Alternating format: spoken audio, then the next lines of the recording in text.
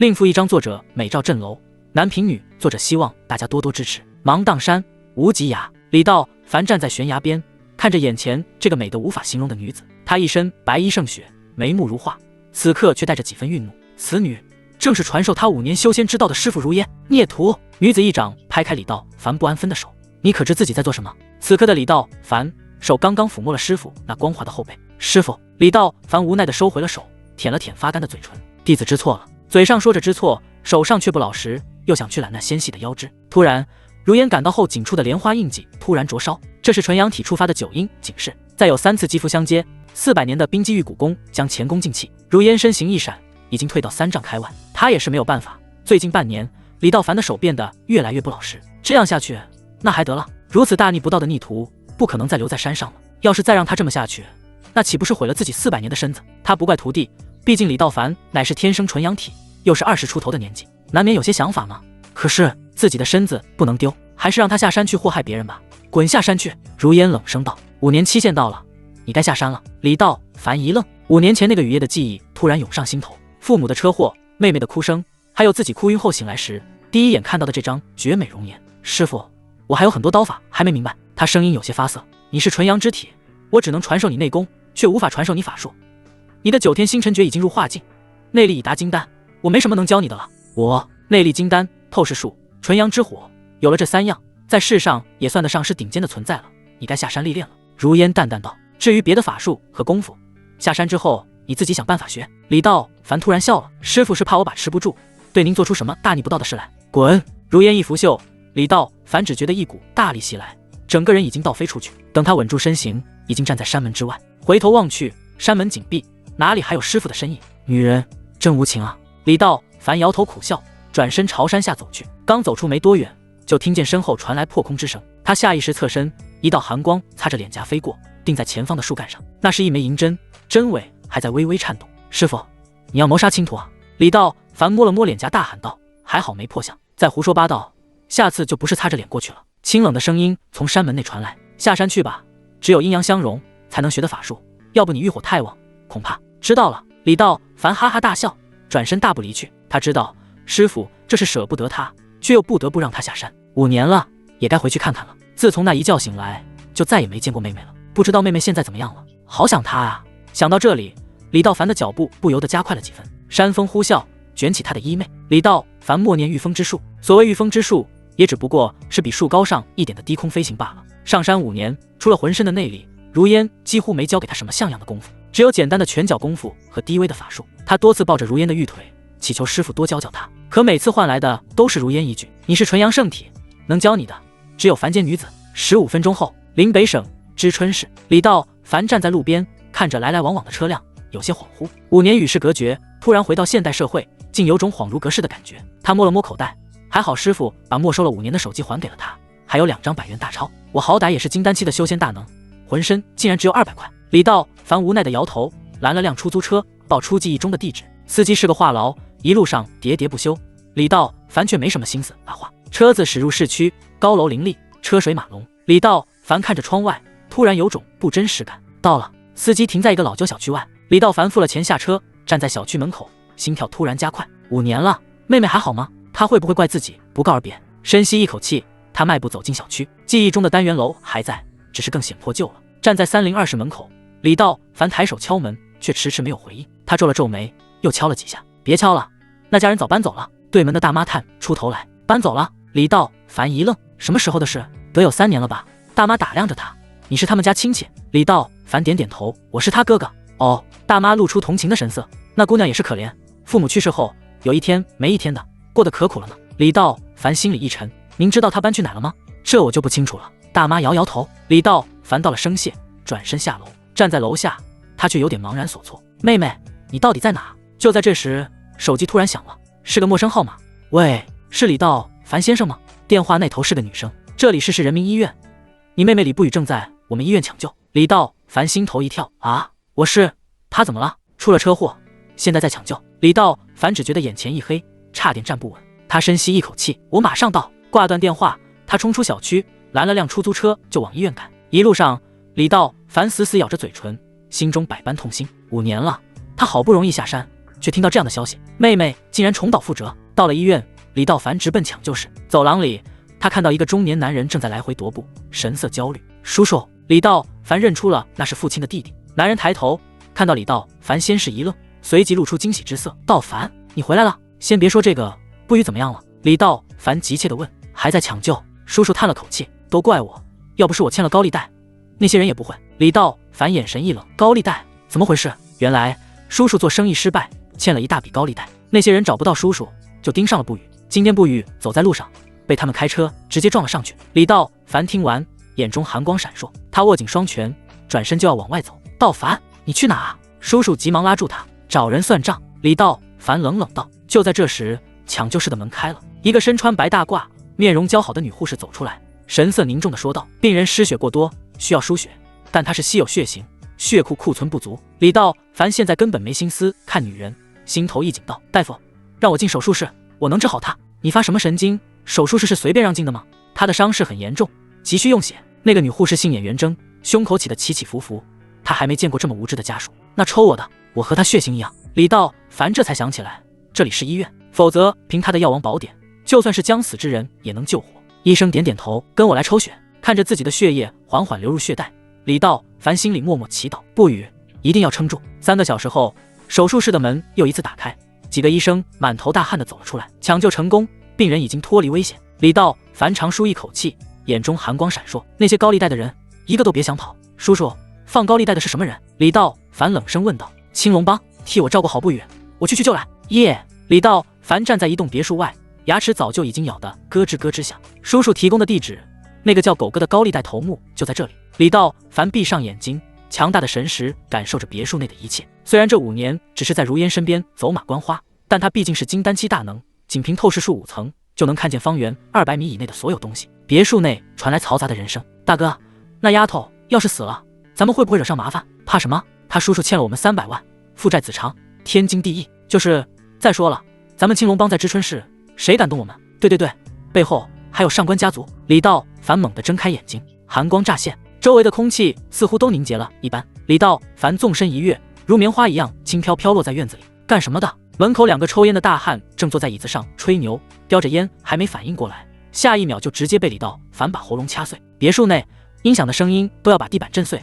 狗哥正搂着2个妖艳女子喝酒，砰！大门被人一脚踢开，3期开的装甲门轰然倒塌。李道凡面容冷峻，一言不发地走了进来。谁？狗哥站起身，脸色阴沉。李不语是我妹妹。李道凡冷冷道。狗哥愣了一下，随即大笑，原来是那个丫头的哥哥呀，怎么是来还钱的？没钱。李道凡眼神微眯，眼中放出2道寒光。没钱也好办，那就让你妹妹陪我睡觉，一晚上就算2000吧，总有一天会还上的。说完，狗哥看向他身边的几个小弟，满是戏谑地看着眼前的李道凡，而后又伸出他那只咸猪手，在2个女子的身上滑动。一旁的小弟也都十分顺从地大笑起来。其中一个戴眼镜的男人更是说道：大哥，他妹妹可还是个雏鸟呢，纯纯的大美女，那双大长腿比我的命都长，2000块钱可下不来啊。说完，那几个小弟又是一阵大笑，满脸都是轻蔑的表情。你放屁，这是狗哥给的优惠价，这种青春少女外面1万都找不到这种货色。其中一个小弟拍马屁的说道：哈哈，还是你会说话，等到时候让你玩玩。狗哥一说起李不语，眼中的欲望丝毫没有掩饰，就像一只饿了好久的色狼一样。可下一秒他就笑不出来了。砰！只见李道凡就像一道闪电一样，瞬间就冲到那个小弟戴眼镜的小弟面前。那个小弟还不知道怎么回事，就被李道凡钢筋一样的手指掐住了喉咙。你说的没错，确实比你的命要长。咔嚓！李道凡没有任何犹豫，直接切碎了他的喉咙。眼镜男双眼一翻，软软的躺在了地上。啊！杀人了！狗哥怀里的2个美女吓得跳了起来，双手抱头撒腿就跑。回来！李道凡冷哼一声，伸出手随意一抓，那2个女人顿时感觉背后有一种极强的拖拽感，瞬间被拉了回来。去死！李道凡抓住2个人的头发，使劲甩了出去，这2个女的直接被甩飞10多米远。这一幕让在场的人瞪大了眼睛。再怎么说，这2个人也有200斤吧，可李道凡看起来毫不费力，就像扔掉一袋垃圾那么简单，这得多大的力道啊！砰！2人的脑袋顿时撞到别墅的石柱子上，瞬间脑浆爆裂。卧槽！所有人都不敢相信自己看到的这一切。等到狗哥等人反应过来的时候，眼前的3个人已经变成了尸体。接下来是你们了！一道冰冷彻骨，让人浑身不寒而栗的声音传到众人耳边。在经历过短暂的懵逼之后，狗哥又反应了过来，他确实被李道凡的气场吓住了，更是觉得眼前的这个人是一个极其危险的人物。但是回过神的狗哥并不害怕，再厉害他也是一个人，老虎也怕群狼，自己身边有10几个小弟，并且这些人身上都有砍刀，难道你不怕砍？想到这里，狗哥顿时不怕了，他相信只要自己一声令下，这些小弟就会把他砍成肉酱。狗哥毕竟是狗哥，他得摸摸对方的来历，经常在道上混，难免遇到几个不知名的大哥级别人物，别到时候惹祸上身就麻烦了。你到底是谁？我可是青龙帮的。青龙帮？李道凡从来就没听说过什么青龙帮，对这种帮派也不感兴趣，在他看来，青龙帮就是一团狗屎。不好意思，没听说过。李道凡冷声说道。狗哥是个外行。一旁的小弟趴在狗哥耳边说道。确定了李道凡不是道上人之后，狗哥这才说道，兄弟，欠债还钱，天经地义，你不会想赖账吧？狗哥冷笑一声，眼睛盯着李道凡，嘴角露出一抹邪笑。我说过了，我没有钱。李道凡平静地说。那就不好意思了。狗哥摊开双手，随后转身，然后旁边的几个小弟没有丝毫的迟疑，一个个直接从腰间拔出砍刀，对着李道凡就冲了过来。看着身边的8个大汉，狗哥冷笑一声，1对8，并且我方手里都是砍刀，你拿什么跟我斗？面对冲上来的8个打手，李道凡更是连眼睛都没眨一下。事实上，就是再来8个人，他也只需要吹一口气就可以将这些人轻易干掉。只是那样做，他们根本感受不到痛苦。伤害我妹妹，那我就10倍100倍的伤害你。李道凡腾空跃起，整个人爆射而出，冲着那几个人飞身而去。狗哥坐在沙发上，翘起2郎腿，轻蔑地看着。可下一刻，砰，咔嚓，嘎巴，这几个大汉竟然完全不是李道凡的对手。只见他面无表情，一拳一个，打的这几个人直喊妈妈。短短几秒钟的功夫，刚刚还凶神恶煞的几个人全被李道凡打倒在地，有2个胳膊直接被拽了下来，有2个脊椎骨粉碎性骨折，剩下的更是浑身是血，身上血肉模糊。狗哥惊呆了，看着眼前发生的一切，他完全被镇住了。这不是在拍电影吧？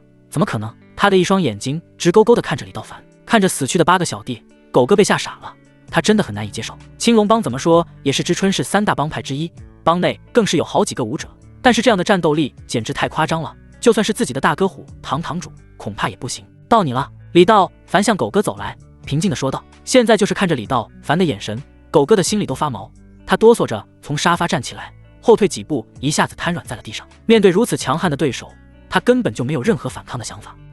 你别过来！啪！李道凡伸出手就给了狗哥一个耳光，一巴掌直接把狗哥打得翻了好几个跟头，脸瞬间就变成了茄子，牙掉了7颗，顿时满嘴是血。可狗哥还是不敢说话，根本顾不上疼痛，而是一个劲地冲着李道凡磕头。大哥，我错了，我要是早知道你这么厉害，打死我都不敢撞你妹妹啊！李道凡根本不会同情他，而是一脚踩在他的脸上。我问你，李建章的钱到底是怎么欠的？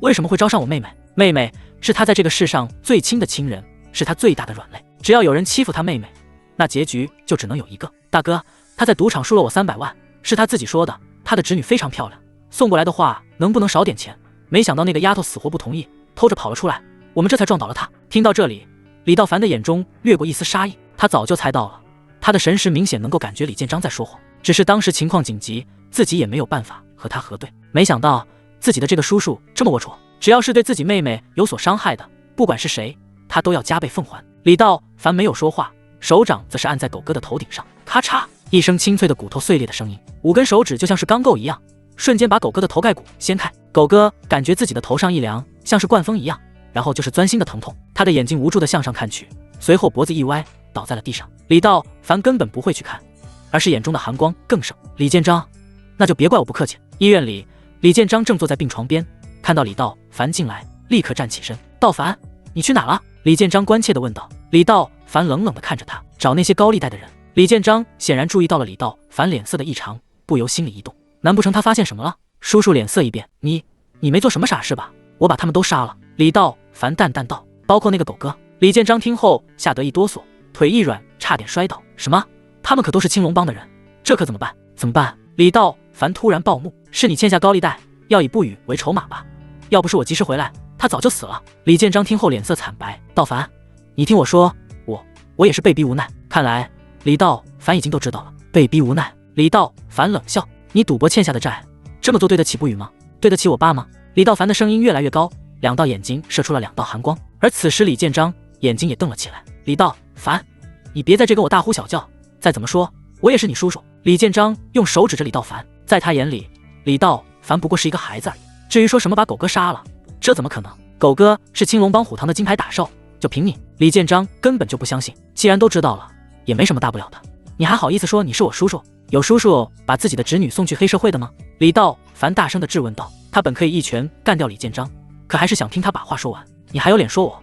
我告诉你，要不是我，李不语早就饿死了，根本就考不上大学。倒是你，不声不响地消失了5年，就是想逃避责任。此时两个人不再是亲戚了，而是互相揭短。可是李道凡没有再给他机会。李建章还想说些什么，对面李道凡已经一掌拍出，啪！李建章都不知道发生了什么，整个人就飞了出去，重重撞在墙上。噗！一口鲜血从口中喷出。李道凡仅仅有了1/1000的力，倒不是他心软，而是他不想让李建章这么快的死去，不符合他的心理预期。你敢打我？李建章挣扎着想要爬起来，可他的身体已经不受控制了。我可是你叔叔，你不配！李道凡眼中杀意毕露，从今天起，你不再是我叔叔。李道凡右腿蹬地，整个身体爆射而出，噗！一脚下去，李建章的头就被踹烂。啊！一声惨叫，下一秒，2道纯阳之火从李道凡眼中射出，呼！火焰一瞬间就将李建章的尸体烧得无影无踪，甚至是一点灰都没剩下，就像李建章从来没有出现在医院里一样。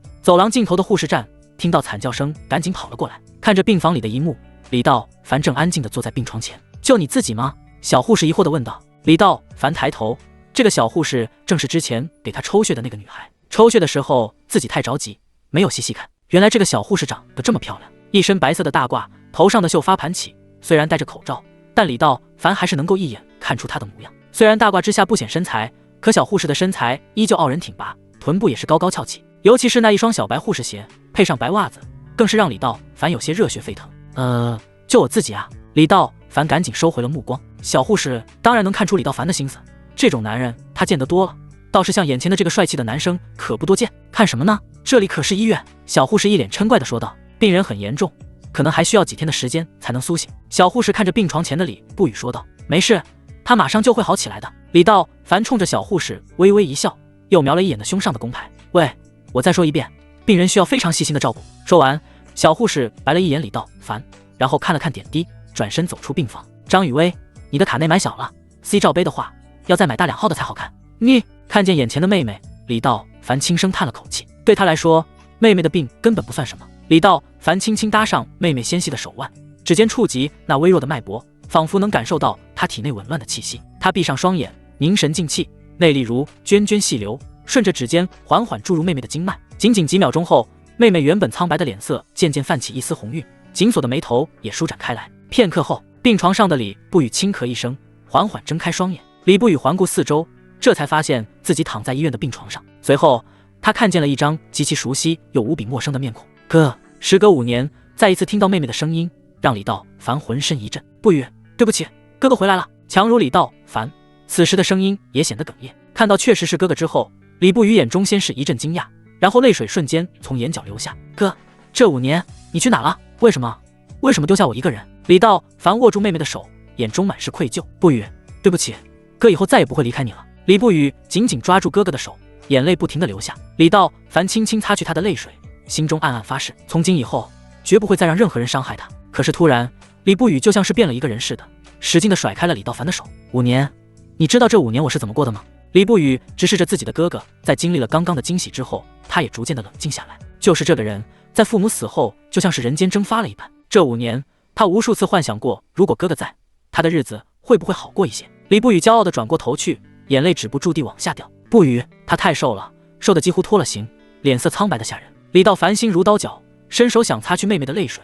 却被他躲开了。别碰我！你为什么要丢下我？李不语嘶吼着。爸爸妈妈走了，你也走了，你知道我一个人经历了什么吗？不语。李道凡深吸一口气。哥不是故意丢下你的，那天我哭晕过去，醒来时已经在山上了。山上？李不语愣住了。对，我遇到了师傅如烟。李道凡握住妹妹的手，就是他把我带到了山上。这5年来，我一直修炼内力，我是纯阳圣体，这辈子就是修仙的命。什么圣体？什么修仙？李不语完全的懵了。不语，这么说吧，这5年我一直在修仙。李不语瞪大了眼睛。修仙？对，修仙。李不凡点了点头。你看，李道凡抬起手，掌心竟然凝聚出一团青色光芒，光芒中隐约可见星辰流转。李不语呆呆地看着那团光芒，一时间说不出话来。你的病就是我刚才给你治好的。我的病？李不语仔细地回忆着，自己应该是被车撞了，受了很严重的伤，再然后他就记不起来了。我想起来了，我被车撞了，好像浑身是血，太疼了。可他现在根本感受不到任何疼痛，甚至浑身轻松，就好像有使不完的力气一样。我给你注入了一丝灵气，哥现在很厉害，以后谁也不能欺负你了。李道凡说着，将手掌贴在妹妹额头上，又是一股温润的灵气涌入体内。李不语瞬间感觉自己的大脑又清醒了好多，只觉得浑身暖洋洋的，身体瞬间充满了力量。这是他惊讶地看着自己的手，原本瘦得干枯的肌肤瞬间变得红润起来。随着哥哥灵气的涌入，李不语感觉自己的身体轻盈了很多，疲惫一扫而光，好像整个人也胖了不少。糟糕，我的背心怎么变得这么小了？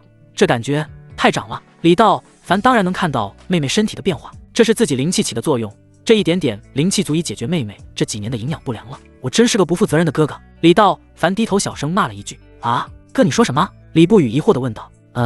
没事，走吧，我们回家。回到破旧的小屋，李不语又一次感觉到了家的温馨。这5年里，他无时无刻不在渴望着这一幕。虽然他不知道什么是修仙，但最起码哥哥现在在身边，之前受过的苦，在这一瞬间全都化作了眼泪。刚开始住在叔叔家，但他们很快就搬走了，我只能自己打工赚钱，有时候一天要打3份工。李道凡握紧拳头，指甲深深陷入掌心。最困难的时候，我一天只吃1顿饭，还是馒头就咸菜，有时候出去捡点饮料瓶子或者是垃圾什么的，反正也能对付过来。李不语苦笑着，他现在多想和小时候一样，躺在哥哥的怀里撒娇，可是童年永远回不去了。我可是这一片最年轻的破烂大王，不过我都挺过来了，今年考上了岭北大学。岭北大学？李道凡惊讶地看着妹妹，那可是全国顶尖的学府。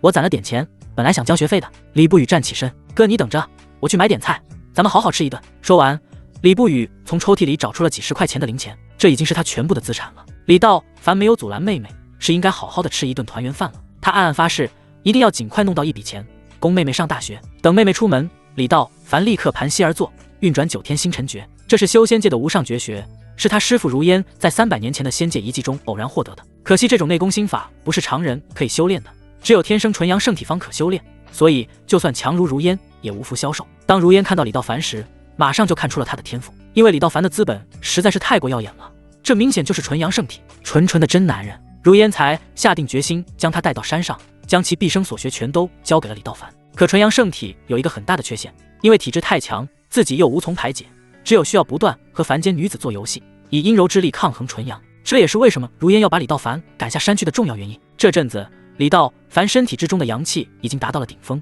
任何一点细微的刺激都会使他极其难熬。千年以来，道法濒危，早就没有人能够后世成仙了。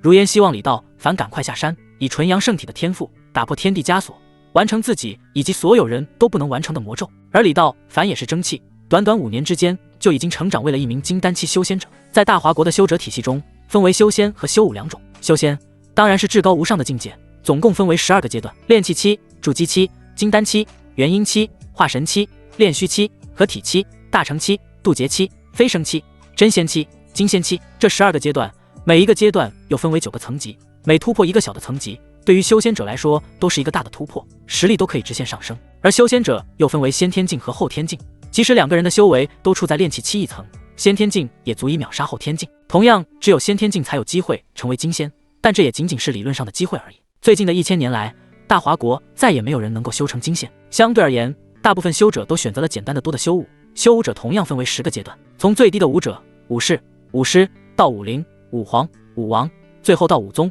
武尊、武圣、武神。而这10个阶段中，每个阶段又分为上中下3层，只有到了武圣武神的级别，才有机会打开修仙炼气期的大门。但这也仅仅是大门而已，可以说修仙之路无边无际。1个小时的时间转瞬而逝，随着功法运转，天地间的灵气疯狂涌入体内。李道凡周身泛起淡淡星光，像是置身混沌洪荒之中。如今末法时代，道法枯竭，以他目前的金丹期修为来看，早就已经无敌于世间，更别说配合大义周天剑法以及师傅传授的布阵医术，足以横行天下。修炼完毕，李道凡长长的吐出一口阳气，睁开眼正好看到妹妹提着菜回来。看着妹妹，李道凡不禁一时间慌了神。只见李不语手里提着帆布袋，虽然身上的穿着很是朴素，只是一件简单的白色短袖，可还是掩盖不住她那傲人的身材曲线，尤其是在牛仔短裤的映衬下，一双玉腿又长又细，马尾辫在后面一甩一甩的，伴随着微风轻轻飘动。看来真是女大18变，自己刚刚离开家的时候，妹妹还是个小女孩呢，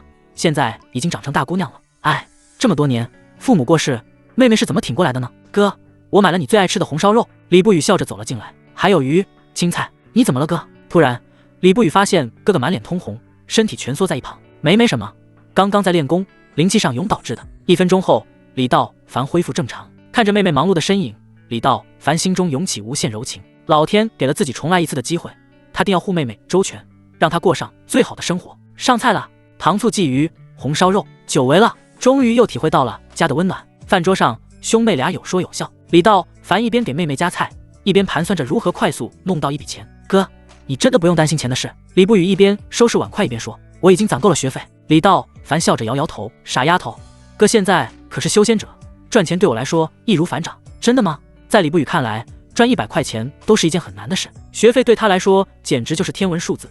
不过他还是靠着超乎常人的意志，硬生生攒了出来。咣咣咣，话音刚落，门外突然传来急促的敲门声。不语，不语，你在家吗？是小韩。李不语连忙去开门，瞬间一个穿着时尚的漂亮女孩冲了进来。她看到屋里的李道凡，立刻警惕地后退一步。怎么有男的？苏小涵指着李道凡问道。小韩，这是我哥。李不语解释道。你哥？苏小涵瞪大了眼睛，就是那个丢下你5年的混蛋。李道凡摸了摸鼻子，有些尴尬。你竟然还有脸回来？你知道这5年不语是怎么过的吗？苏小涵突然激动起来。他一天打3份工，经常饿着肚子去上课。有一次他发高烧，还是我硬拉着他去医院。李道凡默默听着，心中愧疚更甚。你凭什么丢下他？你知道他有多想你吗？苏小涵越说越激动。你知道他每天晚上都抱着你们的全家福哭吗？你就是个胆小鬼，你不敢面对失去父母之后的日子，你选择了逃避。小韩，苏小涵是李不语高中最好的朋友，父亲是知春市的著名主持人，母亲是主治医师，家庭条件很是殷实。在学校的时候，多亏了苏小涵经常帮助李不语。苏小涵多次跟李不语说过，让他不要在意学费的事，自己的父亲完全帮他的忙。可是李不语无论如何都不同意，还说要是苏小涵这么做了，一定会跟他断绝关系。苏小涵没有办法，只能利用校花的身份召集全校男生，把饮料瓶都给到李不语，这才一点点让李不语攒够了学费。对于李不语的这个哥哥，他早就深恶痛绝了，所以才会这么大的脾气。李不语拉了拉闺蜜的袖子，你别拦我。苏小涵甩开李不语的手，我今天非要好好教训这个不负责任的哥哥。李道凡叹了口气，你说的对，是我对不起不语。苏小涵一愣，没想到李道凡会这么干脆的认错。不过我现在回来了，以后一定会好好补偿他。李道凡认真的说。补偿？苏小涵冷笑，你怎么补偿？你知道不语今年考上了岭北大学吗？你知道他为了攒学费吃了多少苦吗？小涵，其实我哥他……李不语想解释，你别替他说话。苏小涵打断道，他就是个不负责任的混蛋。李道凡无奈的摇摇头，其实我这5年是去修仙了。修仙？苏小涵像看傻子一样看着李道凡，你当我是3岁小孩吗？李不语连忙把刚才的事情说了一遍，还展示了李道凡给他疗伤的神奇能力。苏小涵将信将疑的看着李道凡，真的？李道凡点点头，随后伸出手掌，手心处赫然凝聚着一团青色光芒。这……苏小涵还从来没有被看过这么神奇的事，被惊得半天说不出话来。就在此时，李道凡的内心又是一阵躁动，不由得仔细的看了看苏小涵，这小姑娘怎么也这么好看？苏小涵身穿一身经典的 JK 制服，白色的衬衫搭配着红黑格子的短裙，领口处打开了2颗扣子，雪白的肌肤洋溢着青春的活力。她脚上穿着一双白色的帆布鞋，上面是一双长筒袜，正好踢在膝盖处，包裹着纤细修长的小腿。不行！李道凡赶紧用止住了想法，赶紧给我躲起来，有机会我会给你找个伴的。好在苏小涵的目光一直在李不语的身上，根本就没有注意到李道凡异样的变化。算了，懒得理你们这些神神叨叨的事。苏小涵摆摆手，不语，我们不是说好今天去逛街吗？再过几天就要开学了。李不语看向哥哥，李道凡笑着点点头，去吧，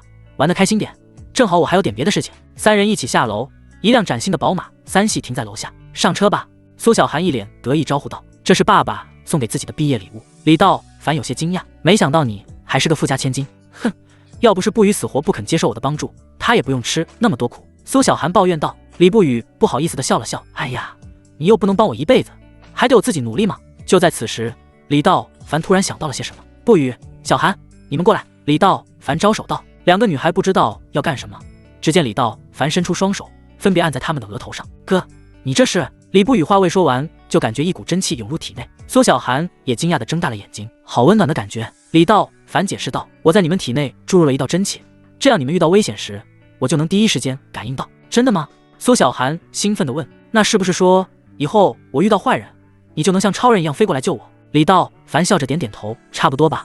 太酷了！苏小涵欢呼道，这回我有点相信你是去修仙了。李道凡也是突然想到的，之前他为了给妹妹报仇，干掉了青龙帮的狗哥。虽然他不把青龙帮这些杂种放在眼里，但是毕竟妹妹还是普通人，把真气注入到2个人的身上，这样就再也不怕了。李不语则有些担心，哥，这样会不会消耗你太多灵力？放心吧，这点灵力对我来说不算什么。李道凡安慰道。而苏小寒则看着眼前的李道凡，心里起了道道涟漪。李道凡面色黝黑，棱角分明，浑身都是肌肉，不同于健美先生，李道凡更像是 X 小龙的那种，显得更加男人，尤其眼神中带着一丝忧郁之情，看起来帅帅的，异常有安全感，这可比现在的小奶狗强了不知多少倍。顿时对李道凡有了些许好感。要知道，追他的男生都可排起长队，他可是一个都没有动心的。送走2个女孩后，李道凡开始思考如何快速赚钱。他闭上眼睛，运转神识，很快就有了主意。整整5年没有回来了，知春市的变化简直太大了。一座座立交桥和地铁站展现的是城市的朝气。走在路上，李道凡呼吸着新鲜的空气，看着走在街上的男男女女，好爽啊！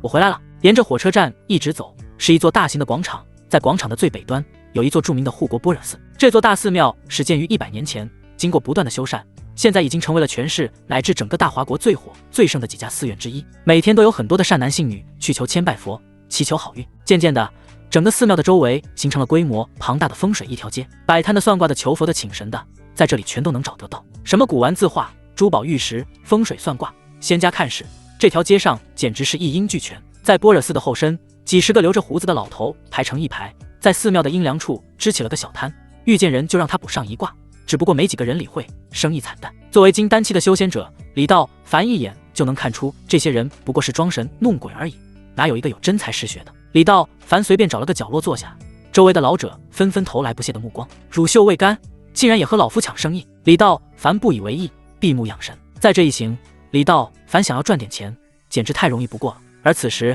他的面前正好走过2个老头，你们2位可是为难言之隐而烦恼？李道凡甚至都没有睁开眼睛。听到这话，2个老头随后一愣，然后老脸一红，这种事肯定是不好意思的，要是不实践，没有人能够看出来。这小子怎么知道？放屁，我厉害得很。旁边的几个算卦老头摸着下巴上的山羊胡，忍不住的嘀咕起来，这小子能赚钱才怪，哎，也是骗子，年纪轻轻就来骗钱，干点什么不好呢？虽然离得很远，但是李道凡超凡的听力当然听得到，只不过不想理他们而已。李道凡微微一笑，我观2位面色晦暗，肾气不足，想必是力不从心吧。这2个老头看周围没人注意他俩，赶紧走上前去悄悄地说道，都怪我家里那个，按理说这个年纪了早就没有了，他还嫌弃我，小兄弟可有办法？李道凡从口袋里掏出一张白纸，飞快地写下了几个字，然后递给2位老者，一会回家用蜡烛烧成灰烬喝下去，我保证你一杆刚啊！2个老头都听懵了，自己吃了这么多药，偏方也都看过，没有人这么看病啊。这2个老头将信将疑，不收你钱，回家先试，若是有效，帮我宣传宣传即可。2个小时之后，2个老头兴冲冲地跑回来，神了，真是神了，小兄弟，你这药方太厉害了。说着，一人给李道凡塞进去几张红票子，又在旁边帮着李道凡招揽起生意。在2个老头的吆喝下，又来了一帮老头，甚至都排起了长队。李道凡看病也是方便，不到1分钟就看完一个，短短1下午，李道凡就赚了5万多，这可把周围算卦的气了个半死。算了算手里的钱，给妹妹交学费肯定是没有问题。收摊，这点钱李道凡肯定看不上眼，他已经算了出来，明天这里会来一笔大生意。除去妹妹的学费，还剩下4万多块，李道凡直接奔着商场而去。在知春市最高端的商场里，李道凡推着购物车四下张望。迪某特，李道凡的眼光落在了一个户外品牌上，这里面的衣服不但好看，最主要的是售货员也很漂亮。4、5个美女售货员全都穿着紧身的瑜伽裤，身材曲线一览无遗。先生，需要什么吗？其中一个化着淡妆、扎着马尾辫的导购员热情地走了过来。这女孩的身材凹凸有致，该凸的地方凸，该翘的地方翘，尤其是那条极其紧身的瑜伽裤，更是让李道凡有些意乱情迷了。这也不能怪他，他作为金丹期的修仙者，眼睛具有透视功能，虽然透视的强度还不太高，但是10米之内没有水泥和钢筋遮挡的物体，他都能看得清清楚楚。导购员的身体彻底展现在李道凡眼前，这洁白如雪的肌肤顿时又让他身体为之一震。李道凡已经懵了，早知道这样就不应该来这家店，尤其是那导购员绝美的身材配上瑜伽裤，看得出来这个女人很健康，身体没有半点异样，看年纪好像还要比自己大上2、3岁。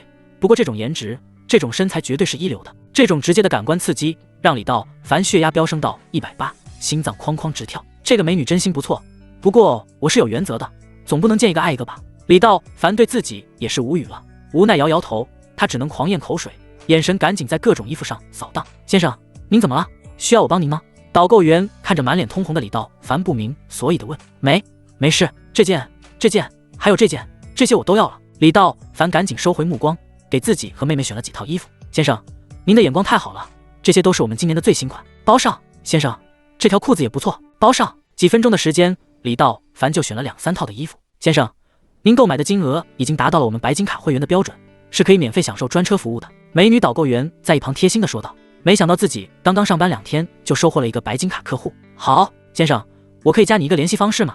以后有新款的衣服会及时给您留着，我就是您的私人用衣管家。好，导购员的身高正好到李道凡的肩膀处，靠近的时候，李道凡正低头的看着，却又看到了不该看的东西。这一看，又让李道凡一阵气血翻涌，还不下手等什么呢？这可是含苞待放呢！李道凡的内心又兴奋了起来，怎么搞的？我怎么这么着急？我也是有原则的好吗？李道凡和导购员加了微信，然后赶紧转身上别的店里看看，再准备一起送回去。可对面就是一个卖性感卡内的门店。李道凡倒是没想别的，只是他无意中看到了妹妹晾在阳台上的卡内，全都已经洗得发白。等到进去看到全都是琳琅满目的内衣时，才感觉有些尴尬。一个30几岁的导购云快步地走了过来，刚刚把那股兴奋劲压了下去。看到这些卡内的时候，李道凡忍不住又是一阵燥热。一般来说，卖卡内的都是那种风雨犹存的中年熟女，床底之事肯定也都明白。导购员低头瞥了一眼李道凡那块，然后对李道凡说道：“先生，欢迎光临，是给女朋友挑选吗？”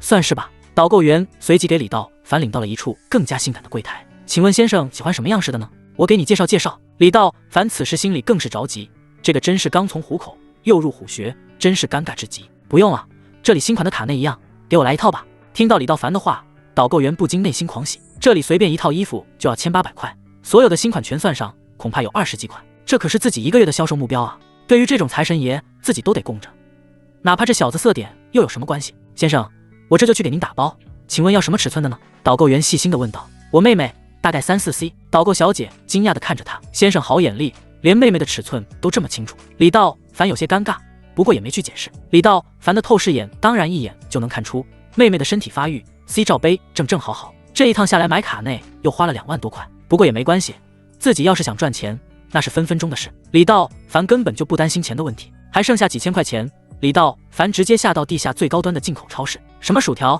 薯片、果冻、牛肉干、果干进口饼干等，一圈超市逛下来，整整推了4大车，里面满满当当，全都是好吃的，根本就不需要看价格。有钱的感觉真好啊，只要买就可以。这几年自己不在，妹妹吃了很多苦，一定要好好补偿她。等她拎着大包小包返回迪某特的时候，美女导购早就已经把衣服打包好了。1个小时之后，李道凡带着大包小包回到了家里。刚到家门口，李道凡差点与刚出来的苏小涵撞了个满怀。经过白天的事，苏小涵现在对李道凡都快要犯花痴了，整个下午满脑子里想的都是李道凡男人的一面。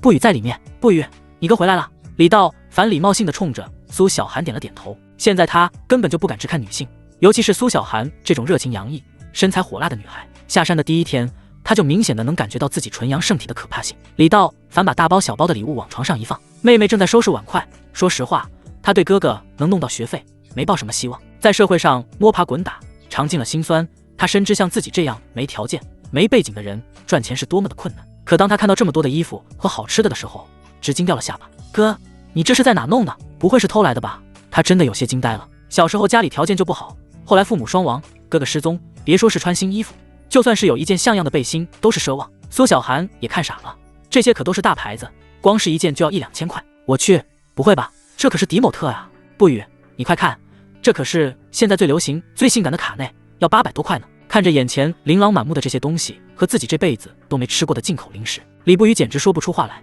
但他此时真的好开心，好开心！哥哥还是那个以前对自己超级无敌好的哥哥。但这些漂亮的卡内让他害羞满面通红，甚至只有1块布和2根绳子，这怎么穿呀？不语，这是学费，明天我们就去学校交学费。李道凡看着这些卡内，自己也觉得有些不好意思，直接岔开了话题。哥，你这些钱到底是从哪里来的？高兴过后，李不语还是充满了担心。不可能一天赚到这么多钱的，哥哥难道做了什么非法的事？放心，都是正当途径赚的。李道凡笑道。快是适合不合身。李不语红着脸接过来，躲进房间试穿。苏小涵则在一旁起哄：“不语，让我也看看嘛！哥，这些衣服太漂亮了。”李不语兴奋的是穿着新衣服，这么多年来，他还是第一次实现穿衣自由。苏小涵在一旁看得眼热，忍不住酸溜溜的说：“不语，你哥对你可真好。”李道凡笑了笑：“小涵，你也挑几件吧。”真的吗？苏小涵眼睛一亮，随即又有些不好意思：“这不太好吧？没事，这些年你帮我照顾不语，我还没好好感谢你呢。李道凡温和地说。听到这，苏小寒的眼睛顿时有些湿润，看向李道凡的眼神中也多了几分异样的神采。这个帅气又厉害的哥哥，简直太迷人了。与此同时，青龙帮虎堂堂主谢峰正在听手下汇报。堂主，我们查看了老狗别墅的监控，就是这小子把屋子给炸了。手下拿来监控录像，谢峰一边抽着雪茄一边看着。我们调查了，这小子叫李道凡，是那个李建章的侄子。手下的小弟恭恭敬敬地说道。妈的，老狗就是他干掉的。谢峰冷笑一声，牙齿咬得滋滋作响。死了一个老狗和几个小弟并不算什么，青龙帮像这样的小弟还有很多，可这300万和一套别墅的债，他是肯定不会善罢甘休的。堂主，这小子一个人就解决了狗哥和他下面的人，可能是个武者。谢峰冷笑一声，武者？青龙帮的武者还不够多吗？还没有我们青龙帮摆不平的人。那是，手下的小弟应承着说道。谢峰不屑地说，区区一个会点功夫的小子，翻不起什么浪花。第二天一早，李道凡又来到了护国般若寺。自从昨天之后，很多听到消息的人一大早就来排队，都想让李道凡看看。不好意思，各位，今天我不算卦，大家请回吧。李道凡非常礼貌地跟大家解释。不算了，不算，你跑着摆什么摊？一个老太太说道。大师，你就帮我看看吧，我儿子都50多了，还找不到媳妇呢。一旁的老爷子拉着李道凡的手说，不好意思，我今天来是来等人的，你们以后再来吧。李道凡知道今天都有一笔极大的财运，至于这些小活，就算自己忙上一天也赚不了几个钱的。他又不是活菩萨，自己赚钱最重要，还真以为是大师啊，架子倒是不小。对，看来昨天就是蒙的，我们赶紧走吧，别上了他的当。在场的众人纷纷起哄，骂骂咧咧地离开了般若寺。李道凡毫不在意，盘腿坐在墙角闭目养神。仅仅10分钟之后，从主路上拐过来一台黑色的迈巴赫轿车，迈巴赫缓缓在风水街上，好像在找什么人。财运来了！李道凡眼前一亮，看风水能抓鬼，看不好分文不取。他大声喊道。李道凡的声音很大，附近几10米都能听到。而迈巴赫的后排正巧坐着一名面容精致的美妇人。这名贵妇人听到喊声后，不禁把头伸出窗外，眼光落到了李道凡的身上。两人四目相对，当他看到李道凡的时候，心中竟然莫名的一震。停车！他随即对自己说道。副驾驶上的管家连忙转身劝阻。夫人，江湖术士不可信呐，试试也无妨。贵夫人叹了口气，反正已经找了那么多风水大师，也不怕再试一把。管家无奈，只好下车走向李道凡。这位先生，请问您真的能看风水抓鬼吗？管家试探性地问道。李道凡微微一笑，当然，只要钱到位，没有解决不了的问题。管家皱了皱眉，之前接触的那些所谓的风水大师，一上来就说的神乎其神的，像这样张嘴就谈钱的，这还是第一个。你要多少钱？还没等管家说话，迈巴赫的后门被推开，从里面下来了一位风姿绝美的妇人。妇人刚下车就惊艳了所有人，这女人的腿上裹着一层黑色的连裤袜。男人们都知道，这种黑色连裤袜的杀伤力远远高于什么黑丝和瑜伽裤，基本上都是成熟御姐的专属。那修长的美腿在裤袜的映衬下被勾勒出完美的曲线，让整双美腿神秘感爆棚，让人浮想联翩。妇人脚上是一双黑色小高跟鞋，最重要的还是红底，走在路上发出当当的声响。上身穿着一件奢华的羊毛风衣，头发有些微微的卷发，脖子上戴着一条价值不菲的高定项链。这妇人长得很是风韵，一眸一笑都在吸引所有男人的目光。只是这绝美的脸上愁容满面，虽然涂上了名贵的护肤品，可依旧难掩疲态。100万！李道凡淡淡道。多少？管家倒吸一口凉气，这也太……可以。贵夫人突然开口，只要你能解决问题，我付给你双倍的价钱。带路，上车！李道凡毫不客气，他只想尽快的多赚一些钱来补偿妹妹。金丹期的修仙强者，他在世间已经是无敌的存在了，他根本不想需要考虑这些。贵夫人也没有任何废话，对于眼前的这个年轻人，她似乎有着无条件的信任。1个小时之后，就是这里了。管家指着前方一片停工的建筑工地，最近这里频频发生怪事，已经有好几个工人夜里跳楼了。此人身着考究穿西装打领带，脚上的皮鞋也是奢侈品，只不过现在他的脸上愁云满面，满脸都是黑眼圈，看样子很是劳累，应该是几天都没睡好觉了。小王，工地怎么样了？贵夫人问道。小姐，工人们都快跑了，这样下去不行啊。那贵妇看了看旁边的李道凡，我找来了大师，请这位大师看一看吧。这时那男人才看到李道凡，看见李道凡这么年轻，他当即就咧了咧嘴。啊，小姐真是病急乱投医了，这小子毛还没长齐。不过毕竟是小姐，请来的肯定是有他的道理。小王赶紧礼貌性的对李道凡鞠了鞠躬，原来是法师，那就请法师帮我们看看吧。此人还算礼貌，李道凡索性对他微微的点了点头。怎么回事？法师，您这边来，我边走边给您介绍。小王随即走在前面带路，在边听小王的讲述中，李道凡也在四处看着这间工地的风水。等到了出事地点，李道凡也听了个大概。这是一栋高达88层的摩天大楼，原本计划是打造一个商业综合体，可最近1个月来，施工的工人频繁地出现跳楼的情况，并且这些人跳楼的方式都很邪门。调过监控才发现，每个人似乎就是自己走上楼顶，没有任何犹豫地跳了下去，并且这些人无一例外在白天的时候十分正常，没有任何理由跳楼。现在导致工地上所有的工人人心惶惶，已经跑了大半。站在楼下，李道凡抬头望去，这栋摩天大楼给了他极大的压迫感。事发地点在28楼，现场已经被保护了起来，几个人坐着简易的电梯一直上到28楼。随着电梯的运行，李道凡也越来越觉得不太对劲。正常来说，越到上面阳气越足，可这栋楼越往上则阴气越重，阴气之中似乎还夹杂着些许怨气。正常情况下，出现阴气的原因有很多种，有的是风水导致，有的则是人为原因。而这栋大楼除了阴气之外，还有很多怨气。刚才李道凡已经观察了4处的风水，此地依山傍水，风水并无任何问题。显然，导致工人跳楼的原因也只能是后者。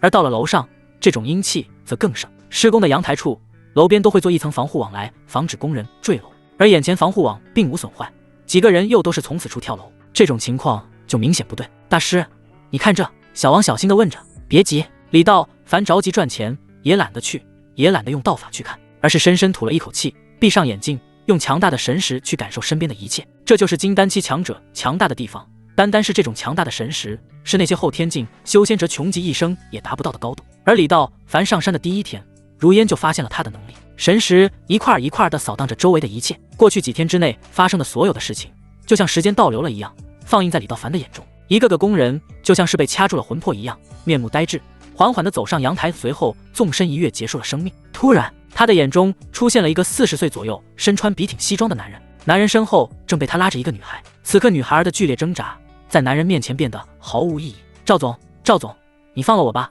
我错了，宝贝儿，我不是说了吗？错了不要紧，那你就来好好的补偿我呀。说完，这个男人十分粗鲁地撕开女孩的衣服。女孩虽极力挣扎，但她怎么能挣脱一个强壮男人的手呢？眨眼之间，女孩就完全被男人制服，而男人的另一只手也在胡乱地摸着。还是大学生活好啊，又白又嫩的，快点过来！女孩嘶吼着，可在这工地上显然一点用都没有。2个人的拉扯也慢慢来到了阳台边。你只要好好听话，钱就不用还了。男人用力拉着女孩，恶狠狠地说道。哦，女孩干呕一声，赵金海，我做鬼都不会放过你。正当男人闭着眼睛准备享受的时候，男人觉得到一阵剧烈难忍的疼痛，剧痛之下，赵金海下意识地使劲推开女孩。可此时2个人都在阳台边上，男人的使劲一推，竟然直接把女孩推了下去。原来如此，一切因果皆在这一男一女的身上。李道凡收起神识，可在一瞬间，他却看到了楼梯拐角处站着的那个女孩。可以看得出来，女孩生前很爱美，并且无论是颜值和身材都属一流。可现在披头散发，面色惨白，脸上身上全都是血。你死了就不要再杀别人了。李道凡眉头微皱，轻轻地说道。而李道凡莫名其妙地说出这话，却让旁边的人吓了一跳。贵妇和那个小王更是相互看着。只见那女鬼声音凄凉悠悠地说道：赵金海害我，我不会放过他的。女鬼咬着牙说道，声音中更是透露出极度怨气。那是你的命。李道凡淡淡地说，他很同情这个女鬼，所以从心底来说并不想伤她，甚至是有点同情。命？那我就让他们一个一个都死去，这也是他们的命，别不识好歹。李道凡死死地看着女鬼，强大的神识从2眼射出，2道寒光直接定在女鬼的身上。瞬间，女鬼感到浑身颤栗，这强大的能力不是她所能抵抗的，是她的报应。她的事交给我，你去投胎，要是再来，我定让你魂飞魄散。人就是人，鬼就是鬼。虽然李道凡同情，但他也毫无办法。可是我走不了。看到李道凡如此强硬，女鬼的内心有些动摇，可她却无助地看了看自己的后面。李道凡这才看见女鬼的身后赫然有一团黑线，将她固定在这里。有人养鬼，要不是女鬼说出她，还真没有注意。难道这女鬼背后还有人？曾经在山上的时候，如烟曾教过她一些下蛊类的法术。养鬼是一种修道的手段，有很多修武者不想亲自出手，就会找一些孤魂野鬼，让他们当自己的傀儡。这种低级的法术自然是入不得李道凡的眼。至于贵妇人家里到底得罪了谁，什么人在背后操控，跟李道凡没有任何关系，他也不想去考虑，毕竟他只收了一份钱而已。虽然养鬼的这人法力还算可以，但在李道凡看来也不过是区区蝼蚁罢了。别管，我自会送你去轮回隧道。说罢，李道凡只是用眼神轻轻一扫那团黑线，嘣，这条绳子便直接折断。去吧，李道凡轻声说道。随后，李道凡用眼神瞥向那贵妇人。谁是赵金海？那贵妇人眼神一愣，这法师和自己才刚刚认识，自己并没有向他提起过丈夫啊。他是我丈夫。哦，李道凡这才明白，原来这一切的事端缘由皆是由她丈夫所起。法师，我丈夫怎么了？李道凡没有回话，而是转身冲着那个小王说道：“下去吧，可以正常开工了。”楼下，小唐早就让人备好了湿毛巾和酸梅汤。在这捣乱的是个女鬼，这女孩生前被你丈夫在这里强行施暴未成，被推到楼下摔死，女孩阴魂不散，因此在工地里索命。李道凡淡淡的说道，他并没有和这名贵夫人说背后有人操控的事，自己跟他又不是很熟，没必要趟这汤浑水。况且这家产业做得如此之大，合不合规都是两说，自己帮了他，岂不是助纣为虐？不可能，我丈夫对我很好，不可能做出这样的事。贵夫人听到李道凡所说，异常激动，还一个劲儿的替她老公说话。不信的话，晚上你晚上可以检查检查吗？听到这里，贵夫人的情绪才稍微平息。这法师说的有模有样，她倒是想回家检查检查。至于赵金海是不是缺了一个鹌鹑蛋，自己已经2年都没和他行过夫妻之事了，自然是无从得知。要是真如法师所说，我就将你逐出司马家。贵夫人心里暗道，你赵金海入赘到我家，要是没有我，哪有你的今天？结果你现在竟然背叛了我。想到这里，贵夫人心中一阵气愤，多谢法师，那我就先走了。说完，贵夫人转头看向王强，小王，给法师打钱，然后将法师送回去。好的，小姐。作为司马家的首席大秘，王强对小姐的话言听计从，赶紧打电话叫人拎一个公文包，用双手递给了李道凡一张金色名片。司马集团董事长助理王强，法师，这是200万，今天真是太感谢你了，这是我的名片，日后我一定当面拜访，要是没有您，备车送我回去。李道凡懒得听他磨叽，随手把名片一揣，便让这个王强叫车离开。好，200万。李道凡把箱子放在桌子上，若无其事地喝着茶。哥，你哪来这么多钱？李不语结结巴巴地问。放心，正当所得。李道凡并没有告诉妹妹，是不想让妹妹掺和进来。你先拿去交学费，剩下的留着当生活费。200万，李不语从小到大都没见过这么多钱，一时间有些愣神。哥，谢谢你。与此同时，龙潭山山洞里，一位披头散发、面目狰狞的老头子坐在洞中，瞬间睁眼。千魂寺断了，有高人。乐府大酒店的总统套房里，李道凡给自己和妹妹各开了1个月的房间。老房子太陈旧了，冬天漏风，夏天漏雨。李道凡过些日子准备买一套豪宅，这段时间也就只能窝在酒店里了。偌大的卫生间之内，李道凡站在淋浴喷头下，任凭凉水冲击着自己的身体。20出头的年纪，正是小伙子阳气旺盛的年纪，更别提李道凡是纯阳圣体了。最近几日，李道凡能够明显的感受到自己的内力似乎已经达到了瓶颈期，只要是这股火不泄，胸口的那口气就提不上来。此刻他又想起了如烟说过的话，下山之后尽快找到阴柔之人，只有不断的和对方做游戏，才能不断精进你的内力。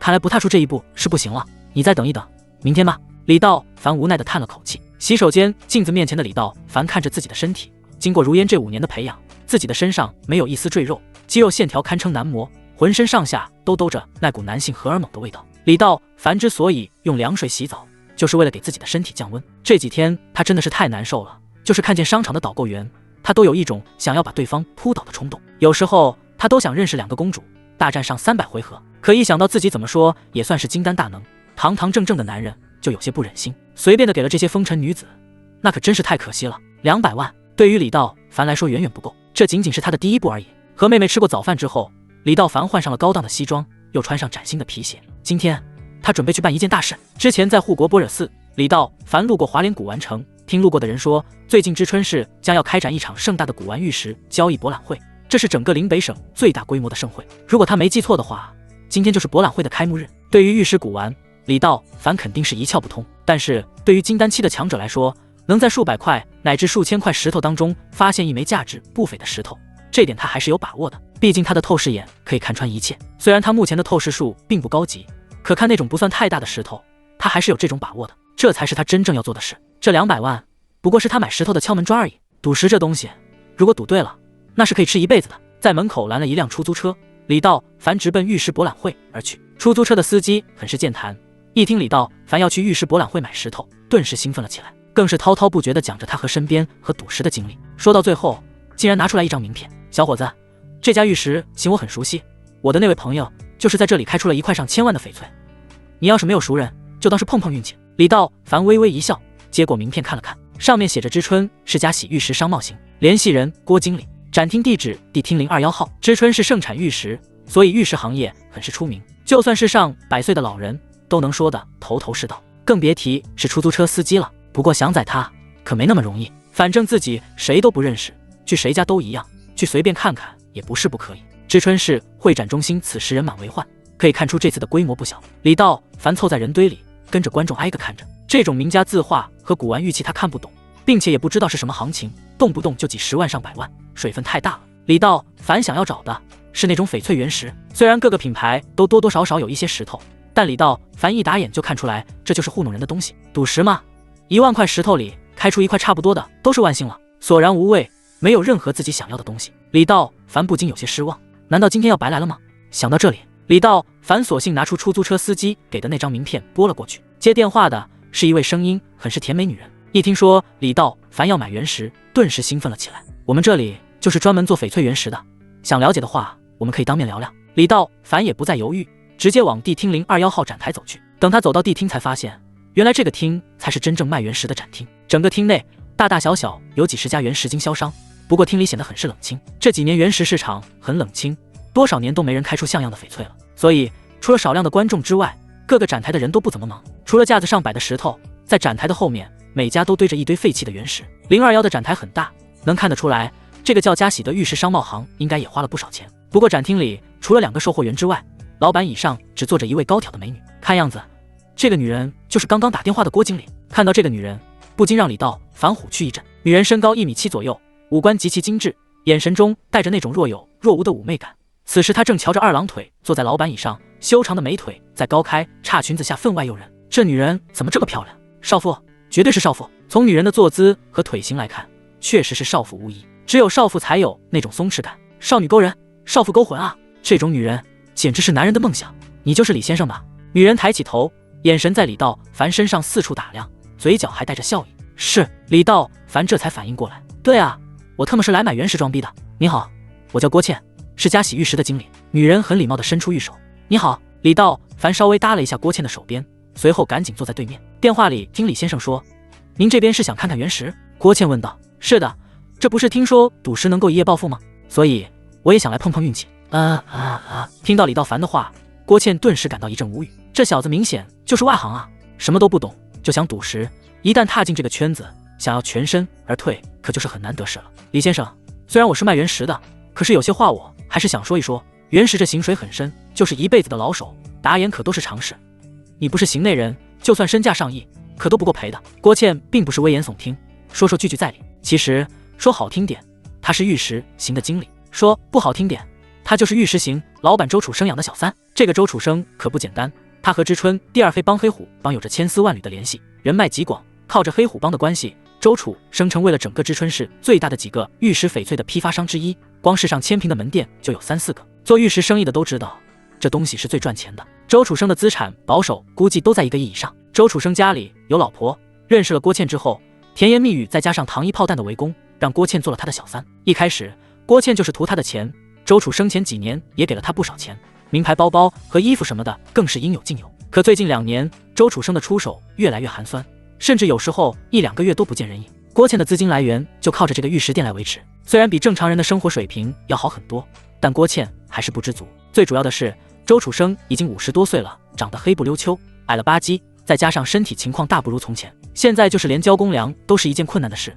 有时候心情好了，还得再配上几个小蓝片。都说30如狼，40如虎，郭倩在这35岁的年纪，怎么能忍受得了这种寂寞？每天得不到排解，自己都觉得没有精神头。需求和钱，怎么着也得图一样吧？李道凡的长相正好长在了郭倩的心里，要是能跟这种小伙，那恐怕要3天下不来床吧。归根结底，郭倩虽然生活作风不算很好，可3观还是不错的。她不像周楚生那种纯生意人，恨不得钱就是自己的亲妈。李道凡年纪轻轻，一表人才，又是行外人，像他这种人来赌石，结果只有一个，那就是能把裤衩子输没。想到这里，郭倩眉毛微微上挑，用充满挑逗性的语气说道：小弟，赌石的风险很大，里面的水很深，你还是哈哈，倩姐说的对，所以才到倩姐这里来。倩姐人美心善，看看给我推荐那块料子呢。李道凡笑嘻嘻地对周倩说道：这个女人天生3分媚相，就连跟她说话也想着开几句玩笑。可别，既然这样，弟弟你就先看看，喜欢哪块我们再聊。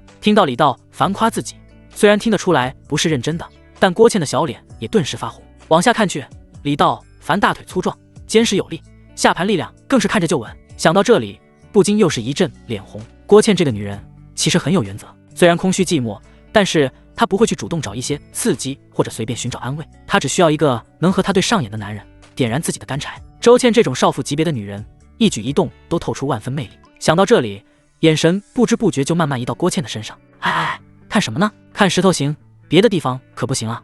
郭倩赶紧抬起来身子，拿起保温杯放在面前。呵，不得不说，倩姐的身材长相真是一流。李道凡也不害羞，笑着竖起了一个大拇指。李道凡是有自己的底线的，人妻不碰，两母不沾，不绿别人。可郭倩这种女人，一看就是给人当小三的。被李道凡这么一说，郭倩的脸上更红了，随即伸出手来，装作生气的拍了一下李道凡的肩膀。小屁孩，人不大，嘴可真甜。说着，郭倩站起身来，就给李道凡介绍起了原石。这块是缅甸进口的，看起来成色不错，大小也合适。不行，李道凡眯着眼睛看着，还没等郭倩介绍完，就一口否决。他的透视眼已经把石头内部看穿，这块石头根本开不出来料子，并且售价100多万，简直就是废石一块。那看看这款，不行。一连介绍了几块，都被李道凡一口否决。郭倩有些不愿意了，这小子好像来捣乱的一样。可李道凡认真的样子又不像是开玩笑，要是老周这样，他肯定会生气。可不知道怎么回事，当他每次看李道凡的时候，他的身体就会有一种非常奇怪的感觉，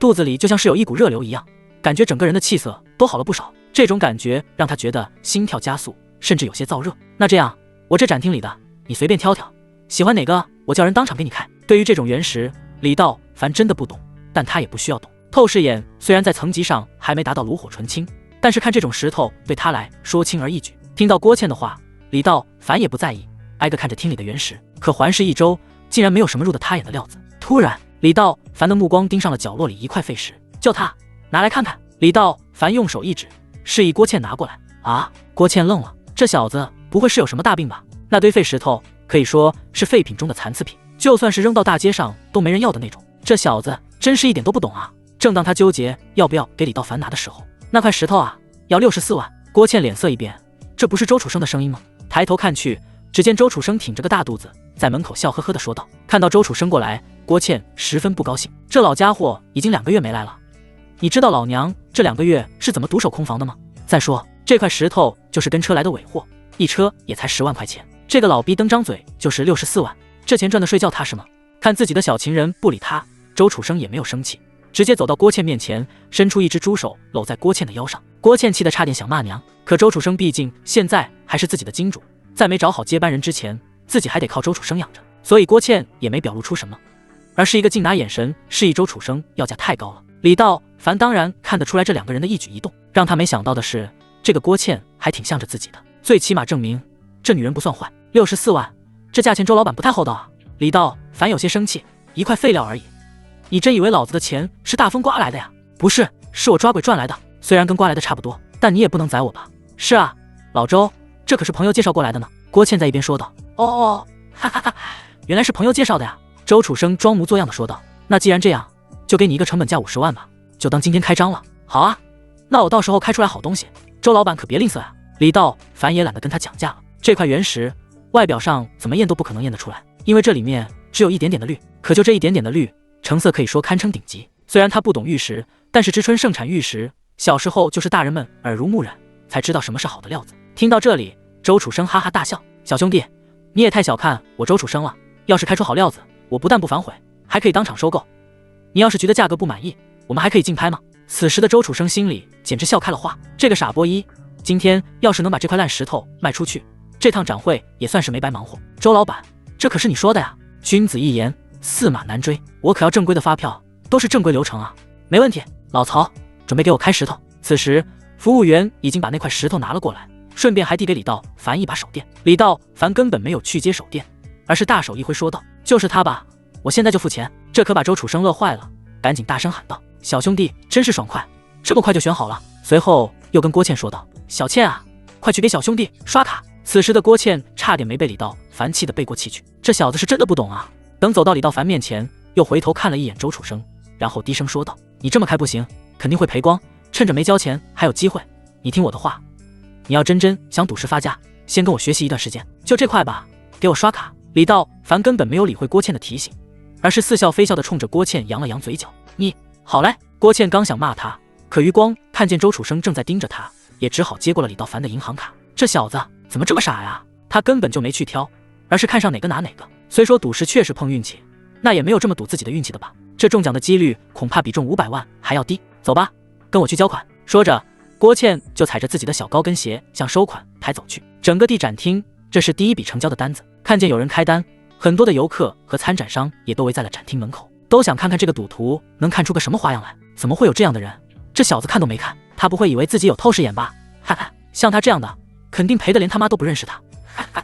此时的郭倩早就不想和李道凡翻云覆雨的事了。这小子简直就是个疯子，是那种极端的赌徒。他并不喜欢这样的男人。虽然他知道这块石头的竞价不会超过3万元，但是他不准备告诉李道凡了。这种人就应该让他尝尝教训。一边的周楚生已经笑开了花，没想到自己刚来就净赚50万，旁边的展厅可是都没开张呢。这块石头不对，应该是这一堆石头，是不可能开出好料子的。各位同行，各位观众，今天我开张，这位小兄弟要在现场切石，大家都别走啊，希望都能沾沾这位小兄弟的运气。小兄弟，你这是好魄力啊！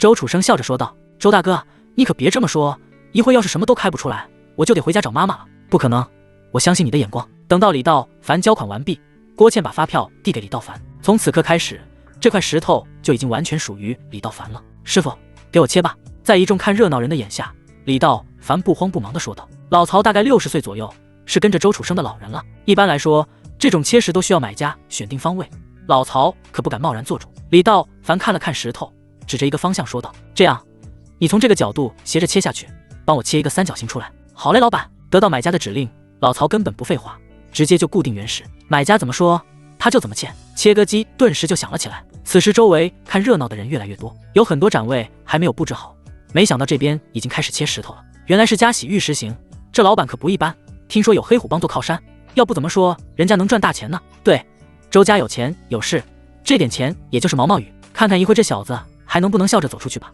看热闹的这些人根本不会关心李道凡，而是只想看看这块石头切出来能成什么样子。郭倩此时对李道凡已经失望透顶了，他闭眼睛都知道李道凡这50万是打了水漂了，索性根本不去看了，直接跑到柜台边上去抽烟了。滋滋滋滋滋滋，老曹切得很仔细，刀工很是不错，其中的一角很快就掉了下来。等到切割面被水完全擦拭过之后，老曹竟然直接愣在了原地3秒，随后现场的嘈杂声瞬间消失。过了几秒之后，现场突然变得兴奋起来。绿？不会吧，好像真是绿，看样子这绿很纯啊。人群一片哗然，而老曹这时候也反应了过来，赶紧用手电对着切面照了起来。看过之后，老曹的心跳加速，他可以保证从业30多年以来，从来没有被看见过这种纯正到极致的绿色。老曹深吸了一口气，看了一眼李道凡，又看了看对面的周老板，这小子赌赢了。别看现在只是一角，就算是不再继续切了，光是这一角要是出手的话，恐怕都要2000万起步。周楚生还在翘着2郎腿等着看热闹。说实话，这50万他还真看不上眼，但是这种胜利的喜悦还是让他心情舒畅。只不过当他看到眼前的一幕的时候，满脸不敢相信地站了起来。什么？出绿了？出绿了，老板！老曹声音有些颤抖地说。我看看。周楚生一步抢到李道凡的前面。周老板，您随便看。李道凡又转身对着看热闹的人说道。大家也可以来看看，随便看。哗啦，听到可以看，所有的人一股脑的全都冲了上去，更是有几个人从兜里拿出手电，像模像样的照了起来。周楚生其实并不是觉得开出绿了亏本，他是不敢相信李道凡的运气这么好。当看到这块极品绿的时候，他也惊讶了起来。这块绿简直太纯正了。其实对于他来说，这倒是一件好事。随便拿出一块石头都有这么好的成了，那么证明他这一批货纯度还是相当高的，就更不愁卖了。一边的郭倩这时候才走了过来，看着这块石头有点发懵。虽然他水平很是一般，但是跟什么人学什么，怎么说也算是个半吊子250。他实在不相信能有人随便拿起块石头就能开出来绿。老弟，你这运气简直了，这块石头质地很纯，要是你不想切了，我可以500万回收。此时的周楚生说道，他打的可是一手好算盘，毕竟之前他说过，如果开出绿了自己可以回收，就算再切下去什么都没有，光是这一块也够500万了。要是里面还有绿，那就是纯赚的。至于李道凡，50万转手就赚了10倍，他肯定是会答应的。500万，李道凡听后差点笑了出来。周楚生啊，周楚生，你以为我是傻子吗？这块石头现在的绿算不得什么，真正值钱的是它里面那块拳头大小的祖母绿，那可是价值连城的宝贝。别说5000万，就是5个亿拿回去都有的赚。听到这里，所有人都发出了羡慕的目光。50万转手就能卖500万，天底下哪有这样的好事？郭倩听到之后也是大吃一惊，这小子是开了天眼吗？李道凡静静地看着周楚生，没有说话。小伙子，快卖了吧，见好就收啊，万一里面什么都没有呢？一个老头子扯着嗓子说道。呵呵，不卖，师傅继续切，按照这个角度。李道凡用手在石头上比划了一下，老曹扔掉手里的烟，赶紧准备切。而这时，外面的人越聚越多，好像来了一位什么大人物一样。很快，另外的2个切面已经被切了下来，现场又是一阵惊呼：“我的天，这里面的绿更好，这回可不止500万了吧？”那当然，3个切角都有绿，说明这块绿最少能有拳头大，这可真是无价之宝啊！听到买家的话，老曹又看了看自己的老板周楚生。周楚生没办法，毕竟现在李道凡是这块石头的主人，只能用眼神示意老曹继续开。而在场看热闹的人纷纷大惊，这小子绝对是个疯子！什么还切？对方已经出到500万了，这还不见好就收？要是一会另一面没切出来，那这块石头就大打折扣了，500万都卖不上了。等一等，就在老曹准备开始切最后一面的时候，郭倩赶紧走到李道凡旁边拦了下来：“你不能再切了，现在收手，我老板500万现在就打到你的卡上。”说完又看了看周楚生，此时的周楚生更是高兴，有个为自己着想的女人是真好，万一能说动李道凡，那这块石头自己回收过来，在什么都不动的情况下也能赚个小几百万。这世上最不愁的就是敢于冒险的人。看到周楚生没有注意到自己，郭倩又压低了声音说道：“我知道你运气好，不过你的姐的，我不会坑你，现在出手就是你要600万，老周都会给你，可这一刀切不出绿，那300万都费劲了。”2个人离得很近，说话声音又小，所以没引起别人的注意。郭倩还特意用那修长的手指轻轻点了一下李道凡的小腹处，眼神一个劲的示意：“姐，我知道你这是真心话，可是我的运气一向很好，等一会成功了，我分你1成。”随后李道凡从背包中拿出一捆钱：“师傅，你尽管切，这点钱留着你买烟抽。”你郭倩被气得粉面通红，2座山峰一跳一跳的，这小子真是太犟了。可现在他倒是对这个李道凡有点兴趣了，这小子已经不是有运气那么简单了，还真是有那种破釜沉舟的勇气。他的心里还真想让李道凡开出点好东西。感谢李老板。老曹嘴里叼着一支烟，继续切最后一刀。这一幕让在场的所有人全都屏住了呼吸，外面的人也越聚越多，都想看看这小伙子最后能开出什么来。嘎巴，随着石头的掉落，最后一面也展示在大家面前。斯奥，天啊，竟然还是绿！这小子的运气真是，这简直是最近10年之春市玉石圈最大的新闻。旁边的周楚生直接愣在了原地，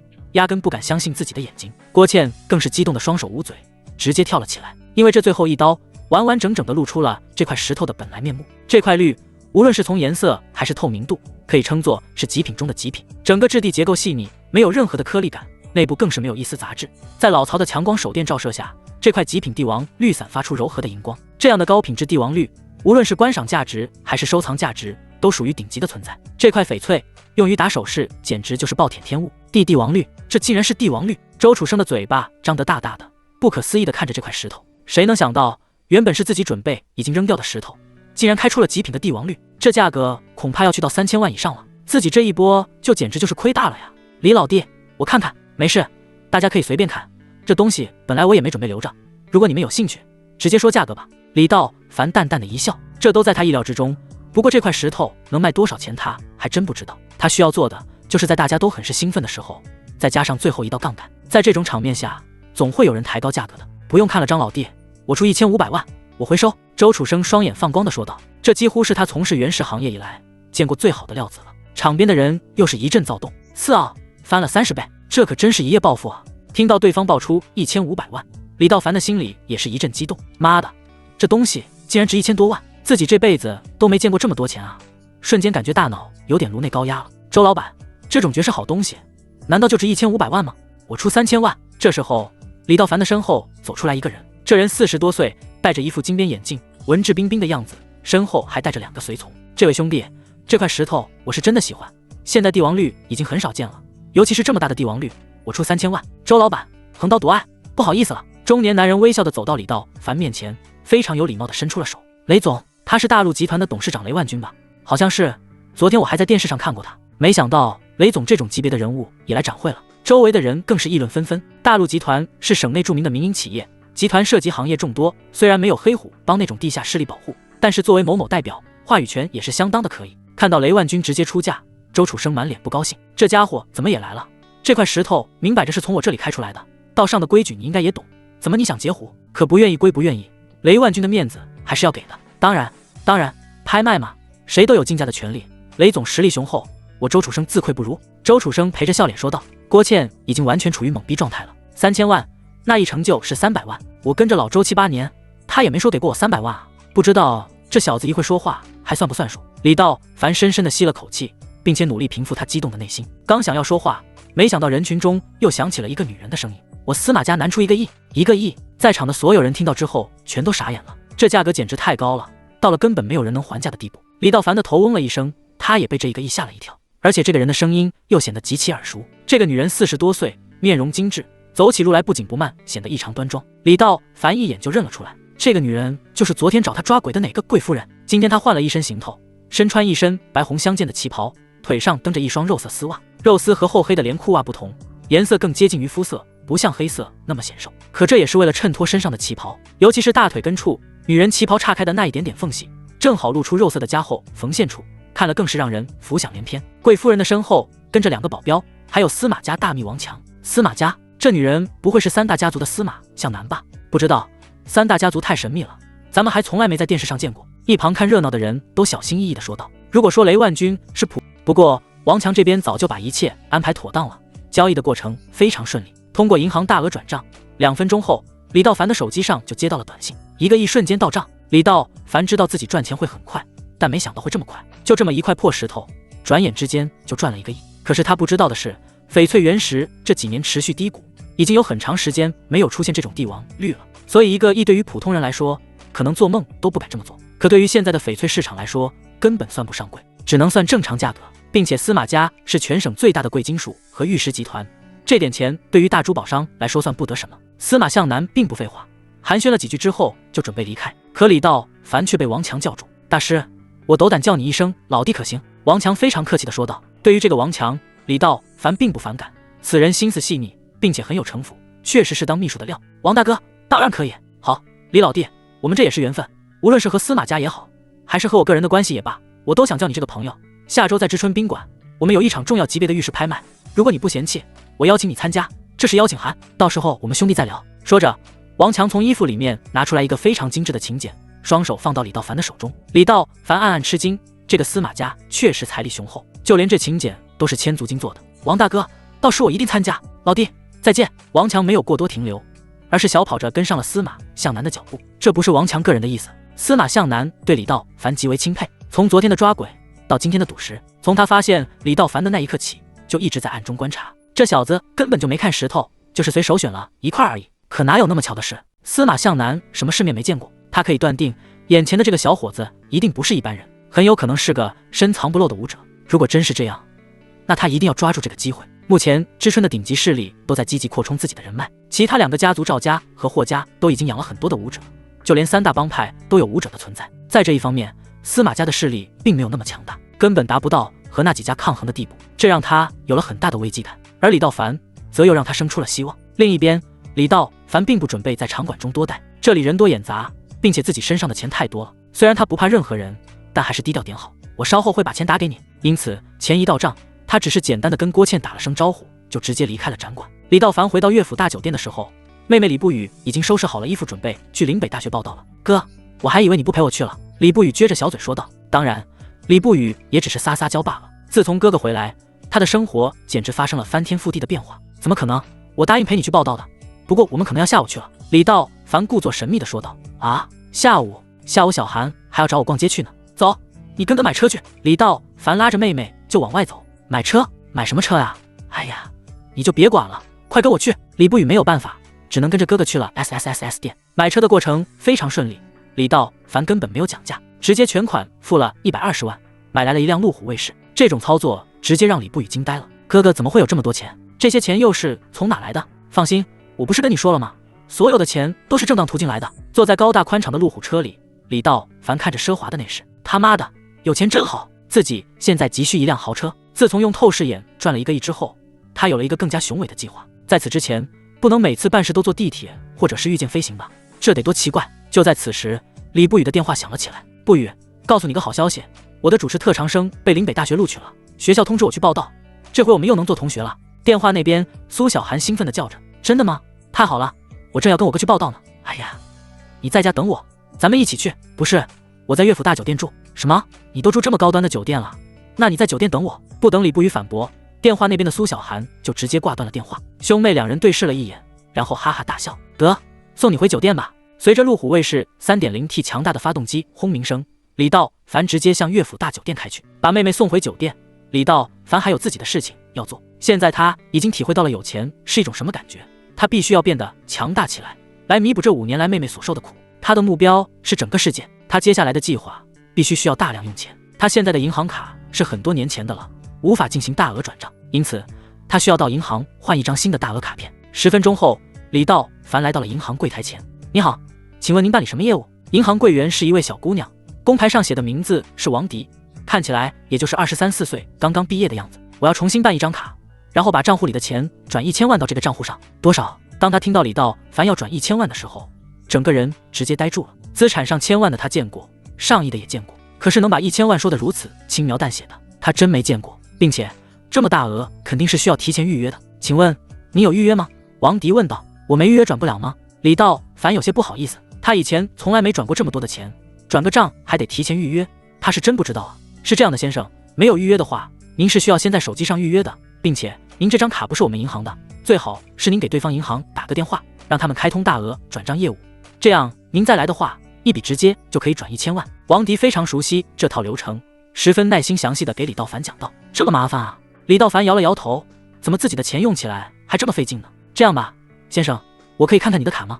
王迪微笑着说道。当李道凡输入密码之后，银行账户的余额显示在王迪眼前的时候，看着这么多个零，王迪的手甚至都要抖了起来。天啊，这个人竟然有1个亿！虽然知春也算是大城市，可是这账户里有上亿资产的人可没有那么多啊。并且李道凡长得帅，很有男人气概，这很难不让刚毕业的小姑娘多看几眼。他的心脏扑通扑通的，抬起头又看了李道凡一眼，发现李道凡也在看着他，四目相对时，他又不好意思的赶紧躲开。王迪刚刚毕业，脑袋很活，不像其他的柜员那么死板，只知道固定的工作流程。这种大额的转账其实还是有办法的。李先生，这样吧，如果您对我放心，我可以帮你打这个电话，帮你开通对方银行的大额转账功能，然后我的手里有一个 VIP 直通名额，直接就可以办理转账，你看可以吗？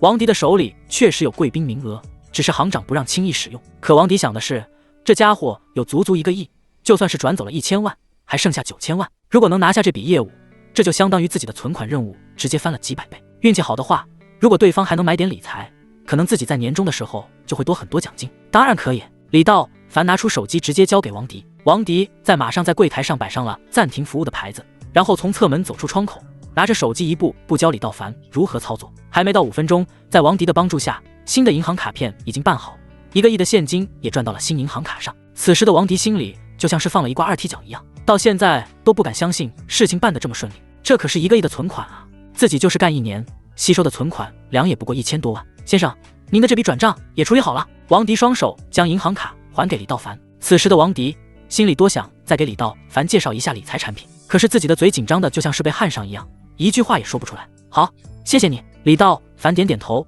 快步的走出银行。刚刚走到门口，没想到王迪跑了出来。李先生，您稍等。听到王迪的话，李道凡回头不解的看着。有事吗？是这样，李先生，我们银行有很多不错的理财产品，如果您有这方面的考虑，我可以上门为您讲解，为您争取到最大的收益。王迪鼓起了12分的勇气说出了这句话，他的脸红透了，可就算是再不好意思也要尝试一下，因为他知道人生中遇到贵人的次数屈指可数，可能这辈子也就这一次机会，如果错过了，可能这辈子的职业生涯就会因此黯淡无光。不，您不要误会，我是说我们可以边喝咖啡边为您讲解。自己太紧张了，要是李道凡误会了他的意思，可就得不偿失了。他说的上门讲解可不是2个人打扑克的意思啊！哈哈哈，你给我留一张名片吧，我会联系你的。李道凡哈哈大笑。王迪的脸红红的，一身银行制服穿在身上，显得倒是很苗条。她不是那种很妩媚性感的女人，而是那种很清纯带有学生气的女孩。这种纯情小少女也算是极品了吧？李道凡心中想到。没问题的，李先生。王迪说完，递给李道凡一张名片。站在车水马龙的路上，李道凡感慨着，以前没钱的时候，一家人挤在小屋子里，现在有钱了，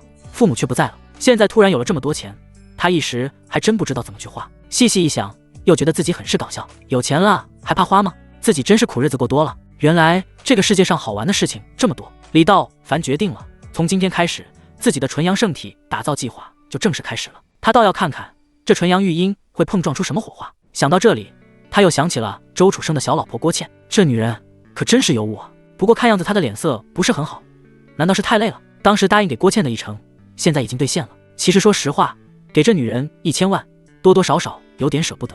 但是自己当时也没意识到，这块石头能够拍出1个亿的天价啊。不过男子汉大丈夫向来是站着尿尿的选手，又不能说话不算话。不过他敢断定，郭倩的电话肯定会马上打过来。这个女人，他吃定了。不过吃也要有特别的吃法，不能让她牵着鼻子走。果然不出所料，李道凡刚刚开车就接到了一个陌生电话，还没等李道凡说话，电话那边就传来了少妇郭倩兴奋的声音：“李老板，你给我转的钱我收到了，你有什么指示，我随时都可以为您服务。”郭倩在10分钟前刚刚和周楚生大吵了一架，手里有了李道凡给的1000万，这让他足以有了离开周楚生的资本。老娘跟了你7年，大好青春都给了你，算下来你给我的钱也不过200-300万，老娘我还得时刻想着伺候你。你说你要是按时交公粮也就算了，身体各个器官都严重老龄化了，我还来你身边干什么呀？现在他已经把眼光盯在了李道凡的身上，不管怎么样都要傍上这个隐形富豪。这小子不光又有钱，身体肯定也不错，对于解决需求这方面肯定没有问题。最重要的是，连司马向南对他都很是尊敬，这小子绝对不是一般炮。所以为了钱，自己可以连脸都不要，就差直接和李道凡说要跟他打扑克了。哼，郭大小姐这么快就打过来了。李道凡一边开车一边调侃道：“郭倩这种拜金女，玩玩可以，千万不可交心。我这不是想赔1万富翁玩玩吗？怎么不方便？”电话那边的郭倩难掩激动地说道：“我在乐府大酒店，你到了给我打电话。”3个小时之后，郭倩敲开了乐府大酒店顶层的总共套房的门。郭倩特意换上了一套商务服饰，是灰色紧身衬衫加上淡灰色包臀西装裙，一双美腿上穿着一双黑色波点丝袜，再配上脚上的黑色小高跟鞋，还化了很精致的妆容，显得很是御姐。郭倩虽然是小三，但是其气质和3线小明星无二，单论这套穿着，甚至可以秒杀掉很多1线明星，这是郭倩的资本。更好笑的是，她还戴着口罩和墨镜，好像是怕被谁拍到一样。事实上，她确实有点害怕周楚生。周楚生曾经多次让她见识过黑虎帮的实力，离开周楚生之后，很难保证这老登不狗急跳墙，找人来收拾他。当李道凡把门开的那一瞬间，郭倩一个箭步冲了进来，然后回手把门反锁，同时一个劲的拍打胸口和给自己扇风。外面热死我了！李道凡坐在宽大的沙发上，静静地打开一盒华子抽了起来，笑眯眯地看着他：“等会姐再跟你说，我借用一下你的卫生间，先冲个凉。”说着，郭倩根本没有避讳李道凡，而是直接把高跟鞋一脱，包臀的紧身裙拉链拉下，裙子直接就掉了下来。更让李道凡感到兴奋的是，郭倩直接在他面前把波点袜脱了，这特么的也太刺激了吧！李道凡虽然有心理准备，这个郭倩一定是有备而来，可谁能想到这么生猛啊？这一下倒是给他弄不会了。看到那一双丝袜优雅的从修长雪白的美腿上滑落的瞬间，李道凡浑身一紧，心脏砰砰直跳，赶紧把目光转移过去，大口的抽烟。纵然天神下凡金丹仙，难过黑丝红唇美女关。看到李道凡的大红脸，郭倩的心里十分得意，要的就是这种效果，我久经情场，还拿不下你了。郭倩也不理李道凡，而是继续的脱，转眼间身上就什么都不剩了，然后直接进了卫生间，打开盆头洗了起来。其实这次来他有2个打算，肯定以傍上李道凡为最终目的，但如果真的傍不上，也没有什么可惜了。自己1000万现金在手，不管是开公司还是做什么，下半辈子也基本够用。最差的打算，能和李道凡玩上一晚上的扑克也是不错的。周楚生又老又黑又胖，一张嘴都是油腻的味道。以前还好，还算是能稍微安慰一下自己，现在基本上玩游戏之前不吃上几颗小蓝片联想都别想。要不是看着周楚生有钱，自己能让这种猪拱。可是现在李道凡只用了2个小时就赚了1个亿，不管是颜值还是身材都完虐周楚生。要是能拿下李道凡的身子，想想都是一件幸福的事。当然了，他对自己还是有认知的，自己比李道凡大了好几岁，李道凡也知道自己是做什么的。就算是真拿下了，2个人大概率也只是打扑克的朋友，他也不会奢求如何如何。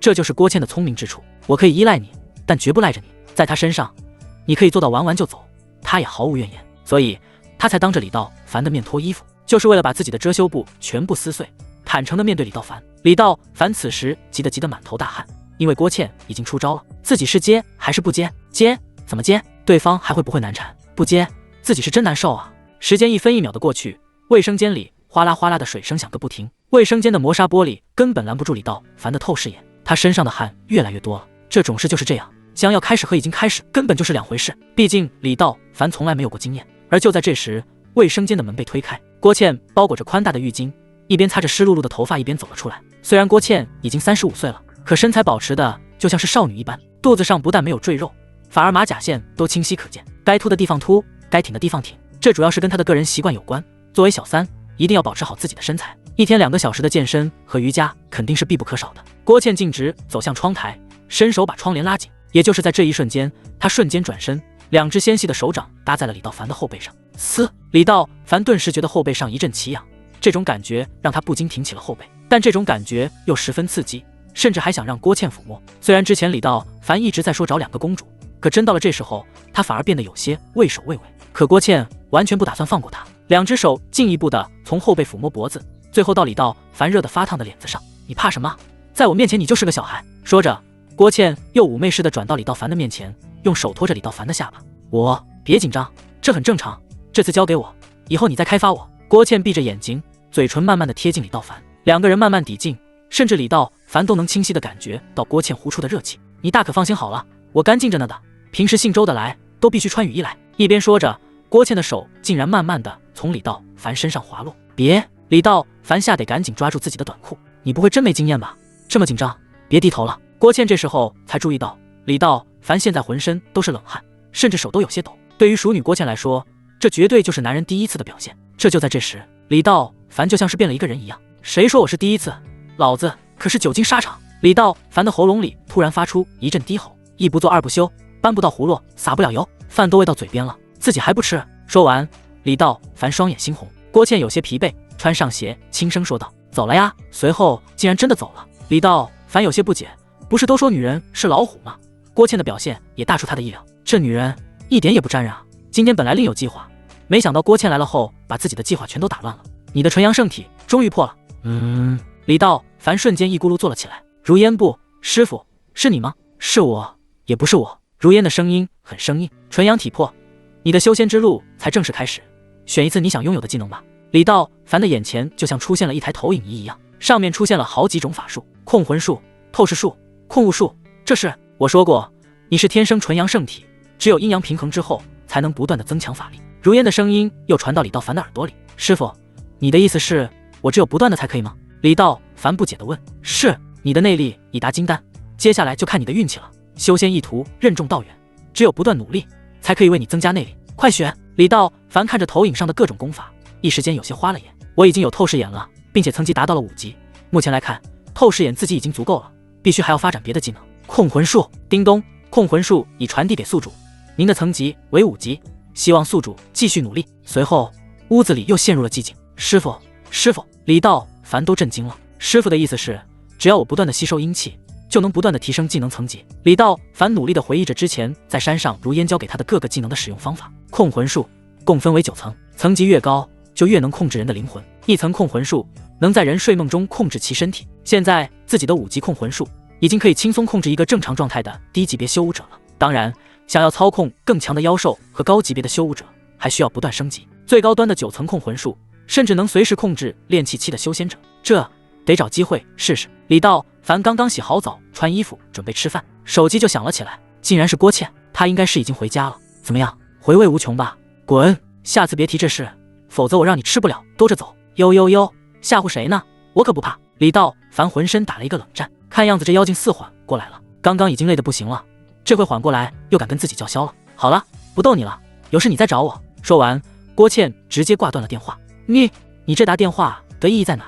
李道凡暗骂了一句。不过他还真想跟郭倩合伙做个生意。与此同时，在岭北大学的操场上发生了可怕的一幕。迎新广场上，6、7个彪形大汉把李不语和苏小涵团团围住，周围的学生和老师们远远地躲在后面，不敢靠近，生怕惹上麻烦。这些人是谁啊？一个学生会的女生说道。刚刚好像听说是什么青龙帮的。青龙帮很厉害吗？说话的几个都是学生，他们对知春的环境不是很了解，可有几个老师听到之后可是吓得不轻。青龙帮那可是知春3大地下帮派之一，听说这个青龙帮把持着知春地下的博彩业，手下有很多的亡命徒，树大根深，实力不可小视。这种级别的黑帮，他们这些普通老师怎么敢惹？所以这些人都远远地躲在后面，根本不敢上前半步。被围住的正是刚刚来岭北大学报道的李不语和苏小涵。李不语从小到大也没经历过这种场面，面前这几个人一看就不是什么好人，已经被吓得脸色惨白，身体微微发抖，不知道现在该怎么办。苏小涵虽然也很紧张，但是他的胆子倒是比李不语大了很多。这里可是知春最好的大学，还有这么多的老师和同学，他觉得在光天化日之下，这几个人不会对他们怎么样。为首的是一名身材魁梧的中年男子，这个男人的长相简直是丑到极点了，脸上全都是大大小小的窟窿，鼻子上前全都是黑头，从眉毛到嘴唇更是带着一道狰狞的刀疤。此人正是青龙帮第二堂的堂主谢峰。青龙帮的势力遍布整个城市，而他作为第二堂的堂主，更是以办事凶狠、手下不留情而著称。这么多年来，被他做掉的人没有100也有80。你们是谁？为什么堵着我们？苏小寒仗着胆子问道。哈哈哈，听说过青龙帮吗？我就是青龙帮的二堂主谢峰。谢峰恶狠狠地看着眼前的2个女孩。青龙帮？他们竟然是青龙帮的人！当他听到青龙帮这3个字的时候，瞬间感觉自己凉凉了，也明白了为什么他们敢直接在学校动手。苏小寒的父亲是电视台的知名记者，自然了解青龙帮的一些事情，知道这些人都是极其难缠的主。苏小寒紧紧拉住李不语的手，他们2个都是普通的学生，怎么可能惹上青龙帮呢？我们2个跟青龙帮有没有什么过节？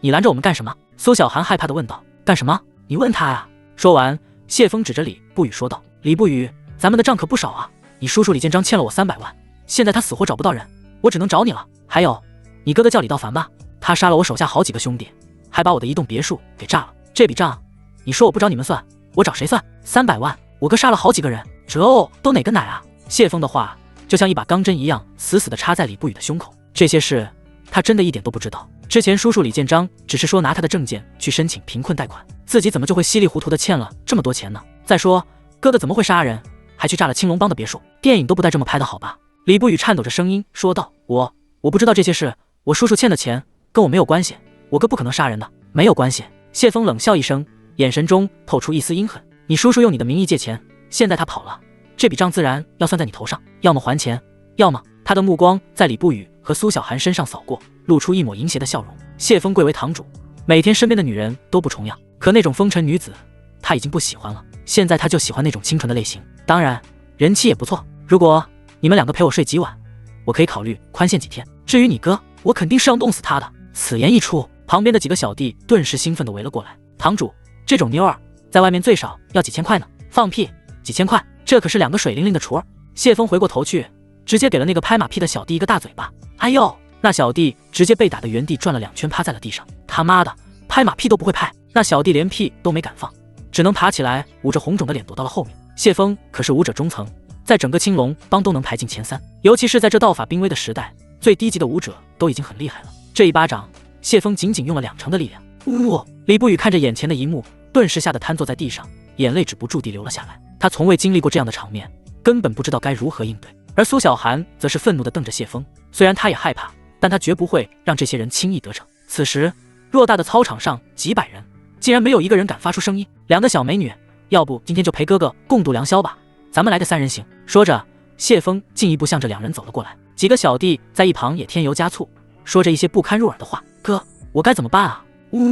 乐府大酒店里，李道凡猛地睁开了双眼，妹妹和苏小寒有危险。强大的神识让他能够第一时间感觉到妹妹处于危险之中。李道凡闭上眼睛，仔细地搜索着妹妹的位置。林北大学操场，真是糟糕！我本来是要跟着妹妹一起去报道的，没想到跟着郭倩打了2小时的扑克。想到这里，李道凡无比懊恼，妹妹已经承受的太多了，自己不会让她再受到一丁点的伤害。来不及开车去了，李道凡穿好衣服，打开总统套房的窗户，直接飞了出去。妈妈，天上那是什么？一个小男孩指着天上说道。那好像是个人。就在谢峰准备一把抓住李不语的时候，一道身影如同鬼魅般出现在操场上，瞬间挡在了李不语和苏小寒的面前。哥！李不语简直不敢相信自己的眼睛。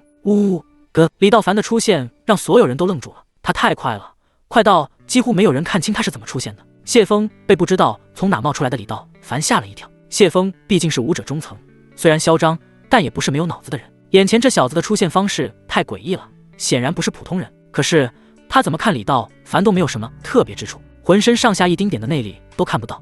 你是谁？谢峰冷冷地问道。李道凡没有回答谢峰，而是转身看向李不语和苏小寒，眼中满是心疼和自责。对不起，哥来晚了。李不语看到哥哥，顿时哭得更厉害了，所有的委屈在这一刻全都化成了泪水。哥，你怎么来了？我说过，只要你有危险，我一定会第一时间赶到。苏小寒则是松了一口气，眼中闪过一丝崇拜。他早就听李不语说自己的哥哥有多么的厉害，刚刚李道凡就像是凌空出现在自己的面前一样。堂主，这个人就是李道凡，干掉狗哥和炸掉别墅的就是他。一个小弟出来指着李道凡说道。谢峰点了点头，他已经猜出来了，可就这小子能把狗哥和其他几个手下干掉。见李道凡无视自己，谢峰顿时暴怒。小子，你想找死吗？你是青龙帮的吧？李道凡冷冷地问道。自己在知春没有敌人，用脚趾头想都是青龙帮的人。我大哥是青龙帮2堂主谢峰，听说过吗？一个小弟走到前面大声地说：砰！话还没说完，这小弟就感觉自己像是被迫击炮击中了一样，整个身子直接飞了出去，扑通！小弟重重地摔在了鸡10米外，巨大的冲击力直接把操场的草坪砸出一个大坑，小弟连吭都没吭一声，脑浆流了一地。见到这一幕，在场的所有人都被吓傻了，一言不合就直接要命啊！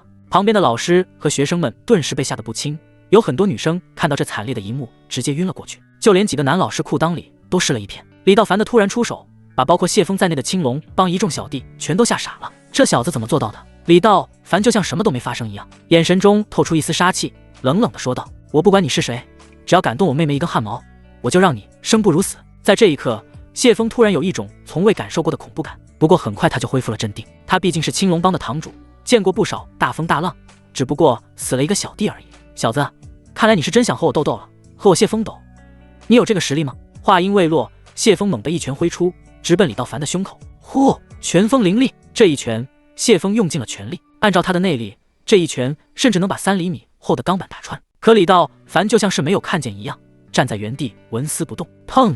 谢峰的这一拳结结实实地打在李道凡的胸口，嘎巴嘎巴，所有人都听到了清脆的骨头碎裂的声音。啊！谢峰顿时觉得自己的拳头传来的一股钻心的痛感，自己的拳头就像是搭在了石头上一样，拳头上全是血，肉已经被打没了，只剩下白森森的骨头碎渣。我的手疼死我了！看到自己的拳头如此惨状，谢峰惨叫着，疼得撕心裂肺的叫喊。李不语和苏小涵的身体更是酥的一下，浑身打了2个寒战，这景象也太恐怖了。李道凡冷冷一笑，就这点本事也敢来欺负我妹妹？说完，李道凡抓住谢峰的另一只手腕，猛地一用力，咔嚓一声，谢峰的手腕竟然被他硬生生捏碎，鲜血直接喷了出来。谢峰发出一声惨叫，整个人踉跄着后退了几步，脸色苍白如纸。堂主旁边的几个打手才反应过来，他们根本不敢相信自己的眼睛，大名鼎鼎的谢峰竟然被一个无名小子废了。杀！给我杀了他！此时的谢峰已经疼得语无伦次了，他瞪着眼睛，一边嘶吼着，一边在寻找被李道凡掰下来的手。几个小弟听到谢峰的话，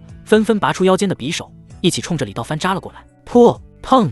轰隆！李道凡的速度实在太快，快得根本让人看不清他是怎么出手的。短短几秒钟的时间，6名打手全部躺在了地上，不是缺胳膊就是腿断了，要不就是脖子被扭断了。整个操场上鸦雀无声，所有人都被眼前的一幕惊呆了。谢峰更是吓得魂飞魄散，他怎么也没想到自己带来的6个打手竟然连李道凡的一招都接不住。你到底是谁？谢峰颤抖着声音问道。李道凡冷冷地看着他，我是谁不重要，重要的是你惹了不该惹的人。这是谢峰人生中第一次认怂，此刻的他只想活着回到青龙帮。大哥，我错了，我真的错了，钱我不要了，你放过我吧，我再也不敢了。他也顾不上受伤的疼痛，一个劲地跪在地上给李道凡磕头。李道凡根本不会给他机会，一双手直接掐在谢峰的脖子上，嘎巴，谢峰的头瞬间歪向一边。只要是欺负妹妹的，一概不留，杀人了！过了几秒，整个操场上的老师和学生才反应了过来，所有人都死命地往外跑。李道凡也不去管他们，走到妹妹和苏小涵的身边，温柔地说道：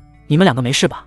没事。李不语从来没见过这么血腥的场面，之前谢峰说哥哥杀了他的人他还不信，现在哥哥可是在众目睽睽之下杀了好几个人啊！哥，我怕。别怕，我们回去吧。李道凡牵着2个人的手走出了学校门口，看来今天的新生报道算是白折腾一趟了，只能明天再来了。半个小时后，乐府大酒店总统套房，李不语被吓得还没有缓过神来，苏小涵倒是缓过来了。道凡哥，这次我真的相信你是修仙者了。苏小涵兴奋地说道，有这么厉害的哥哥在，他以后什么都不怕了。我本来就是。李道凡轻声道，那你可以教我修仙吗？我很聪明的。苏小涵兴奋地说道，你没那个天赋吧？与此同时，一间偌大的别墅内，青龙帮帮主王刚一巴掌把面前的大理石茶几打得粉碎。谢峰死了！听到2堂主谢峰的死讯，王刚气到了极点。谢峰是跟着他10几年的兄弟，更是自己的左膀右臂，竟然被一个无名小子打死了，这就是在打青龙帮的脸。要是不碎尸万段了这小子，青龙帮还怎么再知春魂？大哥，据现场的人说，那个李道凡好像也是个武者，谢堂主在他的手上连一招都没过去。大堂主朱子骁说道。王刚听闻皱了皱眉头，谢峰的实力他是知道的，在知春3大帮派之中也算是有1号，竟然被这小子直接秒杀，这让他深感意外。这个李道凡什么来历？王刚问道。不知道，根据我们的调查，这小子消失了整整5年，回来做的第一件事就是做掉了2堂主的小弟老狗。朱子骁答道。老大，能不能是3大家族的人？王刚狠狠地抽了一口烟。近2年，3大家族频繁地吸纳各方武者，为的就是能在知春武道界站稳脚跟。虽然表面上知春武道界风平浪静，可谁都知道，所有人都在暗中较量。可青龙帮跟三大家族没有任何过节，这小子应该不是三大家族的武者。知春三大帮派和三大家族素来井水不犯河水，各方势力有着明确的分界线。三大家族做的可都是正当生意，而三大帮派则垄断了知春的地下势力。对了，帮主，这小子的叔叔因为赌博欠了咱们300万，二堂主是去要账的。听到朱子骁的话，王刚稍微的松了一口气。照此说来，这小子肯定不是三大帮派的人了。1天之内，我要他的全部资料。王刚恶狠狠地说道，他要亲手把李道凡干掉。总统套房内，李道凡听着苏小涵的介绍，其实我也不是很清楚嘛，都是听我爸说的。这个青龙帮是三大帮派之一，什么坏事都干过。听说帮主王刚还是一个什么武者，反正挺厉害的。苏小涵对于知春是武道界的情况稍微了解些，正给李道凡讲道，哥，那我们怎么办啊？要不我们跑吧，他们可是黑社会。李不语听后一阵后怕，自己就是普通的不能再普通的老百姓，哪敢得罪青龙帮啊？跑？为什么要跑？他们只要来，我就让他们有来无回。李道凡轻蔑地说了一句，什么三大帮派、三大家族，在他看来都是烂泥扶不上墙的蝼蚁之辈，没什么好怕的。可是就算你是修仙者，又怎么能打不他吗？看出妹妹担心自己，李道凡走到妹妹面前，轻轻地拍了拍李不语的肩膀，放心吧，有我在，不会有任何人能伤害你们。时候已经不早了，在苏小涵的建议下，3个人找了一家比较火的火锅店，终于大饱口福了一顿。第2天一早，李不语又被苏小涵叫去逛街了。李道凡无聊地躺在酒店的大床上，想着自己这几天发生的事情，想了一会，忽然脑海中又出现了郭倩的样子。该死，这个妖精竟然这么会玩！要不是我天生纯阳圣体，一般的男人还真玩不过他。突然，手机铃声响了起来。李道凡索性拿起手机：“你好，李先生，我是上次给你办理转账的王迪，你有时间吗？我想找您聊一些财务上的问题。”电话那边传来了王迪的声音。李道凡笑了笑，这个小姑娘还真不死心，这么快就打来了电话。虽然沟通能力欠佳，但是胜在有勇气。本来今天李道凡想去看看房子，毕竟也不能一直总住酒店啊。我今天要去看房，如果你不介意，我们可以聊一聊。李道凡礼貌地说道。可以的，李先生，我马上就到。王迪的心里高兴坏了，对方能答应和他见面，自己就有机会讲理财产品，说不定就成了呢。然后王迪赶紧跟副行长王杰请了个假，急匆匆地去往岳府大酒店。为了显得随性一些，他特意把工作服脱了下来，穿上了一件很修身百搭的外套和牛仔裤。半个小时之后，他在酒店大堂里看到了李道凡。不好意思，李先生，让您久等了。王迪的小心脏此时砰砰直跳，自己面前的可是亿万富翁啊！这种客户往往都有一些古怪的脾气，生怕自己哪一句说错了，就损失了这次机会。李道凡根本不在意这些，顺便还给王迪买了一杯咖啡。看着眼前的王迪紧张的样子，李道凡倒是觉得有些好笑。是你主动找我来的，现在你倒紧张的不会说话了。这样吧，你先陪我去理个发，然后再去逛逛商场，最后我们在看房的时候边说边聊。哦，好的，李先生。他本来是想请李道凡喝咖啡的，结果这么一弄就被李道凡牵着走了。他可不敢拒绝，只能跟在李道凡的后面。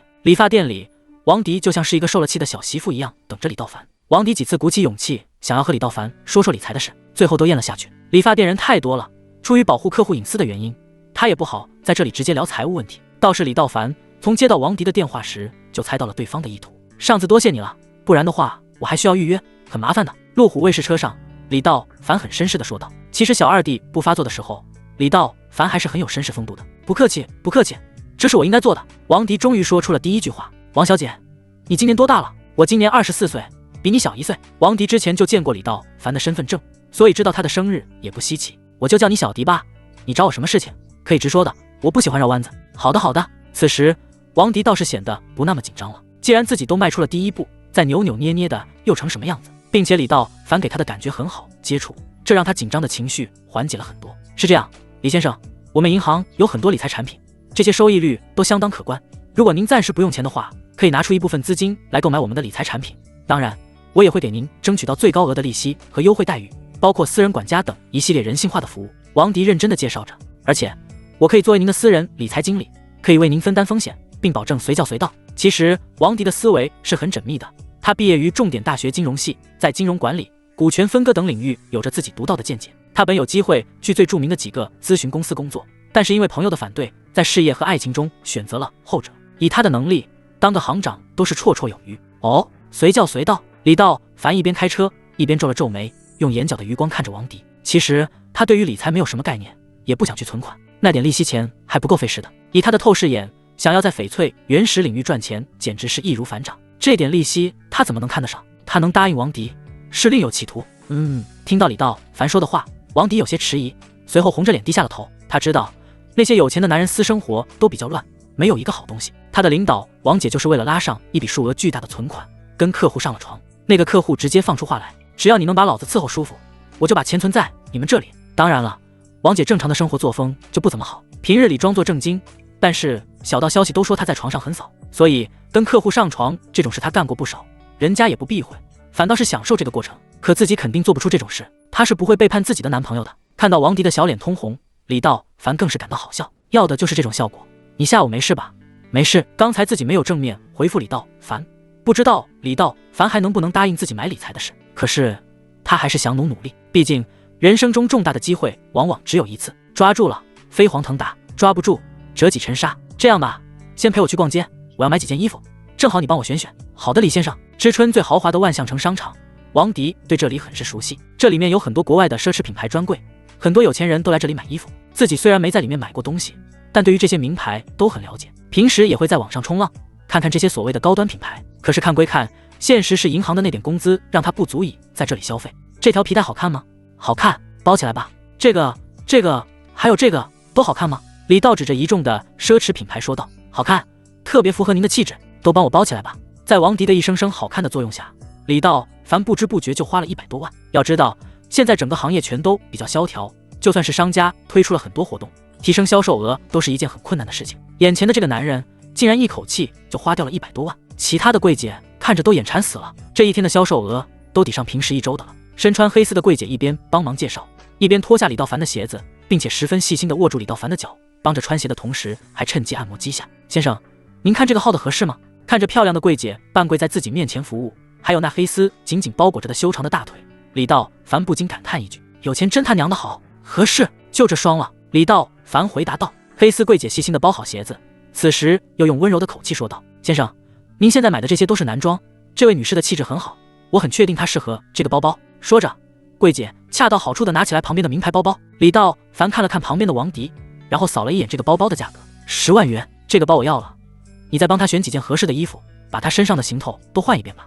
黑丝柜姐瞬间心脏都快跳出来了，自己只是想卖个包包，没想到这个男人竟然如此大方，赶紧满脸激动地给王迪介绍着。王迪瞬间懵了，自己不是听错了吧？李先生竟然要把他身上的衣服全都换一遍，他只觉得自己的心脏激动的狂跳，像只小兔子要钻出来一样。王迪一开始是拒绝的，他是有自己的底线的，并且他和李道凡也不过是刚刚认识而已。可是当他看到李道凡露出的那种毫不在意的表情，竟然鬼使神差地穿上了这些衣服，给王迪买东西，整整花了100万。直到李道凡和王迪走出去很远，所有的柜姐都在遗憾自己没抓住这个机会的时候，那个黑丝柜姐还是不敢相信自己半个月的任务就这么1个小时内完成了。东西太多了，我们先开个房休息一下吧。李道凡已经满身是汗了，知春的天气真是奇怪，这几天就像下火了一样。李道凡随意地找了一家5星级酒店停下，开了一间最贵最大的总统套房后，房间里就只有李道凡和王迪2人。此时的王迪根本不敢和李道凡对视，因为他知道跟着李道凡来到酒店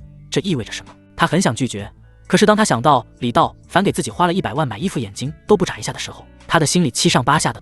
所以当李道凡说出开房的时候，他竟然也没有拒绝。这是他第一次走进传说中的总统套房，一身的汗，这天气太热了，这里面有2个浴室，我们先去洗个澡吧。总统套房很大，2个厕所是标配，除此之外还有影音室、酒窖等等。说完，李道凡也不管王迪怎么想，直接钻到了浴室之中，闭上眼睛享受起来。王迪心里很忐忑，他想指着李道凡的鼻子告诉他自己不是那种人，可是事实上是，当李道凡走进浴室的时候，他也莫名其妙地去了另一间浴室。李道凡洗得很快，不到20分钟就走了出来。就在他刚刚坐在沙发上点上一支烟的时候，另一间浴室的门被打开，王迪裹着一条白色的浴巾走了出来，他的头发湿漉漉的，浴巾只够遮住胸前和膝盖往上的部分，白嫩的小腿露在外面，站在那里不知所措，2个脚丫不停地勾来勾去，这不就是美人出浴吗？相比于郭倩的那种妩媚性感到极致的玉女，王迪则是显得很是娇羞，一副清纯大学生的样子。看到李道凡，王迪不自觉地把头低了下去，而李道凡看到王迪的样子，虽然自己很想和王迪发生点什么，但心里坚定的意志还是让他很清醒。这一刻，李道凡是理智的。李道凡把香烟熄灭，拿起桌子上的矿泉水说道：你不用这样的，我给你买东西也是我自愿的，我希望有人能够分享我的喜悦，仅此而已。你穿上衣服吧，然后我们去吃点东西，然后送你回去。之前在车上随意的聊天中，李道凡知道王迪有男朋友，所以就算王迪有主动现身的意思，他也不会跟王迪发生些什么。撬别人的女朋友，这是他做不出来。不碰人妻，不碰良母，不绿别人，是他对自己的基本要求。哦，好的，李先生。听到李道凡真的没打算和自己发生点什么，王迪松了一口气，但同时似乎还有点失望，就像什么东西没把握住一样。不过他也有自己的价值观，所以内心还是很高兴的。看来李道凡真的是一个好人。酒店的餐厅里，两个人相对而坐，在聊天的过程中，李道凡也知道了他的一些个人情况。本来想着去买一套合适的房子，可时间已经有些来不及了。不过王迪已经答应他了，今天回去做做攻略，看看哪里的房子最值得买。第二天两个人再约，又简单的聊了一些理财存款的事情。李道凡便开车送王迪回家。下午3点，李道凡把车停在了小区门口。王迪下车后一路小跑回到了她和男朋友的出租屋中。回到家里的第一件事就是把身上所有的衣服脱掉，挨个装进袋子里，藏在衣柜的下面。她肯定不能让男朋友云素平知道，她那个臭脾气要是看见了肯定大吵大闹，弄不好还要打自己，所以只能先藏起来了。她不知道的是，李道凡送走她之后一直在车里发呆，想着今后的计划。王迪确实是个好苗子，有金融从业经验，也熟悉商业法则。这个女人要是能来帮忙，自己的计划肯定有前进了一步。就在这时，一个外卖员骑着电动车路过李道凡的路虎卫生车旁，看到之后满脸都是羡慕。哥们，这车多少钱买的？以后我送外卖赚钱了，我也买一辆玩玩。李道凡正在全神想事情，淡淡的看了外卖员一眼，然后发动机一阵轰鸣，开车离开了。靠，装逼！破路虎有什么了不起的？阿三的破车！外卖员冲着远处狠狠地吐了一口粘痰，然后把电动车停好上楼回家。云素平和王迪是大学同学，由于都在一个城市，并且学的专业也一样，因此两个人的共同语言非常多，并且两人的家都是外地的，毕业后一起在繁华的都市里闯荡。为了节省花销，同时也享受一下二人世界，所以两个人前不久才同居在了一起。可相处了之后，两个人的优缺点就开始冒出来了。王迪长得很漂亮，并且还是在银行工作，就算是有些小脾气，对于女生来说也是正常的。可是云素平这个男生却不怎么样，本事不大，脾气不小。刚开始还有所掩饰，等到住在一起了，也办完事了，秉性就开始逐渐显露出来了。他有3个明显缺点：好大喜，功能吹牛，喝完猫尿爱动手，男子主义很严重，毕业了也不好好找工作，每天只知道胡吃海喝，甚至有一次还把王迪给打了。其实王迪早就想跟他分手了，不过云素平醒酒之后又是跪地磕头，又是起誓发愿的，闹得王迪也下不了狠心。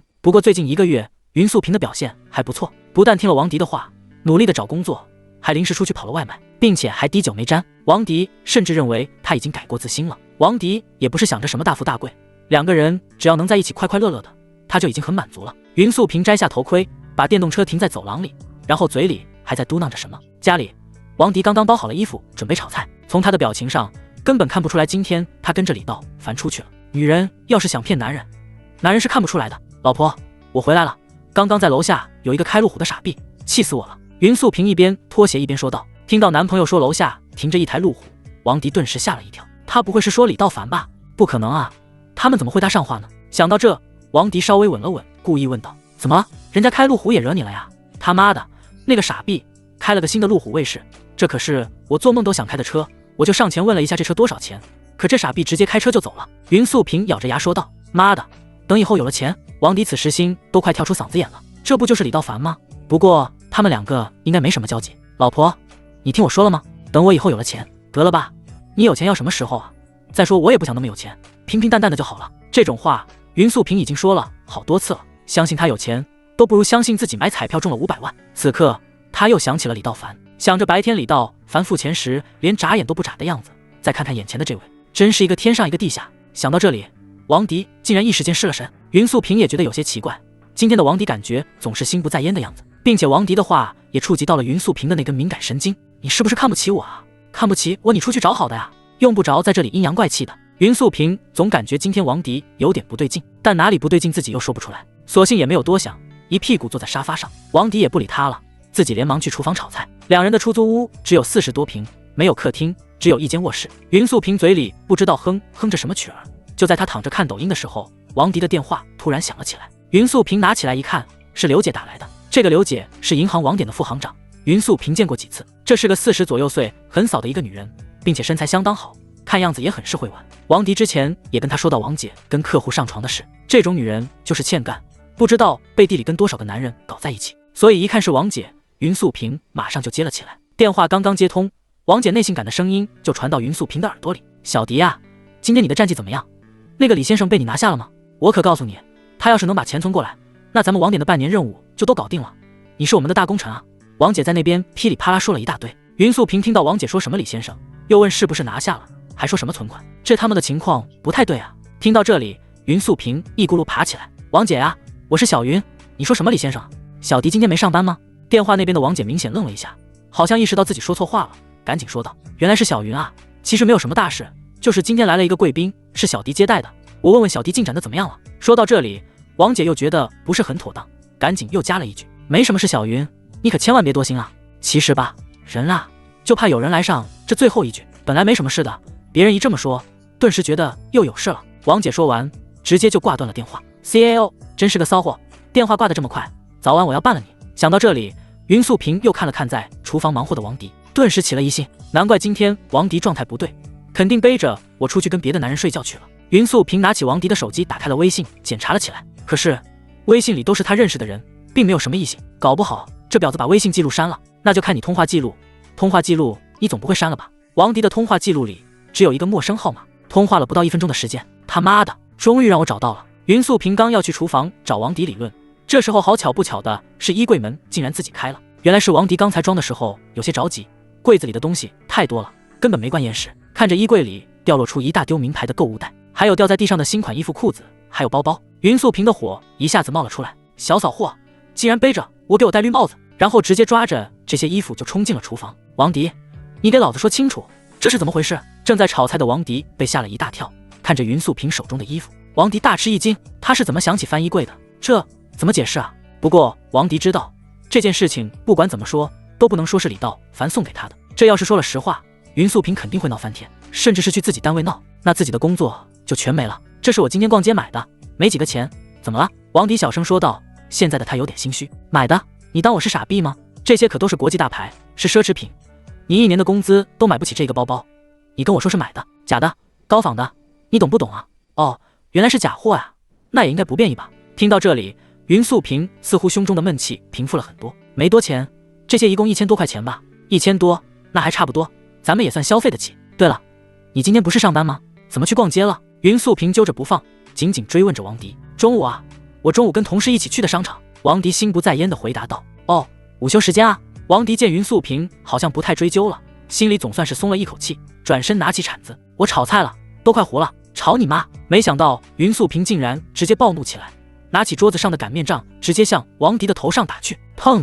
擀面杖结结实实地打在王迪的太阳穴上，王迪顿时觉得剧痛，眼前火星乱窜，头上还热热的，血顺着脸颊流到嘴角边上。啊！王迪痛苦地叫了一声。云素萍根本没打算放过王迪，直接一手掐在王迪的脖子上。你他妈最好给我讲清楚，你今天跟谁出去的？这些东西是谁给你买的？他妈的，你敢给老子戴绿帽子，老子打死你！此时此刻，李道凡正在总统套房里听着李不语和苏小涵抱怨。李不语和苏小涵坐在对面，眼睛都快哭肿了。哥，他们凭什么？他们知道我们俩为了上林北大学付出了多少努力吗？李道凡在一边静静地听着，整个人脸色极其难看，眼神中充满了杀意。就在下午，林北大学的常务副校长打来电话，通知李不语和苏小涵的录取通知书被取消了，就算是报道成功，也不会让他们去上学的。苏小涵还想争辩几句，可被人家一句话就对了回来。你说说你们是好学生吗？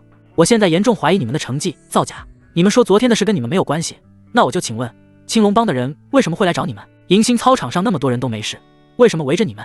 你要给我一个合理的解释也就算了，可我听说的是你们两个欠了人家300万。行，这跟学校也没什么关系，可这些人当场死了，就算把天捅破了，也没有这件事情大。我们林北大学承受不起这种舆论，你们2尊大佛愿意去哪去呢？反正不要来林北。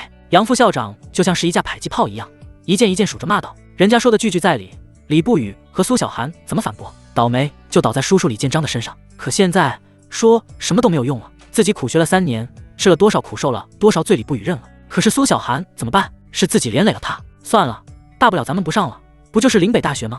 我还不稀罕了。苏小涵擦了擦眼泪，强硬地说道。虽然他的心里也不好受，林北大学的主持专业是他从小就向往的，但苏小涵绝对够义气，为闺蜜两肋插刀也不是不可以。别哭，这件事交给我处理，我明天就会让林北大学接受你们。一直没有说话的李道凡冷冷地说了一句。李不语和苏小涵抬头看着哥哥，失落的眼神中满是无助。不可能了，不可能了，你们去睡觉吧，我说了，这件事交给我。李道凡的脸冷得像冰，心也乱得像麻。妹妹想去岭北大学是从小的梦想，可这个梦想却被自己亲手打碎了。但是他是李道凡，在这个世界上，只有别人想不到，没有自己做不到。如果不行，那大家就都别上学了。岭北大学副校长办公室，杨百成刚刚忙完一上午的工作，准备坐下来泡杯热茶。可他低着头，刚刚走到饮水机前，背后突然传出一道声音：忙完了。这突如其来的声音把杨百成吓得差点没把水杯扔到地上。刚刚自己回办公室的时候，明明屋子里没有人啊。当他转过身时，眼前的这个人却直挺挺在他背后站着。此人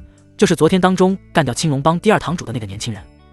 你怎么进来的？杨百成声音有些颤抖地问道。他是读书人，昨天的事情是他从小到大见过的最血腥的场面，几个大活人瞬间就被李道凡干掉，在他眼里，这简直就是杀人狂啊！这小子怎么跑到我的办公室了？想到这里，杨百成浑身颤抖了起来。你的窗户没关，李道凡淡淡的说道，然后指了指墙上的窗户。副校长办公室在学校的行政楼10楼，并且每扇窗户上都加装了纱窗。此时的窗口纱窗已经被打破了。这小子从窗户进来的，10楼到地面的高度少说也有30-40米，这小子难道会飞？想到这里，杨百成更是吓得有些腿软了。杨校长，我今天来没有别的意思，我的2个妹妹没办法上学了，我来这里讨个公道。讨个公道？你是真他妈敢提高球啊！杨百成此时心里把李道凡骂了1万遍。就你妹妹这种行为是肯定要开除的。这位家长，不是这位年轻人，不是我不讲道理，你妹妹犯了这么大的事，你觉得岭北大学还能容得下她吗？我妹妹是正常考上的，凭什么不录取？人家也是正常来要债，你凭什么杀了人家？杨百成毕竟是文化人，说起话来一套一套的，对得李道凡哑口无言。杨百成之所以敢这么说话，是因为他想明白了，这个李道凡再混蛋，他也不会在自己的办公室对自己动手。自己可是常务副校长，李不语能不能上大学，他说了算。杨校长，那就对不起了。说完，李道凡拿出手机播放了一个视频。杨校长，你怎么这么调皮啊？一个声音温柔、长相甜美的女大学生出现在视频中，而视频的男主正是已经秃了顶的杨百成。杨百成确实忙活了一上午，在迎新广场指挥了1小时。大热天的，他这把年纪可经不起这么晒，还不如回办公室里喝茶。可又偏赶上学生会主席赵可儿来找自己。赵可儿是学校内公认的校花，那可是女神级别的。赵可儿又漂亮又年轻，这可是公认的校花级别的美女。自己老骨头了，在身体上可比不了那些经常体育锻炼的学生，面对美女还真有些力不从心。可是赵可儿就不一样了，这个女孩非常体贴，几乎是到了细致入微的程度。跟赵可儿聊聊天，沟通一下在学业方面的问题，两人对知识的那种渴望，两人互相学习的那股劲头，自己不但放松了一整天的心情，似乎让他回到了年轻时候。赵可儿能得到全额奖学金，赴国外留学深造的机会，那全都是杨百成一手策划的，不会真以为赵可儿喜欢这个糟老头子吧？这年代都是利益交换罢了。视频中，赵可儿和杨校长非常热情，亲切地探讨着学习，甚至在一些不懂的问题上，杨校长还会详细的解答，两个人呢显得很是亲切。杨校长，这个东西要是传出去，恐怕明天这个办公室就要换人了吧？想弄死杨百成很容易，无非就是捏死一只蚂蚁那么简单。但李道凡的目的是让2个妹妹上学，杨百成一死，他就没有任何价值了。此时的杨百成已经满脸是汗了，汗珠顺着他的老脸往下淌。他的老婆也在岭北大学教书，这件事情要是传出去，杨百成不但会身败名裂，家也肯定是散伙了。杨百成急得像热锅上的蚂蚁一样，再也没有了刚才和赵可儿讨论学习的那股热情。昨天的事闹得太大了，是校长亲自发话的，这2个女学生不可能进到岭北大学。可现在为了自己的名誉，他也只能铤而走险了。能吗？李道凡再一次问道。能明天让他们来报道。杨百成咬着牙说道。真乖，老逼的。李道凡嘴角上扬，露出了满意的微笑，并且还摸了摸杨百成即将秃顶的脑瓜，然后直接从10楼的窗户上一跃而下，走到校门口。李道凡抬头看着大门上高高写着的岭北大学4个大字，这也是自己曾经梦想的大学啊。拿出电话给妹妹拨了过去，明天你俩正常来报道吧。李道凡轻声说道。啊，真的吗，哥？李不语的声音一下激动了起来，他真的不知道哥哥是怎么做到的。反正自从哥哥回来，就好像变成了超人一样，无论是多大的麻烦，哥哥总能帮自己摆平。先不说了，我进来一个电话。李道凡看向手机，竟然是郭倩这个妖精。李道凡淡淡说道。凡哥哥，人家想你了吗？电话那边传来郭倩撒娇的声音。这2天郭倩的变化很大，在得到李道凡的1000万之后，郭倩非常果断地选择了和周楚生分手，自己苦苦跟了他7年，到手的钱才不过100-200万。李道凡随便分给他1成就1000万，而且老周哪都不行，自己凭什么赖在他的身上的？他甚至都没给周楚生打电话，只是简单的发了一个微信，告诉他老娘不跟你混了，然后直接把周楚生的所有联系方式拉黑，并且自从跟了李道凡之后，郭倩觉得自己好像浑身的筋骨都被打开了一样。这家伙的也太厉害了，自己这么多年来从来没有这么精神过。虽然昨天一天没下床，但是今天醒来之后就一直在想李道凡，所以才打来了电话。你能正常点吗？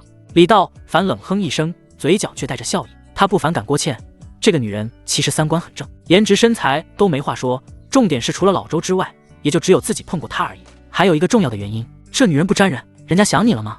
郭倩鼓着小嘴，柔声说道：乐府大酒店，好呀，凡哥哥，我们今天一较高下。说完，郭倩就挂断了电话。李道凡摇了摇头，苦笑着。其实郭倩并不适合他，不过暂时做个地下情人也是不错的选择。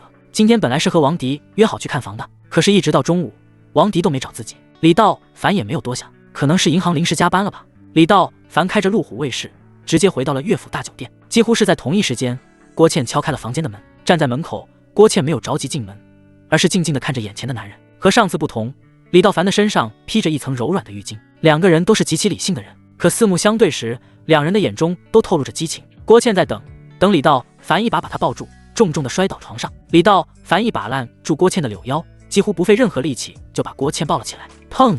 柔软的床垫将郭倩陷入其中。郭倩在颤抖，可这并非恐惧，而是兴奋、期待的颤栗。理智上，他明白自己不可能和李道凡有什么结果，只是随着李道凡的靠近，他的身体不由自主地向大脑发出请求。很快，理智就消失得无影无踪。郭倩的衣服丢在沙发上，套房里的灯光灰暗却有情调，就像情人节晚餐上的蜡烛。映在郭倩面前的是李道凡泼妇棱角的脸。很久之后，两人躺在沙发上，郭倩的身上只勉强盖了一件李道凡的衬衫，两人满头大汗，但心旷神怡。郭倩甚至感觉李道凡比上次要强了一个层次，这小子简直不是人就是头驴，太牲口了。歇一会我就走。郭倩轻声说道。他已经没有办法像上次一样离去。郭倩没有告诉李道凡离开周楚生的事，他觉得没有必要。我想跟你合作。李道凡说道。合作？什么意思？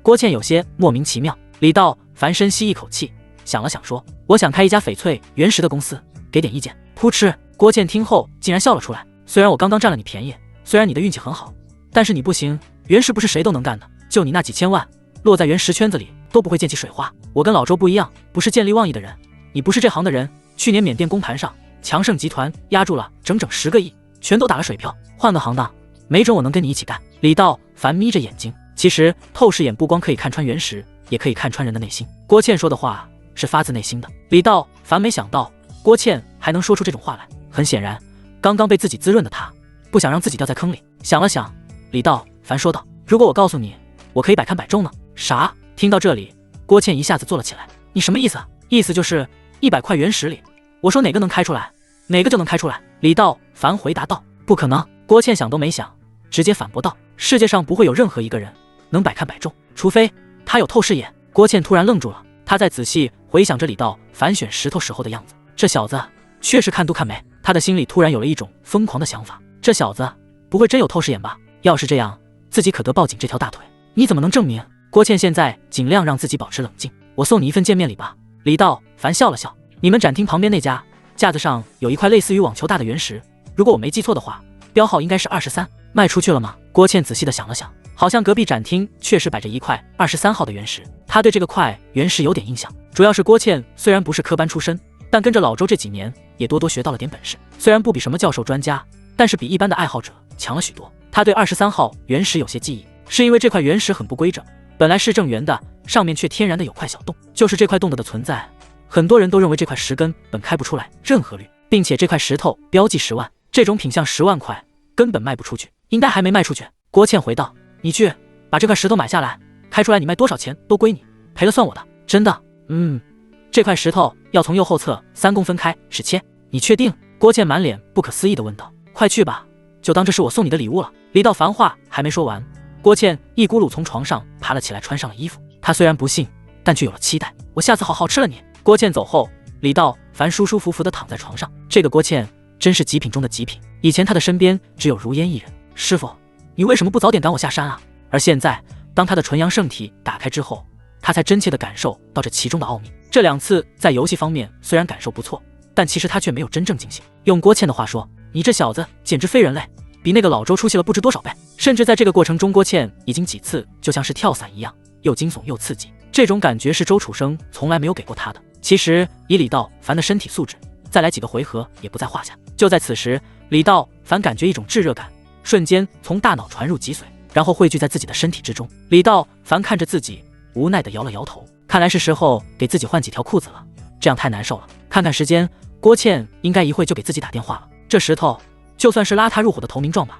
叮，恭喜宿主解锁操控术，您现在的法术是透视术5层，控魂术5层。李道凡皱起眉头，现在他已经拥有了2项技能，其中透视术他本来就会，能够在200米之内看穿人体和一些厚度1厘米以内的东西。控魂术虽然已经达到了5级，但至今还没有用过。面对这么多的技能，自己到底应该选择什么呢？等等，李道凡闭上眼睛，透视眼穿透墙壁，楼下的一个胖仔正在昏睡，就用它来试试。李道凡闭上眼睛，将意识缓缓延伸出去，这种感觉很是特别，身体中有些东西好像自动的进入到胖仔的身上，将自己的意识缠绕上去。胖仔就像是自己的一个分支一样，而胖仔此刻却没有任何察觉，还是保持着睡觉的姿势。李道凡试着动了动手指，胖仔也跟着动了动手指。胖仔此刻就像是木偶一样，靠，太神奇了！李道凡小声说了一句，忍不住笑出了声。二胖仔也在睡梦之中说了一句，靠，太神奇了，然后也笑出了声。站起来！我李道凡用控魂术指挥着胖仔，在心中默念。胖仔瞬间睁开眼睛，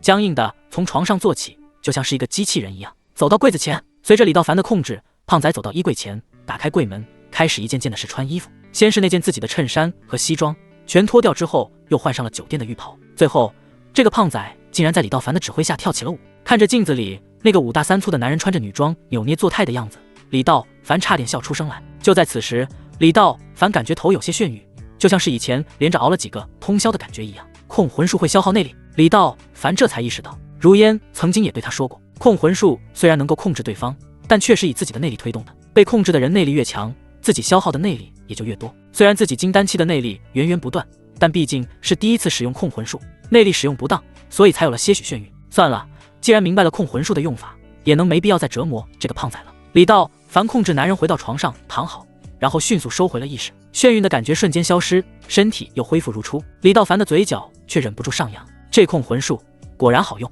另一边，郭倩开着自己新买的宝马4系，直接开向展会现场。今天是展会的最后一天，现在又是距离闭展的最后2个小时。虽然他不知道李道凡说的是真是假，但这种好事自己一定要去试试。都说赌石一刀，家财万贯，一刀坠入深渊，这话说的一点没错。光是在周楚生身边这几年，郭倩就见过很多活生生的例子。不过无所谓了，反正李道凡说过他包赔，这小子好像自己现在对他越来越有喜欢了呢。不但有钱，长得也很在线，最重要的是这小子还是个电竞高手，坦克大战玩的着实不赖。想到这里，郭倩又是一阵想笑。臭李道凡，死李道凡！不知不觉间，郭倩就已经开到了会展中心门口。郭倩快步走到展台旁边，还好今天周楚生不在，不然郭倩还真不好解释。倒是里面的服务员和切割师傅老曹看见了郭倩，赶紧出来打招呼。郭经理，周老板不知道怎么回事很生气，回荣城了。他爱回哪回啊，跟老娘有什么关系？郭倩现在已经不把周楚生放在眼里了，就算不傍上李道凡，自己手里的1000万也足够花了。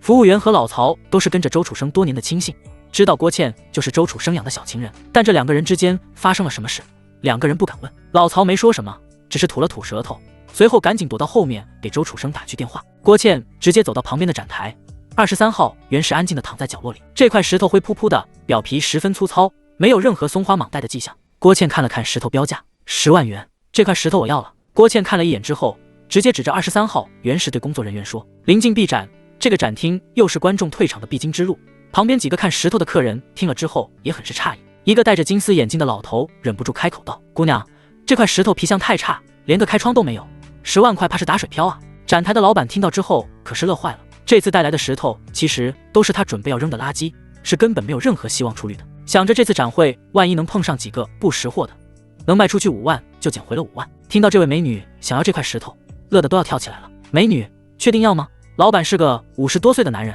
笑呵呵地对郭倩说道。10万块，刷卡付钱，当场给我切。老板生怕郭倩反悔，所以刷卡的过程异常顺利，随后大手一挥，让后面的切石师傅过来。听说有人要现场开石头，路过的人纷纷停下了脚步，都想看看热闹再走。看见这块石头品相，这些人几乎都一股脑的摇头。这块石头表皮太厚，沙粒粗糙，怕是出不了什么好东西。哎，估计什么都开不出来啊。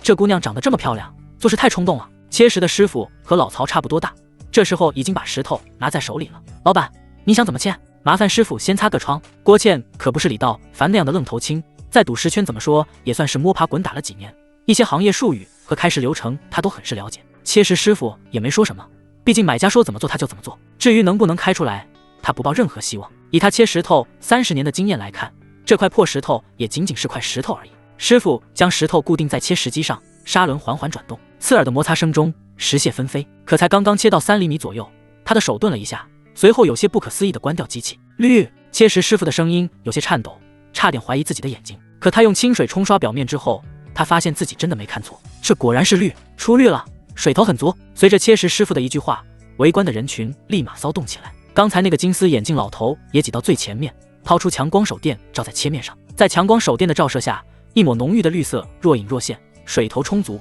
色泽纯正。石头就在郭倩的眼皮子下，现在他的心跳竟然已经达到了每分钟160次。特么的，这小子也太神了吧！这块石头无论怎么看都不是能开出来的料子，这小子难道真有透视眼？想到这里，郭倩强压住自己激动的心情，说道：“继续切。”听到买家的指令，切石师傅随即换上了更精细的砂轮，沿着出绿的位置慢慢打磨。随着石皮一层层剥落，翡翠的轮廓逐渐清晰。这是一块冰种阳绿翡翠，虽然有些许棉絮，但整体通透，色泽均匀。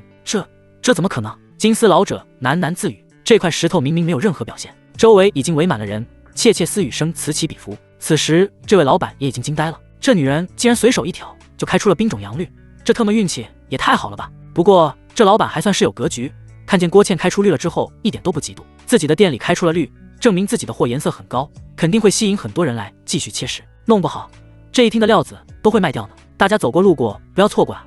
这位姑娘只是随手选的，就开出了一块上好的翡翠。随着老板大声的吆喝，周围的人越聚越多。美女，你真是高人啊，竟然开出了绿，请问这块玉可以就地拍卖吗？郭倩现在已经彻底相信了李道凡，这家伙真是自己的财神爷啊！这块料子虽然不是什么极品，但买个300-400万肯定不成问题。此时此刻，在原石行业混了几年的郭倩才真正体会到一刀穷一刀富的真正含义。她只掏了10万，现在一转眼就会翻了几十倍。郭倩心中激动，但还是保持着冷静。当然可以，李道凡这个男人简直没有缺点，不像周楚生和其他的生意人那样认钱如父，唯一的缺点就是这小子那事儿太强了。有人开始打电话，更多的人掏出强光手电仔细查看。这位美女，这块料子我出100万。一个穿着西装的中年人开口。150万。另一个西装革履的中年人立即加价。随着出价的人越来越多，这块石头的价格在不断攀升。郭倩没有任何反应，的目光始终盯着切石机，看着那块翡翠逐渐展现出它完整的面貌。这是一块重达3公斤的翡翠，虽然达不到极品，但也是难得的上等料子。这块料子最少要卖到350万以上，一口价400万。一个洪亮的声音压过了所有竞价。随着这句话，拥挤的人群自动分开，一个身材魁梧的男人走了过来，他身后跟着2个助理模样的人。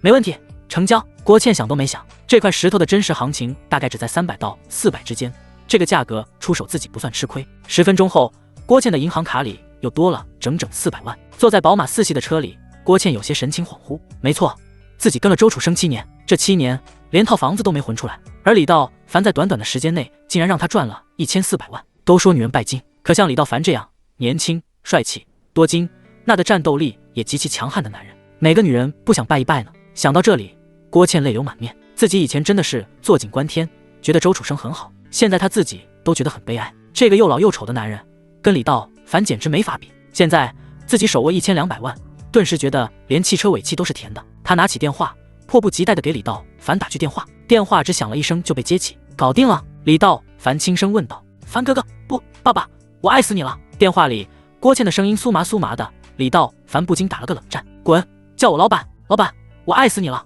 从今天开始，你做什么我都跟着你。郭倩撒娇地说道。卖了多少？听到郭倩兴奋的样子，李道凡不禁有些好奇。老板，你也太牛逼了吧，我当场就出手了，卖了400万。老板，你就让我跟着你玩原石吧，我保证什么都听你的，并且减至你的私人助理。晚上再说吧，我现在约好了去吃饭，你跟你去行吗？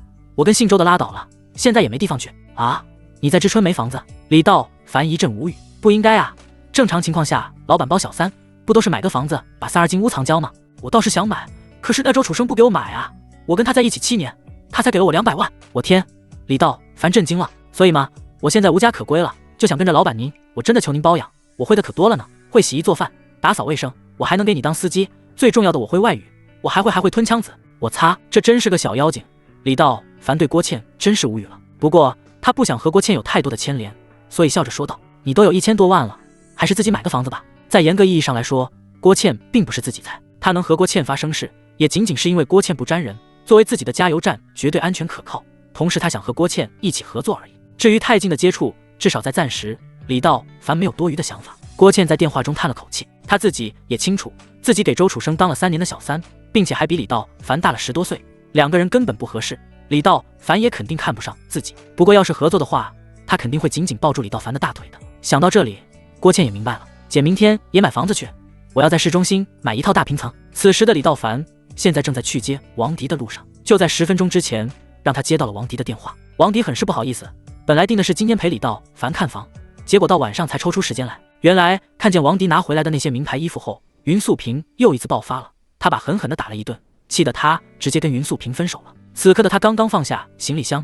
来到同事孙威的家里借宿一晚。此时的王迪浑身鼻青脸肿，这才想起来今天答应李道凡看房子的事。小迪，我早就看出来这个云素萍不靠谱了，现在就打你，以后还不一定怎么样呢。孙威一边帮王迪放好行李，一边气愤地说道。他比王迪早来2年，平时两个人的关系就非常不错。今天王迪被打成这样，也没办法去住酒店，只好躲在了闺蜜的家里。我肯定要和她分手了，太过分了。说到这里，王迪的眼泪又流下来了，身子一抽一抽地说道：“对了，你刚刚是和那个有钱的男人打电话吗？”孙威问道。“是啊，本来答应他一起去看房子的，顺便聊一聊买理财的事，看来这几天肯定是不行了。”王迪无奈地摇头。云素萍不但打了他，还把他所有的计划打乱了。像李道凡这种有钱人，被人放鸽子后肯定不会再出来了吧。咚咚咚，大门响了起来。孙威的家在外地，除了王迪之外，几乎没有人知道他的住址。两人互相看了看，随后孙威走到门前，小心翼翼地向猫眼里看去。门口的这个男人，展大哥还是很帅的。孙威虽然不认识他，但从外貌上看，这个人就是王迪口中的有钱人。孙威惊讶地瞪大了眼睛，捂着嘴看着王迪，然后用手指指了指门外，示意王迪赶紧过来。谁啊？王迪不知道孙威在搞什么鬼，还以为是云素萍跟过来了，吓得声音都有些颤抖了。王迪，我知道你在里面，开门。门口响起来李道凡的声音。王迪并没有告诉李道凡自己在哪，只是说自己今天实在有事不能陪他看房子了。而李道凡早就听出了王迪的语气不对。想到这里，李道凡暗道糟糕，肯定是自己给王迪买的那些衣服包包让王迪和男朋友解释不清了，这可怎么办？自己买的时候只想有个人跟他分享一下自己的喜悦，并没有考虑到这层问题。况且他当时也不知道王迪有男朋友啊，这要是因为自己让王迪陷入不清白的处境，自己可太缺德了。李道凡这才追问王迪的住址，问了半天，王迪也没有告诉李道凡地址，只给了他一个小区的名称。他怎么知道李道凡有透视术？只要他在附近，那李道凡一定能找到他。当他看到屋子里面的王迪被打得青一块紫一块的时候，心里瞬间上来一股怜香惜玉的劲儿，所以才在门口喊王迪。而王迪则是吃惊地捂着嘴巴，自己来孙威家也不过2-3个小时的时间，李道凡是怎么知道自己住在哪里的？难不成他在我身上安装了定位器？想到这里，王迪连忙摇了摇头，不会的，李道凡不是这样的人，他完全没有必要。要是那样的话，他在酒店里早就下手了，还用等到现在？事已至此，现在只有开门了。李先生，王迪低着头小声说道，是不是男朋友误会你了？如果需要，我可以去跟他说。李道凡站在门口看着王迪低声说道，没，不好意思，今天没能陪您。王迪还没说完，一边的孙威就抢着说道，哎，我早就看出来那家伙不是什么好东西，竟然还动手打我们小迪。孙威的性子比王迪要泼辣很多。哎呀，小威你别说了，自己的事王迪不想让李道凡参与太多，怪也只能怪自己收了李道凡的礼物。算了，反正他们2个分手了。孙威摊着手说道，我请你们吃饭吧。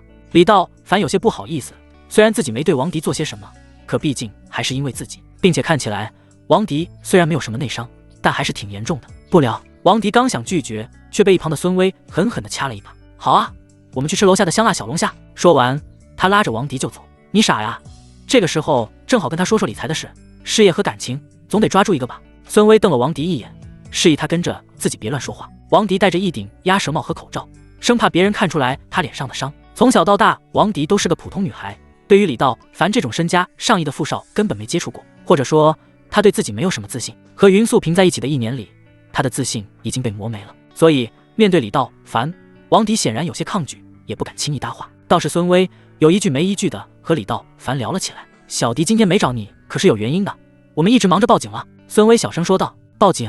李道凡问道。是啊，给我们家小迪打成这样，我不能让这个云素萍好过。孙威回答道。那最后怎么定的？李道凡好奇地问道。小迪的伤已经构成轻伤害了，人家说可以进行拘留，可是小迪怎么都不愿意，最后我们还是跟他和解了。就是小迪心太好了，要是我可没那么容易。听到这里，李道凡笑了笑，这两个人还真是一对，还知道用法律来保护自己的人身安全。正说着，两盆热气腾腾的小龙虾被老板端上上来，先吃吧，今天我请客，随便吃。说着，李道凡戴上一次性手套。对了，你们大学是什么专业啊？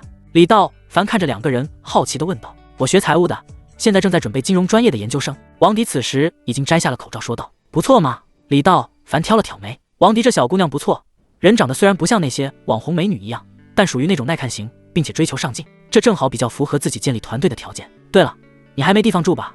我在乐府大酒店给你开一套房吧。李道凡想了想说，不，谢谢李先生，我暂时住在小薇家就可以的。王迪赶紧摆手，他是不可能接受这种要求的。随便吧。李道凡点了点头，其实他也就是随口。李道凡给双方介绍道，你们好，两个妹妹。郭倩非常热情地向两人伸出手，笑呵呵地说道。王迪两人也不知道这郭倩和李道凡是什么关系，也有些拘谨地握了握手。你没喝酒？看见李道凡面前的竟然是一杯可乐，郭倩很惊讶。我不会，你们喝，一会我送你们回去。哎呦，真的假的呀？郭倩歪着脑袋，媚眼看着李道凡，然后又郑重其事地对王迪说道，你们可得小心他肯定是想把你们灌醉，然后趁机占你们便宜。郭倩开玩笑地说道。啪！李道凡开玩笑似的弹了郭倩一个脑瓜崩。你吃不吃？不吃你就喝你的。不知道为什么，经过几次接触之后，李道凡发现郭倩很对自己的脾气，跟他在一起的时候，自己的心情很是放松。郭倩这种有着高情商的女人，让李道凡非常舒服。这一段感情里，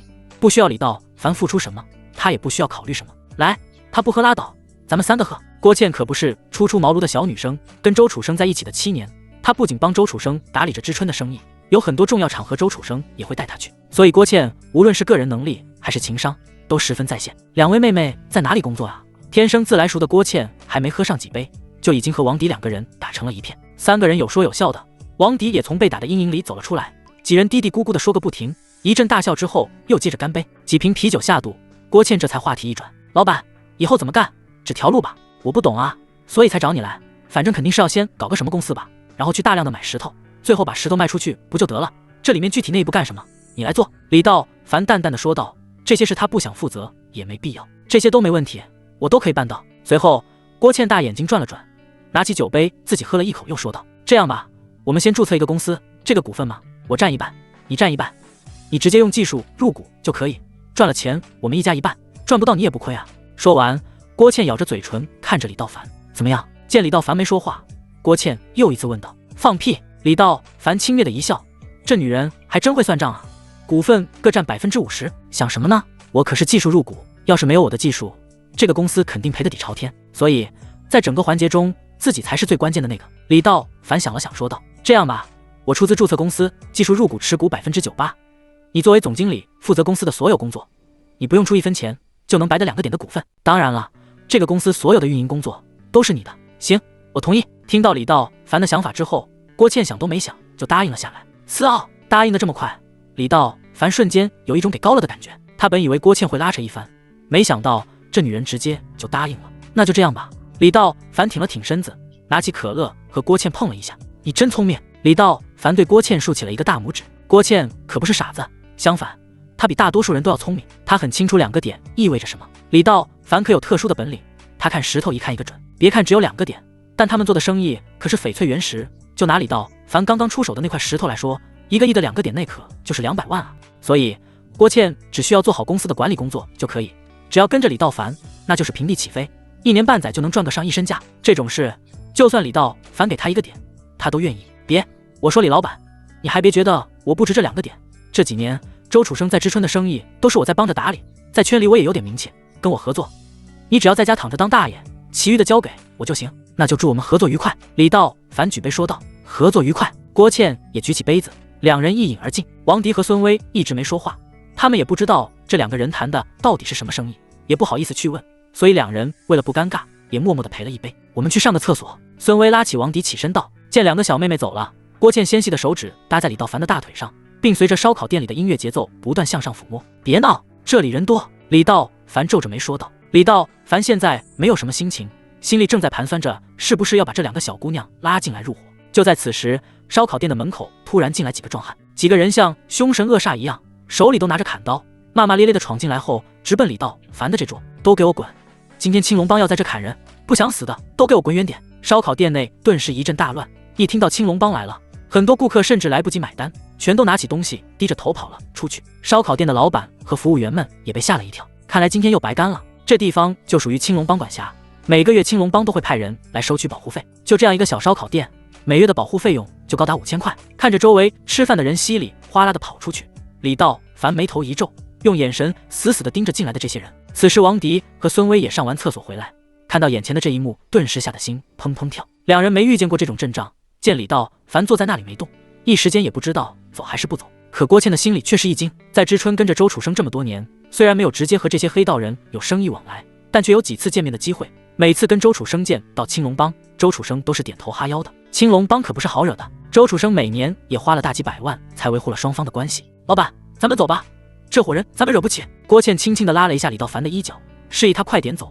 没有必要惹上这种麻烦。而李道凡则是一脸轻松地坐在椅子上，翘起二郎腿，根本就没有要走的意思。就在这时，烧烤店门口又走进来一个人，此人身高1.8米左右，长着一双丹凤眼，面白如玉。大热的天，这家伙竟然穿了一件黑色的风衣，脚上还穿着一双靴子。前面的几个大汉看见此人进来，纷纷垂手在两旁，齐刷刷地喊了一句：“朱堂主！”此人正是青龙帮的二堂主朱子骁。朱子骁没有理会众人，而是眼神看向靠在窗户边上那桌人。而此时李道凡也在看着他，两人四目相对的一瞬间，朱子骁竟然莫名的生出一种恐惧感，浑身上下部住的打了一个哆嗦。这人的眼神怎么如此冰冷？不过在短暂的失神之后，朱子骁很快的就恢复了正常，因为他没有在李道凡的身上看出任何的内力，也就是说，这个李道凡根本不是修武者。朱子骁好生奇怪，就这小子能把谢峰杀了？看来谢峰这些年早就被女色侵蚀了，虽然是武者，也身体状况已经大不如前了，连一个小年轻的都打不过。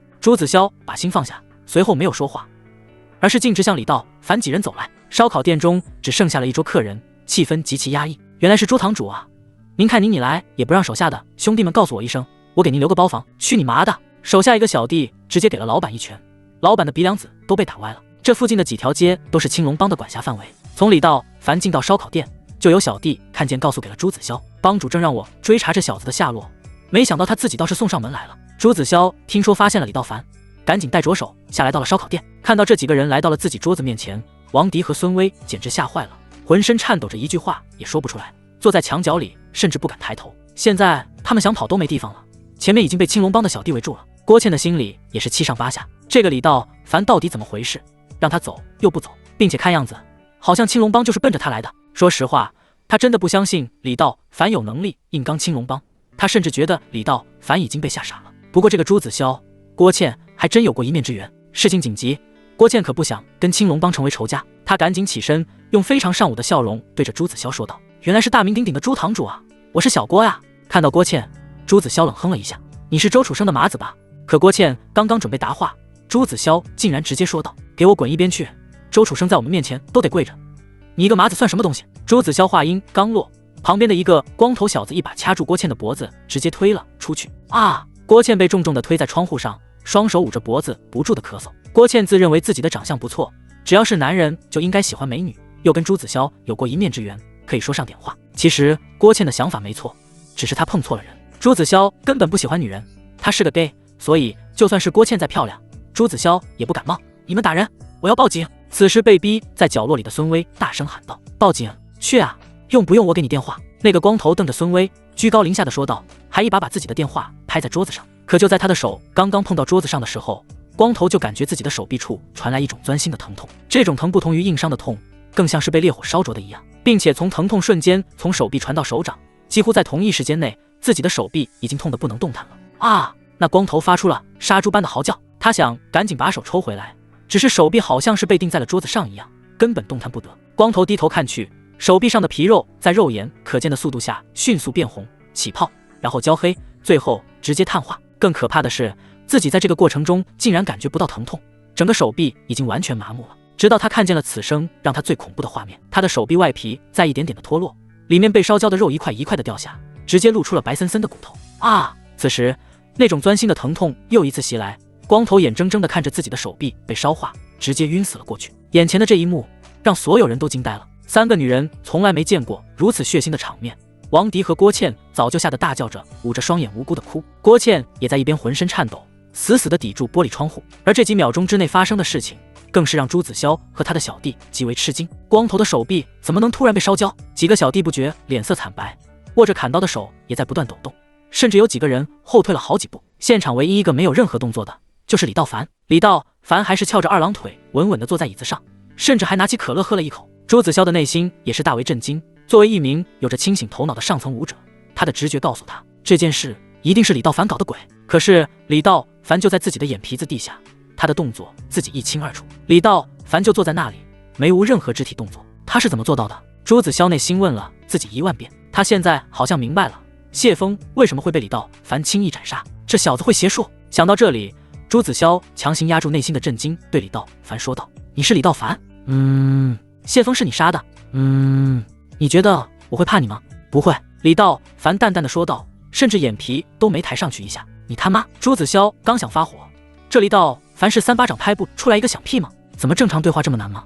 想到这里，朱子骁深吸一口气，将巴掌高高伸起，准备一巴掌打死李道凡。虽然这小子会邪术，但毕竟没有内力，这一巴掌肯定能打死他。只不过朱子骁刚刚抬起巴掌，就觉得自己的头突然眩晕了一下，像是有什么东西就钻进了自己的头中，整个人浑浑沉沉的，没来由的打了一个寒战。一个寒战之后，朱子骁的眼神变得十分怪异，很诡异的回头看了看身后的一群小弟。真热啊，穿衣服多没意思，这不是我风格吗？一边说，朱子骁竟然直接脱下了黑色的风衣。在众人的不明所以下，朱子骁竟然一件一件的把自己的衣服裤子全部脱了下来。你们还看着干什么？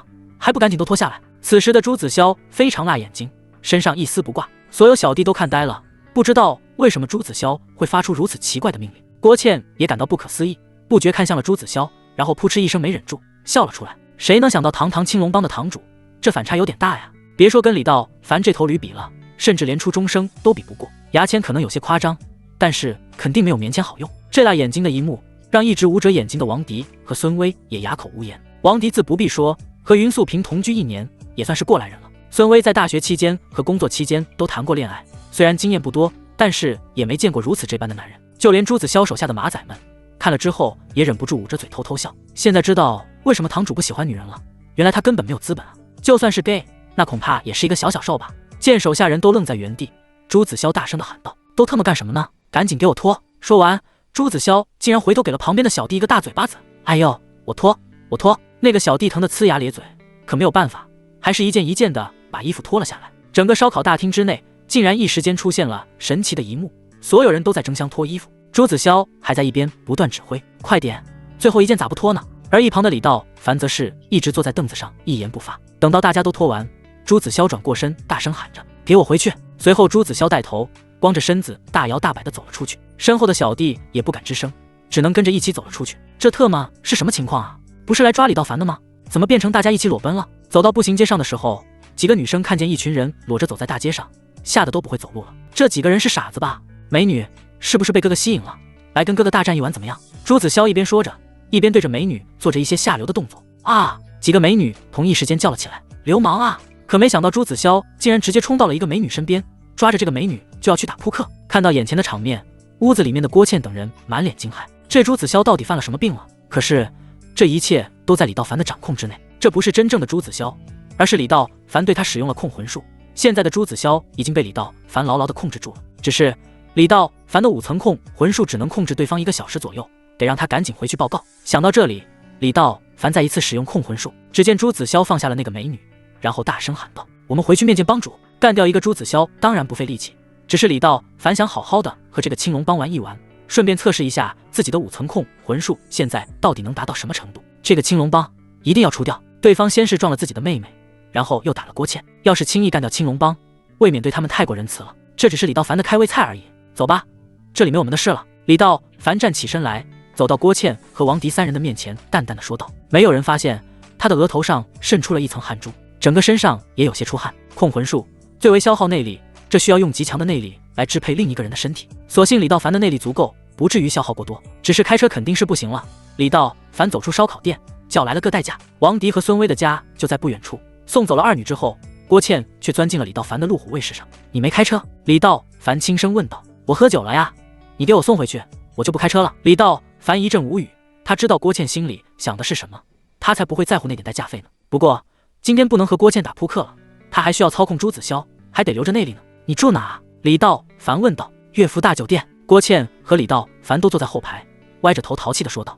你？李道凡一阵无语，这女人竟然选在了自己住的乐福大酒店。行吧，去乐福大酒店。李道凡对代驾师傅说道。听到李道凡的话，郭倩满脸得意地将头靠在身边男人的肩膀上，随即闭上了眼睛。郭倩的呼吸中带着些许酒气，不过这并不影响两人近距离的接触。郭倩轻柔的呼吸微微吹在李道凡的脖子上，这一瞬间，李道凡竟然在恍惚中有种恋爱的感觉。尤其是郭倩今天不知道喷了什么香水，身上的味道很吸引人。青龙帮的总部位于知春市的郊区，这里曾经是某地产开发的商场，后来因为各种原因烂尾，青龙帮帮主王刚花了很低的价钱买了回来，又重新进行了装修改造。整个总部有4层楼高，门口站着几个小弟进行把守。朱子骁的奔驰商务车刚刚开到总部门口，刚想直接开进去，可李道凡怎么可能轻易的放过他呢？停车，在门口给我停车！朱子骁在车内疯狂的喊着，而车内则是7个一丝不挂的大汉。吱嘎，商务车一个急刹车停在门口，车还没停稳，朱子骁就打开车门，一下跳出车外。朱子骁作为青龙帮的大堂主，是名副其实的实权人物，可以说在帮内的威望仅次于帮主王刚，帮内的所有人都认识他。门口看守的小弟看见朱子骁下车，急忙站得笔直。不过下一秒，他们就被眼前的景色惊呆了。大堂主一丝不挂，大摇大摆地向他们走来，嘴里还不住地说道：看什么看？再看把你们眼珠子挖出来当炮踩！你们知道我是谁吗？我是青龙帮朱子骁，我大哥是青龙帮帮主，以后青龙帮就是我的。你们看看朱哥大不大呀？羡慕吗？门口的小弟被朱子骁这么一弄，直接愣住了。朱堂主平时以沉稳著称，怎么能说出这种话来？不过还是有人偷偷地看着朱子骁，露出了难以置信的表情。朱堂主这么有反差感啊，没想到还有这种爱好。门口的小弟一下子围了起来，朱堂主这样太有尸体统了。众人赶紧把他围了起来，想去车上找衣服，只是走进车里才看到里面还有6个什么都没穿的兄弟。朱堂主这是怎么了？一个小弟问道。不知道，就像是突然着了魔一样。车里的几个小弟赶紧找出朱子骁的衣服，然后手忙脚乱的自己也穿上了衣服。小弟们想要控制住朱子骁，帮他把衣服穿上，可是在李道凡强大的控魂术擦空下，朱子骁灵活的就像一只猴子一样，不停的闪躲开几个小弟，还很灵巧的放倒了看门的马仔。然后朱子骁光着身子就跑进青龙帮总部里面去了。王刚正在大办公室喝茶，刚想再换一壶上好的龙井，却听见门口朱子骁的喊声，索性直接打开门向外看去。只见朱子骁光着屁股向自己的办公室跑了过来，身前的迷你手枪就像是一个小吊坠一样来回摆动，着实的辣眼睛。后面还跟着10几个小弟追着他，快把堂主拉开！看到眼前的这一幕，王刚勃然大怒。光天化日之下，这个朱子骁在搞些什么？这成何体统？而此时朱子骁依爱纪念馆跑到了王刚的面前。此时的朱子骁并不是真的朱子骁，而是眼观六路的李道凡。见到青龙帮帮主王刚就在自己面前，李道凡直接驱动着朱子骁恶狠狠地扑向王刚。王刚正在吃惊，搞不明白朱子骁为什么会这样癫狂，再加上朱子骁的动作极快，根本没有给他反应的时间，被朱子骁一下子扑倒在地。躺在地上的王刚还没回过神来，就被朱子骁又连着踢了2脚。踢完之后，朱子骁站在王刚面前大声吼道：看我大不大啊？看我大不大？小小帮主，在我眼里你是一个傻狗东西，狗东西！老子是未来的青龙帮帮主！说完，朱子骁竟然扭着身子，动作僵硬且性感地跳了起来。此时王刚已经反应了过来，办公室外也有更多的小弟也跑了进来。没有人注意，在做这些事的时候，朱子骁就像是一个机器人一样，动作僵硬，甚至连眼睛都没有睁开。就在他还想再说些什么的时候，突然身体中像是被什么东西抽走一样，浑身瘫软地晕倒在地上。朱子骁，你他妈的！王刚差点被气出脑出血来。这个朱子骁看来对我帮主的位置窥视已久了，不知道今天抽什么风将心里的话说了出来。想到这里，王刚瞬间暴怒。朱子骁在众小弟面前让自己没了面子，现在王刚只想杀了朱子骁。砰！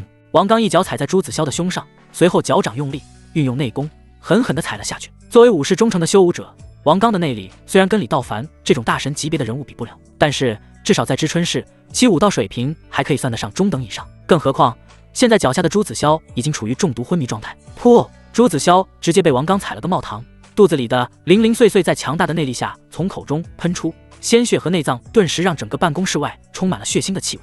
王八蛋！让郭倩感到意外的是，到达乐府大酒店之后，李道凡并没有接受他的邀请，而是直接让他回到了自己的房间。这小子是怎么回事嘛？这么好的机会，不准备运动运动吗？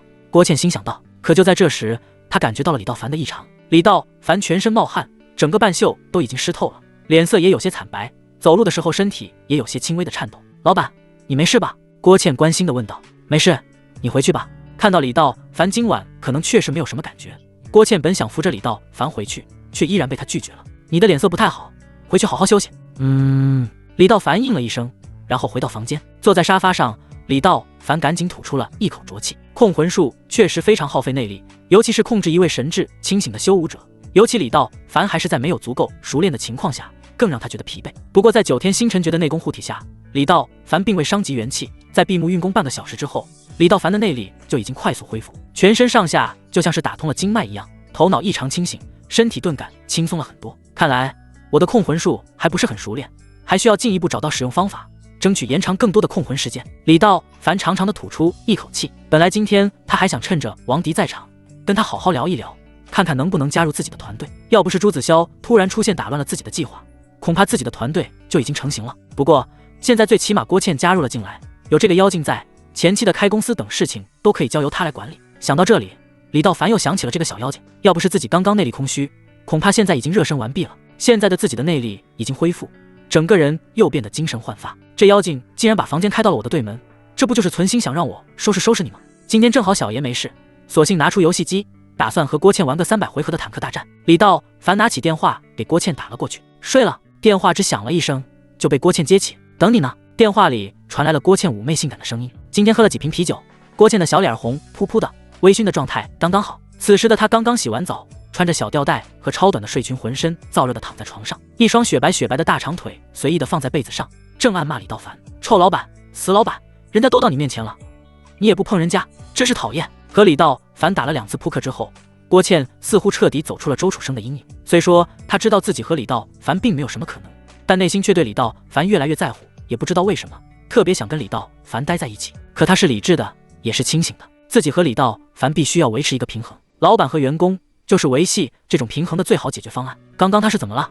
从来没见过他那样。想到刚才李道凡虚弱的样子，郭倩又有些心疼。过来陪陪我。李道凡轻声说道。奴家遵命。郭倩应道。听到李道凡让他过去，郭倩甚至连镜子都没照，就直接跑了出去。李道凡早就用透视眼看到了门外的郭倩，还没等郭倩敲门，酒店的房门就被打开。即使李道凡知道郭倩的打扮，但还是被眼前的女人惊艳到了。郭倩身穿白色的吊带，还搂着肚脐，下身的睡裙很短，一双又长又白的腿没有任何瑕疵的展现在李道凡的面前。不得不说，这种邻家妹妹的形象更加符合李道凡的审美。正当郭倩诧异的看着面前神采奕奕的李道凡时，李道凡的另一只手已经搂在了她的腰上。你好了？郭倩趴在耳边轻声问道。我本来就没什么事。听到这里，郭倩终于放下心来。要知道，男人在非常虚弱或是疲惫的状态下是很伤身体的。随后，郭倩闭上眼睛，双手扣住李道凡的后背，享受着李道凡带给她的愉悦。经过几次的练习，李道凡对于游戏规则已经掌握得比较熟练了，现在的技术大为进步，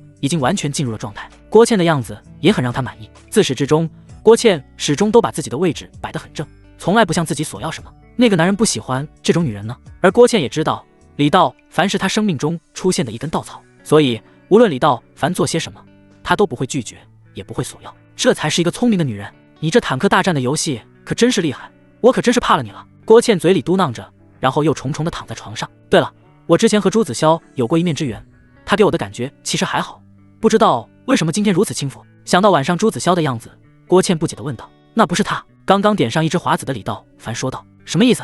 听到李道凡的话，郭倩一咕噜爬了起来。我利用控魂术进入了他的身体，他所做的一切事都是我让他做的。什么？控魂术？你进入了他的身体？郭倩此时大脑一片空白。他倒是听说过有很多人都在修武，这些人可能会有一些特异功能，但他从来都不相信这些，他以为这些都是江湖术士骗人的把戏。不过3大家族里面有修武高手的事，他确实听周楚生对他说过。郭倩捂住了嘴巴，这个李道凡到底是干什么的？怎么这么厉害？因为他之前就见识过李道凡透视眼的能力，所以郭倩也没有特别惊讶。他只知道自己以后一定要牢牢抱住这条大腿。这几天你去忙注册公司的事，我需要在最快的时间内完成，我还有其他的事。好的，老板。郭倩没有再说什么。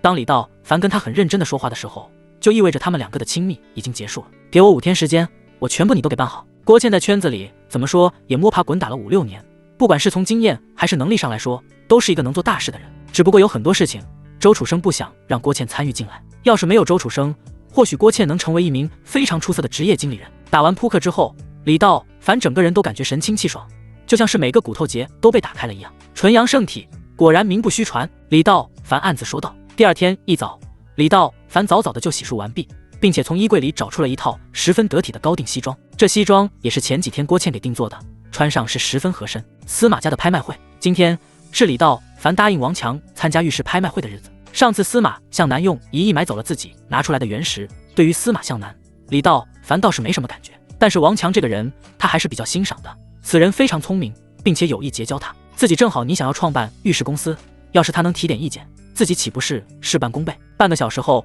路虎卫士停在了香格里拉大酒店的门口。酒店门前豪车云集，李道凡把车钥匙递给服务生，随后递上烫金请柬。门口的服务生恭敬地弯腰：“李先生，这边请。”3楼的国雅厅，巨大的水晶吊灯折射出璀璨光芒，脚下踩着进口的纯羊毛地毯，让人感到非常舒服。会场中几个西装革履的名流三三两两地交谈着，香槟塔旁的服务生穿梭其间。李道凡刚刚进入会场，一个西装笔挺的中年男子就热情地迎了上来：“兄弟，你可算来了，刚刚夫人还在问你到没到呢，你看我刚刚要打电话。”说着，中年男子便像模像样地掏出手机要给李道凡看。此人正是知春3大家族之一的司马家族的首席大秘书王强。李道凡笑着说道：“王大哥客气了，我肯定是要来的。”李道凡赶紧伸出手和王强握手，毕竟他知道王强向他拿出手机也只是客气话罢了，这家伙连自己的电话都没有，怎么给自己打电话啊？无非就是商业互捧而已。简单的几句客套话之后，王强直接把李道凡带到了第一排的位置。“兄弟，你就坐在这里，一会我和夫人就来陪你。王大哥你先忙。”对于王强的这个安排，李道凡还真没想到。正常来说，这种级别的拍卖会，坐在第一排的不是在东道主，就是邀请过来十分尊贵的客人。王强竟然把自己安排到了这里，可见司马家对自己的重视程度可见一斑啊。旁边也没有认识人，李道凡索性把目光落在了台上的拍品上。虽然所有的拍品现在还锁在箱子里，但透视眼的扫射下，这些拍品在李道凡的眼中一览无余。清代的青花瓷内部有细微的修复痕迹，战国时期的青铜剑其实就是年份久一点的仿品，压轴的几块原石其实也都开不出来什么像样的东西，充其量能做几副耳钉罢了，都是些不入流的货色。李道凡顿时绝对没什么意思，眼神向四周看去。就在此时，会场入口处的几名安保人员引起了他的注意。4、5个安保人员站得笔直，其中有一个身高将近2米的大个子格外显眼。此人面色黝黑，脸上有一道长长的刀疤，2只眼睛像鹰一样看着周围过往的人，同时站在那里指挥着其他安保人员。怎么这么眼熟？李道凡皱皱眉，仔细地回想着在哪里见过这个人。吴晓光。李道凡想起来了，这是自己的高中同学，高1的时候还做过一个学期的同桌，2个人的关系还不错。只是这小子真不是读书的料，刚上了1年就去当兵了。那时候的通讯也不像现在这么方便，2个人渐渐就没了联系。后来好像是听说这小子混得不错，已经去特种部队了。李老弟。不知什么时候，王强已经来到了李道凡的面前，察觉到对方失神，王强这才礼貌性地试探了一声：“王大哥，不好意思，看到个老朋友。”李道凡歉意地笑笑：“拍卖会还得一会开始，李老弟请便。”说完，王强伸出手示意李道凡随意一些。李道凡没说什么，点了点头，朝着安保队伍走去。随着2人距离越来越近，那个安保人员也看到了李道凡，随后他的脸上闪出了一丝惊喜之色，不过他还是站在那里没有动，保持着很高的职业素养，直到李道凡来到他的身边。“小光，是你吧？”李道凡走到大个子面前，笑着说道，站在对方面前，笑容真诚。“道凡。”吴晓光的声音低沉浑厚，脸上露出了高兴的笑容，随后用拳头使劲推了李道凡一把：“真是你啊，兄弟，好哥们！”李道凡也开心地笑了起来，用手拍着吴晓光结实的肌肉：“你怎么跑这来了？参加拍卖会？”李道凡指了指胸前的嘉宾徽章，然后上下打量老同学：“听说你当了特种兵，混得不错，怎么干起来这个了？”听到这里，吴晓光的眼神之后突然划过一丝暗淡，但很快就消失不见。“哎，上个月刚刚转业回来，你也知道，现在工作不好找。”看着吴晓光肩膀上的队长袖标，李道凡心里面已经有了主意：“小光，一会散场别走，我请你吃饭。”“好，我等你啊。”说完，李道凡便返回了自己的座位上。整个拍卖会，李道凡根本没怎么看台上的状况，而是一直想着自己的事，只是偶尔象征性的举举牌子，帮着司马家抬一抬价格而已。最后也只是拍了一件面相极其普通的翡翠原石，这块石头很小，根本就没有人加价。不过李道凡的透视眼早就看出来，石头里面的一小部分是帝王紫，只是很小很小而已，但这已经是现场唯一还算有些价值的东西了。虽然赚不了什么大钱，但是7、800万还是可以的，毕竟蚂蚁也是肉嘛。柯黄自己什么也不用做，直接把它扔给郭倩就可以了。散场的时候，李道凡简单的王强聊了几句，然后互相加了微信，就径直的走到了正在准备收队的吴晓光。“走吧，海鲜码头，我订了包房。”李道凡对着吴晓光摆了摆手。吴晓光犹豫了一下，看了看还没撤完场的客户，我这还有工作，我和王强打好招呼了，剩下的事留给下面的人去做。说完，李道凡不由分说地拉着他往外走。老同学重逢，喝2杯怎么了？想了半天，吴晓光这才狠下心来，毕竟他一天赚了人家500块钱的安保费呢。算了，管他500还是1000，朋友最重要。海峡码头是知春最著名的海鲜饭店，不光是装修豪华，价格也是贵得离谱。站在酒店门口，吴晓光犹豫着不肯点进去。我靠，哥们真带我来这呀？不回到社会不知道，现在的消费水平太高了，这种酒店怎么是他能进去消费的？哎呀，你赶紧，咱们兄弟去路边烧烤摊就行。李道凡订的包房是整个酒店最好的一间，装修风格和静谧性很好，整个包房只有2个座位。道凡，什么情况啊？来这么好的饭店？看着菜单，吴晓光不禁暗暗咂舌，这特么一只飞蟹就598吧，老子一天的工资都不够吃他的。他家好的东西要提前订，我都订完了，你再点点别的，可贵的来啊！我这还有2瓶台子。说着，李道凡把酒放到了桌子上。吴晓光看过之后更是懵逼了，这小子是发了什么横财吗？这么吃一顿1、2万都挡不住啊！这小子不是去赌了，就是干什么非法的事了。虽然以前2个人很好，但是人可是会变的。现在的李道凡2只眼睛都冒着光，要知道只有精神过度兴奋的人才会有这种表现。凡子，咱们出去。说完，吴晓光站起来架着李道凡就走。这小子疯了，这么一桌子菜，恨不得把自己的转业费都搭进去。这小子就算是有钱也不能这么败坏啊！小光，放心吃，咱们边吃边聊。李道凡坐着没动，而是又把吴晓光推了回去，一边说着，一边从衣服兜里拿出了一捆子钱。这是他刚刚从车里拿出来的，这一捆正好是10万。砰，一大捆钱放到桌子上，把桌子上面的酒杯都震得发出声音。李道凡这么一出，更是让吴晓光摸不着头脑了。你发财了？就算他以前是特种兵王，现在也懵了，走出来才知道现在赚钱有多么不容易。没人认为你是什么兵王就多给你钱，现代社会也不需要他的那些本领，今天就可这10万块钱花。李道凡淡定地说道。看着扔在桌子上的钱，吴晓光整个人都麻了，甚至还站起身把钱拿到自己的面前，看看是不是真的。行了，抓紧吃饭吧。李道凡刚刚说完，几个身穿制服的大长腿美女就端着菜走了过来，什么帝王蟹、佛跳墙、大龙虾、鱼子酱等等，全都摆上了桌子。在李道凡的催促下，吴晓光这才吃了起来。擦，这海鲜真他妈的好吃！你别光吃菜，这2瓶台子，咱俩1人1瓶。说完，李道凡拧开了瓶盖，给吴晓光倒了满满的一杯。那我可真不客气了呀！吴晓光嘿嘿的傻笑着，脸上的刀疤也随之跳动。1杯2两的台子，竟然被他一口闷了进去。这其实不算什么，像他们这种在部队的都十分能喝。说实话，这2瓶台子还不够他一个人的量。道凡，你现在到底干嘛呢？现在你先别问，一会儿我告诉你。今天晚上全都包在我的身上，吃喝睡，咱们一条龙。李道凡卖着关子的笑道。行，你现在是大户人家了，我不吃可白不吃。酒过3巡之后，李道凡这才认真的问了起来，你不是在部队混得挺好吗？怎么突然转业了？听到李道凡问，吴晓光闷头喝了一口台子，然后擦了擦手，悠悠的说道，哎，眼瞎了，见义勇为，最后人家反告我一状，没办法，部队给我转业了，钱也没给多少。听到吴晓光的回答，李道凡微微皱了皱眉，以这小子的本事，在部队干上一辈子不是什么难事，谁曾想现在落得这步田地。不过这样也好，他要是不转业，自己还错过了他这样的特种兵王，自己现在正需要。以后有什么打算？听到李道凡的话，吴晓光愣了一下，想说些什么，却摇了摇头，苦笑着说道，打算没什么打算，干一天是一天，父母也都死了，也算是无牵无挂。此刻他的心里又想到了自己以前在特种部队的峥嵘岁月，从来没想过见义勇为也会给自己惹出大祸，只能怪自己下手太重，把打女人的那男的踢成了残废。最要命的是那女人最后还反咬自己一口。他不服，但是没有办法，当安保能当一辈子吗？就算当了一辈子，能不能买房娶媳妇呢？现在只能走一步算一步了，想那么多干嘛？其实吴晓光的命运和大部分人一样，很多人没有一技之长，到了一定的年纪之后都会被这个社会所淘汰。尤其是现在的社会如此发达，很多工种已经不需要人了。在特种部队付出了5年的青春，可现在来看他的前途一片渺茫，就算是心有不甘又能怎么样呢？后来他也想开了，这就是命，人有的时候要认命。吴晓光低着头，用手使劲扯有些勒脖子的保安服，这保安服就像他的一生已经被牢牢的束缚住了。喂，想不想跟我干？李道凡突然说道。跟你干？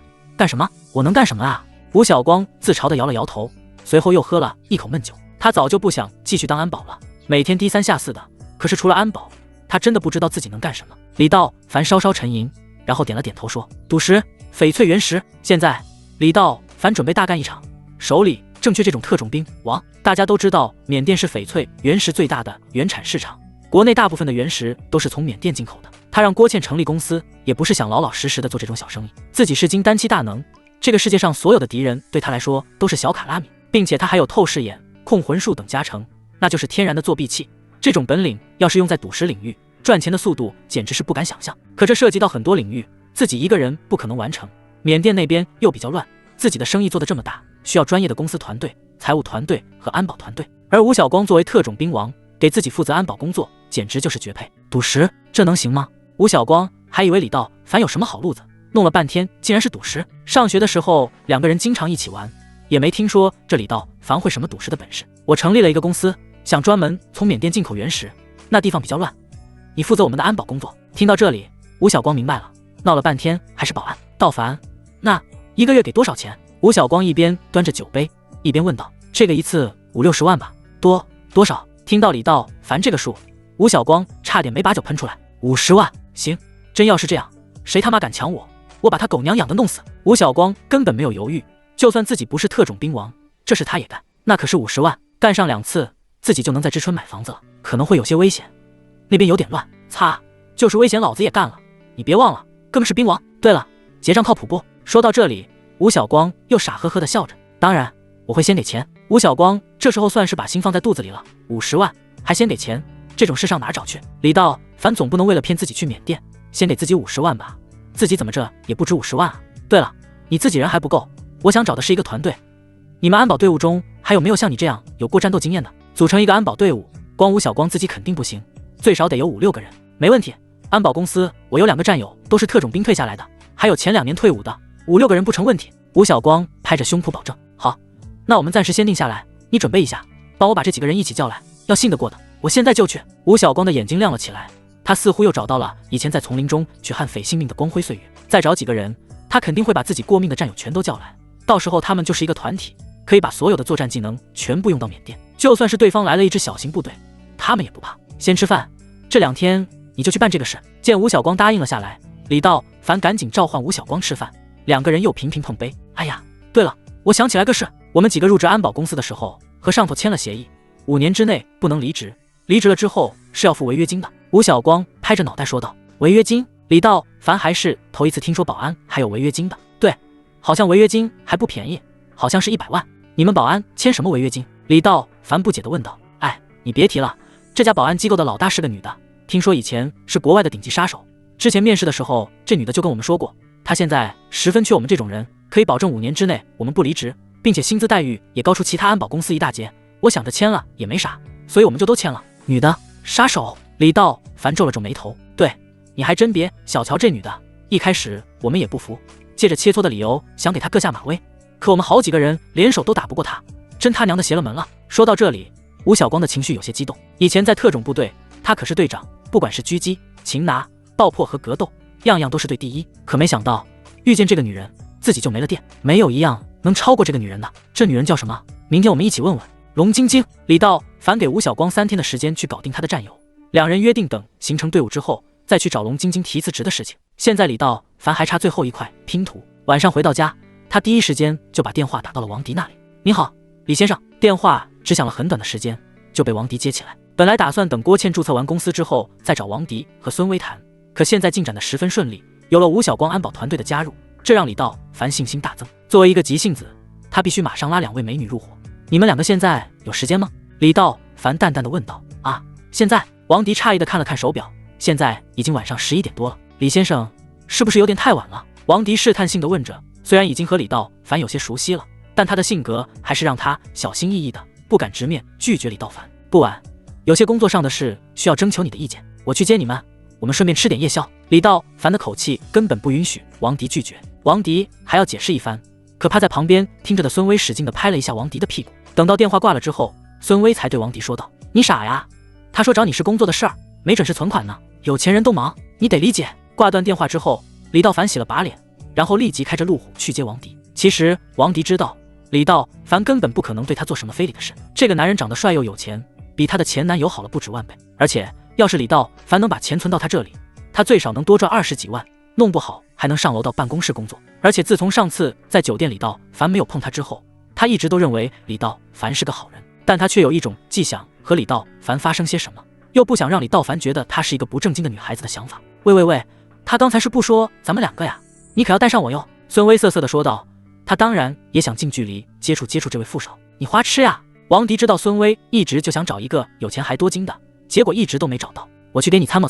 说完，孙威就跑到衣柜前疯狂地试起衣服来。其实孙威的这种举动也让王迪的心有点不安。孙威长得比自己漂亮，身材比自己好，腿比自己长，并且小山峰也比自己坚挺很多。虽然戴着眼镜，但是银行制服一穿上，尤其是孙威那种若即若离的眼神，要是再拿上一个小教鞭都可以角色扮演了。并且孙威有一个优势，他会英、德、西、法、缅5个国家的语言。除了在银行工作之外，他私底下还会接一些翻译的兼职。可以说孙威的个人条件还是很优秀的，并且他的兼职收入大概都要有2-3万元，是名副其实的有文化又有颜值。孙威要是跟他抢男人的话，他肯定没有什么优势，而孙威又是他的好闺蜜，所以他的心里有些纠结。半个小时之后，李道凡打来了电话，二女下楼，上车，咱们砸地摊去。李道凡摇下车窗，大方地冲二女挥了挥手。哇，这是路虎卫士吗？这个车也太有男人味儿了。上车之后，孙威摸着细腻的皮座椅，不住地赞叹道。也就是几分钟的时间，就开到了路边的烧烤摊上。8月份正是之春晚上热闹的时候，很多溜达串都围了不少的客人。3个人点了一些烧烤，并没有点啤酒。这么晚找你俩出来，确实有点工作上的事要谈。你说上次我们吃饭的那个女人，我们2个合伙成立了一家公司，这件事你应该也知道。但是现在公司没有财务，这方面我想找一个自己信得过的人，所以我就想到了你们。李道凡解释道。二女也认识郭倩，这没什么避讳的啊。二女听了之后一脸的震惊。说实话，银行的工作还是比较不错的，不管是薪资还是福利待遇，现在就业这么严峻的情况下，银行相当于是铁饭碗，所以银行的辞职率很低。而且2个人刚入职还不到2年，从来没想过要辞职啊。就在有些冷场的时候，孙威问道：李先生，我问一下，咱们的公司主要是做什么的？翡翠原石，需要从国外把原石进货回来，然后再卖出去，加工成各种玉器。玉石，孙威知道能做玉石这种大生意的都是有很多流动资金的。对，那我们万一去的话，工资这方面怎么算的呀？其实李道凡也不知道他们2个在银行能赚多少钱，但是想要把这种级别的铁饭碗撬过来，又得让他们全心全意为自己工作，那肯定是要高薪才好使。薪资你们不用担心，1个月10万。李道凡淡定地说道。可噗！二女听完，一个被可乐呛到了嗓子眼里，另一个直接把吃进去一口的馒头片吐了出来。这特么是什么工资啊？是正经工作吗？1个月10万，1年就是120万。现在他们1个月满打满算能赚到6000块钱，如果想赚够120万，需要工作16年。对了，不算奖金。李道凡又补充道。我靠，不，老板，我真的愿意给你打工。我们2个都是本科专业，而且我还会5门外语，并且精通缅甸语。真的。听到这里，李道凡眼睛顿时放出光来，自己特么的怎么这么顺？给你们1周的时间办离职。是，老板。2个女生异口同声地说道。此刻他们的内心充满了激动，自己马上就要成为百万富翁了。吴晓光的办事效率很快，仅1天过后，他就打来电话说拉来了5个战友进入团队。道凡，违约金的事恐怕不好办，那个姓龙的女人不放人。电话里吴晓光的声音很是低沉，带着一些失落。100万的违约金他可给不起。他怎么说？龙教官不放人？他说合同白纸黑字写着5年期限，现在要走就得付违约金，每人100万，我们6个人就是600万。吴晓光的声音里满是懊恼，要是他早知道会遇见李道凡，打死他也不会签这样的条款。李道凡挑了挑眉，眼中若有所思。600万不多，你安排一下，明天我去见他。对李道凡来说，区600万违约金没有任何问题。让他更感兴趣的是，这个女人到底有没有吴晓光说的那么厉害。第2天一早，银盾安保大厦门口，吴晓光带着5个兄弟早就已经站在门口等着了。老板。在吴晓光的带头下，几个身高1.8米以上，浑身都是肌肉块的人齐刷刷地站在一起。李道凡冷了一声，抬头打量着几个人。几个人虽然迷彩服早已褪去，但一看就是受过严格训练的人。老板，这位是麻子，这是亮子，这是……吴晓光在面前为李道凡介绍着，然后又不好意思地说：“我也有代号，叫刀疤。”看见面前的几个人，李道凡不禁笑了出来。我听说你们6个人竟然打不过那个姓龙的，不会是跟我开玩笑吧？听到这里，几个人高傲的头颅瞬间低了下来。我们确实……算了，他在哪？6楼。李道凡拍了拍吴晓光的肩膀道：“带路。”银盾安保公司的规模不小，整个大楼装修的也算是豪华。可李道凡还真没听说过有这么一家公司。很快，电梯就直达顶楼。龙晶晶的办公室门虚掩着，吴晓光敲了3下，里面传来了女人的声音：“进来。”几人没说话，在李道凡的带领下，依次走进了办公室中。当他看到落地窗前的女人时，竟然皱了皱眉头，满脸不可思议的样子。在他的想象中，这个龙晶晶应该是个很男性化的女人，再怎么说也得是个女汉子，毕竟6个特种兵联手都打不过她。可现实却是，这个女人和她想的一点都不一样。龙晶晶身高1.72米左右，整个身材就像是维密模特一样，身上穿了一套非常得体的黑色西装，长发扎成马尾，立显得十分利索。报告龙教官，吴晓光到。女人缓缓转身，当李道凡看到她的脸后，就变得更加吃惊了。这个女人太美了，美得难以用语言形容。如果说郭倩是女人中的极品，那她显然比郭倩更加迷人。标准的瓜子脸，五官精致而立体，拥有教科书一般的身材比例。最让李道凡感到意外的是，她的眼神透露着一股杀气。可以说，郭倩有的她都有，郭倩没有的那种冷艳气质，她也有。她的美不像是郭倩那种御姐风，更像是一位高高在上的女王。就是你想要挖走我最好的6个队员？龙晶晶没有理会吴晓光，而是直接开门见山地问道。人才流动是正常现象，我想龙总不会不明白吧？李道凡微微笑着，眼睛直视龙晶晶，因为他发现这个女人想要用她的强硬压倒他。可龙晶晶失望了，面前的这个男人没有任何怕他的意思，甚至有点想要和他硬刚。哼，自不量力！违约金每人100万。龙晶晶满以为会有天价的违约金绑定吴晓光，肯定不会有人来挖墙脚，而且一挖就是6个，这种用人成本太高了。没问题，如果龙总同意，我现在就可以打钱。李道凡还是面带微笑，此时他的透视术已经把面前的这位大美人看了一个遍。虽然龙晶晶外面穿了很正式的西装，但特别有女人味，并且这女人的马甲线十分清晰，就像是雕刻上去的一样，足以证明平时的训练强度有多大。这女人真好。钱，李总太小看我英盾了吧？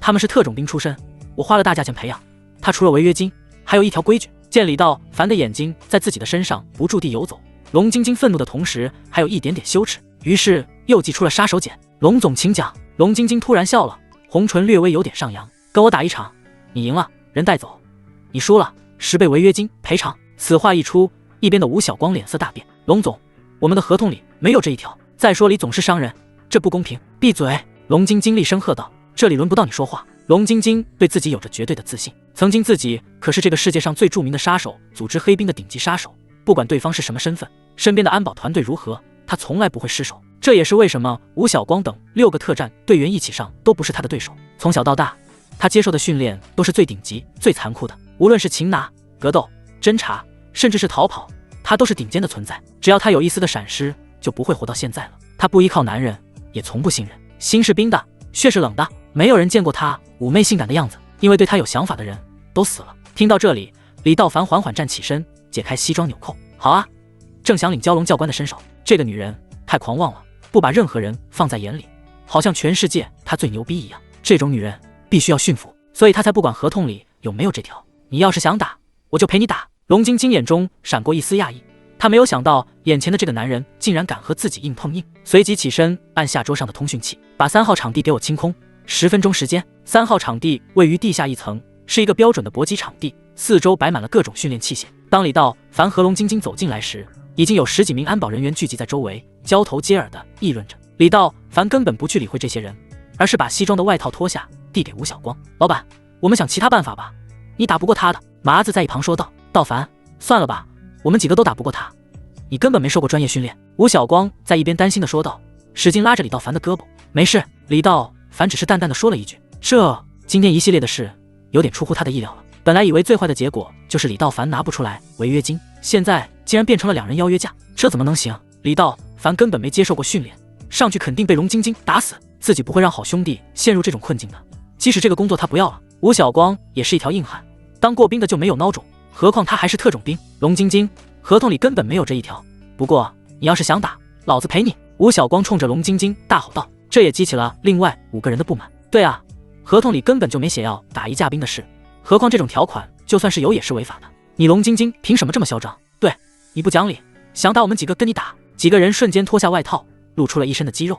你们不配，手下败将而已，在这里叫嚣什么？龙晶晶听后轻蔑地笑着，就这几个人的3脚猫功夫，还想跟自己打？你有种就打，没种就给我滚！什么规则？李道凡摊了摊手，顺便把里面的衬衫卷起袖口。无限制格斗，没有规则，直到失去战斗力或者认输。龙晶晶此时已经掉到台上，外套已经脱去，就连紫色的蕾丝内衣也都换成了运动背心。有问题吗？没有。李道凡晃着脖梗说道，随后也站到了场地中间。开始。龙晶晶话还没说完，几乎是在同一时间，整个身子就向李道凡冲来，一记鞭腿踢向李道凡的头上。卧槽！看着台上的龙晶晶，吴晓光几个人在台下惊呼：龙晶晶的身法太快了，速度和力量都属于顶级，自己就是被她的鞭腿击败的。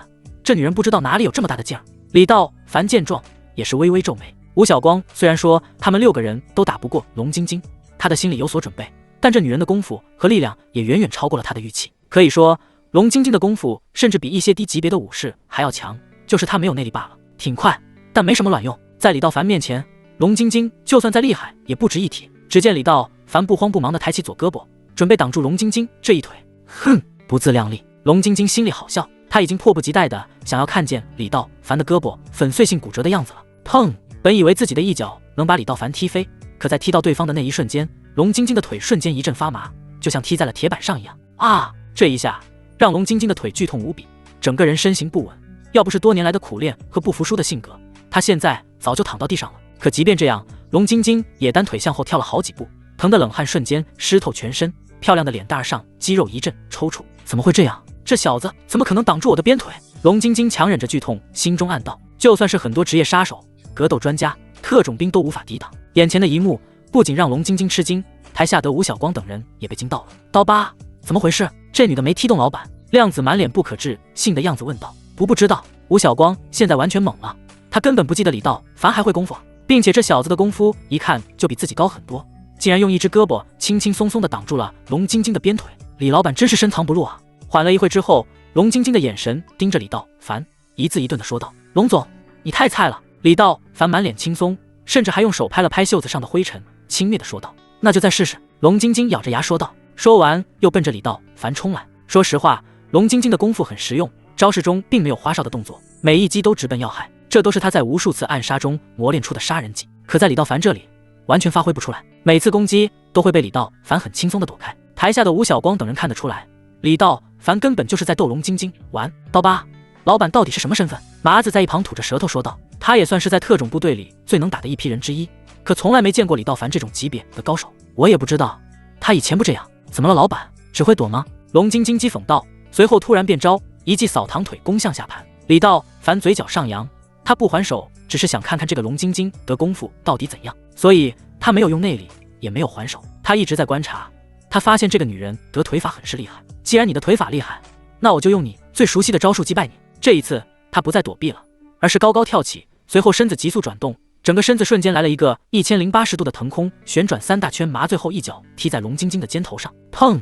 李道凡并没有用内力，这一脚也就是极为平常的一脚，毕竟李道凡也要怜香惜玉嘛，要真是稍微用力，恐怕这女人早就挂了。一声闷响，龙晶晶压根没看明白这小子是怎么在空中转3圈的，肩膀上就结结实实挨了一脚。即使李道凡手下留情，可龙晶晶还是腾空而起，整个人重重的在场地上，嘴角上更是一抹鲜红。训练场上鸦雀无声，所有人都瞪着眼睛，不敢相信眼前看到的这一幕。不可一世的御姐龙晶晶竟然被这个男人一招打败。你！龙晶晶挣扎着想要爬起来，却发现李道凡的脚已经轻轻踩在他的肩膀上，力道不大，却让他无法起身。认输吗？李道凡居高临下的问道，声音平静的可怕。下面的龙晶晶杏眼圆睁，龙晶晶的眼神里充满了疑惑，他不知道自己为什么会输，明明这个男人看起来根本没有力。我认输。龙晶晶咬着嘴唇说道。听到身下的美人认输，李道凡立即收回脚，然后一把拉起龙晶晶。龙总，不好意思了。龙晶晶狠狠地甩开李道凡的手，揉着麻木的肩膀说道，你到底是做什么的？普通人，我现在可以带着他们走了吧？龙晶晶顿了一下，随后脸色铁青地说道，人带走，但违约金1分也不能少。听到这里，在场的所有人都愣住了。刚刚比试之前不是说好了吗？只要能打赢他就可以带走人。龙晶晶明明输了，为什么又要坚持要违约金？龙总，这不合理。合理。龙晶晶冷笑道，比试归比试，合同归合同。龙晶晶也不想说话不算数，本来以为自己胜券在握，可李道凡偏偏打赢了他，自己又不能白白的让吴晓光等人跟着他走，只能厚着脸耍无赖。李道凡的心里很是不满，眉头紧皱的盯着他看了好几秒，随后微微一笑，好，600万，我现在就转账。龙晶晶显然没料到他答应的这么痛快，眼中闪过一丝诧异，但他很快掩饰过去，随即报出了一个银行账号。一边的几个人都被李道凡的气势吓住了，老板到底是做什么生意的？明明赢了龙晶晶，就是不给龙晶晶也不会有话说，而且拿出600万眼睛都不眨一下，这就是强者的魄力。只有跟着这种人魂，才能过上好日子。小光，我们走。龙教官后会有期。离开营顿，吴晓光等人每个人都拿着一个行李包，眼中难掩兴奋之情。老板，以后我们的命就是你的。几人郑重地说。吴晓光弄出这么一出，李道凡反而觉得不太习惯。前2天2个人还在一起喝酒，转眼就成了老板和小弟的关系。钱这玩意真的可以让鬼推磨啊！我要你们的命干什么？跟着我好好干，有钱大家一起赚。李道凡笑着摇头说道。就在此时，手机突然响了起来，竟然是郭倩打来的。这女人忙着办理公司，一连好几天没联系自己，今天打来电话，看来是忙得差不多了。说，电话里传来郭倩兴奋的声音：“老板，公司的事情已经办妥了，现在所有的手续全都齐全，我还在市中心的地方租下了一间门市，准备做我们的店面。”李道凡非常高兴，郭倩的办事效率很高，不到3天的时间就能把这么复杂的事情搞定。看来郭倩确实不是花瓶，很好，值得表扬。李道凡难得的表扬了他。老板，你晚上有时间吗？郭倩在电话里涩涩的说道。李道凡心中好笑，看来这女人休息了几天之后，又想和自己打打扑克了。你有事？李道凡故意问道。也没什么事了，只不过人家想你了吗？最近我又学习了很多新的知识。郭倩充满挑逗的说道。你来乐府大酒店吧。好的，老板，人家想死你了。挂断电话之后，李道凡冲着吴晓光等人摆摆手，你们先回去吧，明天上午10点，我告诉你们在哪集合。李道凡的心情不错，最近几件事办得异常顺利。此时的他正半躺在总统套房的沙发里抽着华子。其实一直住酒店也是很好的，还有人给打扫卫生。想到这里，李道凡暂时止住了买房子的想法。已经好几天没见到妹妹了，李道凡拿起电话给李不语打去。不语，在忙什么？哥，我和小韩还有朋友们在逛夜市呢。听得出来，李不语的大学生活很快乐。死丫头，你也不想哥哥呀？什么时候回来？几天不见，李道凡就想妹妹了。哎呀，周末我就回去了。你的钱还够不够？不够我再给你。李道凡不想让妹妹有经济方面的顾虑，上了大学花钱的地方更多。够了哥，上次你给我的10万我根本就没怎么花，现在我都快成富婆了。咚咚咚，房间内响起了敲门声。李道凡打眼看去，郭倩已经到了。好，那我就不打扰你们了，好好玩吧。这丫头，李道凡无奈地摇了摇头，起身准备开门。哈喽，老板。郭倩站在门外，一脸阳光地看着李道凡。这女人还真是个尤物，一点都看不出来她已经35了，嫩得就像是大学生一样。郭倩今天竟然穿了一件淡红色的长裙，脚上配了一双红色的细头高跟鞋，就像是刚刚毕业的女大学生一样。见房门打开，郭倩一下子小跑到床前，一屁股坐了下来，然后赶紧把高跟鞋甩出去老远。这个高跟鞋买的不好，太卡脚了。说着，纤纤玉手摸在这脚后跟处。李道凡站在床边看着郭倩，这女人简直是个妖精，一双脚白白净净的，脚踝处光滑如玉，脚趾肌肤很是细腻，骨节也很匀称。更让李道凡感到着迷的是，郭倩的脚趾甲上还涂着一层淡淡的红色指甲油，显然是为了搭配这双名牌鞋子。李道凡伸手搭在郭倩的肩膀上，满眼都是坏笑。你干什么？我没洗澡呢，你不洗澡也很香。随后李道凡就像一只猛虎一样扑到郭倩的身上。哎呀，放开我！郭倩被压得喘不过气来，虽然隔着衣服，却也能够感受到李道凡的力量。2、3天不跟我汇报工作，有你这样的总经理吗？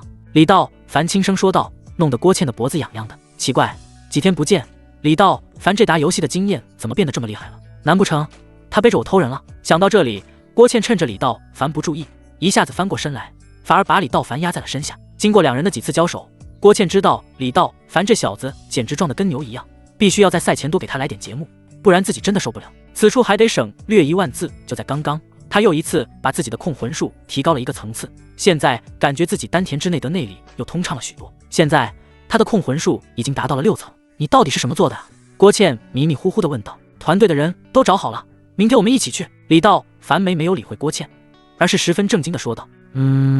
郭倩应了一声，然后又沉沉睡去。算了，看这样子，郭倩今天肯定回不去了，就让她住在这里吧。早上10点，在郭倩找的门市房门口，非凡玉石股份有限公司的董事长李道凡、总经理郭倩和财务王迪孙威，还有安保团队吴晓光等6人见面。郭倩找的门市房位于市中心一座写字楼下，地理位置相当优越，并且路的对面就是一座古玩商城。总体来说，让李道凡比较满意。当然，现在的玉石行还没有营业，之前是一个大型的台球厅，所以现在的工作是重新装修。这座房子上下2层，总计有500多平，正好1楼可以摆放展台，2楼当作办公室。里面的台球桌已经被撤走了，但是还剩下几个略显陈旧的沙发。几个人坐在一起后，李道凡开始介绍大家认识。这位是我们的总经理郭倩女士，负责我们公司日常运营工作。介绍完毕之后，李道凡四下看了看环境，尽快找装修公司吧，先设计好图纸，拿出施工方案，没什么问题的话，我们就大包出去。好的，老板。郭倩应道。对了，你做一下攻略，我们要出去进一批原石，具体的行程你规划一下。李道凡又对着郭倩安排道。关于住宿和机票等等，我们不要省钱，毕竟这是我们第一次进货，大家还是要舒服一些。我一会儿把钱转到公司账上，公司的财务工作由王迪负责。小光，你是安保部的经理，你带3个人，麻子和亮子抽出来做总后勤，稍后给我总监个群，把大家都拉进来。李道凡干净利落的安排完之后，剩下的事情就不需要他干什么了。就在此时，他的手机响了起来。王大哥，打电话来的正是司马家族的大秘书王强。李老弟，最近怎么样？王强在电话中客气地问道。还可以。王大哥，有什么吩咐？李道凡对王强的印象不错，之前在拍卖会上2人互换了手机号，他知道王强打电话来肯定是有事，所以他也就直奔主题。上次的拍卖会举办得很成功，当时实在是太忙了，照顾不着。今天南姐想请老弟吃个饭，不知道你有没有时间？李道凡心中纳闷，司马向南作为3大家族司马家的掌门人，事情应该很多，没必要这么看重自己吧？还专门请我吃饭，这闹的是哪一出啊？不过反正自己现在也没事，不是都说司马家是知春3大家族吗？自己虽然不想抱什么大腿，但是多个朋友肯定比多一个敌人要好得多。好，南总请客，怎敢不去？老弟，你在哪？我派人接你。活力城对面有一家桌球厅，我马上就到。挂断电话之后，李道凡突然想起了什么。对了，我们出去属于出公差，公司会给大家发补助，1个人10万块吧。我的天，在场的几个人听后同时都有些诧异，老板太牛波一了，出一趟差还什么都没干，就先奖励10万。现场也就是人多，如果没有其他人，就连王迪和孙威都想抱着李道凡的大腿啃一啃。孙威，你统计一下工资和出勤，我们既然是公司，就要有正规的管理制度，所有的工资都要有一个固定的数目。说实话，李道凡对开公司一窍不通，但是也不知道为什么自己的思路非常清晰，反应速度也很快，好像自己天生就是这块料一样。他不知道的是，纯阳圣体还有一个特点，就是与极阴之体联系的越多，脑域开发就会变得越来越强，所以他的思维才能越来越广。还有什么问题吗？问题我走了。李道凡又看了看几个人，走了？干嘛去？郭倩忍不住地问道。李道凡一愣，然后冷冷地对郭倩说：我去哪里还要向郭总经理汇报吗？女人时不时就得紧警惕，别以为跟自己发生了几次关系就可以掌管自己的行踪。这句话虽然没什么，但至少郭倩能说出这样的话，就证明她的心里已经想对自己掌控了，必须要及时制止她的行为。没，我就是问问。看到李道凡冷峻的脸，郭倩顿时感觉说错了话，整个人略显尴尬地说：做好自己的事，散会。刚刚说完，李道凡的电话又响了起来。李老弟，我到门口了。王强的速度非常快，前后也就是10分钟不到。李道凡走出公司，还是上次的那辆迈巴赫轿车。李老弟，几天不见，甚是想念啊。王强满脸笑容的走了过来。王大哥说笑了，倒是你满面红光的。2个人客套了一番，然后王强就张罗着去吃饭。李道凡自然没有意见，索性也不开车了，直接坐着王强的迈巴赫。迈巴赫一脚油门向着知春城东驶去，开了半小时左右，最后停在了一家偏僻的园林边上。而在园林的深处，则隐藏着一家高端的私房菜馆。此时也才刚刚11点，这家私房菜馆的门口竟然停了一众豪车，奔驰、宝马不稀奇，阿尔法、雷尔法也有7、8辆之多。李道凡暗暗咂舌，这家私房菜馆看来有些能耐，不然不会有这么多非富即贵的人来消费的。李老弟，这是咱们知春最有名的一家私房菜，是私人会所，今天南姐也是好不容易才订到了位置。王强边走边给李道凡介绍着。南总费心了，这种店我还真没来过。李道凡客气地说道。在里面吃饭的人非富即贵，他们家无论是环境还是菜品都是顶级水平。太客气了。李道凡知道这种私人会所只接受熟人预定，要是没有会员，就是再有钱人家也不让你进。看来今天司马向南要出点血了。不过这点钱对于司马家来说肯定是9牛1毛的，能请自己到这里来是为了表达对自己的尊重。可是自己有什么地方让司马向南尊重呢？这家私房菜馆的装修着实讲究，外表是苏州园林的风格，进去之后更是极致奢华。里面面积很大，呈园林式排开，包房之间被假山和喷泉等造景隔开，每间包房有专门的服务人员，客人的空间都是完全独立的，私密性很是不错。就连服务员也全都是1.7米以上的大长腿，旗袍上身，腿上穿着肉色的丝袜，显得异常端庄。并且当李道凡走进菜馆的时候，整个身体竟然察觉出一丝异样，说不清这是一种什么感觉，但一进来就让人感到身心非常放松，似乎脑子都清醒了许多，内力好像更浑厚了一样。他感觉这里面一定有什么宝贝，长时间待在这里对自己内力的提升应该也有帮助。在美女服务员的指引下，李道凡来到了君子兰包厢。包间内，一位端庄典雅的美妇人坐在正中，此人正是司马家的掌门人司马向南。司马向南今日穿了一件午夜蓝的真丝套装，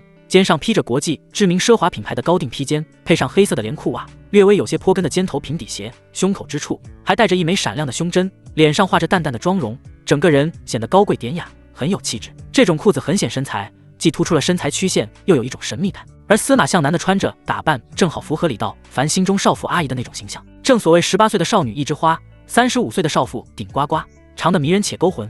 阿姨懂事不粘人，只是在李道凡看来，在妩媚性感的外表下，似乎司马向南的气息不算太好。李道凡在山上5年，精通医术，这一点不管司马向南如何化妆，都是掩盖不了的。看见李道凡进来，司马向南连忙起身，嘴上笑着说道：“贵客到来，欢迎欢迎。”李道凡见状，连忙客气地说道：“夫人说笑了，我哪是什么贵客啊，就是小白人一枚。哎呦，小王你看看，我就说嘛，真正的高人都变招法的装着普通。”说完，3个人爽朗地笑了起来。道凡，这个私房菜味道还不错，他们家的老板可是个高人，听说在店里布置了很多风水阵，导致风水出奇的好，而且装修的时候还在我手里买了很多稀有的玉石摆件，听说都被他放在了一个特别的地方，用来维护风水。所以啊，这里开业至今一直都是爆满，最主要的是饭菜做的也确实不错，并且这些菜品很是养生，每次吃完我都感觉好像神清气爽了似的。听着司马向南的介绍，李道凡不禁暗暗吃惊，自己一进来的时候就感觉这菜馆的风水很不一般，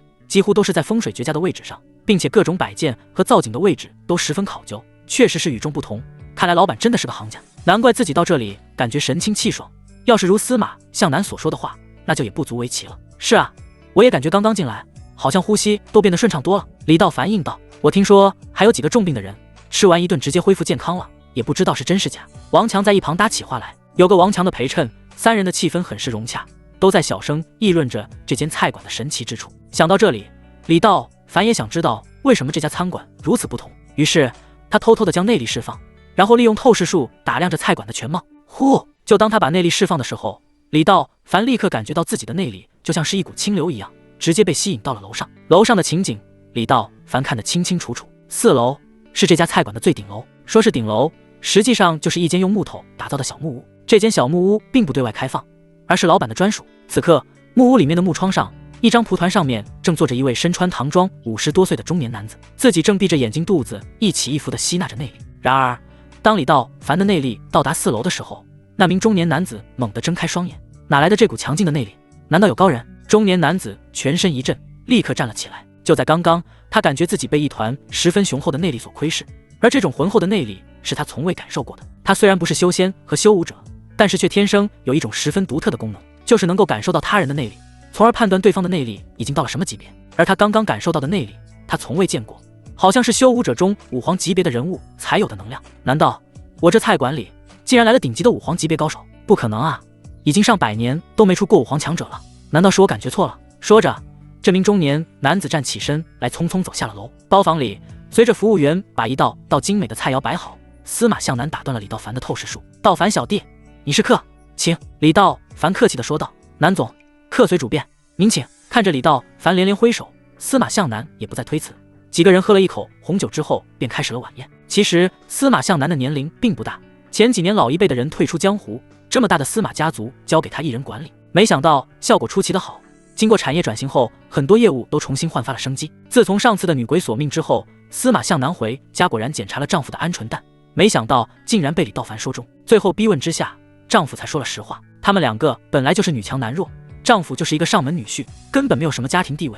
这件事发生之后，就被司马向南扫得出门了。南总，今天找我来，恐怕不只是吃点饭这么简单吧？李道凡知道司马向南这种级别的人物约自己出来，不可能只为了吃一顿饭，一定是有事。见司马向南不说，李道凡索性主动提了出来。李道凡的主动闻讯，倒是让司马向南略感吃惊，心中暗道：这小子果然聪明，不等我将话题引入，便先提出要求，这样一来我就丧失了主动权。不过司马向南毕竟是大佬级别的人物，他对王强使了一个眼色。王强瞬间会意地说道：李老弟，上次见面的时候，你说在家赋闲几日，不知道你将来有何规划？王强笑着说道：哎，王大哥，现在我还真没想好，不过确实是想跟朋友一起做点什么。李道凡心中一动，原来司马向南想要拉拢自己，不过自己肯定不会进入司马家的，就算对方给的钱再多，那也是为别人办事，自己堂堂的金丹期修仙大能是不会给别人打工的，并且现在公司刚刚成立，还有很多计划没有完成。听李道凡这么一说，司马向南和王强倒是会错了意，他们都以为李道凡说的是想跟朋友做些什么，是想让司马家拉他一把。想到这里，司马向南笑着说道：道凡老弟，如果可以，我司马向南双手欢迎你加入到司马家来。司马家族可是知春3大家族之一，坐拥资产无数，很多行业上司马家都有涉及。可以说，知春当地人能在司马家的公司里任职，那都是祖上烧了高香了。司马向南之所以想要招揽李道凡，不单单是因为他会赌石，还有更深层次的原因。说实话，能混到3大家族这种级别的，不光要是经商头脑，更需要的就是实力。而实力的高低，取决于各方势力修武者的数量。司马向南的父亲司马文泰和司马文山就是武师级别的修武者，两兄弟在知春打拼了几10年，才创办了司马家族。可是修武者也不光是司马家的专利，另外2大家族上官家和霍家的创始人也是修武高手。所以自从3大家族3足鼎立以来，各方势力经常发生械斗。这几年司马家进入了青黄不接的阶段，司马文泰和司马文华退休不问世时，其接班人司马向南从小就不是修武的材料。因此虽然这几年运营的不错，可实际上司马家族的实力是不如另外2大家族的。上官家和霍家不知在哪请来了好几位武师级别的高手，到处打压司马家，在很多重点领域都抢在了司马家的前面。虽然司马家也培养了很多修武者，但这些人基本上都是低级别的武者。经过几次小规模的打斗，司马家全部以失败告终，这导致司马向南在商场上频频受挫。要是3家真的因为什么事情彻底闹翻，恐怕司马家族根本不是对手。商场如战场，未雨绸缪是司马向南最重要的工作。自从李道凡在展会上出现，司马向南就一直在暗地调查李道凡。司马向南惊讶地发现，李道凡这小子很有可能是一个高级别的修武者，毕竟能轻松地干掉青龙帮大堂主谢风，足以证明李道凡的实力。虽然不知道李道凡到底是什么水平的修武者，但可以看出其实力肯定不会低于自己手下的任何一位。因此司马向南确实有意拉拢李道凡来为司马家办事。面对司马向南的邀请，李道凡微微一笑，十分客气地说道：南总，说实话，我对为别人打工没有任何兴趣，不好意思了。话虽然说得很直白，但李道凡还是说出了口。听到这里，司马向南和王强都有些发懵，他们不知道李道凡到底卖的什么关子，还以为是自己的筹码没能打动李道凡。见2人面面相觑，李道凡接着解释道：是这样，我最近和朋友刚刚开了一家玉石店，想在玉石这方面做些生意。刚刚王大哥找我来，其实那里就是我们公司的办公地点，只不过刚刚盘下来还没有装修。2人听后先是有些意外，而后又恢复了平静。李道凡看时很准，想在这一行发展也实属正常。想到这里，司马向南有些失望地说道：果然是青年才俊，有自己的想法。你看石头一看一个准，这方面肯定会大展宏图。李道凡心里好笑，别说我看石头很准，你不知道的是，我连你里面穿什么颜色的都能看出来。司马向南接着说道：道凡，如果在这方面有什么需要帮助的，尽管找我。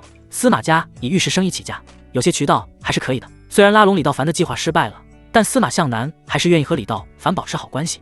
这种人次啊，说不定以后就会用到。李道凡略作停顿，思索片刻。司马向南的做法让他大感意外。都说同行是冤家，谁都知道司马家靠着玉石发财，司马向南却愿意帮助自己，这其中只有2种考虑。第一，司马向南没有把李道凡的玉石当回事，认为他掀不起什么风浪。第二，司马向南是真心想帮他。李道凡认为自然是前者，毕竟除了郭倩，谁也不知道他有透视眼的事。赌石这行风险太大，司马向南不相信自己也实属正常。郭倩虽然在玉石上有些资源，但是玉石的主产地缅甸，郭倩却没有去过，更没有认识的人。缅甸那地方乱世出了名的，局势非常动荡，各地除了政府军之外，还有很多的民族武装，尤其是缅甸北部和东南部，社会治安更是乱到了极点。贸然前去，很有可能被当地的武装势力吃掉。李道凡正愁没有门路，司马向南的玉石生意做得这么大，在缅甸帮自己找一些进货渠道应该不成问题。南总，我想在缅甸进一批货，不知道您这方面有没有人脉？缅甸，司马向南没想到李道凡竟然想从产地拿货，看来这小子野心不小啊。那里很乱的，货虽然多，但那里水很深。司马向南说道：不入虎穴，焉得虎子？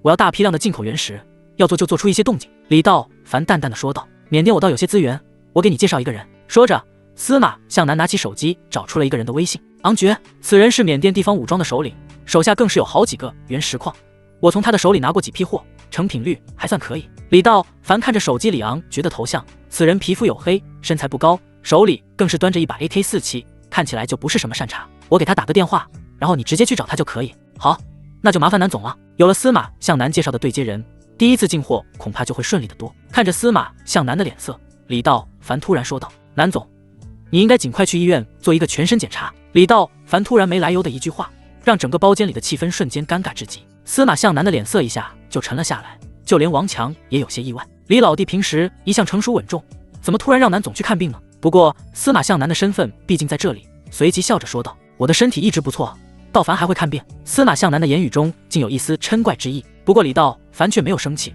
换做任何一个人，自己在他面前说你有病，人家要是不生气才怪。司马向南算是很有礼貌了。刚刚进屋的时候，李道凡就看出司马向南的脸色异常，刚才用透视眼扫描了一下司马向南的全身。李道凡惊讶地发现，在司马向南的子宫里有一个橘子大小的瘤子，只不过没有号脉。他不确定这个瘤子是良性的还是恶性的。要是司马向南不给他介绍昂爵认识，李道凡也不会主动提起，就当是还了司马向南的人情。所以李道凡并没有生气，不算会看，只是之前学过几天中医。呵呵，道凡真会聊天，一眼就看出来我有病。司马向南的脸上不满的意味一闪而过，但还是面带微笑的说道。可此时的他心中早就已经对李道凡不满了。要知道自己是有专门的医疗团队的，就连每天的食谱都有专人安排。自己的身体出现异常，肯定是自己先知道，并且身边的医疗人员也会提醒他。而现在他感觉自己的身体很好，并没有任何不适的地方。南总，我也只是猜测，毕竟没有号脉，所以我想让南总去做一个完整的检查，不要耽误了病情。哎，那还去什么医院啊？有李神医在此，你就帮我号号脉呗。司马向南本来对李道凡的印象不错，可没想到这么离谱，一气之下竟然直接把手伸了过来。李道凡无奈地挠了挠头，看来司马向南对自己产生怀疑了。是啊，李老弟，择日不如撞日，不如您就给南总号脉看看。王强见场面如此尴尬，这才出来解围说道。其实李道凡根本不用号脉，司马向南子宫里的这个瘤子，不管是良性还是恶性，都需要尽快切除。号脉只不过是确定一下是不是良性的而已。可他不想暴露自己太多，若不是司马向南今天牵线搭桥，自己也不会去管这个闲事，所以号个脉还是很有必要的。司马向南白皙的手腕就放在李道凡面前，此时他甚至觉得李道凡有点像江湖骗子了，之前为他除女鬼的事也只不过是凑巧而已。麻烦你了，道凡。见司马向南抓住不放，李道凡心中叹气，知道司马本来还想告诉司马向南女鬼背后还有人的事，这回自己肯定不会说。南总，我说的对不对？你明天检查后便知，如果不是今天你给我推荐了缅甸的联系人，我也不想说出来的。李道凡依然稳稳地坐在椅子上，丝毫没有动的意思。多谢了，李神医。说完，司马向南转身朝着外面走去。看到自己的主子走了，王强多多少少显得有些不知所措，去追司马向南。可李道凡还在这里，可现在把李道凡扔下，却太不够兄弟义气了。并且以他对李道凡的了解，如果李道凡没有十足的把握，他是不可能说出来的。李老弟，这……李道凡看出王强的想法，拍了拍他的肩膀，淡淡说道：“王大哥，你可能也在认为我胡说八道，可明天南总一去便知，他一定会再来找我的。老弟，你确定？”王强满脸惊讶地问道。“放心，你快去追南总吧，你和我不一样。”李老弟，那我们改天再约。随后，王强急忙走出包间去追司马向南。李道凡擦了擦嘴，嘴角上扬，他敢肯定，这个司马向南明天一定会找到自己。与此同时，楼上的那位身穿唐装的中年男人急忙走下楼去。此人国字脸，络腮胡，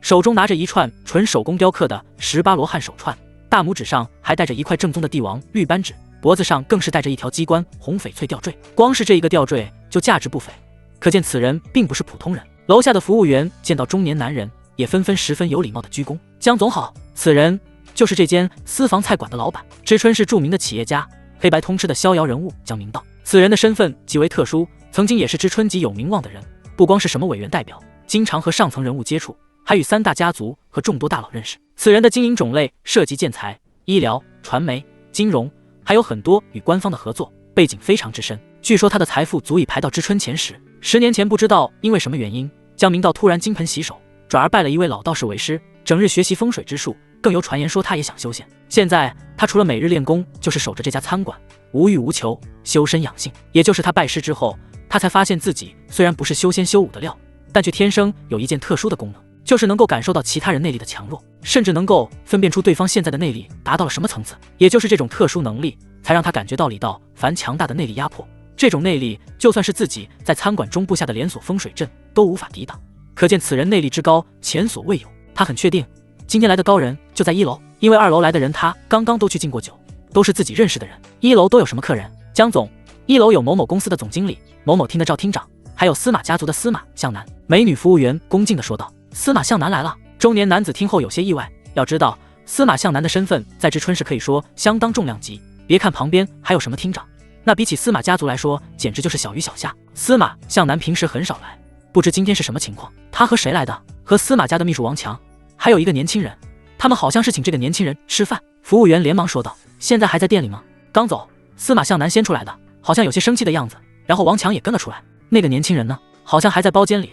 不，就是他。服务员抬头一看，这个年轻人正好走了出来。听到服务员的话，江明道抬眼向着李道凡看去，只见李道凡嗑着瓜子，十分悠闲地走了出去。应该就是他。这团雄厚的内力距离江明道越来越近，他很确定这股内力就是李道凡发出来的。不对啊，这个年轻人不过是20几岁，虽然天庭饱满的阁方圆，面相不错，但是却看不出来他是个修武者。但是他却不知道从哪里感觉得到这个年轻人身上有一股神韵气息，所以他也无法确定李道凡到底是不是修武者，一时间有些恍惚。李道凡见两人都走了，自己也不必在此停留，于是走到餐馆门口下，想要开车回去。可到了门口才想起来，自己是坐着王强的车来的，路虎卫士根本就没开来。这个餐馆的位置太偏，距离市区恐怕要50多公里，自己总不能直接飞回去吧？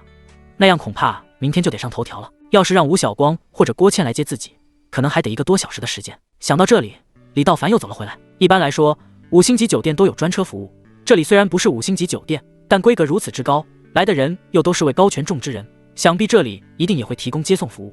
你好，小姐，能帮我叫个车吗？李道凡来到吧台，对收银小姐说道。先生，可以的，您需要支付500元。收银员微笑着说道。没问题。李道凡笑着说道。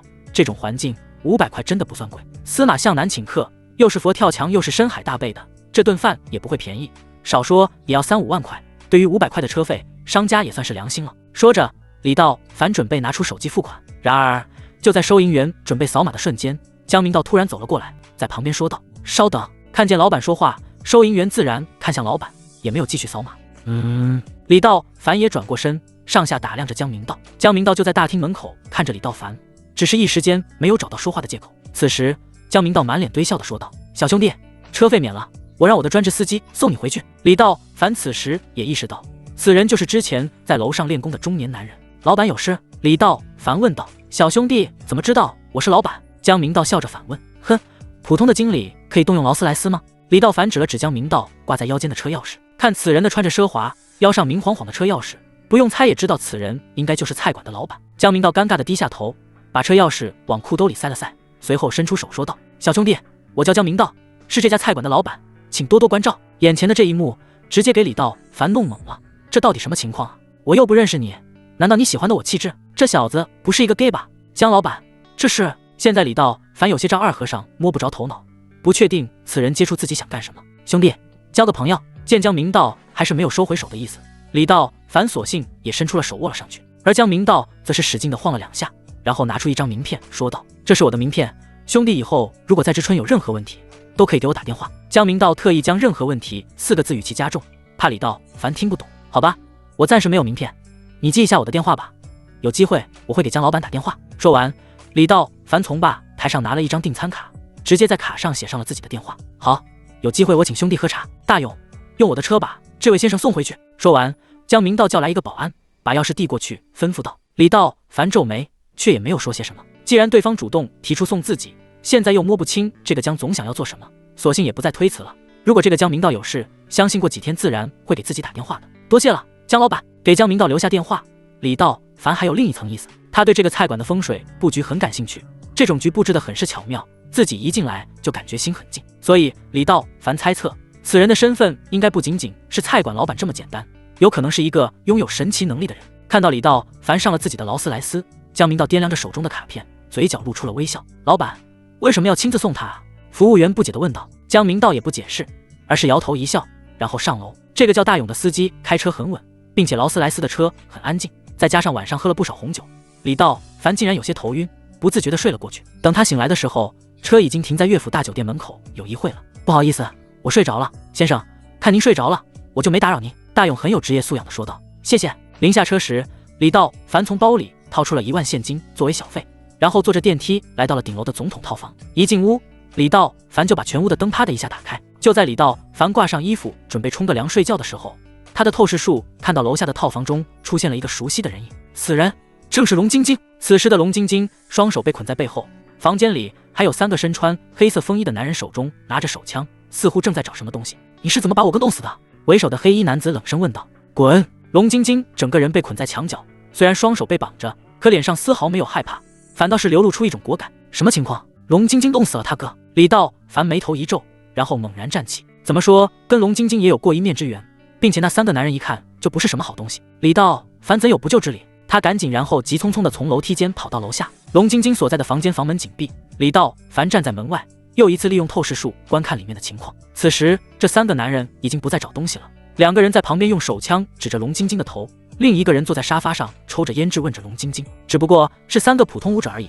李道凡想要干掉他们简直轻而易举。龙晶晶一声不发，反而鄙视地看着男人。男人失去了耐心，向着旁边的2个挥了挥手，示意2人开枪解决掉龙晶晶。事关紧急，李道凡也不再犹豫，而是一脚踢开了酒店的房门。砰！现在已经接近凌晨，走廊里格外安静，大门一下被踢开，巨大的声响把屋里的几个人都吓了一跳。3个男人没想到房间有人闯进来，拿着枪的2个男人立刻跳了起来，把枪口对准李道凡。可李道凡不会给他们开枪的机会，一个箭步冲到2人面前，然后双手掐住2人的手腕，使劲一拧，咔吧！2人顿时觉得手腕处传来钻心的疼痛，痛苦的嚎叫声让2个人把手枪扔下。龙晶晶刚刚与死神擦肩而过，此时他面前的男人正好挡住他的视线，他根本不知道来的人是谁。同时他也纳闷，自己在乐府大酒店没有认识人啊。不过龙晶晶的反应很快，他用尽全身力气躺着踢出一脚，然后双手在后面拧了几下，一下子就挣脱了困住自己的手铐。而李道凡那边已经把那2个男人打晕过去了。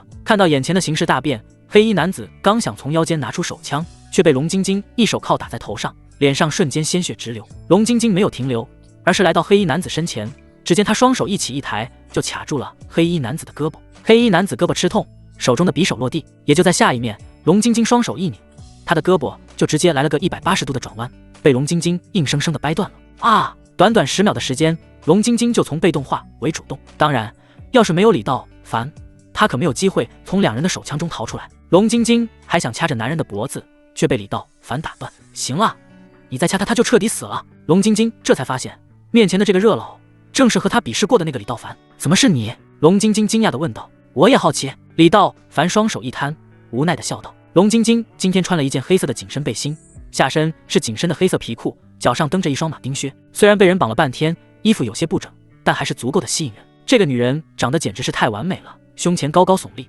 笔直的双腿在紧身裤的映衬下更显修长。在长相上，龙晶晶和郭倩2女各有千秋，但不同的是，郭倩是那种少妇类型，而龙晶晶给人的感觉是那种很独立自主的女性。尤其是这女人身上散发的那种野性，给男人一种很飒的感觉，就像是你开着车奔驰在无人区，路上全是男人，可唯独有个女人坐在车顶，戴着鸭舌帽不顾大风，自顾自抽烟的那种感觉一样，就像是孤傲的狼，需要驯服。不过你功夫不错，只是比我差很多。李道凡对着龙晶晶挑逗似的竖了一个大拇指。你怎么处理他们？你不会想在这杀了他们吧？正当龙晶晶想要反驳的时候，李道凡打断了他。龙晶晶没有说话，而是很优雅地整理了一下自己的黑色紧身衣，稍微挡住了胸口，并且从地上捡起来黑衣男的匕首。噗噗噗！只见龙晶晶3刀下去，3人的喉咙处顿时多了3个血窟窿，鲜血从窟窿里喷涌而出，很是吓人。随后龙晶晶就像是没事人一样，从裤兜里掏出烟盒，给自己的嘴里叼上了一根。龙晶晶一边吐着烟圈，一边好奇地看着李道凡。你怎么会在这里住？李道凡真是无语，这可是在酒店，不是在自己家。死了3个人，这么大的打斗动静，很可能会惊动酒店方面的。想到这里，李道凡用透视术向楼下看去，果然接到客房投诉，几个服务员走进电梯，向着房间赶来。你有时间的话，还不如想想怎么处理这3个尸体。马上来人了。李道凡淡淡说道。龙晶晶倒是很冷静，他走到窗台边上，试图打开窗户跳下去。不过5星级的酒店一般都是封闭窗户，就算是强行破窗，23层的高度想要跳下去显然不现实。喂，23楼跳下去还不如被人抓住，那他妈怎么办？龙晶晶暗骂了一声。李道凡此时也有些后悔，要是早知道会出人命，他才不会管这种闲事。自己什么情况都不了解，犯得上趟这浑水吗？不过现在不想办法也不行了，自己已经被牵扯进来了，要抓也是抓一顿。没有办法，李道凡只能推了一把龙晶晶，闪开。还没等龙晶晶明白怎么回事，只见李道凡的眼中突然出现2道金色的火光。呼，火光异常耀眼，但龙晶晶却没有感觉到任何热量。2道火光照到躺在地上的3个人身上，瞬间3人的尸体便燃烧起来，几秒钟之后便消失殆尽。没有声音，没有烧焦味，甚至连痕迹都没有，所有的一切都被抹得干干净净。眼前的这一幕让龙晶晶惊讶地说不出话来。你是怎么做到的？龙晶晶的瞳孔骤然放大，身子直直地僵在原地，一股寒意从脊椎生出，像是电流一样传到大脑。怎么可能？这到底是怎么回事？正当龙晶晶吃惊地看着李道凡时，酒店的电梯门被打开，几个服务生快步地走了过来，看着眼前被踢坏的门，值班经理亲切地说道：“您好，顾客，请问发生了什么事情吗？有客人投诉贵宾的房间有些声音。5星级酒店的服务就是这样，即便你损坏了酒店的设施，服务人员还是会为您提供最优质的服务，只需要你照价赔偿就可以了。没事，我只是和我的女朋友吵了一架，不好意思，损坏的物品我会照价赔偿。”李道凡淡淡地说道。值班经理是个30多岁的女性，她看了看受损的门，然后微笑着对李道凡说：“先生介意我进去看看吗？”“没问题，随意。”值班经理小心地走进房间，除了有一些凳子倒了之外，其余的一切正常。“对不起先生，打扰了。损坏的门我们会在结算房费的时候统一计算，您看是否需要我重新为您更换一间房呢？”“不用了，谢谢。”龙晶晶刚刚回过神来，对着值班经理说道：“好的，那我就不打扰二位了。”见没有什么异常，值班经理带着3个服务生转身穿过走廊走进电梯。“先去我房间吧，这间房肯定不能继续住了。”李道凡便邀请龙晶晶来到自己的房间。“这，你把我当什么人了？”龙晶晶反问道。“卧槽，不会吧？”李道凡瞬间有些无语。龙晶晶不会以为自己救了他，想趁此机会跟他发生点什么关系吧？哥们是这种趁人之危的人吗？就算是跟你发生什么关系，也是正大光明的发生。你想多了，我只想知道这是怎么回事。说完，李道凡转身走了出去。龙晶晶现在就像是做梦一般，他不怕杀人，本来就是顶级的杀手。他现在根本没弄明白李道凡到底是什么人，这个人对自己有没有什么危险。想到这里，龙晶晶还是跟了过去。李道凡若无其事地打开房门，随手拿起一瓶矿泉水喝了起来。此时龙晶晶也恢复了往日冰冷的形象。“你怎么知道我在房间有危险？”“猜的。”李道凡随意答道。龙晶晶眯着双眼，双手抱肩站在衣柜旁边。他知道李道凡只是不想告诉他而已。“谢谢你啊，要是没有你，恐怕我还真没办法脱身。”“没事。”李道凡的目光有些躲闪，在这个角度下，套房走廊里的筒灯正好照在龙晶晶的脸上，她太好看了，而且眼神中带着一丝微笑，就像是冷美人在挑逗一个人一样。因为此时的她身体之中充满了燥热，本来就刚刚喝完红酒，这东西后劲比较大，再加上这大半夜的，身边没有郭倩，却突然冒出来这么一个大美女，并且李道凡刚刚通过透视眼看穿了龙晶晶的全部身子，这个女人还真是一个尤物。里面的卡内已经变成了黑色蕾丝款，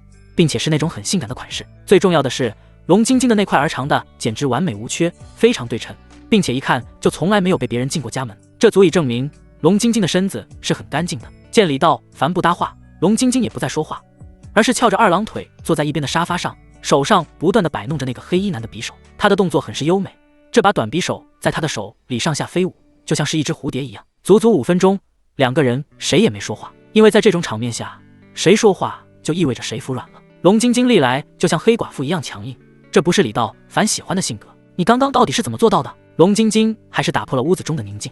你知道的越少越好。李道凡淡淡的道。你是杀手吗？不是，不过我听吴晓光说你是个杀手。算上刚刚那次无声的较量，李道凡已经连赢龙晶晶2次了。谁先问话，就意味着谁先丧失了主动权。我以前是，他们是什么人？为什么要杀你？烟已经抽到屁股了。龙晶晶很用力的将烟头按在烟灰缸里。得罪人了？谁？李道凡问道。你是10万个为什么吗？有病！龙晶晶站起来，整理了下衣服向门外走去。我救你一命，你不准备请我吃顿饭吗？李道凡喊道。龙晶晶这个女人，她还真有点捉摸不透，怎么到哪都跟女强人似的。不过越有挑战性的事，她越喜欢干。酒店下面有温泉，你可以过来。我靠，这么直接吗？乐府大酒店除了客房的标准很高外，温泉也是一大特色。温泉是源自2000米地下的真温泉，具备养生祛湿的功效，富含很多矿物质，并且能直接入户酒店。很多外地人都特意前来泡温泉。其实乐府大酒店也是龙晶晶最愿意来的酒店，每次来到这里必泡温泉。最近他的情况不是很乐观，上官家族派出很多人追杀他，若不是躲避追杀，他也不会选择来到乐府大酒店住。只是看来现在酒店也待不下去了。上官家族在知春3大家族之中势力最大，族中武者众多，即便他是顶级的杀手，也很难在拥有内力的武者面前取胜。对方能追到乐府大酒店，就说明他哪里都不是安全的，反而跟李道凡躲到酒店里是目前最稳妥的办法。酒店的温泉属于那种暖色调，挑空非常高，大厅内还种着很多热带的盆景植物。温泉分为几个不同温度的泉池，正在咕咚咕咚地冒着热气。龙晶晶已经换好了衣服，正在最热的温泉里泡着。看到龙晶晶，李道凡身上的燥热更盛。龙晶晶穿着一件非常性感的露背比基尼泳装，虽然是普通的黑色泳衣，但她的身材极其妖娆火辣，再加上她后背上一大片红色的凤凰纹身，更显得这个女人野性十足。看过2眼之后，李道凡顿时觉得自己的小肚子中像是有一团烈火燃烧一般，真是人间极品。很长时间没出来的心魔也蹦了出来，在李道凡的内心说道：“滚，别一天天的没个够啊！”李道凡低着头小声骂道：“能一样吗？你要是能把这女人拿下，我就永远不再出来了。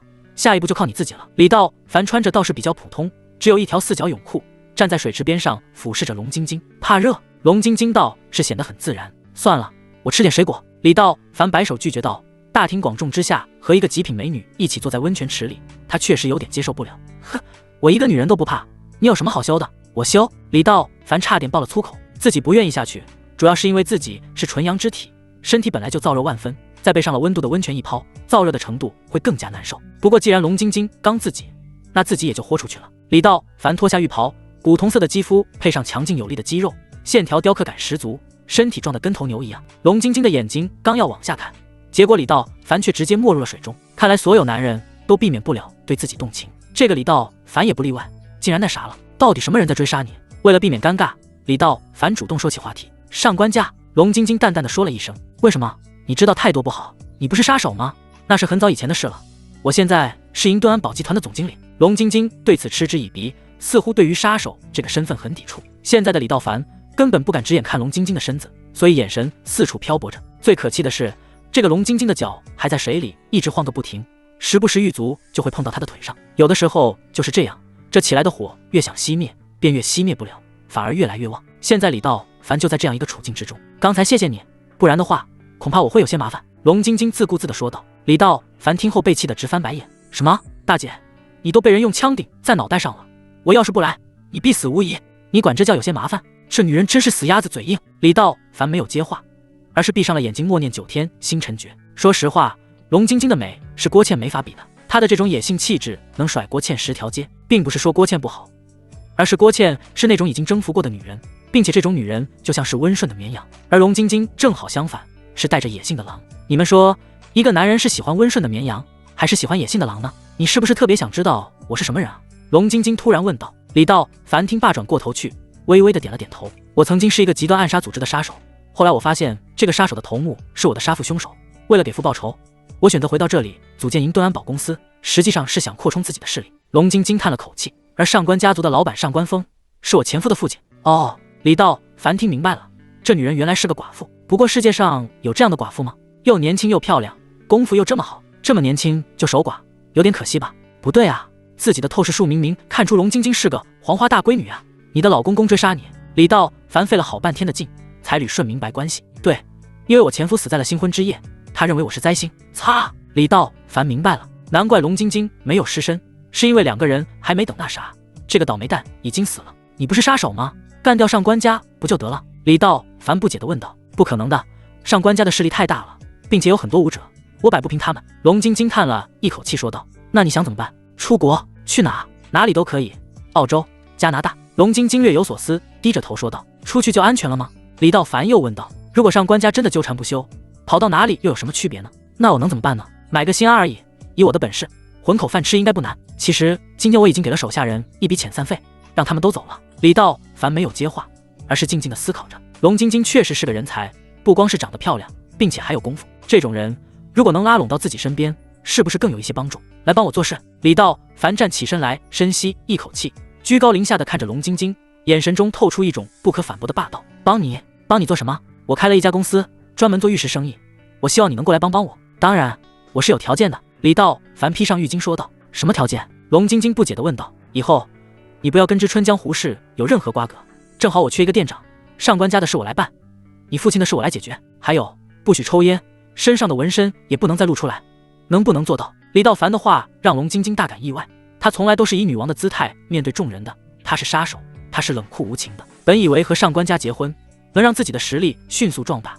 却没想到新婚之夜发生了那样的事情，自己还遭到了上官家的追杀。其实这也不怪上官家，毕竟自己原来的身份很特殊，丈夫作为家族独苗，在新婚夜又死在新娘身边，很难不让人怀疑龙晶晶是不是为了分的财产故意为之。但事实上她的真没有，这辈子她已经体验过无数次人情冷暖了。可面对李道凡这个男人，从一开始就让她着迷，无论是相貌还是人品，亦或是他神奇的功夫，谁不喜欢这样优秀又霸气的男人呢？尤其是李道凡对他说的那些话，更是触动到了他的内心。已经有很多年没有人管过他了，因为缺少关心，缺少爱，所以他选择当一个杀手。他抽烟，他喝酒，他他纹身，其实也不过是想要掩盖自己内心的脆弱。龙晶晶一下子哭了出来，在这一刻，她心中所有的委屈全部爆发出来，直接扑到李道凡的怀里，双手扣在李道凡坚实的后背上，好像不搂住他，这个男人就会离他而去一样。他真的太需要爱了。良久之后，龙晶晶抬起头，两个人四目相对。太晚了，我给你重新开一间房，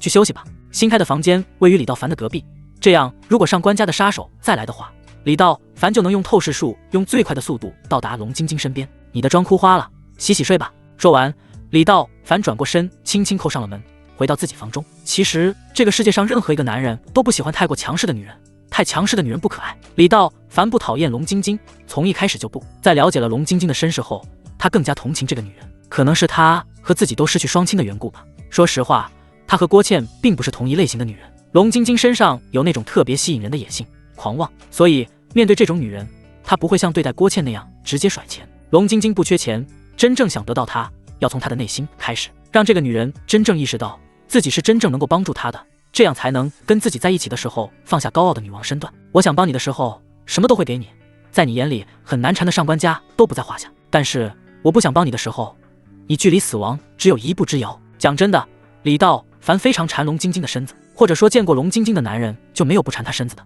这个女人简直就是人间尤物。说回龙晶晶，也确实是可怜，培养了自己几十年的人，居然是自己的杀父凶手。好不容易找到了老公，老公却在新婚之夜死在床边。从小到大，一个人在这江湖上打打杀杀，在这其中还能保持没事了身子，说明这个女人的手腕还是非常高明的。龙晶晶躲在浴室中，任由花洒冲着她的身子，闭上眼睛，想着刚刚发生的一切。她真的太累了，太需要一个男人安慰了。就在她最脆弱的时候，李道凡出现在了她的身边，甚至已经帮她找好了新的身份和退路。她可以放下所有的恩怨，老老实实的给李道凡当店长，只要能过上安稳的日子。半个小时之后，龙晶晶披着长长的浴袍走出卫生间，就在她刚刚抬头的瞬间，客厅中昏暗的灯光却映出李道凡的身影。李道凡坐在沙发上，桌子上放着热气腾腾的泡面和一堆烤串。洗好了，出来吃点吧。李道凡没有任何掩饰的看着龙晶晶。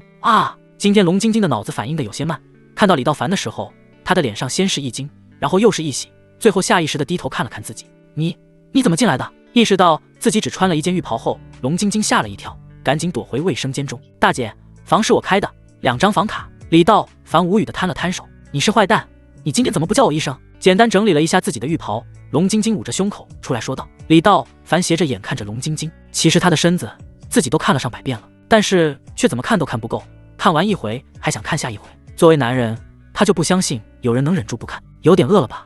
把衣服穿上，我点了些吃的。不敲门，随意进人家房间。龙晶晶嘴里虽然嘟嘟囔囔的，但还是快速的从衣柜里把衣服穿好。片刻之后，她回到了客厅，坐在李道凡身边。她确实有点饿了，低头吃了几口泡面，然后狼吞虎咽的吃起烤串。只不过一瓶啤酒下肚，龙晶晶眼角的眼泪啪嗒一声滴在桌子上。没有人这么关心自己，从小到大都没有，哪怕这只是一顿简单的外卖夜宵。别哭。就在她哭泣之时，李道凡站起身来，轻轻的在她耳边说道。龙晶晶知道接下来会发生什么，我有点害怕。龙晶晶身子一阵停止了哭泣，然后把身子往后稍稍靠了一下。怕什么呢？李道凡对龙晶晶现在的状态很满意。他为什么喜欢郭倩，就是因为郭倩始终把自己的位置都摆得很正，在郭倩眼里，自己就是她的全部，也不会去向李道凡索要什么。哪个男人不喜欢这样的女人呢？而现在强如龙晶晶也深陷其中，或许龙晶晶也知道，可能只有李道凡能带给她安全感，就像悬崖上的最后一根稻草，只有抓住才不至于摔下悬崖。所以从今天开始，无论李道凡对她做什么，她都不会拒绝。别怕，有我在。仅此一句，龙晶晶心中的屏障彻底被李道凡打开。此时的龙晶晶显然有些害怕，她搂着李道凡的脖子，有些担心的说道：我想起了我和他，我怕你也……李道凡听后冷笑一声，在以前的封建社会，确实是儿子死了，婆家就会怪儿媳妇克夫。可到了现在，很多迷信都已经消失了，每天意外死亡的男人多如牛毛，难道他们的老婆都克夫不成？更何况自己是一般人吗？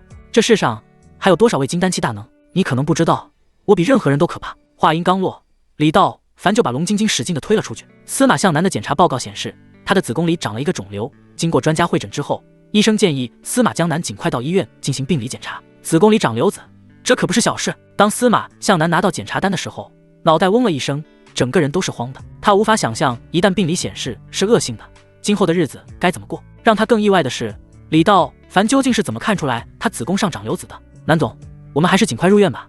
院长保证用最好的专家和医疗团队来为您做手术。王强和院长经过短暂的交流后，却发现司马向南自己呆呆地坐在走廊的凳子上，好像失了魂一样。南总，您不必过于担心，再说现在还没有做病理呢。院长说有很大的几率是良性的。王强站在司马向南的旁边，安慰着说道：“走，不住院。”司马向南抬起头，眼神悠悠地看着医院的大门。南总，要不要告诉老爷子？王强问道。不需要，我要去找他。司马向南站起身来，淡淡的说道。找谁？王强没反应过来，愣在原地道：他，李道凡。司马向南一字一顿的说：他能看出我有病，就一定有方法治，我不信他治不好，所以我去找他。说完，司马向南快步向院外走去。王强紧皱眉头，李道凡真的会治吗？他不敢保证。现在最好的办法就是尽快入院，组织最好的专家会诊。可现在司马向南这种情况，他根本无法阻止，只能拨通李道凡的电话。在得知李道凡住在乐府大酒店顶楼套房后，王强开车带着司马向南驱车前往乐府大酒店。你先回房间吧，一会有人来。李道凡看着躺在自己怀里的龙晶晶，温柔地说道。谁要来？龙晶晶的眼神中少了些坚韧，多了分柔情。李道凡心里好笑，被滋润过的女人就是不一样。司马向南，司马向南，你认识他？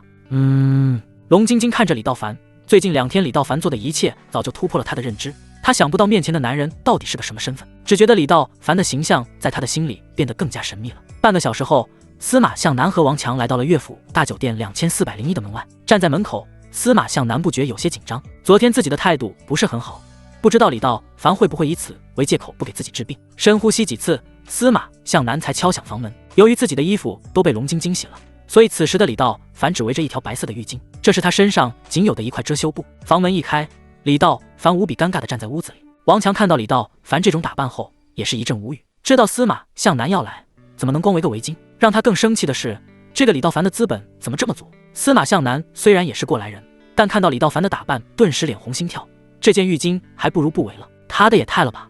南总有事，你出去等我吧，我想和道凡单独聊聊。司马向南转头对王强说道。南总，李老弟，我那边还有一些事情，我处理一下。李道凡点了点头。我能进来吗？司马向南现在重病在身，并且有求于李道凡，自然说话也不如昨天那般强硬。当然可以。李道凡自然知道司马向南来做什么。王强离去，司马向南进屋。进屋之后，敏锐的司马向南就闻到了房间内有一股女人的香水味，也看到了地上有一双女士的鞋子，还有些内衣等物品。不过这些跟他没有关系，他也装作没有看见，而是站在客厅咬着嘴唇，似乎不知道怎么开口。南总，你坐呀，站着干什么？李道凡连忙指了指沙发，示意司马向南坐下。终于，司马向南摇了摇头，然后声音有些哽咽地说道：李神医，李大师，我去医院了。听到司马向南的话，李道凡并没有觉得有多意外，似乎早就知道结局一样。给司马向南泡了一壶茶之后，李道凡神色凝重地点了点头。那就配合医生治疗吗？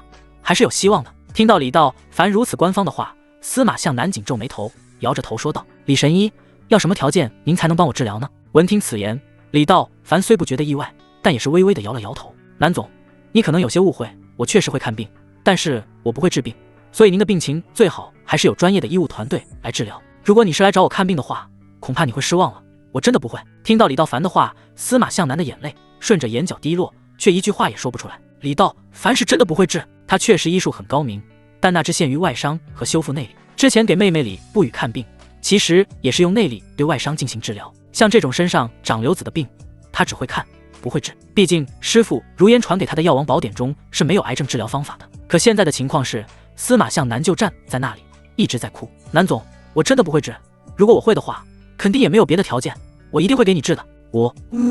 司马向南现在已经没有了一个大家族老板的样子，就是站在那里一直的掉眼泪，也不说话，摆明了的意思就是你要是不给我治，我就一直哭给你看。李道凡让他弄得有些心烦，但他知道就算地位再高，身份再重，她也终究是个女人，还是一个得了绝症的病人，哪有人不怕死呢？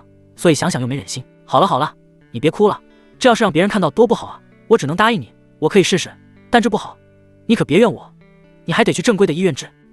终于，面前的司马向南说话了，还用力的点了点头。李道凡又是一阵无语。堂堂的司马家族话事人，一个40多岁但风韵犹存的女人，同样知道用眼泪来博取别人的同情。仔细想想，为什么跟自己走得比较近的都是比自己大的呢？郭倩、龙晶晶，现在比他大10多岁的司马向南也对他哭哭啼啼的。难道自己真的喜欢阿姨？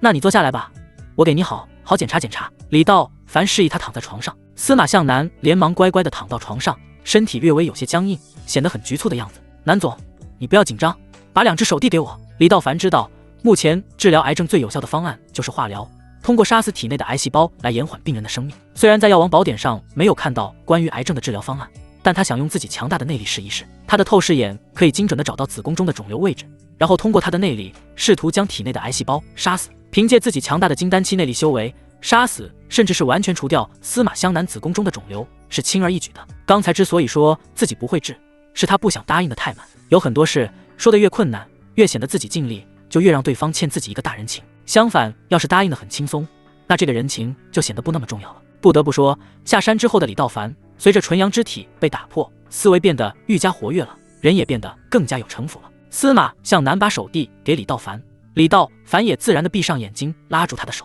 就在他闭上眼睛的瞬间，他将自己单点出的魅力缓缓地注入到司马向南的手臂之上，而2股强悍的内力转化为2股真气，像是2道涓涓溪流一般，顺着司马向南的手掌处缓缓走入他的体内。只是这个速度很慢，比李道凡想象中慢了许多。这主要是因为司马向南从没有修炼过内力，浑身经脉皆不相同，所以真气在他体内传送的时候，一旦速度提得很快，司马向南的身体肯定承受不住，最后经脉尽断而亡。足足用了半个小时的时间，2道内力转换的真气也不过是传送到司马向南的脖梗处，慢的就像乌龟爬一样。长时间的输送真气让李道凡的额头也有些见了汗，心里不由得有些着急。而司马向南在整个过程中一直睁着眼睛，当他看到李大凡的脸色一点一点变得惨白，额头不停地冒汗时，这位老阿姨感动的不行，既希望李道凡不要那么累，同时也又期待着在自己身上能够发生奇迹。不行，太深了。5分钟之后，李道凡收回了手，大口大口地喘着气，闭着眼睛一言不发。不是李道凡不尽力，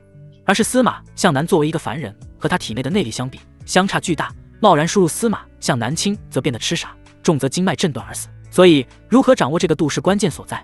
而恰巧司马向南浑身没有一点武学细胞，李道凡不管怎么用力，都像是瞎子点灯对牛弹琴一样，从双手导入真气，距离司马向南的子宫口太远了，真气实在是传不过去。而司马向南看见眼前这个年轻力壮的男人，心疼的同时又有些春心荡漾，想来自己已经很久没有温存了。都说女人30如狼，40如虎，现在的司马向南体力正值旺盛的年纪，天天忙于事业，没有运动怎么能行？于是司马向南一咕噜跑到洗手间，找到了毛巾，帮李道凡擦去额头上的汗水。我没事的，南总，你躺在床上，我近点试试。李道凡用手背擦了额头上的汗，说道。司马向南不知道李道凡说的近点是个什么意思，但是他也没多想，重新躺在了床上。现在他无比信任李道凡。南总，你需要把裤袜往下退一些。李道凡一本正经地说。啊！司马向南面露难色，自己的腿上现在只有一双80D的连裤袜，要是脱了的话，南总，我是在治病。哦。司马向南脸上顿时泛红，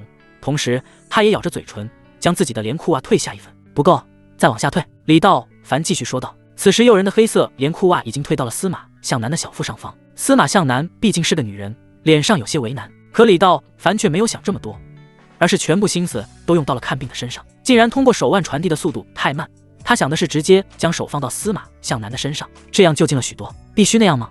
司马向南紧张的有些手足无措，小心脏扑通扑通的跳，就连胸口都剧烈的起伏着。南总，是这样，我需要近距离的治疗，你的这颗肿瘤长在了距离子宫口非常近的地方，这是最佳的治疗方案。我现在是一个医生，重病不避医。李道凡也很无奈啊，不是自己想吃，是你主动求着我来治，我有什么办法？我只能说多占便宜呗，不看白不看，不摸白不摸嘛。那你女朋友不会看见吧？司马向南到底还是女人，做这种隐私性的治疗，即便身份之高，心里也有些担惊害怕的。不会，就算回来也得敲门，我们抓紧时间吧。听到这里，司马向南顺从的闭上双眼，妙轻轻的往下把连裤袜拉下来一分，不够，再往下点。此时李道凡的身体也燥热万分，虽然昨天晚上刚刚和龙晶晶做完游戏，但纯阳圣体就是有这点好处，体力无限。此时他也很苦恼，更何况他现在的衣服都被龙晶晶洗了，身上只有一件浴袍。现在一个女人就这么躺在这里，他现在能安静治病，全靠医者仁心和他的意志力。而司马向南把心一横，也算豁出去了，反正现在只有他们2人，所以用力把连裤袜又往下来不少，直到司马向南达到了治病的要求，李道凡也示意他可以了。司马向南安静地躺在床上，紧闭双眼，时不时眼皮跳动2下，2只手紧紧地抓住床单，身体紧张地绷得笔直。南总，大夫要开始了哈，我要把手按上去，别多心。李道凡再一次强调自己是个大夫，可实际上这个大夫也是个流氓大夫。此时司马向南已经紧张的说不出话了，只是咬着牙点了点头。李道凡闭上双眼，再一次调转自己的丹田之气，将内力关于自己的手掌之上，轻轻地按住司马向南。霎时间，司马向南感觉到了一股热流，那种感觉简直无法用语言来形容呀！这就是你所说的内力吗？司马向南浑然不觉得道。擦！听到声音的李道凡差一点就坚持不住了，这声音让他感觉自己身上的火气更大了，身体已经不是燥热，而是已经快点燃了。好在此时他的意识还是清醒，强大的自控力让他把注意力全部转移到手掌之上，然后通过真气输送到司马向南的病灶之处。不过随着真气的输入，司马向南突然有一种很难过的感觉，他已经很克制的不发出任何声音，现在他真的忍不住了。哎呀！显然司马向南已经不是那个高高在上的家族老板，他控制不住自己的情绪了，主要是他能感到内力通过经脉一直到达自己的病灶，并在肿瘤的位置灼烧。而此刻全神贯注治病的李道凡则已经完全冷静下来，不再理会司马向南。他闭着眼睛，用透视术一毫一毫地控制着那颗肿瘤，而自己的真气则反复地在肿瘤周边旋转，破坏着瘤子的细胞。他惊奇地发现，这种靠着内力给病人输入真气的方法真的很有效果。他的透视术清楚地看到，这颗橘子大小的肿瘤颜色在慢慢由红变黑，甚至瘤子的外皮出现了萎缩的迹象。李道凡知道，这是自己的真气在杀掉肿瘤上面的癌细胞，断绝了肿瘤的扩散。半个小时之后，李道凡慢慢地收回真气，缓缓地睁开双眼。可司马向南却在这一刻身体有些抖动，在床上呜呜地大哭起来。他实在是忍受不住了。当然，只有自己知道，这种感觉不是疼痛，而是像在飘在云端的那样。而李道凡却愣在了原地，自己明明什么都没干，还好心地帮他治病，你到底哭个什么？弄得好像我对你做些什么似的。而当用透视眼扫描了一下司马向南之后，李道凡才明白司马向南为什么哭。这扯不扯？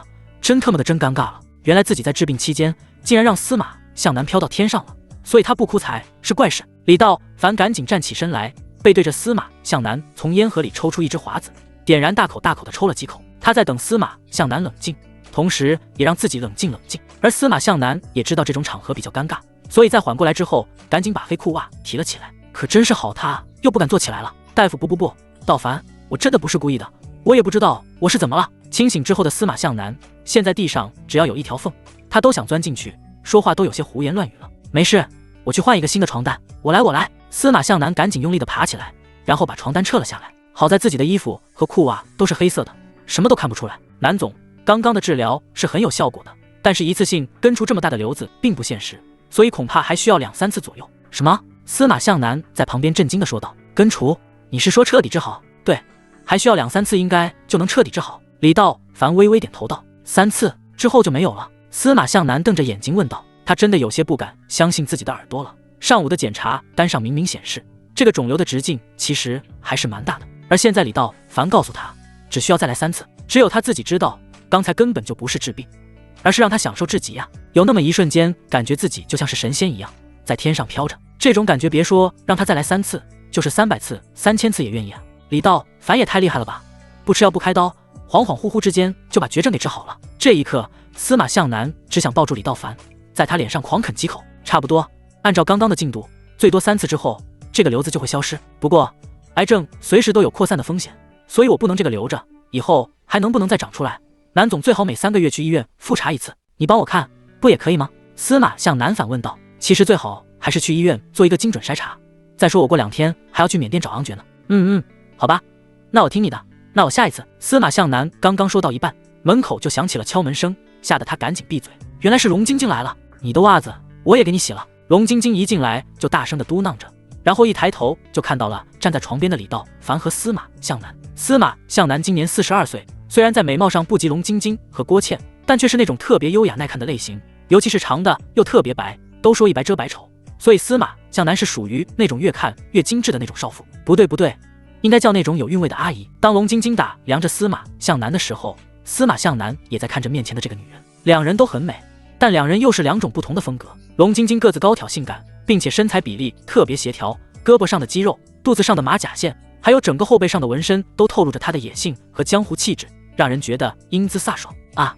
南总，我给你介绍一下，龙晶晶，我玉石店的店长。随后李道凡又看着司马向南说道，晶晶，这位就是司马家族的南总，他今天找我来主要是看病。对，就是看病。龙晶晶皱着眉头，眼神四处的打量着。作为曾经的顶级杀手，观察力是他的强项。他第一眼就看到了床单已经被撤下，而司马向南的裤子上似乎有一些水渍，最主要的是司马向南面色红润，耳根发红。这两个人在屋里肯定是没干什么好事啊。龙晶晶此时有些生气，虽然李道凡没有明确和自己的关系，但毕竟两个人昨晚还在一起，并且这个李道凡也太不省心了吧？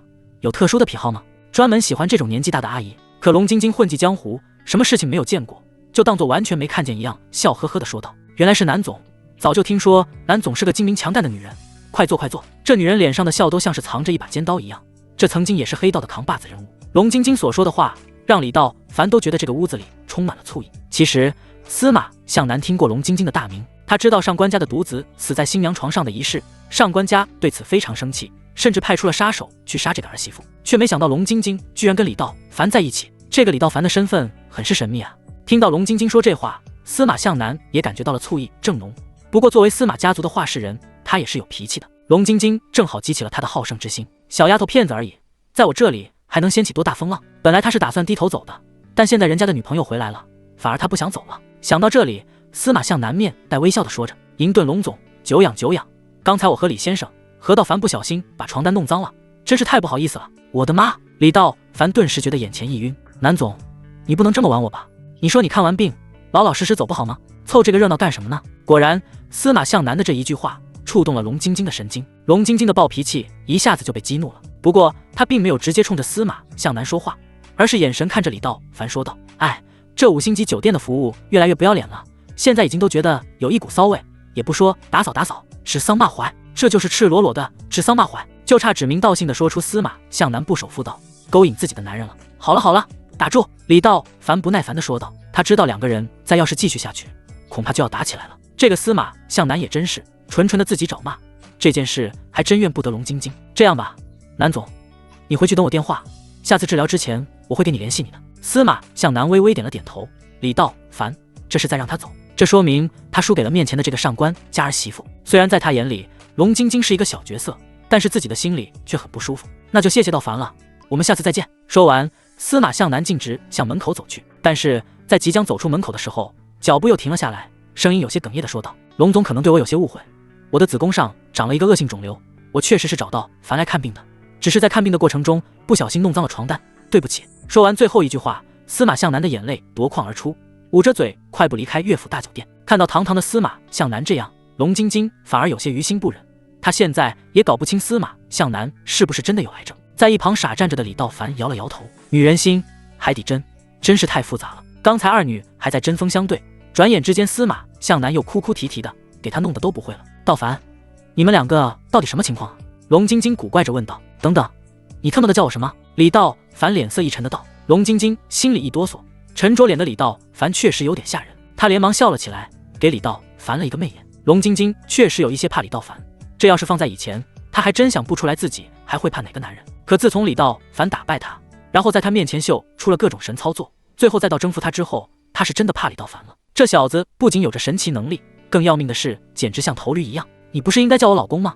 可可，老公，老公。说完，李道凡完全不理会龙晶晶吃惊的眼神，又把他按了回去。傍晚之后，李道凡满面红光神采飞扬地玩着手机。就在刚刚经历过2场和龙晶晶的游戏之后，他又学会了一件法术控物术。现在他已经是透视术5层，控魂术6层，控物术3层了。他已经可以利用内力在500米之内操控上100斤的重物了。不得不说，李道凡的进步实在是太快了，简直像是踩上了风火轮一样。龙晶晶则半昏迷地躺在床上，眼角渗出了泪痕。一阵手机铃声传来，李道凡拿起手机，竟然是郭倩打过来的。亲爱的老板，我们什么时候出发啊？电话里传来郭倩娇滴滴的声音。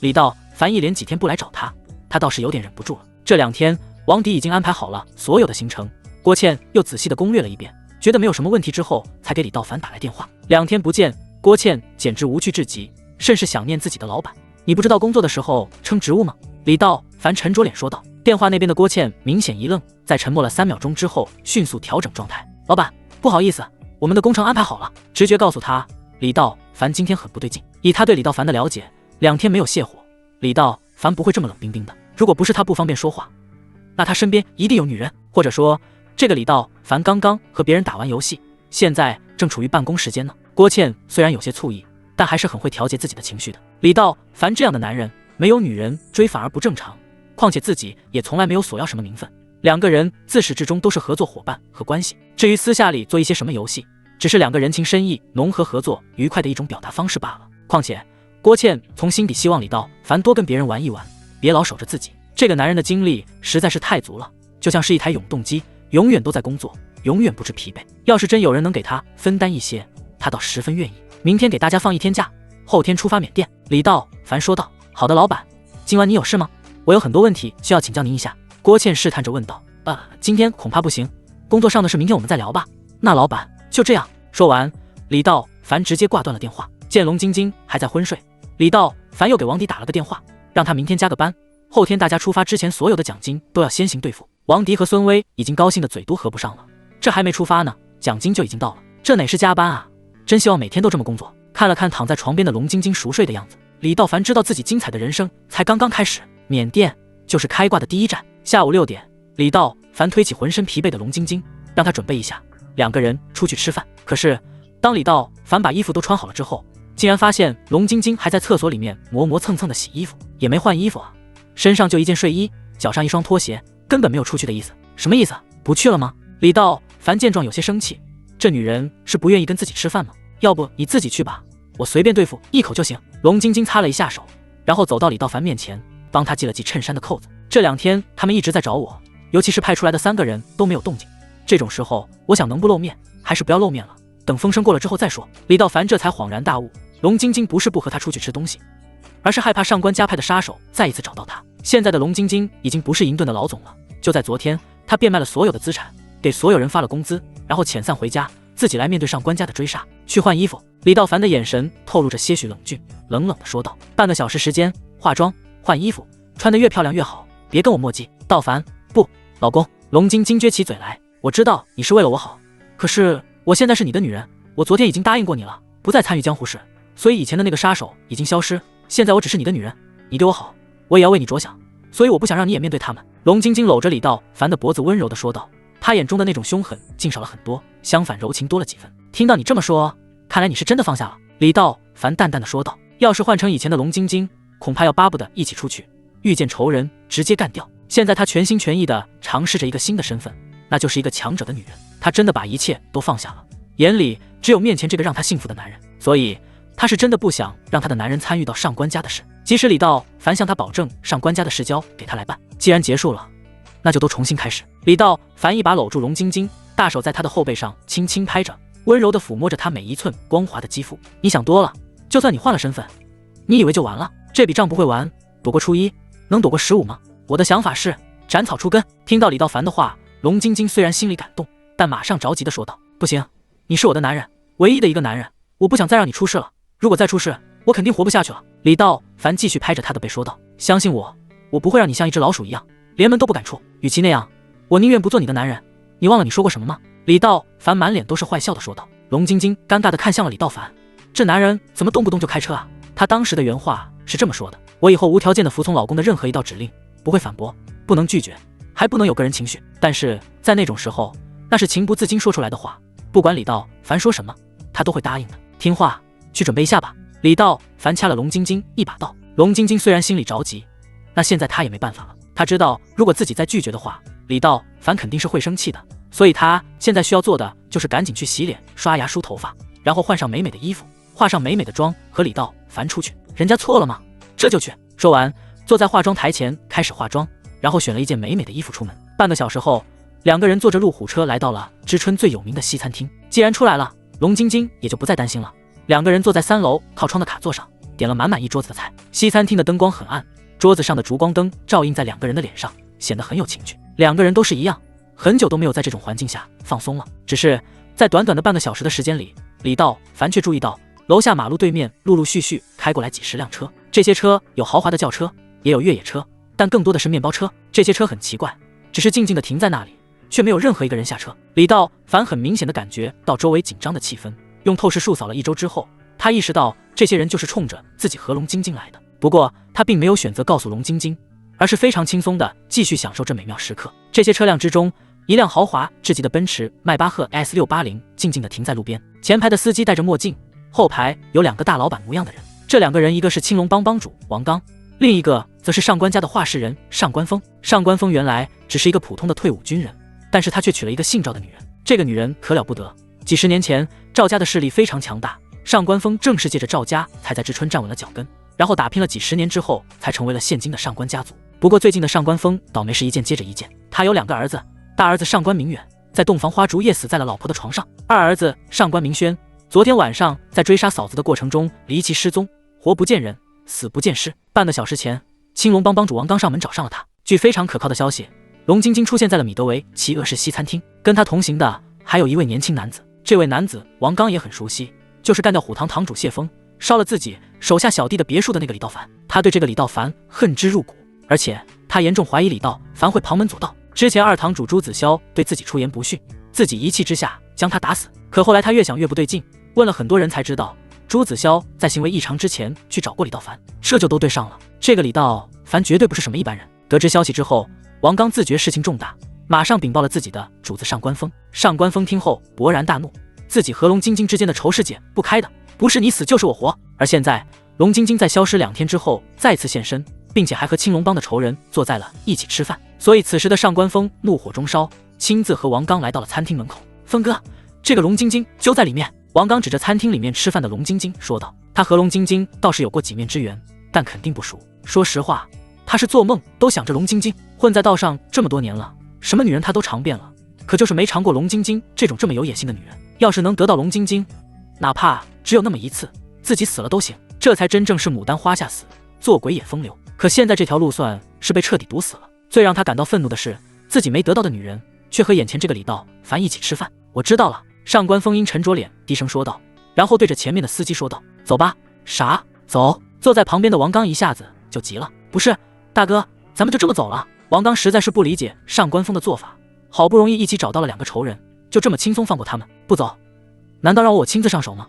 王刚不明白老大这葫芦里卖的是什么药，现场交给他们就可以了，明天看新闻吧。随后不等王刚再说些什么，司机缓缓启动了奔驰向远处开去。餐桌上，龙晶晶也觉察到了门前可疑的一幕。作为一个顶级杀手，对血腥味的嗅觉是永远不会改变的，所以龙晶晶有些心不在焉，时不时的用眼神瞄向窗外。他果然来了。看着迈巴赫停在远处，龙晶晶的直觉告诉他，上官峰就坐在车里，那迎接他的会是什么呢？大不了就鱼死网破。作为曾经最优秀的杀手，他有自信一个人做掉上官峰的几10个打手，可面对那些拥有内力和异能的修武者，他却显得毫无办法。说实话，这一刻他的心里有些没底，因为他不知道接下来会发生什么可怕的事。不过在餐桌下，龙晶晶早就已经握紧了拳头，李道凡毫无察觉，甚至在全神贯注地吃着战斧牛排，偶尔还会为龙晶晶切上一小块。龙晶晶承认李道凡不是个好惹的主，他的本事也很神奇，可以断定也是一个内功不错的修武者。可这个修武者到底有几斤几两，能不能打得过上官峰下面的这群人呢？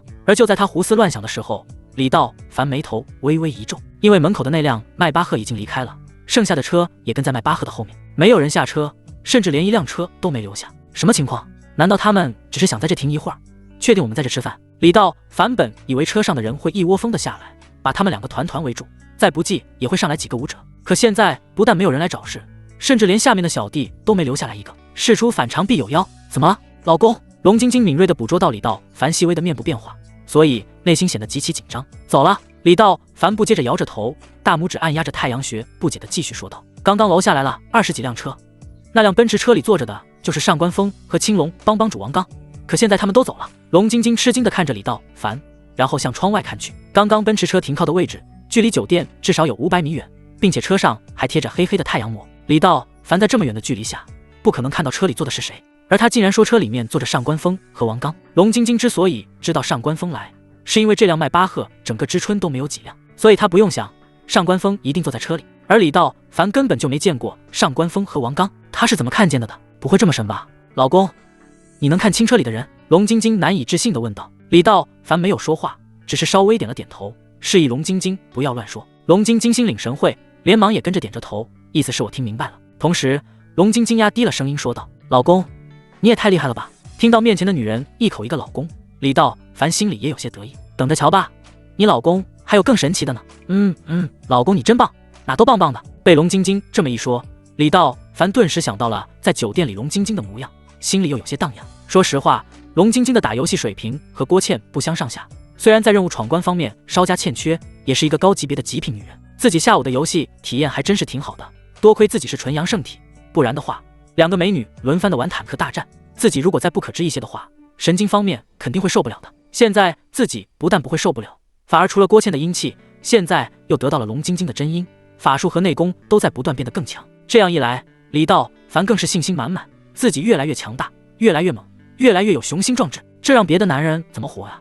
老公，我怀疑有诈。龙晶晶也很是不解，上官峰好不容易找到自己，肯定要置自己于死地啊！现在这种情况太反常了，这不是上官峰的风格，他是一个有仇必报的人。大儿子死在我的床上，二儿子刚刚也被咱们干掉，静观其变。李道凡用叉子插了一块牛排，满不在乎地说道。龙晶晶眯着眼，自顾自地说道：如果我是上官峰的话，我现在应该做什么呢？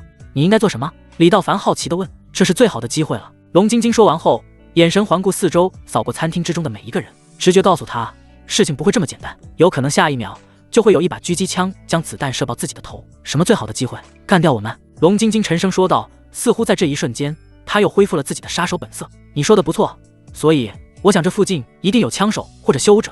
龙晶晶的想法和李道凡如出一辙，果然合拍的人沟通起来特别顺畅。与此同时，他的透视术在整个餐厅内全力打开，一寸一寸地寻找着任何可疑的人。上官峰肯定不会自己亲自来杀人，所以找杀手肯定是首选方案之一。只要他出足够的钱，不管是杀手还是修武者，都可以直接过来干掉龙晶晶和自己。上官峰作为知春市有名的企业家，怎么可能亲自出手呢？就算到时候抓到杀手，又能怎么样呢？杀手早就收了巨额的佣金，肯定不会把上官峰咬出去。就算咬出去了也没事，上面有很多都是上官峰喂养大的，只要自己的企业家形象不受损，就和自己一点关系都没有。所以龙晶晶的分析还是很有水平的。随着自己的透视术火力全开，一瞬间，整个餐厅的所有角落里全被李道凡看得清清楚楚。餐厅里的每一个客人，每一个服务员，甚至是后厨的洗碗工人和台上驻唱的歌手，所有人的表情，甚至是眨眼、搓手等细微的表情动作，李道凡全都看在眼里。也就是在这一瞬间，李道凡发现了2个人，随后眉毛上扬，立即锁定目标。来了！李道凡轻声说道。餐厅地下的后厨有一个身穿服务生模样的男人，此人刚刚把洗好的碗放下，顺着楼上的楼梯缓步上行。李道凡看得很清楚，在他腰间系着的围裙里面藏着一把带着消音器的手枪，甚至手枪的保险都是开着的，就是准备随时扣动扳机。与此同时，门外一个穿着黄马褂的外卖小子，头上戴着头盔，手中拎着一个保温的外卖箱，急急忙忙地跑进餐厅。保温箱中有一把明晃晃的尼泊尔军刀。李道凡一眼就看出，这个外卖小哥是一个内功还算不错的修武者，其修为已经达到了50中层。2个人，一个从楼下的楼梯上往上走，一个从门口跑进来，目标都是靠窗的李道凡和龙晶晶。一会儿现场会很混乱，你不要暴露，直接跟我往出走就可以。李道凡平静地说道。发现什么了？别多问，照我说的做就可以。龙晶晶还没有意识到杀手的到来，倒不是龙晶晶的侦查意识不行，而是这2个人伪装得太好了。餐厅里来来回回外卖取餐很正常，谁都不会想到杀手会假扮成外卖员，而另一个伪装成服务员的杀手此刻还没有上到楼上，龙晶晶当然看不见。其实最主要的还是龙晶晶没有透视术。上官峰惹怒我了，我带你看一场好戏。李道凡心中已经有方案了。当他话音刚落的时候，李道凡便闭上了眼睛。就在此时，谁都没有看到那个外卖员一直拎着的保温箱里面的尼泊尔军刀突然调转了方向，尖锐的刀剑冲着外卖员的心脏处，噗！刀尖穿过厚厚的保温箱，用媲美子弹的速度直接插进外卖员的心口之上。这个位置正好是在心脏的上方。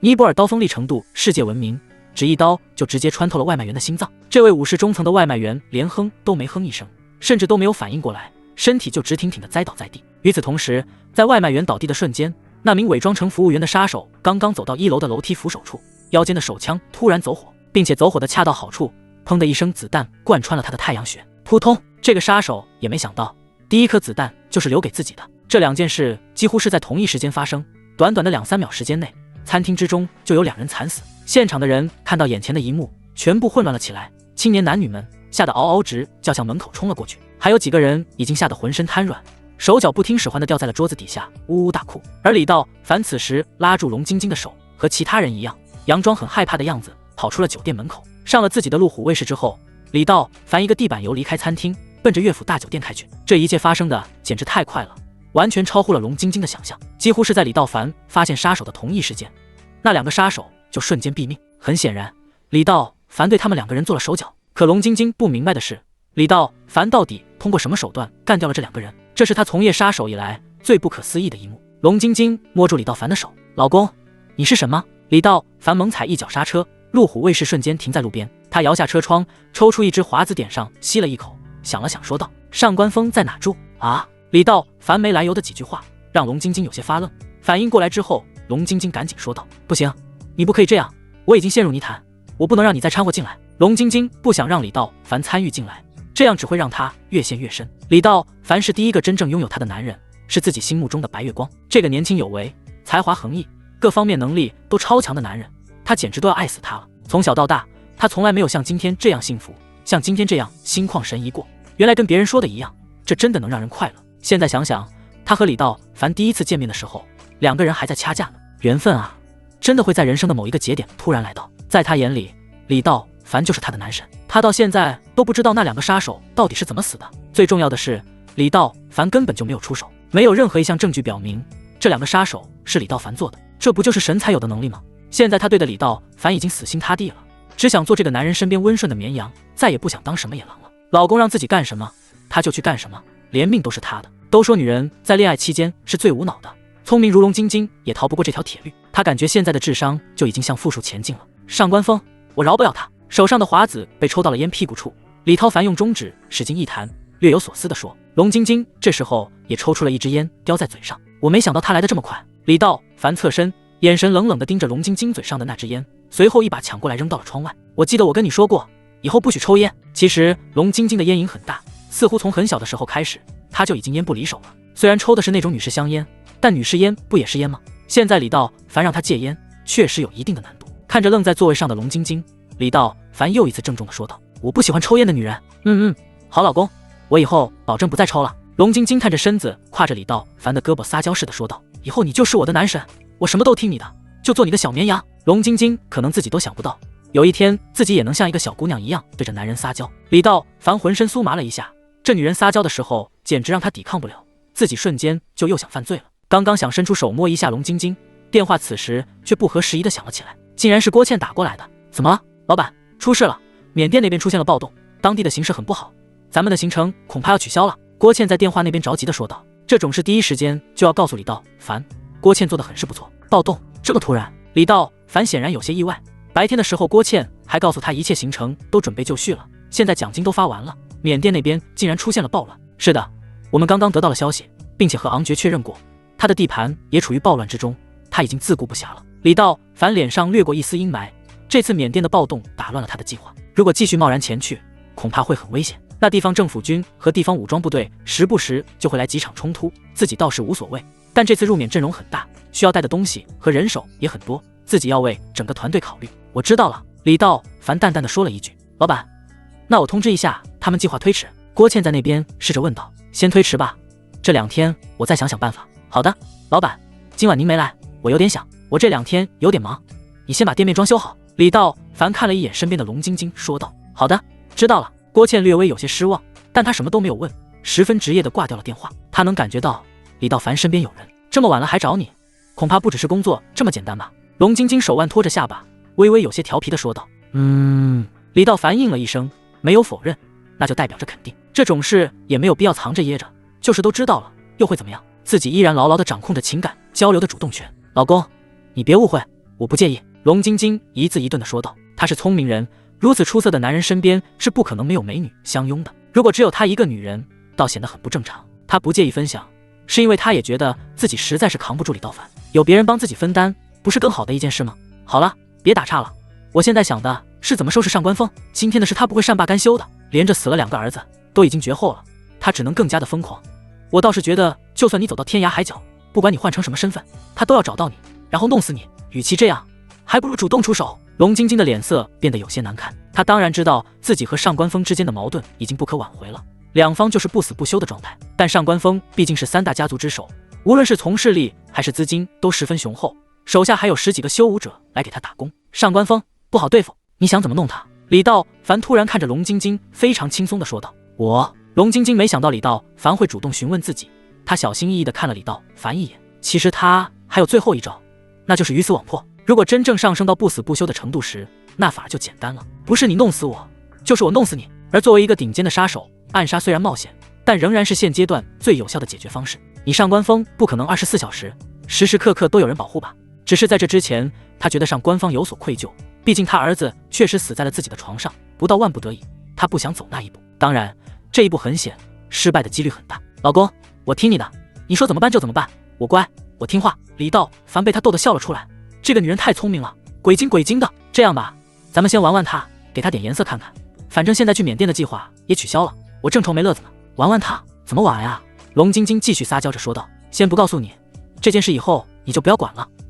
老公。董事长办公室内，偌大的办公桌上，一份关于李道凡的个人调查行动轨迹报告已经完全的呈现在上官峰的面前。里面的信息很详细，包括李道凡是什么时候出生的，家里还有什么人，从事过什么工作，以及其基本的性格分析，甚至还有他在展会赌石成功，司马向南从他手中用1亿元买来了原石的记录。除此之外，还有司马向南和李道凡在私房菜馆吃饭的照片。让上官峰深感意外的是，这个李道凡整整消失了5年，这5年间，他好像完全人间蒸发了一般，一点信息都没有。当然，现在的这份调查报告也并不准确，李道凡远没有这份报告上写的这么简单。奇怪，出身普通，身份低微，不过是一个小人物而已，怎么能和司马向南走得这么近？靠赌石赢了1亿，这属于天降横财，一个小人物能有这种财运，上辈子也算积了德了。可看起来他和司马向南的关系有些不一般啊。在这一点上，上官峰想破了脑袋也没想明白到底是怎么回事。龙晶晶和他的关系非同一般，这就有些奇怪了。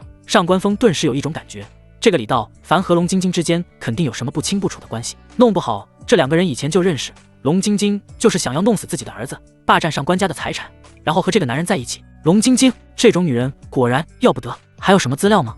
上官峰问助理。这2天他还开了一家珠宝公司，正在装修阶段。助理也在心中感叹，草鸡变凤凰，发笔横财而已，如果不做妖一个一几辈子都花不完，现在偏要开什么珠宝公司？对了，珠宝公司的总经理是那个小老板周楚生的小三儿。助理这时突然想到说，周楚生大家都认识，在知春玉石圈还算是个人物，可对比上官峰来说，段位还是差得太多。有意思，那这个李道凡是什么身份呢？上官峰现在已经很疲惫了，2天2夜没有睡觉，眼睛里都是红血丝，现在他的脑袋嗡嗡的。大儿子刚结婚就死了，二儿子派出去找龙晶晶，至今没有动静。昨天刚刚发现龙晶晶的下落，派出去2个杀手之后，没想到到现在都没消息。这2天他都要急死了。突然，办公桌上的红色电话响了起来。喂，老板，昨天派出去的那2个杀手死了，现在上面正在调查。电话那边的话音刚落，上官峰被气得直接拿起桌子上的笔筒摔了出去，哗啦，钢笔、油笔、中性笔散落一地。助理被吓得一激灵，连个屁都不敢放。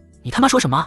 你不是说这2个人一个是顶级杀手，一个是50中层吗？办公室里的上官峰再也忍受不住了，冲着电话大声喊道。对方明显顿了一下，然后有些结巴的说道：是，可是我也觉得有些意外，这2个人死得很蹊跷。对不起，老板，你赶紧给我滚到办公室来。上官峰直接挂断了电话。本以为昨天万无一失，自己才离开的，没想到自己走后竟然发生了这么大的事。2个杀手，其中一个还是50中层级别的修武者，怎么可能呢？午夜12点，上官峰的办公室依旧灯火通明。从早上到现在，上官峰一直没离开过，办公室进来的人就没断过。现在虽然是凌晨，可上官峰心急如焚，一个人在办公室里抽了4、5盒烟。咚咚咚，办公室的大门又响起了敲门声。进！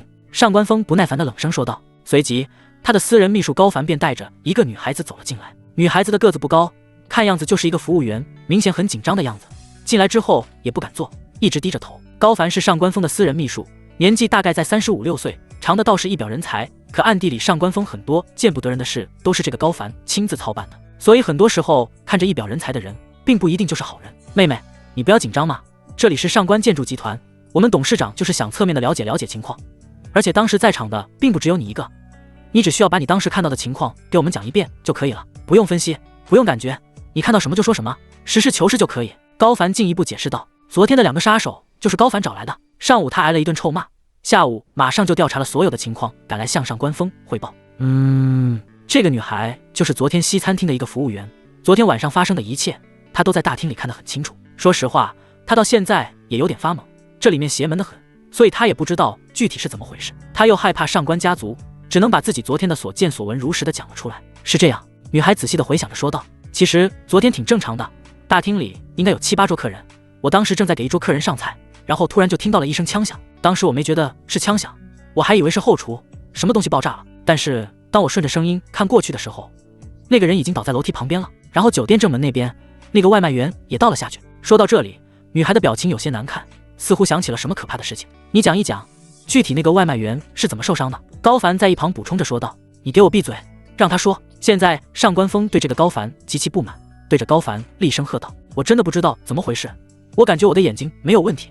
外卖箱子里突然飞出一把刀，那把刀自己突然飞了起来，冲着那个外卖员扎了过去。我跟他们也是这么说的，当时我距离不远，所以那把刀飞起来的时候，我看得一清二楚。我当时都懵了，那个刀确实是自己飞起来的，然后直接就扎到了外卖员的心脏上。上官峰听到这里，眉头一拧，可还是没有打断女孩的回忆。然后餐厅里就乱了，客人们都跑了出去，我和另一个服务员就一起跑到了吧台门口。我的同伴告诉我，那个被枪打死的人是自己的手枪走火，自己把自己打死了。但是我敢肯定，那个外卖员和死的那个人肯定都不是好人。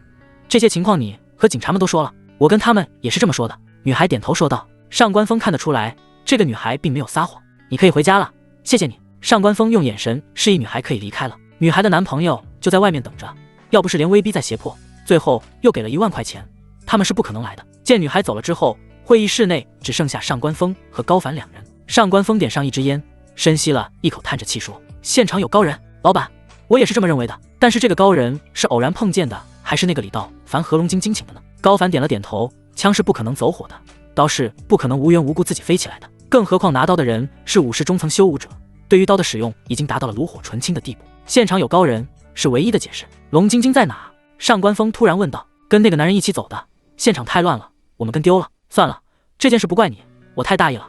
我认为2个杀手过去肯定能弄死龙晶晶。上官峰对着高凡摆了摆手。老二有消息吗？没有，我们调了酒店的监控，自从2公子进乐府大酒店就再也没出来过。高凡尴尬地说道。老二的失踪肯定跟龙晶晶有关系，派人全力去查龙晶晶的下落。上官峰有一种预感，自己的2儿子恐怕也没了。高凡见状推了推鼻梁上的眼镜道：老板，明天中午之前我一定会找到龙晶晶的，这个高人恐怕不好办。上官峰自言自语地说道。老板，我大爷倒认识一位大师，听说这位大师很是了得。高凡在一旁小心地说。哦，你大爷还认识大师？什么样的大师？听闻此言，上官峰的眉毛动了动，抬头看着高凡说道。他手下的修武者数量不少，可既然那个杀手不是对手，那其余的修武者用处也就不大了。当高凡说出他认识大师的时候，上官峰很是好奇。一般来说，高凡从不在他的面前提到谁，一旦高凡推荐，还有可能真的是位奇人，具体我也不太清楚。你也知道我大爷的工作性质，这样一来，龙晶晶就算是有危险，李道凡也会在第一时间赶过来。况且他觉得现在上官峰肯定会消停2天，连续2次刺杀都没成功，上官峰不会蠢到还派杀手吧？缅甸那边的事，他还需要和团队碰一碰。首先，安全问题是他必须要解决的。想到这里，李道凡拿起电话给王强打了过去。王大哥，我想弄些装备，钱不是问题，请问有门路吗？李道凡在电话里说得很简短，王强自然也明白李道凡的意思。老弟，小事一桩，虽然我们不碰那东西，可上次咱们去的私房菜馆的老板，他就可以弄到。对王强家族来说，李道凡说的这些是很小的事，只不过这几年来，集团在司马向南的改革之下，已经渐渐的和这些业务剥离开来，但人脉还是有的。私房菜馆的江明道就是这方面的大玩家。你是说那个江明道江总吗？听到私房菜馆，李道凡有了印象。此前江明道还给了他一张名片，告诉他只要在知春是有任何的情况，都可以找他帮忙。李老弟也认识江总。王强有些意外，之前几人吃饭能看出李道凡明显是第一次来，按理说应该不认识江明道，有过一面之缘吧。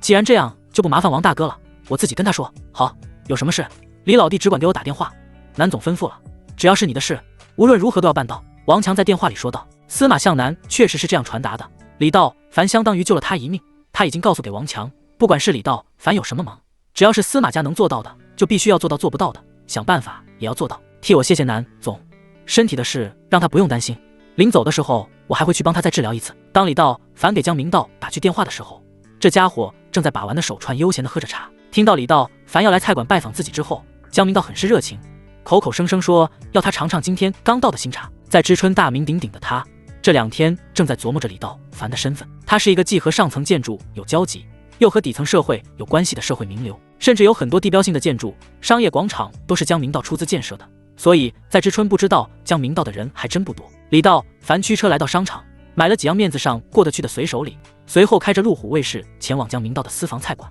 江明道早就站在门口等着李道凡，见到李道凡的车开进院子，赶紧小跑着过去给李道凡推开车门。李老弟，快里边请。江老板，您还是这么客气。李道反拱了拱手，江明道这个级别对自己这么客气，还真有点不好意思。而江明道则是笑呵呵的把李道凡介绍到3楼自己的私人包间。李老弟，咱们到3楼聊吧，这里的环境更好一些。听江大哥的。李道凡点了点头，随后跟着江明道一起往楼上走。而江明道则对着美丽的服务员说道：“小刘，快把我刚刚倒的新茶拿过来。”是，老板。一个身材高挑、穿着肉色丝袜平底鞋的服务员连忙跟了过来。3楼是日式的装修风格，两人面对面坐在蒲团之上，而美女服务员小刘则在茶桌上展示着专业的茶道。几分钟的时间，整个屋子里就飘满了茶香。等到泡好茶之后，小刘也礼貌地退了出去。不过他还是偷偷瞄了李道凡一眼。他在这里工作已经半年了，这间屋子可不是谁都能进来的。这半年里，老板只接待了1次客人，而且上次接待的客人老板可没有这么用心。由此可见，江明道在李道凡面前已经把姿态放得很低了。李老弟，上次见到你之后，我就感觉十分亲切。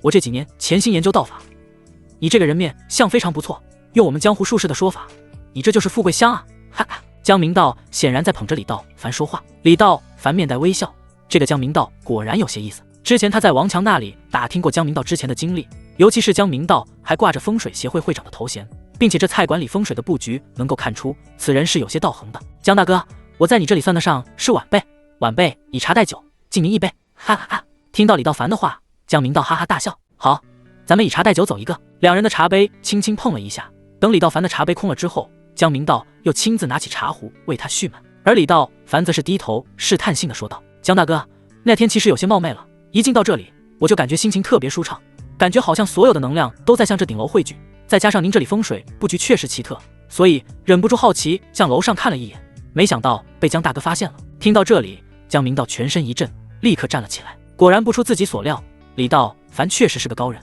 虽然在内力方面自己的修行是个半吊子250，但是他看人不会错。哟，李老弟，那我真的是太冒昧了，能遇见您这样的高人是我的荣幸啊。江大哥，你这是干什么？看到江明道站起，李道凡也连忙站了起来。这江明道弄得太正式了，姿态放得也太低了吧。看来自己猜测没错，这家伙也算是修武界的人了。谁知江明道深吸了一口气，说道：“哪里，兄弟，这是看得起我，叫我一声大哥。以前我也只是猜测兄弟有些本事，没想到兄弟的本事果然高深，竟然能隔着4楼看到我，我又怎敢妄自称大？”李道凡一阵无语，江明道要是再这样的话，自己就没办法聊下去了。哎呀，江大哥，你要是这样的话，咱俩尽快就别聊了。说完，李超凡假装转身就走。好，那我就听李老弟的，以后不客气了。看到李道凡要走的样子，江明道连忙起身做事挽留，同时自己的心中也很高兴，能成为一个武皇级别修武者的大哥，弄不好以后要借大光了，这就对了嘛。江大哥，其实两个人都是做样子而已。重新坐下之后，李道凡也有些好奇地问道：“江大哥，你是怎么知道我看你的？”江明道摇了摇头：“哎，说实话我不确定，所以我才在楼下等着你嘛。不过你一出来，我就有些确定了。不，哥哥误会了，我想问的是，你怎么能够感知到我的内力呢？”李道凡挥着手说道：“老弟，我就说你是高人嘛。”江明道笑着说道：“我其实并不是修武之人，10年之前生了一场病，而后拜入紫霄派门下。可师父告诉我不是修武的材料，反倒是对奇门遁甲、风水之学有所天赋，并且我师父还发现了我一个特殊的本事，就是我能感应出别人的内力，甚至能从内力分辨出他是什么层次的高手。”哦，江大哥竟然有如此本事，真是奇人。李道凡有些明白了，之前在山上如烟也曾经给他讲过，很多人有这种特异功能，江明道这种功能还算是比较普通的。紫霄派，对，紫霄派是江湖上有名的风水学派，我之所以能将这里的风水布置得这么好，也是跟师父学的。江明道得意地说道，他对自己的这个菜馆很是满意，在装修和风水上下了苦功。明白。李道凡点了点头，虽然自己没听说过紫霄派，但你江明道布置菜馆的这种手段，看来这个门派的实力还算可以。老弟，恕我直言，你是武皇级别的高手吧？这时候江明道突然问道。武皇？李道凡一愣，随后摇了摇头，他知道江明道可能误会自己了。按照现今的修武界体系划分为10个阶段，从最低的武者开始，到武士、武师、武灵、武王、武皇、武宗，再往上再上就是修武者的顶端了，武尊、武圣、武神。在现在这个末法濒临的时代，武尊、武圣、武神这种修武者早已不复存在，最厉害的当属各大顶尖门派的武宗级别高手，但也极其罕见。而武皇仅次于武宗，也算得上是当今修武界顶尖级别的层次。想到这里，李道凡不觉得哑然失笑，看来江明道的修武认知也仅仅停在武皇级别了，谁又能知道他根本就不是修武者，而是处于金丹期的修仙者呢？但是他肯定不能和江明道说实话，所以摇头之后，又机械性的点了点头，不承认也不否认。江明道有点被李道烦恼懵了，又点头又摇头了，相当于什么都说了，又相当于什么都没说。不过他对自己的判断是有信心的。武皇作为修武者目前的顶级存在，其内力是相当雄厚的，不然李道凡的内力也不会从1楼直冲4楼。而且巨子霄派的长老们说，能达到武皇级别的修武者，不光是内力强劲，医术也十分高明，因为他们可以通过其强大的内力治愈患者，根本就不需要所谓的望闻问切，以最简单的内力打通全身经脉之术，可以将这世上绝大部分疾病化为无形。这就是武皇级别修武者的厉害之处。相传50年前法门山上的大师就不是医生，但是用其强大的内力给某个大领导治过病，但这也只是谣言。后来大师圆寂之前辟谣，这只是媒体的单方面炒作而已，所以到目前为止真真假假还分不清，只是当一个传说被人调侃。想到这里，江明道突然眼珠一转，似乎想到了什么事，但又没有开口。对了，老弟跟司马向南总认识？是，有过几次接触，真是年少有为啊。司马家大业大，那么老弟是做哪一行的呢？江明道满脸都是笑的打探着。我的产业和司马家没法比，就是开了一个小小的玉石店，准备想去缅甸弄些原石回来，可缅甸那边恰巧又发生了动乱。既然江明道想问，索性李道凡就直接说了出来。王强告诉过他，江明道的能量非同小可，况且李道凡来的目的也是要请江明道帮忙。既然江明道在自己的面前姿态摆得这么低，那还不如一口气的说出来，然后再将问题抛给江明道，顺便探探此人的底细，想要接触自己到底是为了什么。老弟，不瞒你说，在缅甸我也有些门路，不管是军政还是商，现在去缅甸恐怕不是一个好的时机。江明道皱着眉说道，他说的确实是实话，目前缅甸局势动荡，政府军节节败退，地方武装又分为好几个军阀混战，可是乱得很呢。是啊，我们的团队都准备好了，只是少了些武器装备，恐怕还要向司马家寻求一些帮助。已经聊到这了，前面的铺垫都已经结束，李道凡索性抛砖引玉道，哎呀，老弟，这种事没有必要找司马家，找我就可以，老兄保证给你办得明明白白。哦，大哥有门路。老弟，大哥说句托大的话，别说是在缅甸，只要你们进入东南亚，我的这些装备绝对可以让你在当地维护自身安全。凌晨2点，李道凡才回到乐府大酒店，和龙晶晶简单的拥抱之后，两人就洗洗睡了。总而言之，今天和江明道聊的还算愉快，两人也加上了微信好友。在出发缅甸的装备问题上，江明道也满口答应下来。两人相定3天之后，这些装备会放在缅甸边境，李道凡只需要把团队带到边境就可以。也就是说，李道凡现在只有2天的时间去准备，而李道凡还没有想好怎么弄掉上官峰，可他没想好怎么弄上官峰，上官峰却想到了怎么弄李道凡。办公室内，上官峰一直在盯着时间，那女人到底什么时候能来？我们定的是中午，现在11点，应该快了。高凡抬起头也看了看时间，应该是快到点了。好，真是好奇啊，这究竟是一个什么样的女人能扛得住20个小伙子呢？时间1分1秒的过去，当时针停留在12点的时候，高凡的电话准时响起。大爷，我马上接你们上来。说完，高凡向上官峰示意了一下，然后亲自到大厅门口接待。5分钟之后，高凡带着他大爷高不举以及身边的一位体态极其风韵婀娜、媚眼如花的性感女郎走进了上官峰的办公室。这个女人简直是有点太那个了，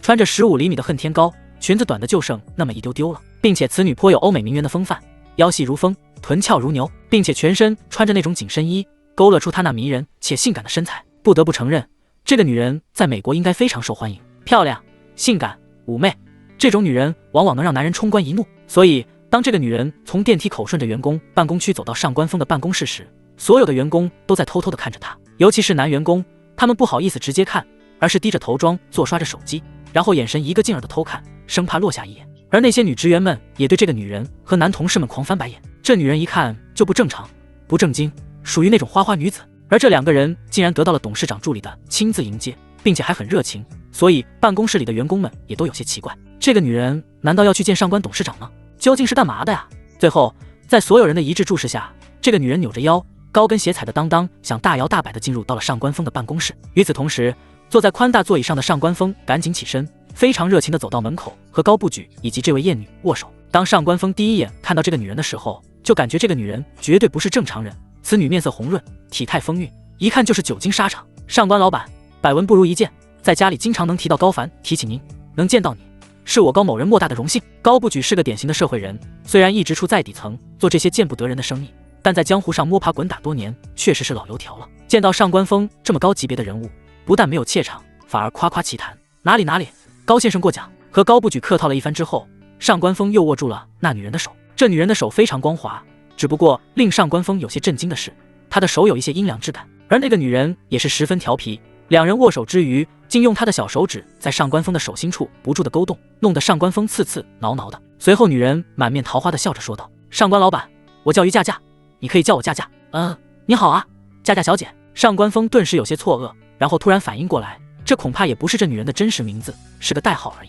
佳佳小姐，请坐。上官峰其实也是个老司机，多年来早就深会此道，所以当这女人用手勾他的时候，虽然有些痒痒，但也没掀起自己多大的风浪。毕竟自己也50好几的人了，在打游戏的时候也需要更有难度的一些关卡，才能激起他的兴趣。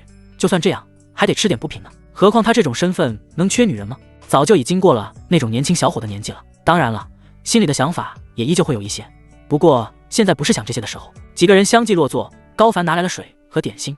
高不举在和上官峰客气了几句之后，佳佳开门见山的说道：“上官老板，不知道这次找我来有什么指示啊？”“哎呀，佳佳小姐说哪里话，谈不上指示，就是想让佳佳小姐帮个小小的忙而已。”随后上官峰朝着高凡使了个眼色：“大爷，你先出去吧。”随后高凡带着高不举离开了上官峰的办公室。高不举也知道今天这事和自己没有关系，能露个脸在上官峰面前报个到就不错了，他没有必要掺和到这里面，所以直接奔着休息室去抽烟了。而高凡安排好大爷之后，立刻又返回了办公室。高凡，把情况给佳佳小姐介绍一下。上官峰作为老板，这种下三滥暗地里搞人的勾当，他还是要避开，所以自然的把事儿推到了高凡身上。而他在一旁仔细的看着于佳佳，他心里实在是对这个一晚上能和20个精壮小伙打游戏的女人有所好奇，想看看这女人到底有什么过硬的本领。而高凡则很快的把餐厅之内发生的事一字不差的描述了一遍。听完之后，于佳佳满脸笑容的说道：“这种情况的话，大概上有2种可能。第一种是现场有特异功能的人，他们可能会使用控物术，这种法术能在近距离隔空操纵物品。而第二种嘛，就是我们熟知的养小鬼。而我比较倾向于第二种，毕竟现在能找到会控物术的修武大佬已经很难了。”养小鬼？上官峰和高凡同时一愣，不由自主的问道：“是的，我想老板也听说过人妖国的一些养小鬼的案例，有那么一种人，他们的身体很特殊，会吸引一些没去投胎的孤魂野鬼，这些小鬼靠着这些人身体上的能量吸附在身上，而如果被附上小鬼的人从小受到高人的培养，就会把这当成一次机遇，把小鬼当成自己的孩子养。经过长时间的训练，小鬼就会帮助主人解决一些事情，比如遇到危险的时候，小鬼就会提醒你，有些厉害的小鬼甚至还会为主人解除危险，而这些小鬼人们是看不到的，这就会导致枪会突然走火，或者飞刀突然射入杀手的心脏处，其实都是小鬼做的。”上官峰听后着实吃了一惊，他早就听说人妖国有这等邪术，现在看来事实果真如此，正被这女人说个正着。对了，你要杀的那个人是男的还是女的？于佳佳忽然问道。是一个女人，不过那天她身边的男人我们也要杀。高凡回答道。哦，女人的话就对了，有可能这个女人就是极阴体质，极阴之体是最适合养小鬼的。上官峰心里一惊，难怪儿子死在他的床前，弄了半天这女人是极阴之体，更可怕的是她还在养小鬼。那佳佳小姐有办法破解吗？此时上官峰突然问道。哥哥了，不在话下，我对付女人和小鬼很有一套，当然了，对付男人那就更有一套了。说这话的时候，于佳佳很有自信，甚至还站起来搔首弄姿的走了2步，在2人面前显摆起来。说实话，上官峰倒没觉得有多刺激，岁数越大定力越足，但是高凡却感觉自己的身体不太好受，特别是这个于佳佳发出的那种笑声和抛过来的媚眼，让他就像是被勾了魂一样，心跳一直。只是女人用的什么魔法，好像真有一套。随着于佳佳坐下，高凡这才浑身哆嗦一下恢复正常。可这一切都被上官峰看在眼里，小小年纪怎么连这点诱惑都经不起？恢复神智的高凡连忙说道：“那这件事情就拜托佳佳小姐了，事后我必有重谢。”那没问题，但是还需要满足我2个要求，要求并不过分。于佳佳抿着厚厚的红唇，媚眼看着高凡和上官峰，轻轻的笑着。就这么一下，也让50多岁的上官峰心神一阵荡漾。佳佳小姐请说。连续1周，每天晚上给我送来20个年轻的男子，必须要达到男模标准，身体要强壮，长得要帅气。于佳佳脸色一正，对2人说道：“啊！”听了于佳佳的话，就连上官峰也有些害怕。20个男模还得是连续1周，哪有这么打游戏的呀？大学生包宿也不带这样的吧？这女人你是真不怕死？不过这点事儿在上官峰这里完全可以办到。知春是大学城，少说也有60-70所大学，这么多的理工学院里，找出几个达到要求的男生并不难，所以只要出一些钱，别说每天20人，就是50人，问题都不大。这件事交给高不举，肯定能办得妥妥当当，没问题。这点我可以向佳佳小姐保证。还有哈，我身上的钱可能不太够了，佳佳小姐只要说个数就可以。还没等上官峰给高凡递眼色，高凡自己就做主了。好，2000万，多钱？上官峰听到这个数，脑袋忽悠一下，这女人简直就是狮子大开口，一张嘴就要2000万。虽说这2000万对她来说也只是九牛一毛，但是那是在她有钱的前提之下，她找的杀手只需要100万，这未免也太贵了吧。佳佳小姐，钱不是问题，只是我们对你还不够了解，不知道佳佳小姐有什么本事呢？上官峰问道。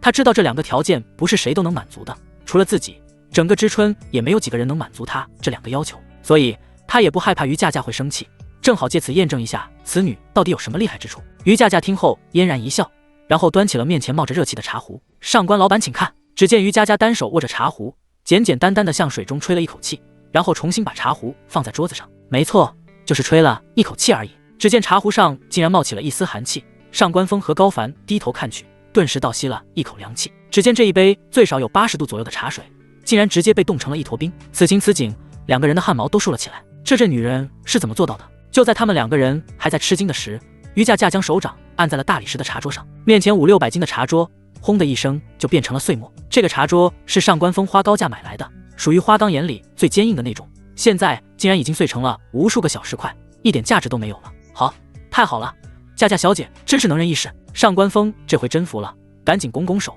示意于佳佳别再掩饰了。要是再让于佳佳这么饰演，自己屋子里恐怕会变成一堆废墟。怎么样，上官老板，姑娘真是神通广大，2000万我上官峰一分不差。既然上官老板这么痛快，本小姐一定竭尽全力。于佳佳脸上露出了勾人的微笑，然后将她那短裙尽力的往下拉了一拉，顺便妩媚的抚摸了一下自己的腿。首次合作，我也有礼物送给2位，你们每人都有一次机会，可要把握住哦，过了这个村可没这个店了。于佳佳满脸挑逗的说道。啊，什么一次机会？高凡在旁边竟然没听懂，可身经百战的上官峰却瞬间懂了。这女人要和他们打坦克大战的游戏，不过每人只有一次写作机会。听到这里，50多岁的上官峰动心了，他是真的动心了。不是都说这个女人很厉害很会玩吗？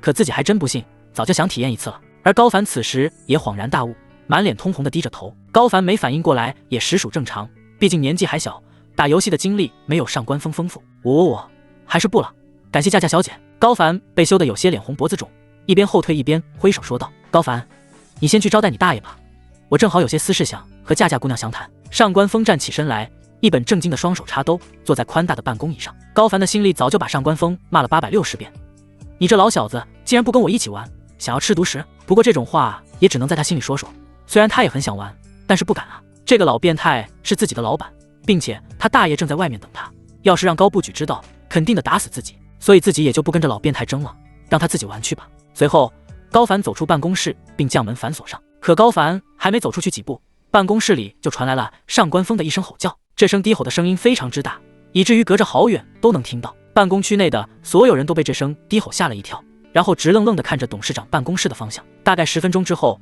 上官峰的办公室门才打开，只见于佳佳满面红光走了出来，嘴角上扬，还在得意地笑着。路过高凡的身边，还特意展示了一下其傲人的身姿，对高凡抛了个媚眼。高凡浑身一哆嗦，只能尴尬地说道：“那我就不送佳佳姑娘了，慢走。”说完，他便急匆匆地跑去办公室查看上官峰的状态。而办公室中，上官峰此时正瘫软在沙发之上，双腿不住的哆嗦，看起来好像连起身的力气都没有了。老板，您这是怎么了？只见上官峰大口的喘着粗气，说道：“接下来，你跟他联系，我不想再见到他了。”可高凡一脸吃惊的问道：“老板，这女人真这么厉害？”传了许久的上官峰，这才在高凡的搀扶下，勉强的坐了起来，声音颤抖的说道：“别说了行吗？太伤自尊了。”高凡听得直咽口水，老板越这么说，他就越想试试这女人的厉害。不过缓过来的上官峰倒也没再说些什么，这也属于痛并快乐着吧。晚上，李道、樊约了郭倩、王迪、孙威，还有吴晓光等人在酒店吃了晚餐，这也算是团队第一次团建，再加上去进货的动员会。李道、樊坐在正中，郭倩紧挨着自己的老板坐，小光没来。李道、樊环顾四周，发现所有人都到了，只差吴晓光一人。老板，刀疤有点事，今天想请个假。对面的麻子说道。李道、樊心中有些不爽，今天是我找大家一起开的动员会，吴晓光作为安保的总负责人竟然没来，什么事有今天这么重要呢？他怎么了？李道凡的脸顿时沉了下来，有些质问的语气问麻子：“老板，他身体有些不舒服，双腿没劲，上吐下泻，还有些眩晕。”李道凡听后眯着眼睛挑了挑眉。吴晓光作为特种兵王，身体自然是非常好的，怎么偏偏这时候出了问题？知道了，那我们开吧。不过李道凡在饭桌上并没有多说什么。酒过3巡，菜过5味，李道凡一边听着郭倩的汇报，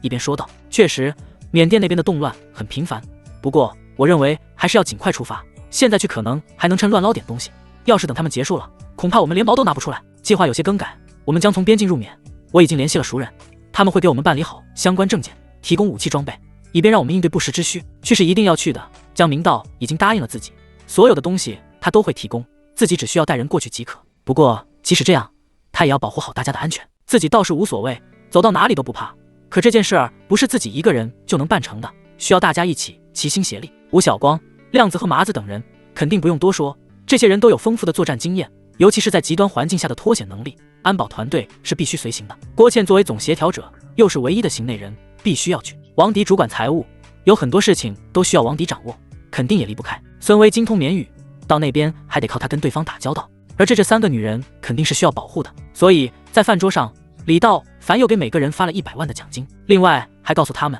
如果这次进货顺利，每个人都还会有额外的奖金拿。大家现在对李道凡马首是瞻，再加上老板之前出手阔绰，所以就连这3个女人也都像跟打了鸡血一般，不管有什么危险，所有人都众志成城的想要去进货。既然大家都同意去，那我们2天之后出发广南边境。这次团建几人喝到大半夜，而李道凡却一口酒都没喝。送走王迪和孙薇之后，李道凡又拒绝了郭倩鬼混的要求之后，独自一人来到了吴晓光的家里。李道凡很生气，因为刚刚麻子在跟他汇报的时候说过，他觉得吴晓光没有什么病，而是被一个女人吸干了身子。作为自己安保团队的头，还有特种兵王的身份，竟然在这种关头和女人私会，并且这游戏玩的也太过了吧。他了解吴晓光的为人，正常情况下他是绝对不会做出这种事的，除非出了意外。李道凡准备去看看吴晓光的家，住在市中心的老楼，是老妈临死前留下的。这段时间李道凡的奖金发了不少，吴晓光正准备换一套大一些的房子，使劲敲了几声门后，里面才传来吴晓光慵懒无力的声。防盗门被打开的时候，李道凡死死地盯着屋内，吴晓光就像是没睡醒一样，穿着个大背心，整个人无精打采的。看到李道凡来了，顿时觉得有些尴尬。道凡，不，老板。李道凡一点都没给吴晓光留面子，而是直接走进了屋内，在餐桌旁边坐下。此时面前的吴晓光虽然面带笑容，可他2个大眼圈和熊猫没什么两样。这种大眼圈跟睡眠没什么关系，而是肾气不足的表现。昨天晚上他在家门口遇见了一个面容妩媚、身材极为性感的美女，那美女说是老知春玩的，半夜喝多了酒，走路摇摇晃晃的，想让吴晓光把她送酒店去。可一进了屋，那女人不知道施展什么魔法，吴晓光被她迷得神魂颠倒，根本就不想回家。那个美女提议打一会儿游戏，谁知这游戏一打就是一整夜，这个女人打游戏根本没够，一关接着一关。等到天亮之时，吴晓光已经困得不行了。整整1夜之后，那女人才说不打了，然后让吴晓光回家。可此时的吴晓光肾气早就已经亏空，心血即将耗尽。所有包过宿的人都知道，打上一晚上游戏，第2天会非常的疲惫。就算吴晓光是特种兵，身体比一般人强上许多，可也受不了。躺在床上的吴晓光2条腿就像灌铅了一样，脑袋迷迷糊糊，干什么都没精力，甚至连喝杯水的力气都没有。没有办法，吴晓光只能让麻子给自己请了个假，他实在是去不上晚上的团建了。你在家干什么呢？李道凡一眼就看出吴晓光很不对劲，在自己的一阵逼问之下，吴晓光这才说出了昨天的事。李道凡见没道数，胸口被气得一起一伏，指着吴晓光的鼻子骂道：“你特么没有一点自控力是吗？我真不赖我实在是走不了。”说完，吴晓光的双腿都在颤抖，然后腿一软，坐在地上。不对劲！李道凡突然想起了如烟跟他讲过一种邪门的法术，这种邪术只有女人会，叫什么采阳功。虽然他没有真正的见过，但却知道这种采补之术是真实存在的。这个世界远没有普通大众看到的那么简单。偌大的世界上几10亿的人口，有一些神奇的人和神奇的事也不足为奇。李道凡的第一反应，吴晓光被那个女人盯上了。那个女人在哪？李道凡冷声问道。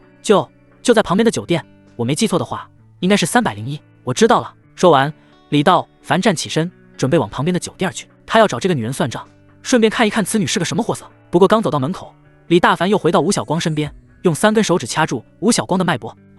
吴晓光的肾气严重不足，命不久矣，就算他再躺下去2天，肯定也没什么效果。想保住吴晓光的命，只有一个办法，就是用自己的内力将吴晓光的肾气补足。吴晓光不知道李道凡要干什么，可此刻的他浑身软绵绵的，连把手抽出去的力气也没有。再者一说，李道凡把他的手腕抓得很紧，他想抽出来也不可能。就是在这一瞬间，吴晓光感觉自己的手腕处传来了一股炙热感，这种炙热感像一道闪电一样，迅速从手腕贯穿到自己全身，而这种感觉所到之处，让他充满了能量，自己顿时觉得身上有了力气，甚至骨头缝都嘎嘣嘎嘣直响。大约半分钟之后，吴晓光身上的疲惫感一扫而光，刚刚2条腿还像灌铅一样，现在青筋暴起，大腿上的肌肉赫然可见。自己的神智也完全恢复正常，整个人变得容光焕发。老板，你……吴晓光没法相信李道凡到底是用了什么方法让他恢复如初的。你被人踩了羊，那女人盯的就是你，所以你没办法摆脱也是正常。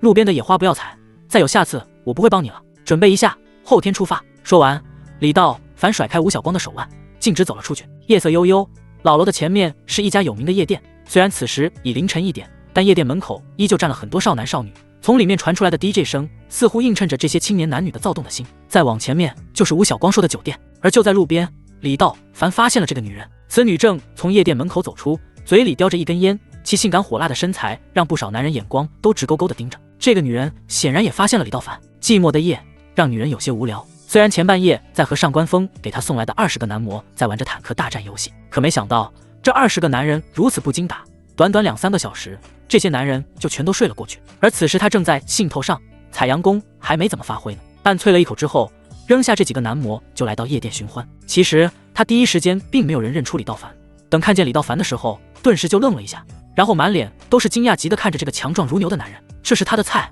如此极品阳气，怎能不吸？可是当他仔细看向李道凡时，却发现这个男人和高凡给到自己的那一男一女的照片一模一样，真是踏破铁鞋无觅处，得来全不费功夫。想到这里，于佳佳眼睛一亮，扭着蜜蜂一样的腰肢向李道凡走了过来。嗨，帅哥！于佳佳来到李道凡面前打着招呼。李道凡见此妖女冲着自己前来，正好将计就计的先转身看了看两边，然后又有些吃惊的指了指自己说道：美女，你在跟我说话？哥哥，当然啦，这么多男人，你是最帅的一个。于佳佳看得出来，这李道凡明显就是一个腼腆的男孩，而他就是喜欢这种男人。大半夜的出来散步，想必也很无聊吧？刚失恋。李道凡随便的回道。哎，天下的女人千千万，帅哥可不要只想着过去式，忽略了眼前人。一边说着，于佳佳又从超短裤兜中拿出来一盒香烟，抽出一支后递给李道凡。谢谢。李道凡一手夹着香烟，却一直没有抽。虽然他的神识已经扫描过，这盒香烟是很正常普通的烟，没经过什么科技狠活。哎呀，刚刚在酒吧里喝了些酒，现在头有些晕，我就住在前面的酒店。帅哥，能不能帮我送上楼啊？求求帅哥了，帮帮忙好不好吗？一边说着，于佳佳一边用手直接拉起了李道凡的胳膊，晃个不停。而随着他不断的摇晃，李道凡挣扎了一会儿，随后半推半就的说道：那行吧。说实话，李道凡对面前的这个于佳佳并不感冒，他不太喜欢这种性感妖娆的女人，并且这女人一看就感觉哪里不对劲。不过确实会有很多男人喜欢这一套，此女的长相和身材也实属顶级。那太感谢了，我们走吧。于佳佳见李道凡上钩，一下子就抱住了他的胳膊，然后装作头有些晕，走路不稳的样子，让李道凡带着他走。而此时，李道凡用透视术悄悄地在他的身体上打探着，刚刚只是扫描了一个大概，外表上此女并没有什么特殊之处，用的香水和化妆品也是很正常的。而就在他的透视术扫描之后，他竟然发现此女和普通人果然不一样。这女人的外表天生媚骨，虽然看上去很漂亮很媚，但却有一种说不出来的感觉，并且这个女人体内的经脉要比正常的女人粗很多。这里所说的经脉是手经脚经，而不是经络的经脉，这就说明此女经常锻炼，是个练家子。而她的丹田之处竟然有一口阴气存在，这个阴气虽然不大，但是也有鸡蛋大小，并且这团气连接着她的双肾，所以她的肾脏看起来色泽鲜艳，并且比普通人大上很多，明显肾气充足，丹田有气。此为高级别的修武者，跟之前在西餐厅里的杀手明显不一样。此女最低也应该是50级别的修武者。李道凡心中略有惊讶，这还是他下山以来唯一见过的一个丹田有气的修武者。而在李道凡思索之余，两人已经走到了酒店的门口。哎，我真的喝多了，头有一些晕。走到门口处，于佳佳依然搂着胳膊，没有松手，反而有意无意地将身体贴向李道凡。其实他根本就没有醉，反而清醒得很，只不过是在勾引李道凡。就在这个节骨眼上，李道凡的电话竟然响了起来，也就是借着这个机会，李道凡才拿起电话推开于佳佳。打电话的竟然是龙晶晶。我擦！李道凡心中暗骂，这个时候自己也接不了电话呀，现在正是关键时刻，所以他只能挂断了龙晶晶的电话。前女友。突然于佳佳挑逗似的说道：是吧，哥哥，我就喜欢你这种跟前任一刀两断的男生。李道凡也真是无语，都不知道怎么回答，索性就这样被于佳佳牵着也不说话了。坐在电梯里的时候，这个于佳佳的表演就更精湛了。只见她身体左右摇晃，就像是酒劲上来了一样，然后使劲搂着李道凡的腰，还装作一副想要吐的样子。三楼301。李道凡知道这就是套路而已，什么喝多了，就是想要骗我进屋而已。他倒是想看看这个女人到底在耍什么花招。走到301房间门口，李道凡拿出女人手中的房卡，打开房门。只是刚一进去的时候，李道凡就感觉到一股冷风扑面而来，他还以为是屋子里的空调打得太凉了，可进去之后才知道根本不是空调的问题。这间屋子属于阳面，而且此时外面的温度也很高，反而屋子里面阴冷无比，以至于他身上的汗毛都有些微微张开。而这个女人就像是挂在了自己身上一样，手非常的不老实，总是这摸一下那抓一下的。屋子里的灯也没开，所以整个房间很黑。不过李道凡的透视眼却把屋子看得清清楚楚。这间屋子很是凌乱，很明显里面之前住了很多人的样子，不过现在屋子里却一个人都没有。就在这一瞬间，那个女人就像是突然清醒一般，转过身去开始搂住李道凡。显然这个女人认为已经得逞了，觉得时机已到，自己该动手了。而李道凡倒是被这女人整得有点不会了，或许是之前无效果的经历让他觉得总是感觉别扭，心里还有点膈应。就在这一瞬间，女人的电话突然响了起来。借此机会，李道凡一把把她推开，说道：“你先接电话吧，我也告诉一下我的朋友，我今晚不回去了。”“哎呀，不行，我不接，你也不能打电话，刚刚多有情调呀，真是扫兴。”于佳佳撅着嘴说道。李道凡一阵恶心，此女还真会发洋剑。帅哥，你知道吗？我看见你的时候，你就把我迷住了，你就是我喜欢的那个类型。说完，于佳佳竟然双手托住李道凡的脸，一副含情脉脉、款款深意的样子。屋子里的灯依旧没开，不过从窗帘的缝隙里依旧有些许的光华照在屋内。此刻，李道凡终于明白了，屋子里面之所以这么冷，就是因为这个女人是极阴体质，修炼的正是寒冰术这种邪功。这种寒冰术需要修炼者的身体时刻保持寒冷的状态，而时刻保持寒冷状态的方法只有一个，就是不断的采阳气。此妖女不除，后患无穷。正当李道凡思索之时，于佳佳冲着他就扑了过来。说实话，李道凡并没有生命危险，以他的内力可以直接秒杀于佳佳，就算是一不注意，最坏的结果也不过是被他的采阳功吸取点阳气罢了。可李道凡本身就是纯阳圣体，他的阳气于佳佳根本吸不走。当然，这种被撩的过程还是有些享受，可李道凡心底十分警惕，此女万万不可碰。他能和郭倩一起打游戏，是因为郭倩就算跟过周楚生，也不过只有2个人而已。他能和龙晶晶一起打游戏，是因为龙晶晶虽然强势，但绝对是一个思想干净纯洁的女人。可面前的于佳佳不同，他敢保证这个于佳佳肯定肮脏的很，以他的这种寒冰术而言，是不可能干净的，所以万一出了什么事儿，肯定会传染给自己。就在于佳佳拉着手准备回到里屋的时，李道凡出手了。别动！李道凡顺势一把抓在于佳佳的手腕处，然后迅速做出反向擒拿的动作。于佳佳毫无意识，瞬间感觉手腕刺痛，刚想使劲抽出他的胳膊，就被李道凡掰到了身后。哎呀，你干什么？于佳佳还没明白是怎么回事，还以为李道凡是在故意的，所以这时他还是带着撒娇的味道。你再动一下，我掰着你的胳膊。李道凡按着于佳佳的胳膊往下压去，这妖女吃痛，赶紧随着劲儿弯下腰。她终于感觉到了不对劲，就算是这小子有其他的爱好，但这种动作明显是奔着废了他去的。很明显，对方想抓住自己。你是什么人？想干什么？于佳佳的身体继续向前倾去，同时却在不意间调整身体，让自己的身体有些歪。李道凡冷哼一声，告诉你别动，你就别动，给我滚进屋去。随后李道凡便推着他走进卧室，想把他捆上。借着走路的空当，于佳佳也抽出了半个身位，身体前倾的他突然转动，身体来了一个侧空翻，一下转到李道凡背后，瞬间用胳膊勒住李道凡的脖子，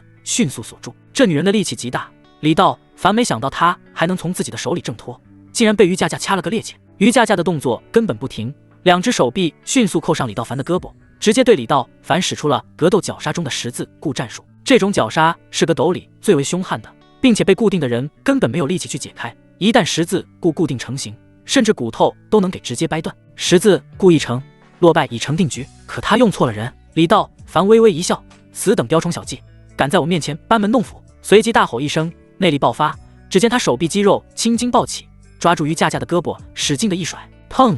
于佳佳整个身子被李道凡直接甩了出去，重重的砸在地上。他根本没有防备，要知道这可是十字固绞杀法，任何人都无法逃脱。于佳佳有点道行，也算得上是1等1的高手，可他错估了李道凡的能力。别说是他，就是武宗级别的修武者，遇见李道凡也只有被秒杀的份。况且练武的都讲究一力降十会，这种纯粹碾压的力量，于佳佳根本扛不住，整个地面都跟着晃了起来。于佳佳被砸得闷哼一声，从口中吐出一大口鲜血，只是他的血还冒着凉气。被李道凡这么一砸，他感觉自己的5脏6腑都移位了，内脏肯定是伤了。可于佳佳战斗经验非常丰富，对自己也够狠，吐了一口血水之后，竟然不顾身上的疼痛，又向李道凡冲来。这一刻，李道凡也发了狠，所以当于佳佳冲过来的时候，李道凡飞起一脚，再次将他踢倒在地。砰！在遭受到2次重击之后，于佳佳浑身瘫软，但就在这一瞬间，这妖女不知从哪掏出来一支银针，用尽全力一甩，这根银针直接刺在了李道凡的腰眼上。嘶！随着这根细细的银针插进腰间，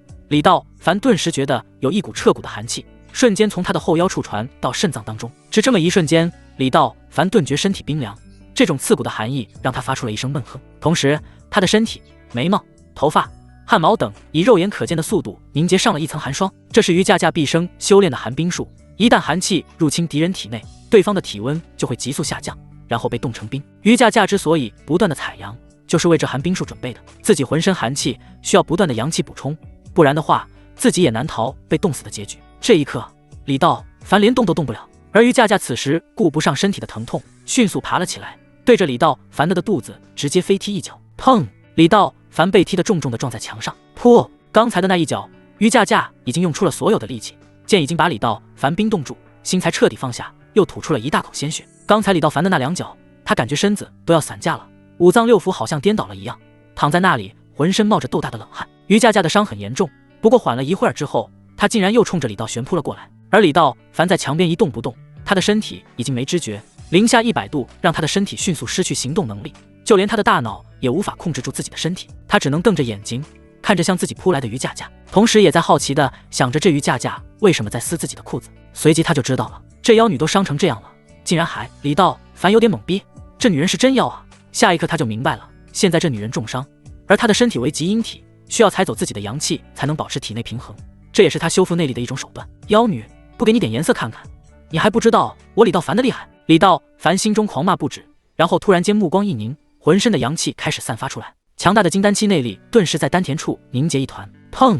只在这一瞬间，纯阳圣体的内力破冰而出，身上的寒气顿时被阳气吸纳。其实这种低级别的极阴术根本奈何不得李道凡，之所以他装成被冻住的样子，只不过是看看这个妖女究竟还会些什么而已。换句话说，李道凡就是陪他玩玩。而现在事关紧要，李道凡不能再这么装下去了，再有所保留的话，绝对会被这妖女系成人干。酒店的橱柜上赫然放着一把水果刀，李道凡发起空悟术，那把水果刀顿时飞了出来，正好自己还想试试这个空悟术到底是什么水平。那把水果刀以闪电般的速度从于架架的后背飞来，而于架架则没有任何防备，直到水果刀深深刺进于架架的肩膀，剧烈的疼痛让于架架吓了一跳，同时就地一滚，捂着肩膀跑到阳台，直接破窗而出。李道凡有点发懵，这妖女身上的衣服还没穿全就被吓得跳楼了，想来也不奇怪，应该是这个妖女以为自己的帮手到了，所以第一时间逃跑。李道凡赶紧趴在窗台，用神识向外看去，这妖女已经跑出去了400-500米，3步2步就消失在自己的视线内。这妖女一走，屋子内的温度瞬间暖和了不少。李道凡本想去追，可他的眼睛被一件物体吸引住了。柜子里那是什么？算了，反正自己已经把神识注入到这妖女身上，这妖女走到哪里自己都会知道。这女人明显是冲着自己来的，放她走，正好能看看幕后的黑手是谁。先是吴晓光，然后是自己。要是说这妖女是不经意之间随便找的2个男人，恐怕没人相信。在她的透视术下，屋子里所有的柜子都像是透明的一样，床头柜里更是放着很多贵重的物品和现金，现金大概应该有20几万，而在现金下面则有块不太规则的石头。这块石头有点像玻璃砖，表面并不光滑，甚至有些粗糙，也不像翡翠那样通透。而当他用透视术盯着那块石头的时候，竟然隐隐发现这里面似乎有一股能量在波动。灵石！李道凡快步走到床头柜前，打开抽屉之后，把这块石头放在手中。就当他把这块石头握在手里的时，神奇的一幕出现了。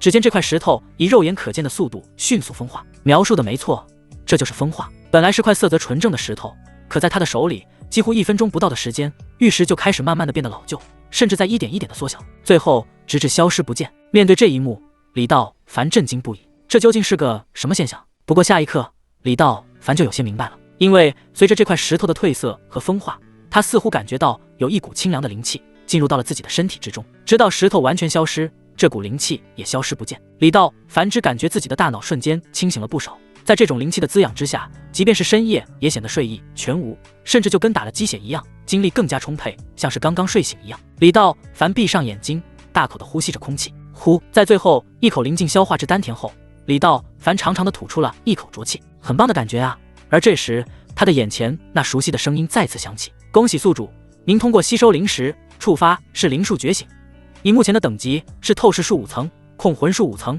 控物术3层，是灵术2层。是灵术？李道凡有些惊讶，因为这次的进化竟然让他有了超能力，是灵术。李道凡明白了，这次的进化应该与刚才的那枚灵石有关。之前如烟告诉过自己，只有阴阳相融或是法宝才能提升自己的法术，而阴阳相融，李道凡最近修炼了多次，但最近几次都没有触发系统。而这块灵石中蕴含着灵气，应该是远远大于阴阳相融的。自己的身体吸收到灵气之后，才够触发更高级的是灵术。现在他不但觉得自己丹田内的内力更加雄厚了，又学会了一种超能力。以前和如烟在山上的时候，他曾经阅读过一本上古时期传下来的法术宝典，里面曾经对是灵术提过寥寥几笔，其主要意思就是可以通过是灵术吸收别人的内力。在他的理解里，这个是灵术就相当于武侠小说中的吸星大法，可以强行吸取别人的内力。我擦，不会吧？想到这里，李道凡的眼睛猛然闪光。刚刚那妖女的丹田处有一鸡蛋大小的内力，如果再碰到这妖女的话，自己就可以用这是灵术的超能力瞬间吞掉这妖女体内的真气。如果真能这样的话，这也太爽歪歪了吧！岂不是天下有内力之人全部在为我打工吗？李道凡顿时兴奋了起来。是灵术，字面的意思应该就是强行吸收。他闭上眼睛，静静地感受着这妖女的位置。此时天色已晚，再过几个小时就要亮天了，就让这个妖女多活一天，等她的内力恢复一些，自己再过去全部用是灵术吸走吧。可能是和自己刚刚吸收了灵石有关，现在他的精神非常足，根本就没有一丁点想要睡觉的意思。李道凡突然想起了郭倩，这小俏妇已经约自己好几天了，再不答应倒显得自己不解风情了。想到这里，李道凡拿出电话给郭倩拨了过去。来岳府大酒店，快点过来。老板，我半个小时就到，等着我哟，我的祖宗。郭倩这2天一直在忙着入缅的事，李道凡今天突然改了计划，从飞机改成到边境坐车，所以整个行程都需要重新修改。虽然累了一整天，自己也刚刚准备休息，但李道凡的一个电话还是让他瞬间爬了起来。其实郭倩真的很不错，他很清楚自己的地位，也知道自己想要的到底是什么，只要是李道凡让他做的，他就没有半点怨言。挂断电话之后，李道凡也有些感叹，这个郭倩太听自己的话了，就这样的女人来个100、1000个他都愿意，自己赚钱了能不多给他分一些吗？半个小时之后，郭倩按响了总统套房的门铃，一进酒店就开始对李道凡展开了无微不至的帮助。过来打一会坦克大战游戏。2个人一直打到天蒙蒙亮，看着第2天的太阳缓缓升起，李道凡才觉得这一刻的人生更有意义。郭倩在旁边睡得跟小猪一样，李道凡则是穿上衣服，蹑手蹑脚地离开套房，让前台送过来2份早餐。明天就是整个团队出发边境的时候了，江明道在那边已经全都准备好了，自己只需要轻装上阵领取装备就好。还剩1天的时间，他需要解决很多事。那个妖女必须斩草除根，还有司马向南的病，他也答应过临走之前还要再去医治一次。最后还有一个相对来说棘手的问题，这次行动带不带龙晶晶去？本来这次是不想带的，一来是他还不想让2女这么早就见面，再者是那边的局势很是混乱，龙晶晶刚刚金盆洗手，带他去就意味着又把他牵扯进来。可要是不带的话，上官峰那边很有可能派来更厉害的杀手，到时候自己身在缅甸，想要回来保护他都不可能。天色渐亮，东方现出鱼肚白，李道凡闭上眼睛，盘膝屏气坐在沙发之上，用神识寻找着于架架的位置。叮铃铃，叮铃铃。就当他马上就要锁定于架架位置的时候，电话突然响了起来。李道凡掏出电话，来电显示是一个陌生的号码，随即按下了接通键。他还没等说话，对面就传来了于架架蕴含杀机的声音：小子，限你1个小时之内把东西给我送回来，否则别怪我手下无情。哟，这不是妖女吗？李道凡背着个于架架逗得扑哧一声，笑道：妖女姐姐，你都临阵当逃兵了，还能对我手下无情吗？我妖女姐姐。电话里于架架差点没被气死，这小子给我起的这什么名字？你才是妖女呢！李道凡，我知道你妹妹在哪里上学，你要是不把我的东西送回来，所有后果你自行承担，我只给你1个小时的时间。听到妖女要动自己的妹妹，李道凡的眼中顿时杀机四起。妹妹是他在这世上唯一的亲人，自己已经亏欠她太多，不能让她再受此牵连。这个妖女非死不可，你试试！李道凡冷声说道。可自己话音刚落，于架架直接就把电话挂了。擦！李道凡暗骂一声，就是让我去，你丫的把你位置告诉我呀！多亏自己能锁定她的位置，同时他也用神识查看了一下妹妹所在的位置。李不语现在正在学校宿舍，看样子还没睡醒。看来这个妖女是吓唬自己的，2个人根本不在一个位置。好，天堂有路你不走，地狱无门自来投，那就别怪我不客气。可是让李道凡有些意外的是，这个妖女是怎么找到自己电话的，又是怎么知道自己叫李道凡的？这也正好印证了他的猜测，此女背后肯定有操控者。李道凡目光一冷，穿上衣服后下楼离开。他并没有叫醒郭倩，而是给他留了一份早餐之后独自离去。东郊附近的青年创业园锁定了于架架的位置之后，李道凡开上自己的路虎卫士前往东郊。所谓的青年创业园其实就是块废弃的大楼。说起这个地方，李道凡还真是熟悉。10几年前自己还小的时候，父母准备做一些小生意，这里正好是学校的聚集地。母亲想着盘下个档口做点快餐，谁知那年的形势不好，再加上青年创业园的资金出了问题，这偌大的园区最后就烂尾了。这么多年以来，青年创业园一直没人管没人问，甚至有很多流浪汉在此居住。李道凡心里好笑，这个妖女还真会挑地方啊！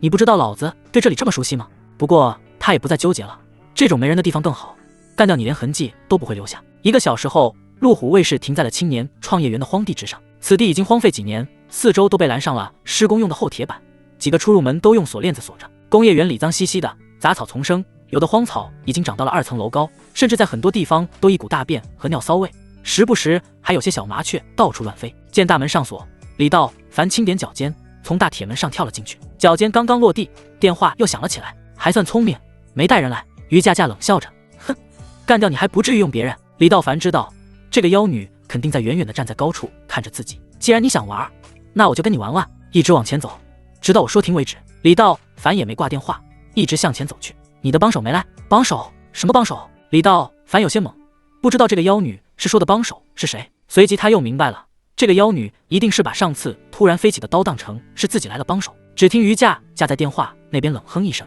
别跟我装傻，不过就是他来了，我也不怕。呵呵，妖女，你太高估自己了吧？你的寒冰术还没练到家呢。李道凡突然打开话题，少废话，你说这些有意义吗？我昨天给过你机会了，当然有意义了。其实我心里只想和你试试的，但是真的不好意思，我是真的怕你有病，万一你传染给我怎么办？李道凡双双一摊，脸上挂着一副迫于无奈的表情，嘲讽道：你有病，你全家都有病，在这里站住，给我往右拐。于佳佳听了之后非常生气，就像是揭开了他刚刚好的伤疤一样。李道凡再次无语，这拐弯的地方不就是几年前父母想要做生意买档口的那个地方吗？现在这就是一副钢筋水泥的废弃建筑，里面没有窗户，显得空荡荡的，地上还有些废弃的瓶子和用过的纸巾。出来吧！李道凡大声说道。你还真有胆量！突然之间，于佳佳的声音从李道凡上面响起，而后只见于佳佳从高处纵身一跃跳到了李道凡的面前。妖女，看来昨天没打够你啊！李道凡转身笑道，昨天只是我大意了而已，把东西还给我。东西？我想知道我不给你的话你会怎么办？李道凡的话语中有些挑逗意味。那我就杀了你。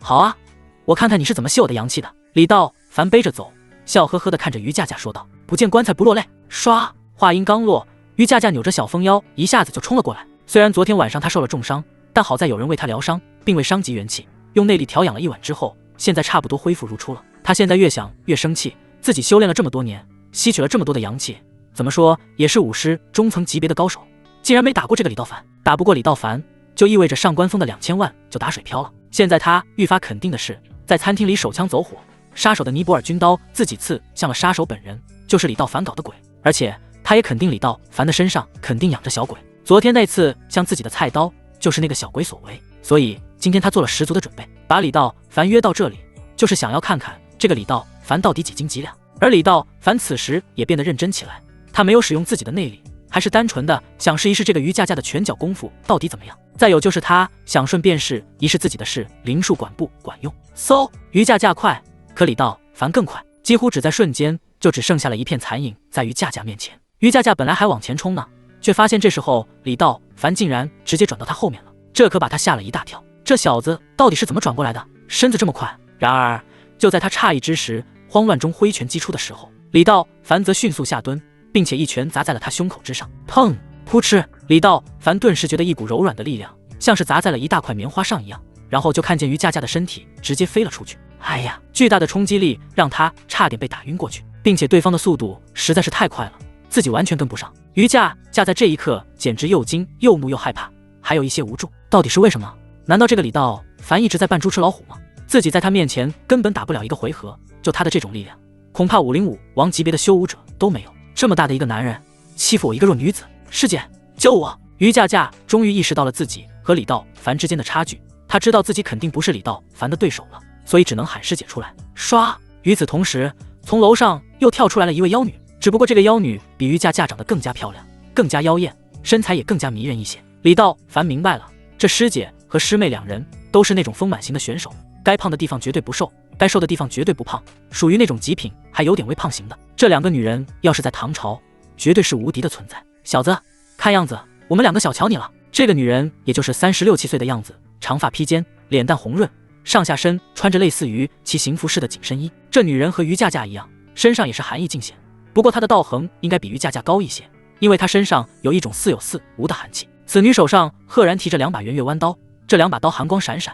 看着就十分锋利。李道凡晃了晃脖子，颈椎发出咯噔咯噔的声音。其实他的透视术早就看到还有一个女人在上面藏着呢。谁派你们来的？李道凡沉着脸说道。哼，临死之前我会让你明白的。那师姐话音一落，身子便如闪电般向另一方冲了过去。这个师姐的内力显然比于佳佳强了不少，冲出去的一瞬间竟然夹带着些许风声。她的拳头对着李道凡的胸口就是一顶，砰！这一拳结结实实地打在李道凡的前胸。噔噔噔！让他没想到的是，虽然自己这一拳用尽全力，可打到李道凡身上的时候，顿时觉得拳头剧痛，手臂酸麻，内脏更是气血翻涌，胸口剧痛，身子也无法控制地向后倒退了3步。硬，太硬了，根本打不动，真是找死！这一刻，李道凡不再手下留情了。可短暂的愣神之后，这位师姐并不打算就此放过李道凡，而是迅速抽出自己腰间的一对圆月弯刀，又一次冲到李道凡的面前，对着他的脖子划了过去。李道凡的嘴角张扬，露出了一抹微笑，同时身体微微后仰，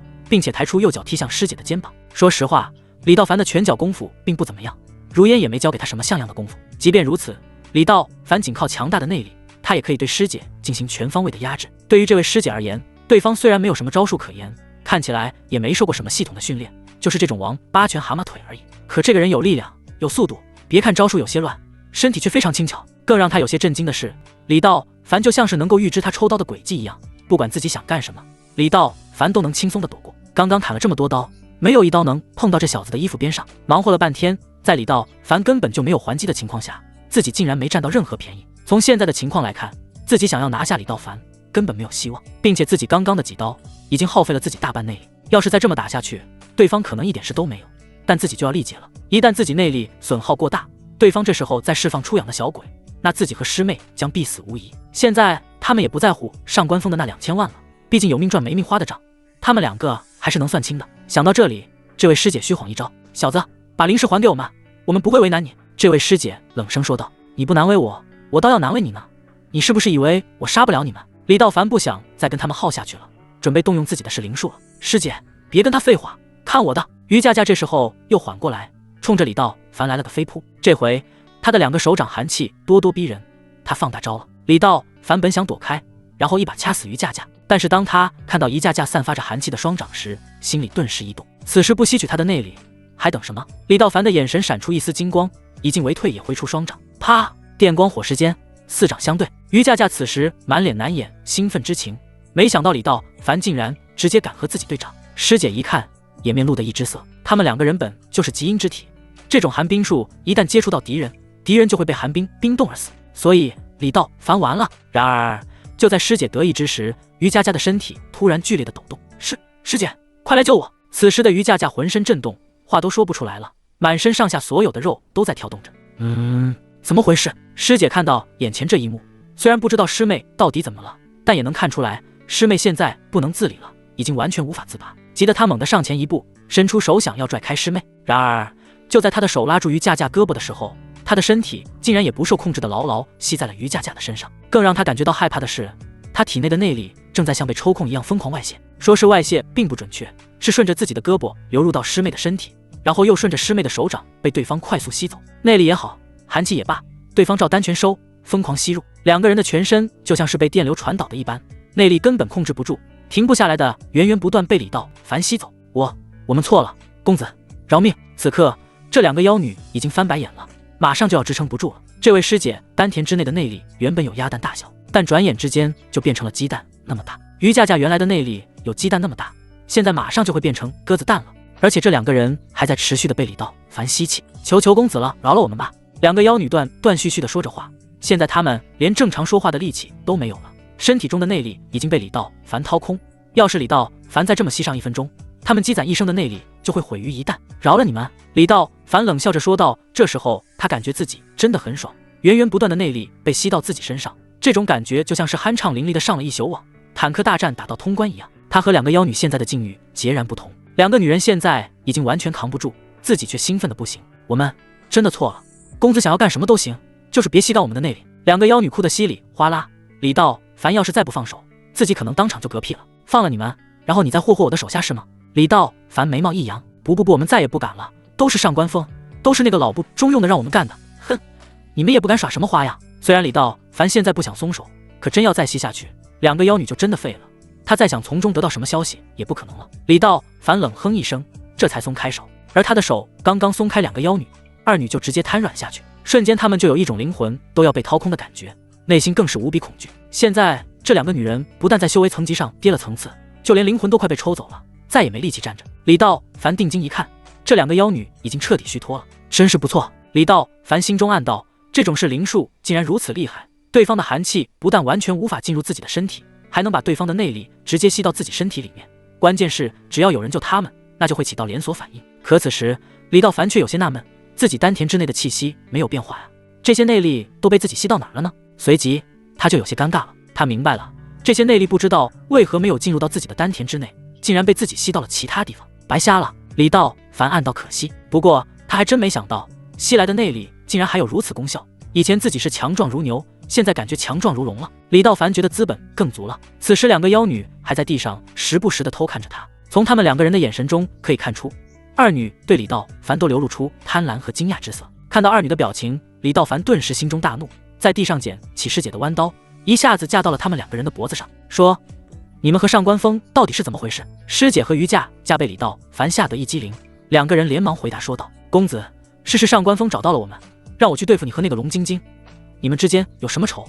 我们是真不知道啊。李道凡早就料到了，他冷冷地看着2个女人道：他们给你多少钱？2000万。其实说实话，他们2个就是极阴体质，为了修炼寒冰术而到处的采阳补阳，杀人从来不是他们的目的。不过这次上官风给的赏金实在是太高了，他们真的拒绝不了。李道凡仔细想想，觉得2个妖女也不是在说谎。李公子，我们真的没有骗你，现在我们也不想管他各上官风了，只想拿回我们那块灵石。那位师姐祈求着说道：那灵石有什么用？李道凡好奇地问。啊，李公子不知道吗？于架此时好奇地说道。是我问你，不是你问我。李道凡一瞪眼，顺势想要再踢这2女一下，这个动作可把于架吓坏了，他的小脸顿时露出委屈之色，眼泪也在眼圈打转着说道：灵石是用来修炼的，你们这块灵石是在哪儿找的？还有没有了？李道凡居高临下，眯着眼看着这2位妖女，随后他突然挥了挥手，哗啦啦，随着他的一挥手，几10米外一把破旧的木凳子突然哗啦一声，紧接着那把凳子就像是凭空飘过来一样，直接落到了李道凡的屁股下。这2个妖女顿时懵了，这不是养小鬼啊，养小鬼的人应该会跟小鬼打个招呼，这李道凡只是平手一挥，凳子就莫名其妙地跑在他下面了。这位李公子到底是什么来头，又是怎么做到的呢？看着2女羡慕的表情，李道凡心中略有得意，但脸上依旧是冷冷的，缓缓坐到凳子之上。只不过当他的屁股刚刚落在椅子的那一刹那，凳子就传出咯吱一声，下一秒钟那个凳子就稀里哗啦的碎掉了。李道凡根本没有准备自己这一屁股竟然把椅子坐塌了，他也直接在地上摔了个大屁墩。此情此景，那2个妖女一下子没忍住，竟然扑哧一声笑了出来。李道凡脸上有些挂不住了，本来想装一下子，可这椅子也太脆弱了吧，反而让自己摔了个狗啃屎。笑，我让你们笑。李道凡气急败坏，一个咕噜站起来，准备给这2妖女一人一巴掌。李公子息怒，李公子息怒，不要打我。2女被吓得在地上爬着，想要伸手去扶李道凡，可下意识又把手缩了回去。他们太怕李道凡了，怕碰了李道凡之后自己的内力再被吸过去。你们难道还想用寒气把我冻住吗？不敢不敢，怎么可能呢？李公子不要说笑了，这2个妖女哪里还敢对李道凡动手啊？几10年积攒的内力都快被李道凡吸没了，谅你们也不敢。李道凡扫了一眼师姐，又看看于架，还真别说，这2个女人长得还真挺漂亮的，尤其是这个师姐，身材比例相当好，比于架那种欧美体型的风韵比例要强不少。你们叫什么？来自哪里？说来听听。李道凡知道自己对这种凡间的修武者不是很了解，但看得出来这2个女人明显道行比较深，混迹江湖时间也很长了。回公子，我们来自川西玉女宗，我现在的修武级别是武师上层，我师妹是武师中层。那位师姐说道。李道凡有些吃惊，这2女人竟然还是个川妹子。什么是玉女宗？你们2个叫啥？李道凡根本没听说过有这个宗门。李道凡继续问道。我叫李诗诗，我叫于架。玉女宗是川西最负盛名的宗门之一，门下都是女人，主要修炼的功夫就是寒冰术。李道凡一阵无语，这2个妖女名字起的可真霸道，一个诗诗，一个架。你们平时就靠采阳补阴修炼吗？是的，李公子，其实也不光是我们2个，我们宗门里所有的女人练的都是寒冰术，都需要采阳补阴的。李诗诗回答道。你们不怕得病？李道凡又有些好奇地问道。听闻此话，李诗诗和于架都愣了一下，脸上甚至有一些不悦之色。这小子明显就是没瞧起我们啊！不过随后李诗诗就解释道：“不会的，公子，你有所不知，我们平时很注重自身的健康和保养工作。”他没有继续往下说，想必李道凡自身也懂。行了，我可以放你们两个走，但是你们两个必须再给我找到一块灵石，不然的话，我废了你们。李道凡其实并没有杀掉这两个妖女的意思，其实留着他们还有用，况且他们也没犯什么罪，不过就是为了钱而已。李公子，灵石可不是这么容易找的，这难度太大了。听到让自己找灵石，于佳佳有些委屈地说道：“毕竟灵石世间罕有，如果谁都能找到，那也就不叫灵石了。这块也是他们机缘巧合，也是无意之间寻得的。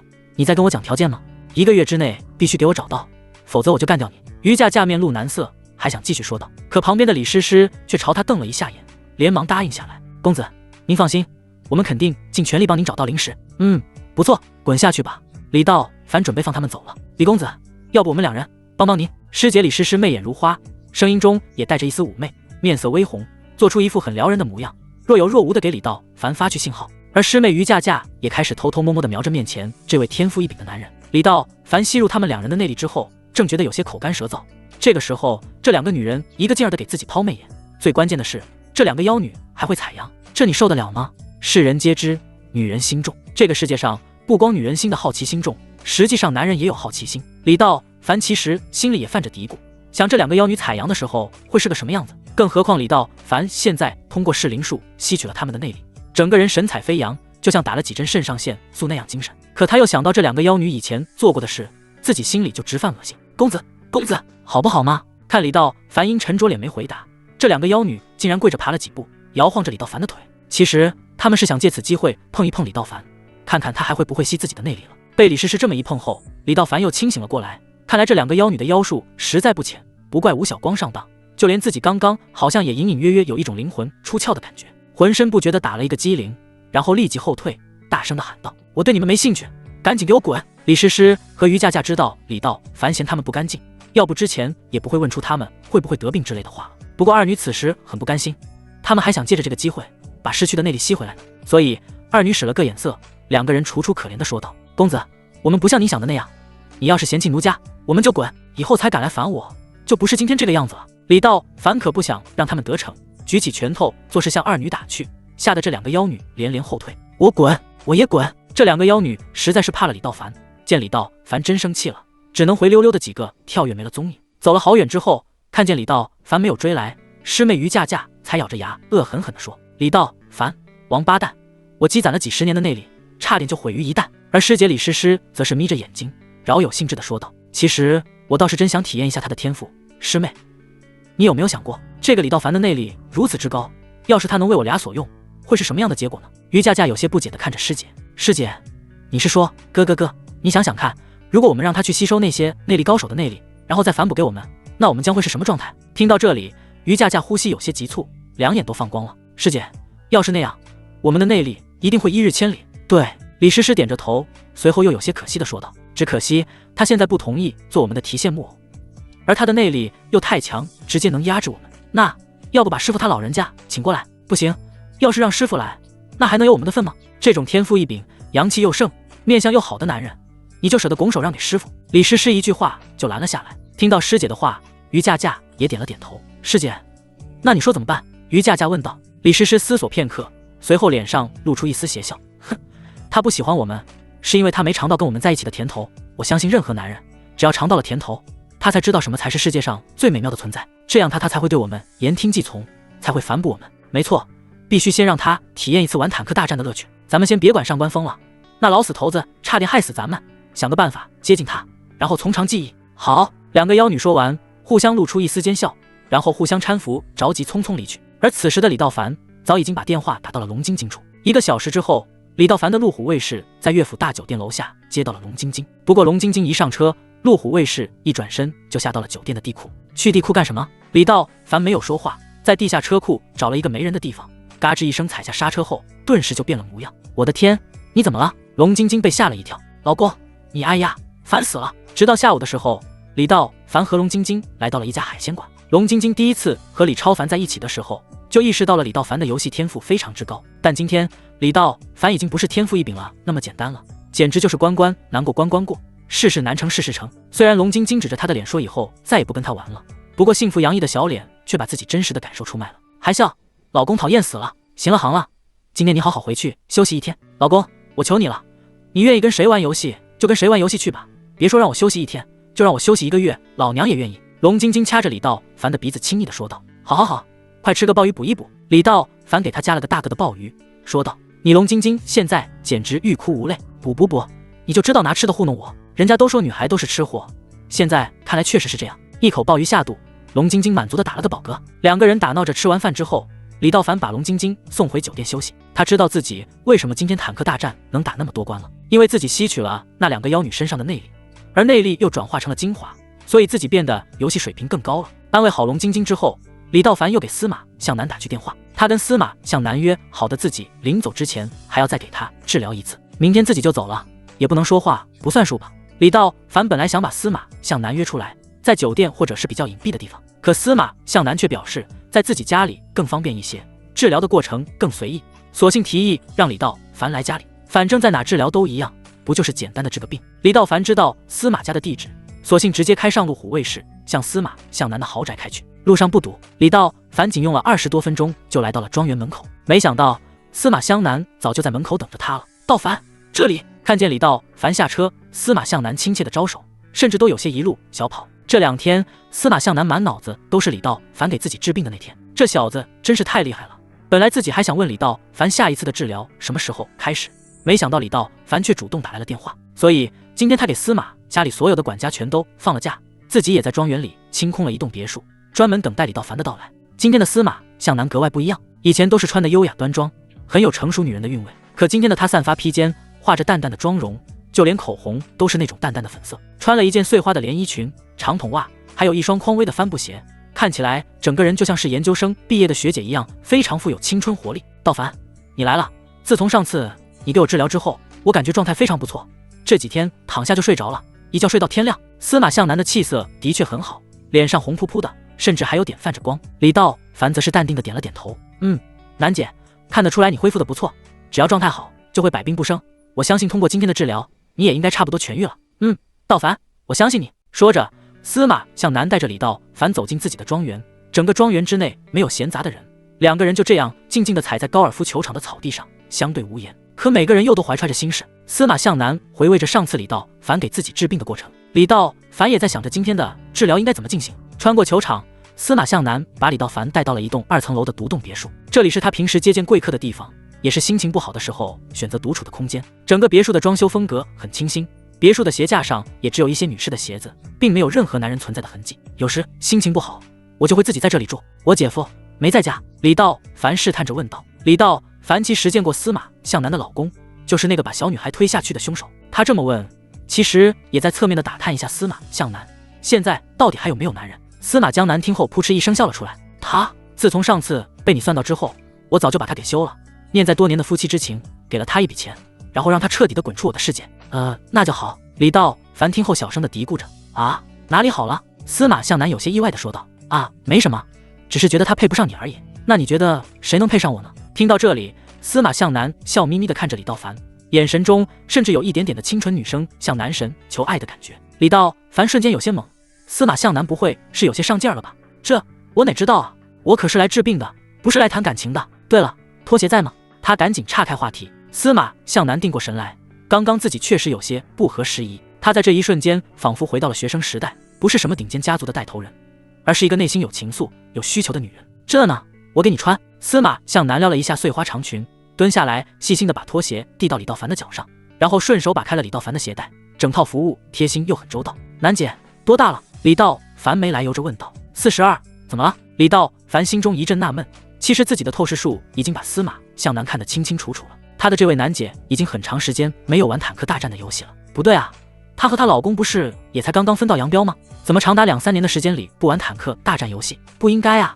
没事，南姐在社会上地位这么高，不准备和哪个成功人士强联合一下？李道凡一边换鞋一边继续试探着问道。这时司马向南的脸上似笑非笑。怎么调查户口呀？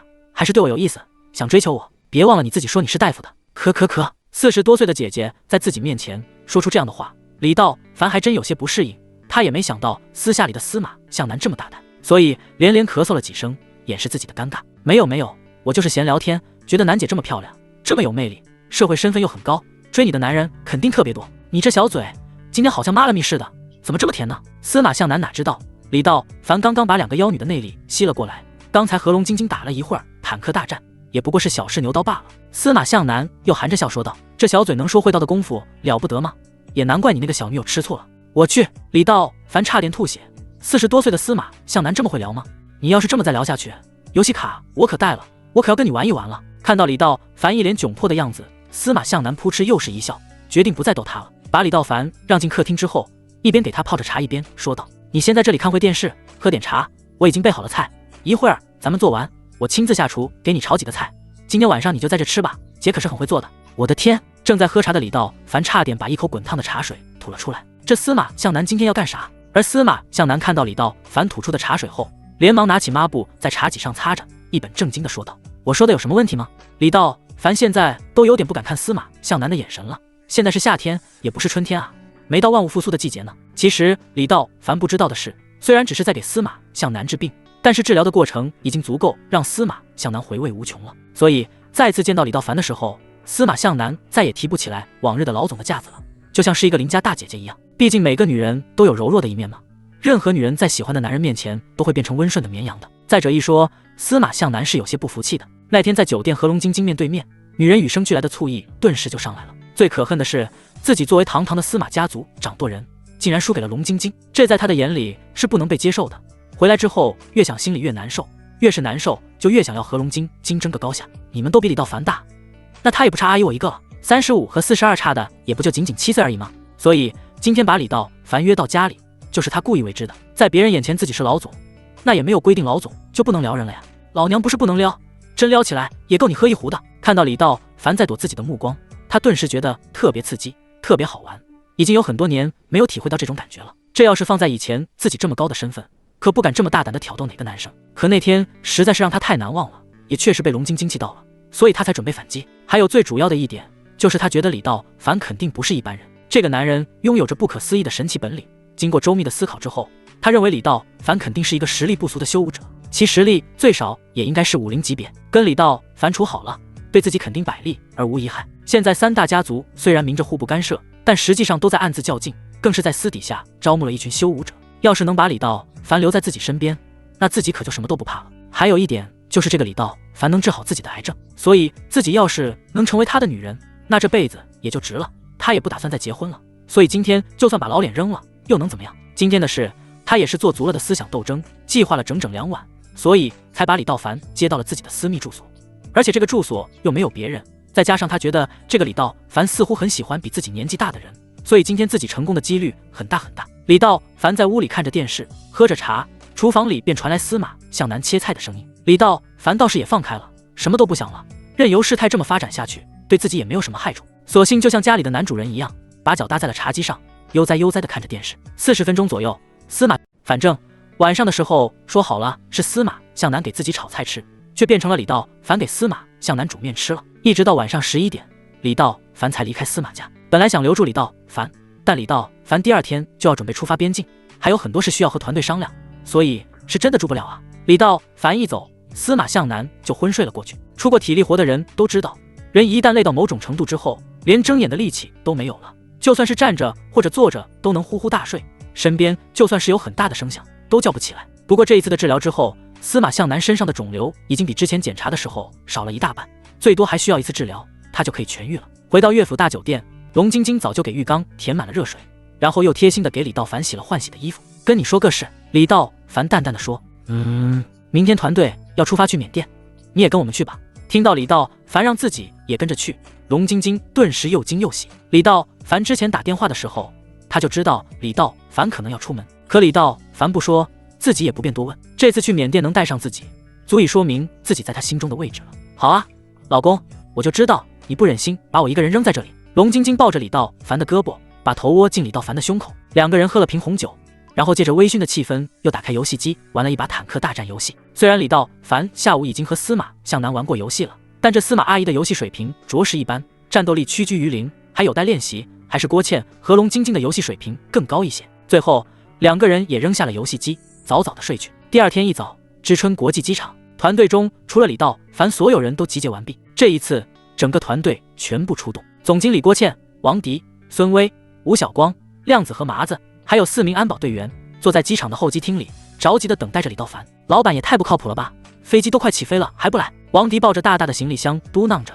眼看着飞机就要起飞，着急地说道：小迪，别着急，刚才他说他在路上，应该快了。郭倩毫不担心，他相信李道凡，这个男人说能到肯定就能到。期待了好久的进货征程，今天终于要开始了，几个人的心情都有些激动，全都摩拳擦掌的准备大干一番。哟，你们都到了。就在这时，李道凡带着龙晶晶不慌不忙地走到候机大厅，看到团队中的所有人都到了，李道凡面带微笑地竖了竖拇指，那是老板带我们进货，我们肯定全力以赴。吴晓光赶紧站了起来，恭敬地说道，他身后的人也在同一时间起立，就差给李道凡敬礼了。昨天还两腿发软的吴晓光，现在已经精神抖擞了。不过吴晓光和亮子、麻子等人接下来的脸色就变得目瞪口呆了，因为李道凡身边的这位美女把眼镜和帽子摘了下来，着实吓了他们一跳。此人正是原来的老板，银盾安保公司的老总龙晶晶。龙总。吴晓光等人顿时感觉有些莫名其妙，龙晶晶他们可太熟了，这两个人怎么能在一起呢？并且看起来的关系好像很亲密的样子。要知道，当初龙晶晶给吴晓光等人开了上百万的卖身契，李道凡为了解除他们和银盾的关系，还和龙晶晶打了一架，两个人当时闹得很不愉快的。可眼前这是个什么情况？你们坐，别紧张。李道凡挥挥手示意各位坐下说。李道凡当然看出了吴晓光等人吃惊的样子，但也没有多说，而是话题一转说道，这趟进货我们准备得非常充分，我希望我们是轻易不开张，开张吃3年，所以小光，你这边的安保工作非常重要。吴晓光郑重地点了点头。今天他们的行程先到康德，这是边境的一个小城市，江明道已经先行一步在那里等待了，所有的装备都已经备齐。交代完之后，李道凡才跟郭倩和王迪等人说道，给你们先介绍一位团队成员，龙晶晶，原银盾安保公司的老总，现在是我们玉石店的店长，他也参加我们这次的进货。李道凡简单的介绍着。这吴晓光和亮子、麻子几个人都不知道怎么说了，到现在他们都没明白是怎么回事。大家好，我是龙晶晶，从现在开始也是咱们团队的一员了。倒是龙晶晶显得很是大方，主动和大家打起招呼来。王迪和孙威自然没有什么话，二女站起来和龙晶晶打着招呼。可郭倩倒是一直坐在那里没动，当她看到龙晶晶的时候，就觉得李道凡和这个女人的关系肯定不一般。再想到李道凡最近几天对她忽冷忽热，打坦克大战游戏的时候也不像当初那么激动了，他就猜到有可能是李道凡有新的游戏伙伴。今天这个女人100%就是，虽然他也曾经想过，以李道凡这个条件，自己肯定是配不上他的，就算是他，有几个女人跟自己都毫无关系，毕竟自己的定位就是李道凡的合作伙伴，需要做的就是全心全意的帮李道凡把公司经营好。在李道凡想要打游戏的时候，两个人尽情的享受游戏时光就好了，他把自己的定位摆得很正。但当这个女人真的来到他身边时，他的心里还是有些小小的失落，毕竟人的感情是自私的，这是人性，不可避免。所以当他看到龙晶晶的时候，先是眼睛一亮，随后又是一暗。这个女人长得实在是太美了，太标致了，个子比自己高，腿比自己长，皮肤比她白，而且怎么看怎么觉得这个大美人有一种非常特殊的气质。这种气质说不好是什么，但总感觉龙晶晶身上有一股一荡不羁的野性。好在郭倩确实不是一般女人，她仅用了10秒钟就转变了思维，然后坦然地站起身，微笑着伸出手。你好，龙总，我叫郭倩，是道凡的合作伙伴。你好。龙晶晶也礼貌地伸出手，二女的手就此握在了一起。李道凡也用余光看着郭倩和龙晶晶的表情，两人面前的一幕幕都被李道凡清晰地捕捉到了。所以看到郭倩一开始的表情时，李道凡有些微微皱眉，不过他还是觉得要把龙晶晶介绍给大家，尤其是郭倩，这一道程序无可避免，早晚都得让二女见上一面，所以择日不如撞日吧。龙晶晶的表现则让李道凡很是满意，作为场面人，又有黑寡妇杀手之名，龙晶晶从来都不知道怯场是何物，这一刻她把她自己的气质展现得淋漓尽致。好，那我们就登机吧。4个半小时之后，飞机稳稳降落在了康德机场。江明道早就在机场等候多时了，看见李道凡等人过来，江明道赶紧系上西服扣子，一路小跑的过来给李道凡拿着行李。李老弟，这么大阵仗，看到李道凡带了这么多人过来，江明道称赞道，哈哈，这不是有江大哥保驾护航，我就可以放心让团队都过来了吗？李道凡笑道，那边的局势很乱，多带点人是对的，安全方面要摆在第一位吗？江明道点了点头，随后又说道，不过问题应该不大，对面我已经帮你联系了对接人，真是麻烦江大哥了。当天夜里，江明道安排了极为丰盛的晚宴，整个接待规格可以说是相当之高。晚饭过后，李道凡让龙晶晶先回酒店，自己带着郭倩跟着江明道一起去了会客厅。在聊天的过程中，李道凡看了一眼郭倩，说道，江大哥，我和郭总商量了一下，要想在这玉石行业深耕，没有自己的加工厂很是被动啊，我们进来的是原石，但是还需要通过加工厂来制作成品，所以我们准备在知春找一块地皮，建一座加工厂。听到这话的时候，郭倩稍微有些愣神，这小子以前也没跟我说过要建加工厂的事啊。不过马上就明白了李道凡的意思，随后接着李道凡的话说道：江总，我们李总的意思是看看您能不能协助建一座加工厂，这个加工厂由我们3人合资。李道凡满意的看了一眼郭倩，这个女人果然是自己的好帮手，这配合打得太妙了，自己就是这个意思。他从司马向南的嘴里得知，这个江明道在知春是个人物，这种级别的大佬自己还是可以利用的。可以啊，绝对可以。江明道听后眼睛大亮，说实话他还怕李道凡不带他玩呢，这位李老弟可是武皇级别的修武者，光这一身内力就能秒杀世间众生，更别提他还是司马向南的座上宾了。有这2个条件在，就算是这个加工厂不赚钱，能和李道凡交个朋友加深一下关系，那都是大赚。所以当郭倩主动提出来加工厂由3人合资的时候，他是求之不得的。那我就说一下股权是怎么分配的吧，江总看看合不合理。郭倩这时候说道：我们李总以技术入股，不用投钱，占总股份的80%，剩下的20%，江总和我对半投入，各占10%。当然了，江总不要着急答复我们，您可以先考察做出预算。江总，您看这么做可以吗？郭倩介绍完之后，看着江明道说道：可以，不用考察了，地方我找，资金我出。江明道依旧没有犹豫，他这种人能混到这种级别，脑子的反应速度是相当快的。技术入股并且还不出资，在很多行业中都是不合理的，因为很多懂技术的人都不懂管理，企业如何管理才是最重要的。技术人员可以花钱外聘，可玉石生意就不是这样了，要是懂技术的话，那就相当牛逼了。接触到李道凡之后，他也侧面的打听了一些李道凡的事情，他知道李道凡能凭空猜出一块原石，然后卖出1个亿的天价，这肯定不是光靠运气，再结合上他高级别的修武者身份，江明道有理由相信这个李道凡神着呢。这位小老弟肯定有不为人知的故事，所以跟着这种人混，那就是纯纯的占便宜。再说弄个原石加工厂能投多少钱，批地皮的事就是他一句话，所以这件事怎么算都是赚的。3个人一边喝着茶水，一边就很快把股权的问题敲定。江明道则需要麻烦一些，需要回知春好好的给工厂选址，所以合资加工厂的事就全交给江明道负责了。等回到酒店的时候，已经是夜里11点多了。康德是一个小城市，尽管江明道已经安排在了最豪华的酒店，可这间酒店里并没有什么总统套房，也没有什么商务套间，所有人住的一样都是正常的大床或双床房。可以说这里酒店的环境实在不敢恭维，好在整体的卫生情况还是比较干净的。不过李道凡并没有任何挑剔的意思，为了避免影响，李道凡和龙晶晶各自开的都是一个大床房。可此时李道凡的房间里却空无一人，因为他此时正在龙晶晶的房间。房间之内，2个人脸对着脸贴在了一起，可以说龙晶晶现在更离不开李道凡了。尤其是李道凡这次把他拉到团队里，让他有了参与感，不再只是李道凡的女人，而是这个团队成员中的一名。现在他发现自己闭上眼睛是李道凡，睁开眼睛也是李道凡。古人确实说的没错，2个人在一起就是日久生情啊。一顿激烈的长吻过后，2个人又紧紧地抱在了一起。而就在这时，李道凡的房门被敲响了，大半夜的敲门声把龙晶晶吓了一跳，赶紧起身穿好了衣服。可李道凡则是面带微笑，然后直接把门打开。来了。李道凡把郭倩带进房中，然后关好门，指着龙晶晶说道：重新介绍一下，龙晶晶，我女人。此时郭倩已经不知道自己现在脸上是什么表情了，但她感觉自己的脸有些麻木，甚至脑袋都嗡嗡响。虽然她早就知道了结局，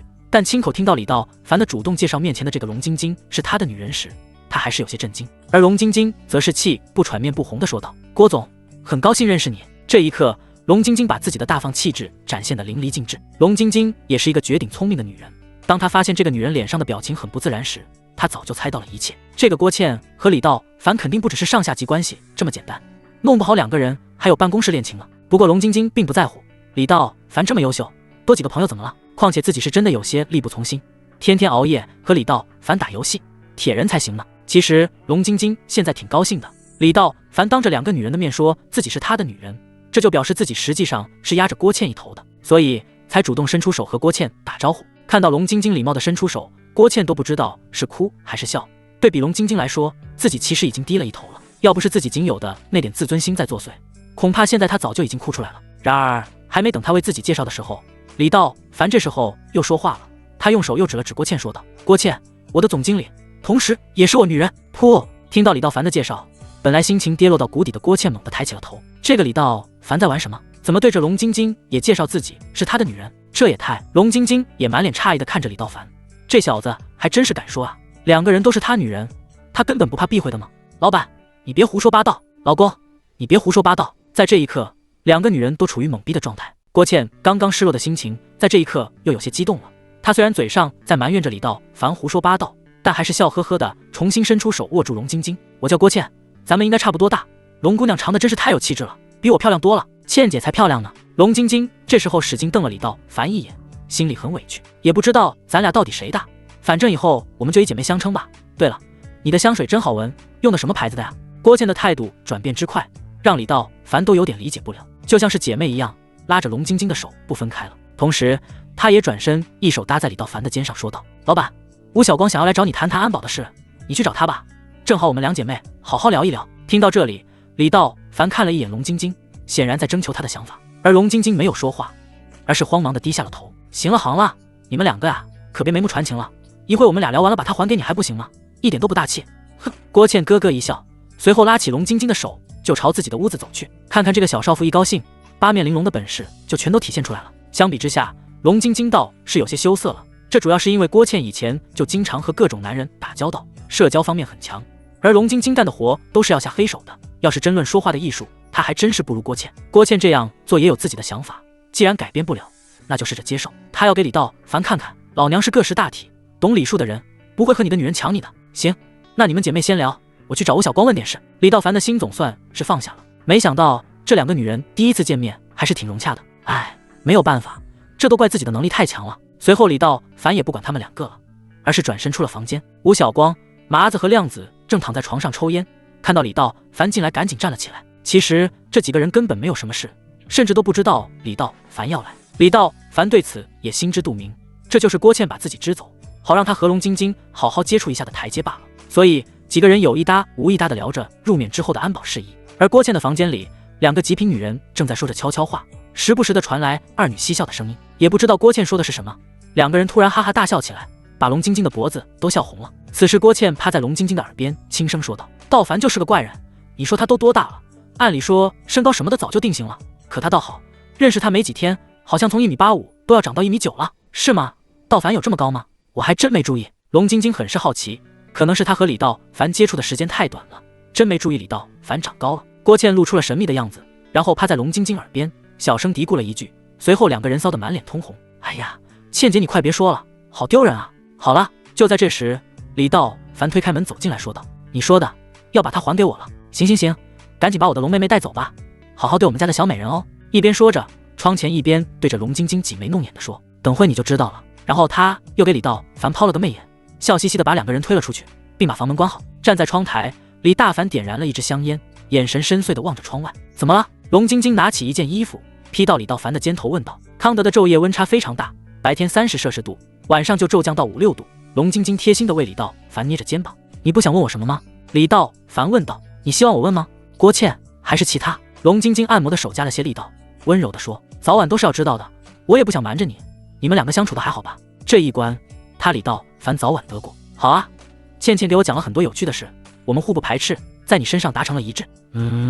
你觉得我们姐妹两个是那么小气的人吗？”龙晶晶和郭倩的理解倒是让李道凡有些吃惊了。李道凡猛地转过身来，一把用手捏住龙晶晶的下巴道：“是我小肚鸡肠了。”说完，你都烦便使劲一推，把龙晶晶推到了床上。这一次他没有怜香惜玉，而是把所有的情绪都放在了怎么通关坦克大战游戏方面。就在这一刻，龙晶晶终于明白了，倩姐撑不起我呀。第二天一早，江明道带着手下团队和李道凡等人会面，一行人坐着5辆越野车和3辆厢式的货车前往边境检查站。江明道在这方面的人脉很深，仅1个多小时之后，众人就准备开始入眠。李老弟，我也只能送你到这儿了，有什么事及时联系哥哥。虽然我们有万全的准备，但还是要小心行事。到了检查站，江明道这才和李道凡告别。江大哥放心，现场的事还得麻烦你了。没问题，一路平安。告别了江明道之后，李道凡转身回到车内，准备正式入眠。第一台越野车上，麻子开车，李道凡坐在副驾驶，后面是郭倩、龙晶晶。第二台越野车由亮子开车，吴晓光坐在副驾驶，王迪、孙威等人坐在后排，后面则是由剩余的4个安保队员开着1辆厢式货车尾随。这3辆车上都配备着卫星电话，可以时刻与前车保持联络。越过国境线入缅不久，就是很崎岖的盘山路。缅甸属于山地丘陵地带，山地非常多，地理环境相当复杂，并且这个国家常年打仗，基础设施非常落后，许多公路坑坑洼洼，最好的路也就是砂石路面了。他们这一行的目的地是腊戍，直线距离大约在300公里左右，所以今天无论如何也要在林地里睡觉了。3台车开的速度并不快，临近入夜时分，就来到了一座小镇的入口处。公路对面停着2辆老旧的吉普车，一直在这着火，闪着灯。停车！车队全都停了下来。李道凡、吴晓光、麻子、亮子等人下车，冲着对面的吉普车走了过去。那2辆吉普车上也下来4个人，走在面前，带头的是一个胳膊上满是纹身的小个子，看起来很瘦弱的模样，面色有些蜡黄，眼神犀利地看着李道凡等人。哪个是李老板？我就是。李道凡站出来说道：“我是江老板介绍的，把货搬出来吧。如果路上遇到打劫拦路的，你们就说是阿康的人，这是我的名片，在这里遇到任何问题给我打电话。”那个年轻人随手掏出一张名片递给李道凡，名片上面写着阿康2个字。李道凡也不说话，冲着吴晓光挥了挥手，几个人就很麻利的从吉普车上搬下来3个箱子。等到全部搬完之后，那个阿康也不废话，坐上吉普车掉头快速离开。几个人又兴奋又紧张的把3个长方形的木箱子搬到货车上，然后迫不及待的打开，哗啦啦，3个箱子里面满满的都是军火，步枪、冲锋枪、手枪、手雷应有尽有。所有人都过来，快速熟悉枪支性能。吴晓光对着安保团队的几个人大声说道。李道凡回头看了看后面的2辆车道，小点声，动作麻利点，尽量别让那几个女的看到，要不他们该害怕了。明白。这些枪支是将明道托缅甸的朋友弄过来的，因为这地方确实战乱频发，实在是不太平，并且李道凡想要弄的原石都很贵重，为了保证自身的人员安全，所以身边必须要有足够的军火。李道凡这次一共来了11个人，所以这些军火里步枪、冲锋枪和手枪的数量都是11把，另外每个人还配备了4颗手雷。分枪支的时候，李道凡没有拿枪，而是让吴晓光把多余的枪藏了起来。这几个人都是特种兵出身，本身对这种枪支弹药就非常熟悉，都是自己玩过10几年的老物件了，所以上手没有任何难度。不过让几个人感到意外的是，老板竟然不喜欢枪。要知道很少有男人不喜欢枪的呀。可李道凡只是看了一眼后就没什么兴趣了。在几个人熟悉枪支的时候，李道凡也回到了车上，可回头一看，他竟然发现越野车的后排竟然多了王迪和孙薇。龙晶晶坐在副驾驶上，剩下的3个女人则挤在后排。很明显这3女都很害怕，毕竟这里的环境太恶劣了，又处于深山老林之中，前不着村后不着店的。李道凡一坐在车上，3个人明显松了一口气。老板，那2辆车是干嘛的？孙薇好奇地问道。枪。龙晶晶淡定地说道。枪。听到龙晶晶的话，王迪和孙薇的声音明显提高了2度，就差喊出来了。他们2个这辈子也没见过这种景象啊。郭倩倒是不怎么担心，只要是有李道凡在，她就不会害怕。龙晶晶就不必说了，就是在这些军火堆里长大的，她以前本来就杀人如麻，看到眼前的这些东西简直淡定的很。没事，别害怕，这地方太乱了，弄些枪也只是防身而已。李道凡握着方向盘，一边抽烟一边说道。行了，我跟你们说实话啊，你们就放心，一点都不疼。什么不疼啊？老板你说什么呢？王迪战战兢兢地问道。这2个小女孩哪见过这种场面啊，脸都吓得有点白了。嘎你们腰子啊？李道凡一阵冷笑着说道。你以为我带你们干嘛来了？你们2个年轻力壮的，一看腰子就好，我都要了。听到李道凡这么说，王迪和孙薇吓得都要哭了。这老板怎么能这么说话啊？哼，你们太天真了，被我骗出来了吧？李道凡继续装着阴险吓唬2个女孩。郭倩一看李道凡的样子，就气不打一处来，赶紧伸出手掐李道凡的后腰。我说你这老板还有没有些正形？吓唬他们干什么呀？有你这样的老板吗？哎，赶紧给我松手！郭倩这么一掐，李道凡倒是不怕疼，就是特别的痒，再加上郭倩的小手一个劲的挠痒，弄得李道凡呲牙咧嘴的。此情此景，把龙晶晶逗得也扑哧一声笑了出来。这时候王迪和孙薇也反应过来了，对准了李道凡一阵的翻白眼。活该，真是活该，怎么不给你掐死呢？我服了还不行吗？不嘎腰子，开玩笑的。李道凡求饶着说道。再敢胡说八道，我和龙妹妹回去就收拾你。郭倩看了一眼龙晶晶，这才松开手。哪有李道凡这么当老板的？本来2个小女孩就害怕，还这么吓唬员工。我不就想着活跃一下气氛吗？不想让大家死气沉沉的。我这气氛组组长。什么组长？说点正经的。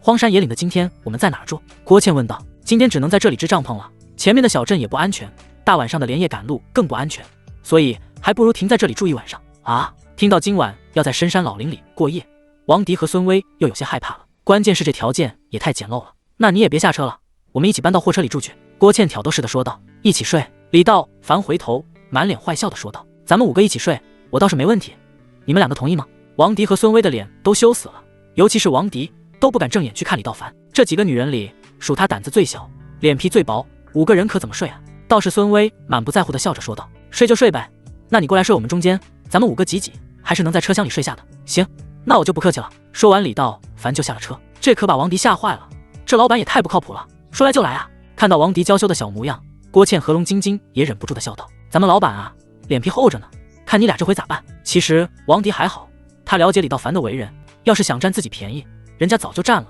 还用等到现在？其实就算是占了自己便宜，自己也不吃亏啊。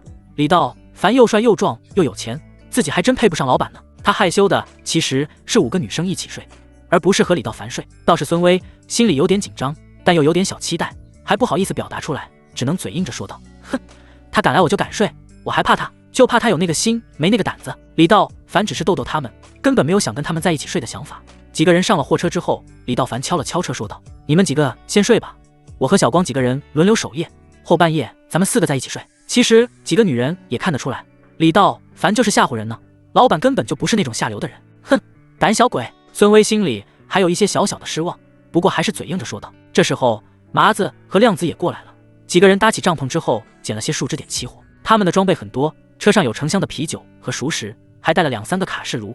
几个安保人员随意的坐在地上喝着啤酒，烤着肉，肉香味滋滋啦啦的飘进几个女人的鼻子里。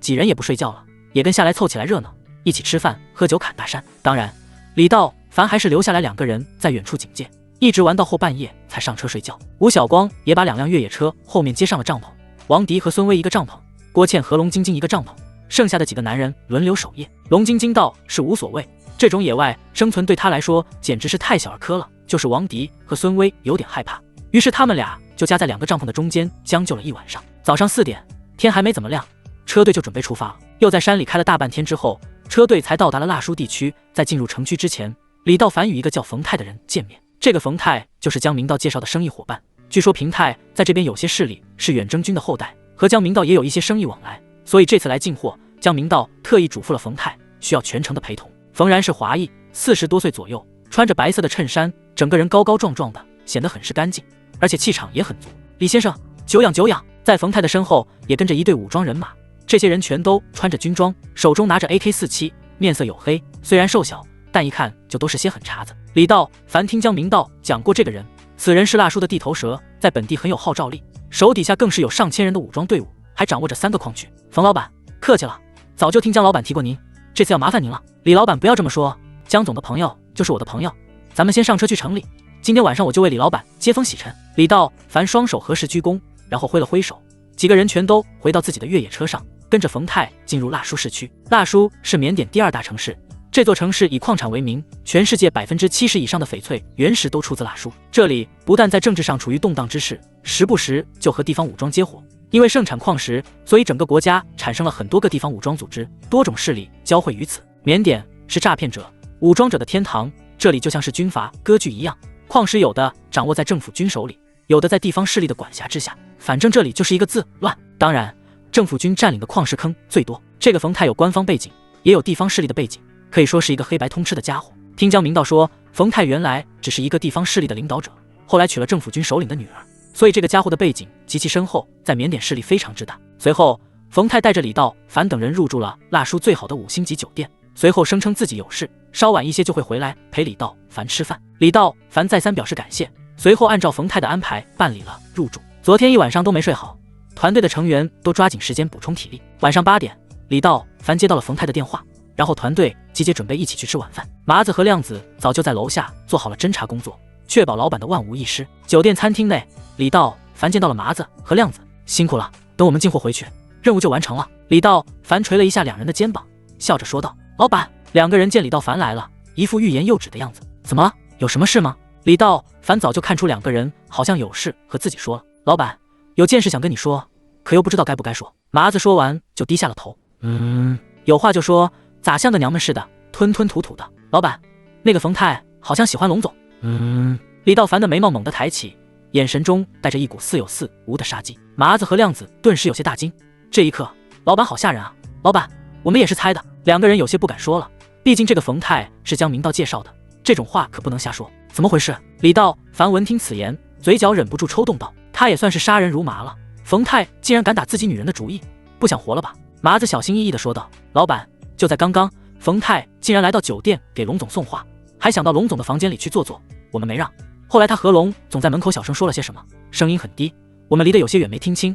后来冯泰气呼呼地走了。”说完，麻子略有停顿：“我们刚想给您打电话，您就下来了。当然了，这都是我的猜测，这个冯泰有点问题，我认为我必须要告诉你。李道凡静静地听着，眼中杀机闪烁。刚刚他正在闭着眼睛练功，想着怎么能更顺利地进货，没想到会出现这种情况，所以也没有用透视术来观察房间。没想到这么一会儿的功夫，就发生了这种事。那个冯泰应该不知道自己和龙晶晶的关系，但即便是不知道，也不应该这么快就盯上我的人吧？如果不是麻子告诉自己，自己还不知道头上戴着顶绿帽子呢。只是这种事儿，龙晶晶怎么没和自己说呢？这让他有些奇怪。想到这里，李道凡转身走了回去。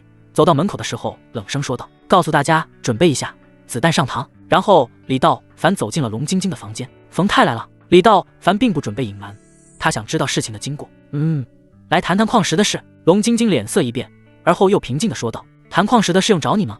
还带着花来。”李道凡叼起一根烟，吐了个烟圈，说道：“他想给我戴绿帽子吧？”这时，龙晶晶猛地站了起来，然后皱着眉，把手放在李道凡的脸上，说道：“老公，冯泰的事回去再跟你解释，先把货进回去。”不行，我必须要知道他找你干什么。李道凡这时候正在气头上，声音一下子大了起来：“你他妈给我讲清楚！”李道凡的情绪很激动，指着龙晶晶的鼻子说道：“老公，我没给你戴绿帽子，他确实来找我，让我留在缅甸陪他，为什么不第一时间告诉我？我还是从麻子那里得到消息的。”李道凡冷声地问道：“我为了你好，你能保证这世界上的男人都不惦记我吗？难道你要把惦记我的人都杀光吗？”冯泰的势力那么大，手底下至少有1000，而且身边也有很多修武者。我告诉了你，你肯定为了我跟他动手，但这里不是国内，异国他乡的我不想让你出事。我想回去再跟你说，那样你最多也只是生气，大不了打我一顿。可你在这里生气，无异于把自己把团队扔在火坑里。老公，你相信我，我跟你说过，我是你的女人，永远都是你。我每天想的都是怎么取悦你，怎么让你高兴，甚至我都考虑想给你生一个孩子。就算你以后有了别的女人，我也心甘情愿的跟你，我不图名分。说着说着，龙晶晶的眼泪夺眶而出。在李道凡看来，龙晶晶是一个强势的女人，她能在自己面前说出这些话，就足以证明她对自己的感情了。被她这么一顿表白之后，李道凡也觉得自己有些误会龙晶晶了。这个女人说到底只是不想让自己在这里和冯泰闹出矛盾而已，就算受点委屈她也无所谓。所以李道凡满脸歉意地搂着龙晶晶说：“对不起，我误会你了。哼，我咬你，我咬死你啊！臭老公欺负人！”龙晶晶像模像样的一口咬在李道凡的肩膀上，而这时李道凡却一把抱住她，然后深情地吻了上去。就这么一吻，龙晶晶当即就不会动了，只能被他搂住脖子一顿狂啃。整整5分钟之后，两个人才停了下来。龙晶晶抬起头温柔地说道：“老公，忍忍行吗？我们是赚钱的，不是来这里杀人的。”李道凡此时也冷静了下来。俗话说得好，一个成功的男人背后一定有一个默默付出的女人。现在他终于明白这个道理了。我知道了，那你听我的吗？龙晶晶追问道。他一定要听到李道凡肯定的回答，要不然到时候在饭桌上肯定出事。李道凡点了点头，又摸了摸他还有些泪痕的脸蛋。你说的对，我们是来做生意的，不是来这里杀人的。况且他也没给我戴成绿帽子嘛。你这么漂亮，这么贤惠，我总不能把喜欢你的男人一个一个都杀了吧，对吗？我老公真好，我有你这辈子就足够了，我不喜欢跟别的男人。龙晶晶抱着李道凡撒娇似的说道：“你和郭倩那个小浪蹄子准备准备，一会儿我们还要跟他吃饭。”李道凡拍了一下龙晶晶的屁股道：“大叔，缅甸地区最混乱的城市，冯泰，地方最具实力的武装势力，此人控制着腊戍地区3座大型矿场。重要的是，此人有2个老婆，大老婆是政府军大佬的女儿，二老婆是缅甸金氏家族的二女儿。也就是说，这人的2任老婆都是在缅甸相当重要的人物。不知道这人是怎么娶了2个大佬级别的女儿，还混得风生水起的。所以冯泰在腊戍，甚至是整个缅甸，都是一个极具能量的人物。今晚酒店内外灯火通明，并且外面出现了大批的武装人员。3个小时前，冯泰的身边也只有1小队人马而已，而现在他竟然带来了100多位武装分子出现在酒店内外，要在这里安排李道凡，自然要做好万无一失的安保工作。但是李道凡却看得出来，冯泰的目的不仅于此。正所谓醉翁之意不在酒，见到李道凡的到来，冯泰从餐厅里缓步走了过来，在他的身边自然有安保人员进行保卫工作。他的右手边是一个60多岁、身穿着黑色唐装的华裔老人。今天的宴席，冯泰订了3张豪华大桌，也算是给足了李道凡的面子。一桌是专门给李道凡的安保团队用的，另一桌则是郭倩、龙晶晶、王迪和孙威。最后那一桌只有李道凡和冯泰，还有那位唐装的华裔老头。李先生，请坐。冯泰人长得倒是很帅气，再加上1米80多的身高，虽然40多岁，但一点都不油腻，颇有点风流大叔的味道。李道凡抱了抱拳，然后若有若无地扫了一眼身边的那个唐装老头。这位是赵先生，我的私人保镖兼顾问。冯泰这时候介绍道。那位唐装的老头也仅仅是微微颔首，和李道凡简单的握手，并没说话。不是所有人都可以让他笑脸相陪的，他今天的目的也不是来陪李道凡的，而是负责保卫冯太安全的。李道凡没有说话，而是打眼看去，暗暗吃了一惊。这个赵老头可不简单，丹田之处竟然有一股浑厚的内力，看样子其内力比李师师还略胜一筹。那位赵先生看到李道凡没怎么搭理自己，显然有些不太满意。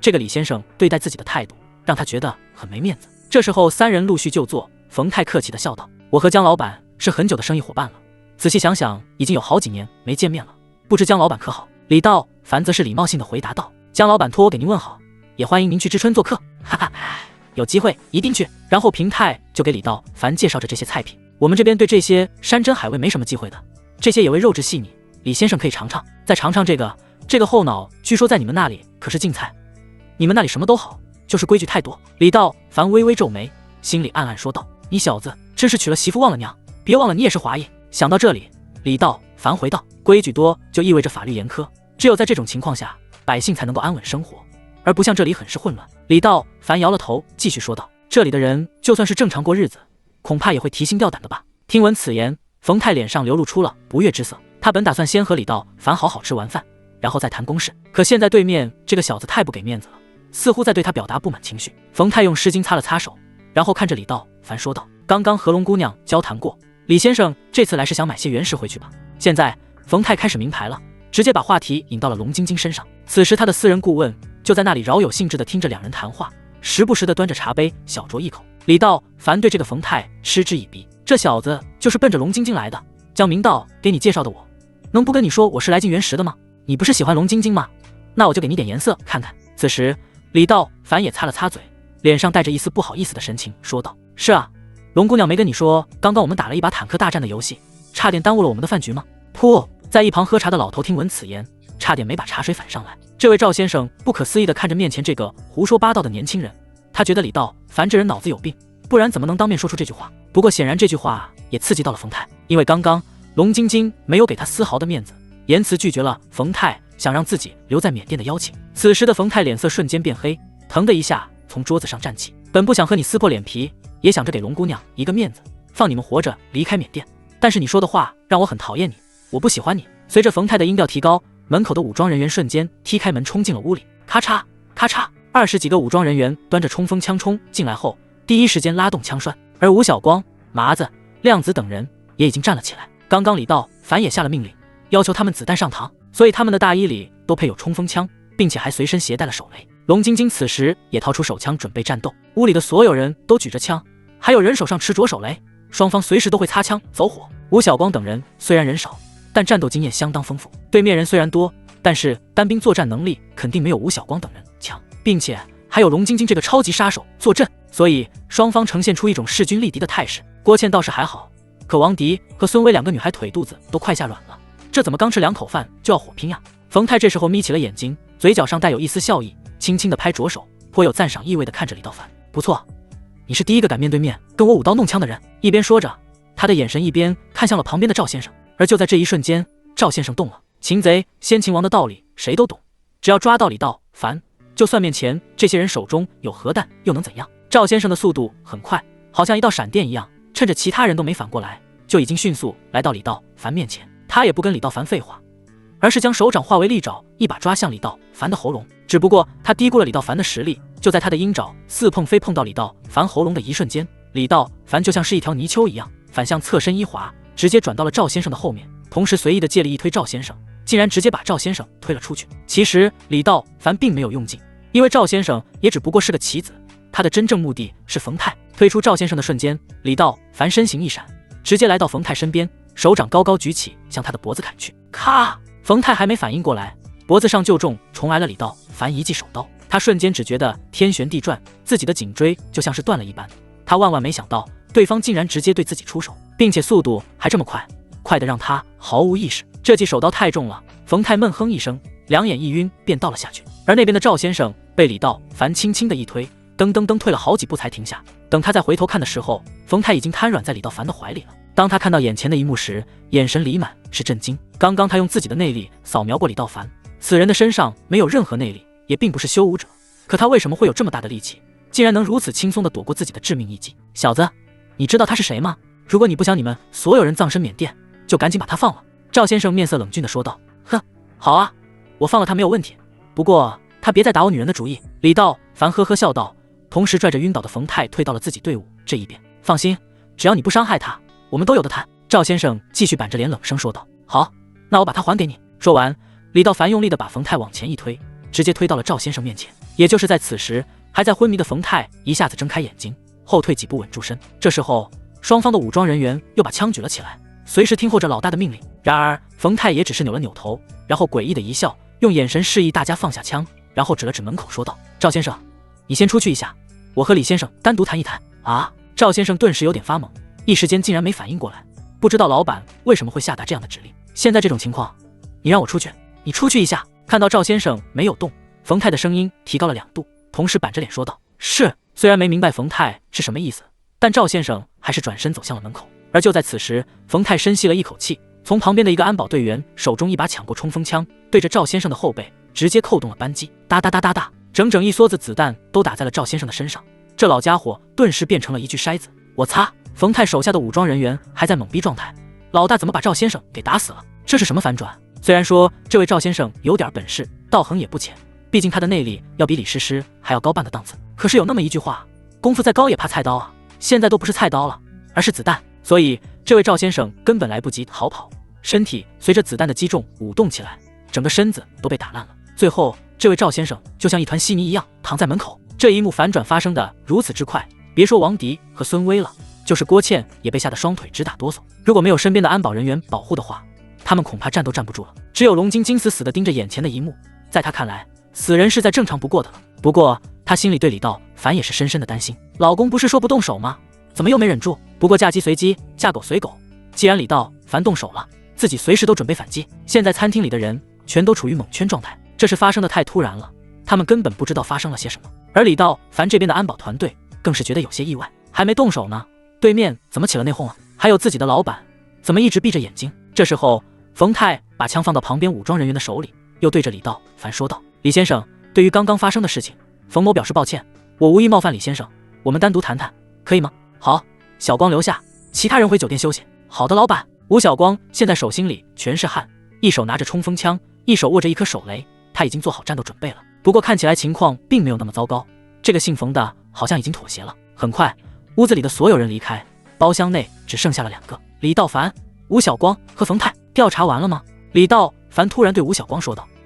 吴小光张了张嘴，大哥，这冯泰还在呢，咱们当着他的面说调查他好吗？问你什么就说什么。李道凡喝道。调查完了，老板，他手上有蜡叔一半的矿坑，他开采出来的原石在哪放着？这个吴小光看了一眼旁边的冯泰，只不过现在的冯泰和刚来的时候根本不一样，站在那里呆呆的一动不动，眼神还有些涣散。据说他有2个藏矿石的仓库，一个仓库里面是普通的矿石，另一个仓库里面都是精品，但具体位置我没调查出来。刚到蜡叔的时候，李道凡就私下找过吴小光，让他尽快调查出冯泰的矿产信息，只不过时间太短，吴小光只能调查到这么多了。李道凡很满意，吴小光的办事效率已经很高了。除了这个赵先生之外，冯泰身边还有什么贴身的保镖和秘书之类的吗？李道凡又问道。好像有一个助理，下午他给我们办入住的时候，一个叫拉坤的缅甸人，像是他的心腹。你办得不错。李道凡站了起来，闭着眼睛走在包厢之中。吴小光看了一眼李道凡，又看了看冯泰，说实话，刚才的景象让他有些毛骨悚然的感觉。李道凡全程都是闭着眼睛在跟自己说话，而平泰明明就站在那里，可就像是变了一个人一样，这景象有点太匪夷所思了。你给我找个墨镜，越黑越好，要看不着我的眼睛那种。还有，让所有人做好准备，今天准备拉石头，然后连夜返程。李道凡安排道。这吴小光张了张嘴，他认为李道凡的安排有些想当然了，但随后又连连点头，我马上去办。对了，花重金找一个好一点的向导，让他们连夜带我们走。好，答应了一声之后，吴小光匆匆离去。等到吴小光离开之后，李道凡闭着眼睛，再一次走到冯泰面前，对着他的后脖梗又使劲地砍了一下。其实平泰一直都在昏迷中，刚刚的那一记手刀力度可不轻。李道凡有些担心冯泰醒来，这一次重击之下，他至少还要睡上几个小时。只有让他重度昏迷，李道凡的控魂术才能更加有效地控制冯泰的身体。又过了大概5分钟之后，李道凡回到餐桌之上坐着，而平君则是晃晃悠悠地打开餐厅的门，对着外面的手下说道：叫拉坤进来。是，立刻有小弟去通知拉坤。1分钟之后，吴小光带回来一副巨大的黑色太阳镜，李道凡接过镜子，直接戴了上去，这样一来就没有人看得到他是闭着眼睛的了。咱们的人准备好了吗？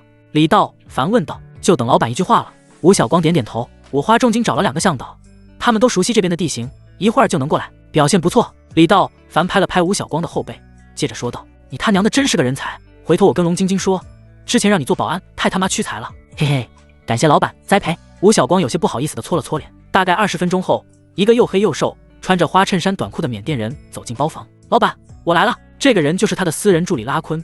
刚刚进来的时候，他看到被打成筛子、浑身是血的赵先生，顿时有些意外。这是我的朋友，我们有很重要的生意要谈，所以必须连夜去仓库选石头。你带着他们过去，并且办好所有的通关手续。好的。拉坤有些奇怪，他感觉老板今天有些不对劲，但哪不对劲又说不出来。老板肯定是真的，但今天老板的表情总感觉有些木讷和不自然，说话的语气和平时也完全不一样。对了，带他们去精品库。算了，你在前面带路，我也跟你过去吧。李先生，今天事情紧急，您回去之后千万要带我向京城的叶少问好啊。冯太一边安排一边满是歉意地说道。没关系的，感谢冯老板。李道凡站起来客气地说道。拉坤带路。是。拉坤的心里有些吃惊，京城的叶少听起来好像很厉害的人物，难道是老板攀上了华国中枢人物了吗？要是这样的话，眼前的这个人地位应该很高啊，怪不得今天老板说话的语气都变了，还让自己连夜去带着挑石头呢。其实缅甸有很多人都是华人，受我们这边的文化冲击较大，甚至很多人吃的用的看的电视也都是我们这边提供的。2个国家，但大概的文化是相通的。如果老板能够攀上华国最顶尖的人物，那就意味着在整个缅北，甚至整个缅甸都有了大的靠山。很快，冯泰带着李道凡和吴晓光上了一辆越野车，拉坤负责开车。在酒店门口，李道凡的团队早就准备好了，麻子和亮子开着越野车和香货一直跟在拉坤的后面。凌晨1点，车队进入了冯泰的1号精品仓库。1号仓库是冯泰多年打拼的压箱底精品库，这些年来开采出来的优质原石都存放在这里，并且里面原石的块头很大，色泽很纯正。一进入巨大的仓库内时，李道凡的透视眼术就已经打开了，顿时眼前一片绿意盎然，竟然把他惊呆了。这里面的极品矿石太多了，在透视术的感知下，眼前密密麻麻全都是绿色。这些，还有这里，全都给我装车。李道凡也不管其他人了，带着平泰走到中间，然后让冯泰一个劲儿的指挥，着手下人进行搬运。他选的这些都是绿中更绿的原石，精品中的精品。立刻有人开来了叉车，李道凡也示意自己的安保团队跟着一起搬运。冯泰在整个仓库里转了一大圈，3台车全部装满了之后，李道凡才长出了一口气。而经过了3个小时的紧张搬运之后，已经来到了凌晨4点，天色也有些渐亮了。你们先出发吧，我和冯先生还有要事要谈，不用等我了。李道凡对着吴晓光和郭倩扭了扭头，示意他们快走。郭倩和龙晶晶本想和李道凡一起走，不过现在时机也不合适，只能硬着头皮跟车准备离开。趁着李道凡安排他的人的时候，拉坤走到了冯泰面前，低声地说着：“老板，我有几句话想单独跟你说。”可没想到，冯泰冷冷地看了拉坤一眼：“李先生是我的贵客，送走李先生之后再说。”拉坤一阵无语，贵客不贵客的也不能直接拉走啊，也得给钱呢。这3车的精品石头值多少钱，你心里没数吗？以前你1块石头都舍不得给人家，现在成车的往外送，吃枪药了怎么的？这不像话。再说你这么折腾，二夫人那边怎么交差？二夫人怪罪下来，我可给你扛不了。另外一边，李道凡嘱咐着郭倩和龙晶晶：“你们2个放心吧，我没事。你们的任务就是把所有人和石头安全送到国内，一路上不要休息了，全速前进。老公，我想你，我也想你。”二女一听李道凡不跟自己回去，顿时有些眼泪汪汪的，担心起李道凡的安全来。没事，回去之后咱们3个在一起打坦克大战的游戏，听话，我一个。好，我们肯定完成任务。又嘱咐了吴晓光几句之后，吴晓光上了越野车，大喝一声：“我们出发！”伴随着发动机的轰鸣声，3台车逐渐消失在李道凡的视线当中。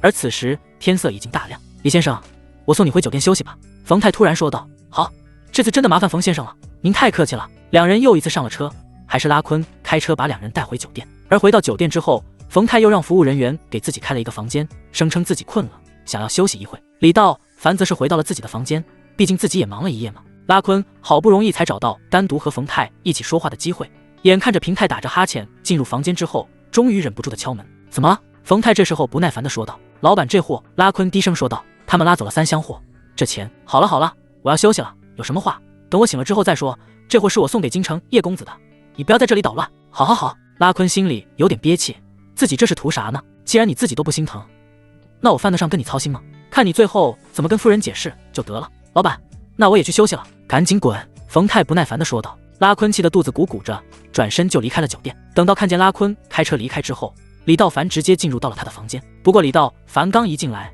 冯泰就扑通一下栽倒在了地上。他被李道凡打得早就已经重度脑震荡了，现在整整昏迷了一晚上的时间，这2记手刀可不是闹着玩的，没把他的颈椎敲折就已经算是留情了。李道凡拿了一捆子绳子，直接把冯泰捆成麻花状，最后给他的嘴里塞了2双臭袜子。做好这一切之后，李道凡已经累得浑身冷汗直流了，整个人就像虚脱了一样瘫在床上。这一晚上可把李道凡累坏了，他用5层控魂术整整控制了冯泰一夜。虽说李道凡现在内力金丹，但完整控制一个人的灵魂需要付出极大的内力。现在他整个人头痛欲裂，手脚发软，就像是生了一场大病一样，精神突然放松下来，整个人都有些恍惚了。李道凡知道现在自己的体力已经支撑不了他跟车回到国内了，自己必须要好好的休息睡一觉，用充足的睡眠来恢复自己的内力，所以他才会选择让团队先行离开，等到第2天醒来之后，自己就能很快的回到国内。所以他直接躺到了冯泰身边，呼呼大睡起来。而就在李道凡刚刚睡着的半个小时后，平泰的身体晃动了几下，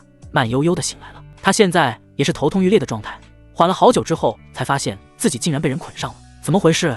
我怎么被绑上了？这是哪儿？费劲的转过身，冯泰看到了躺在床上呼呼大睡的李道凡，自己却在地上躺着，手脚都被捆得结结实实，嘴也被堵上了。他根本不知道发生了什么事，只知道昨天晚上龙晶晶拒绝了他准备提前一步下手，但却被李道凡打了一拳。至于后来发生了什么，他完全想不起来了。可这时候他发不出来任何声音，挣扎了几次，发现自己被捆得很紧，只能不停地扭动左手和脚，试图把绳子弄松，然后抽出手脚。可自己被捆得太结实了，挣扎了好一会儿，弄得自己浑身是汗，也无济于事。冯泰的心有点乱了，开始滚动着向门口爬去，只要是能爬出去，手下人就能看见。与此同时，开着车走出挺远的，拉坤一脚刹车停在了路边，一根接一根不停地抽烟。他越想越蹊跷，自己从小就跟着冯泰在一起，冯泰的做事风格、行为方式他都了如指掌，但是刚刚的冯泰根本就不像是平时的冯军，并且他怎么会杀了赵先生呢？那可是顶级的高手，为他出过汗马功劳的，没有赵先生就没有他的今天。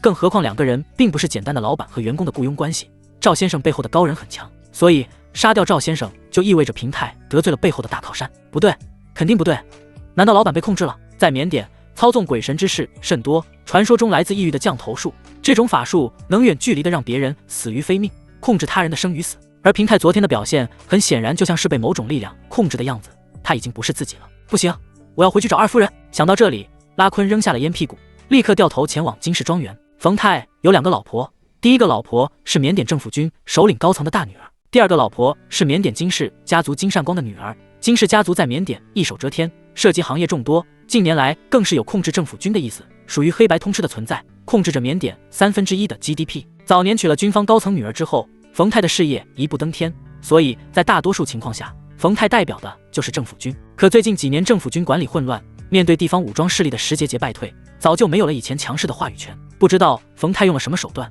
转眼又和金氏家族的女儿金利亚搞在了一起。借助金氏家族的势力，冯泰又一次扩大了自己的组装力量，私下里更是准备找时机一口吃掉政府军。拉坤很快见到了金利亚，这个金利亚也不是什么好鸟。冯泰在外面乱搞的时候，他自己就和很多情人在家厮混，冯泰对此也睁一只眼闭一只眼，他不敢把金利亚怎么样，毕竟金氏家族势力庞大，自己还要靠着老金家呢。见到金利亚之后，拉坤把冯泰昨天一系列的反常行为讲述了一遍。金利亚一听就怒了，这么做那还得了，这么多翡翠免费送给别人，冯泰是傻子吗？要知道这些矿石并不都是冯泰的，其中一大半的利润还要给到金氏家族，就连他也要从中抽2成。所以在金利亚的盛怒之下，立刻带着一队人前往酒店。早上9点，在李道凡正在熟睡之际，金利亚带着人出现在冯泰的客房门口。砰砰砰，刚到门口，金利亚就使劲的一边敲门，一边吼着一大堆缅语。而在里面的冯泰早就已经慢慢爬到了门口，听到门外的敲门声和金利亚的声音之后，冯泰激动的用头一个劲撞门。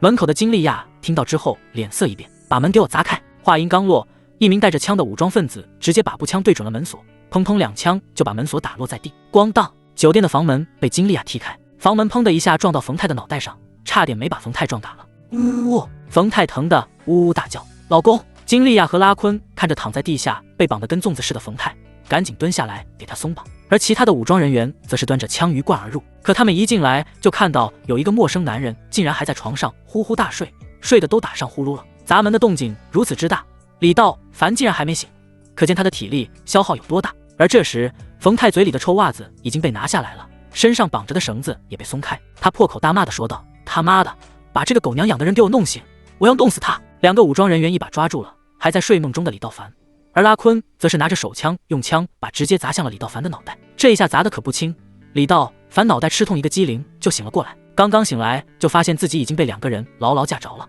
而那个拉坤则用枪抵着自己的头。我擦，怎么睡过头了？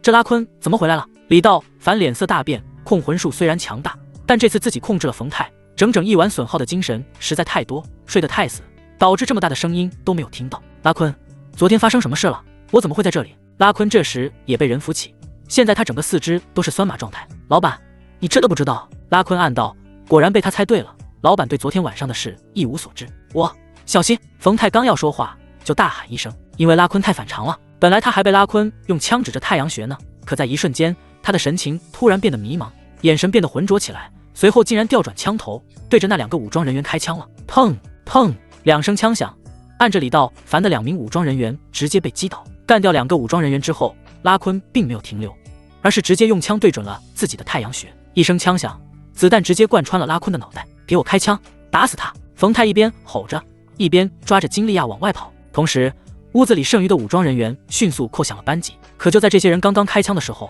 李道凡早就已经冲到这几人面前，对准这几人的脖子拧去。咔嚓咔嚓，随着几声惨叫，3个武装人员喉咙处被李道凡掏出了血淋淋的大洞，鲜血哗哗的流下。几个人躺在地上惨叫着，喉咙处发出呜呜的声音。可几人的手指却没有松开步枪，子弹无情地射在天花板上。与此同时，李道凡的动作并没有停，因为门口还有几位武装人员正试图掏枪呢，所以他冲出门口，2记重拳打在门口的武装人员脖子上。顿时这2人的颈椎处传来一声脆响，2人瘫倒在地上。可以预见的是，这2人下半辈子肯定要在轮椅上度过了。而最后1名武装人员则是冲着李道凡扔出了2枚手雷。李道凡没有停留，而是转身冲到阳台处，撞碎玻璃跳到地面。酒店的楼层不高，也只有4楼，就算李道凡现在内力没有完全恢复，这种小儿科的跳跃也不是什么难事。就在李道凡跳出去的刹那间，手雷爆响，热浪和散碎的弹片伴随着玻璃一起冲到地面之上。啪！弹片实在太多了，李道凡没有注意，1枚弹片直接炸到了他的大腿上。李道凡闷哼一声，低头看去，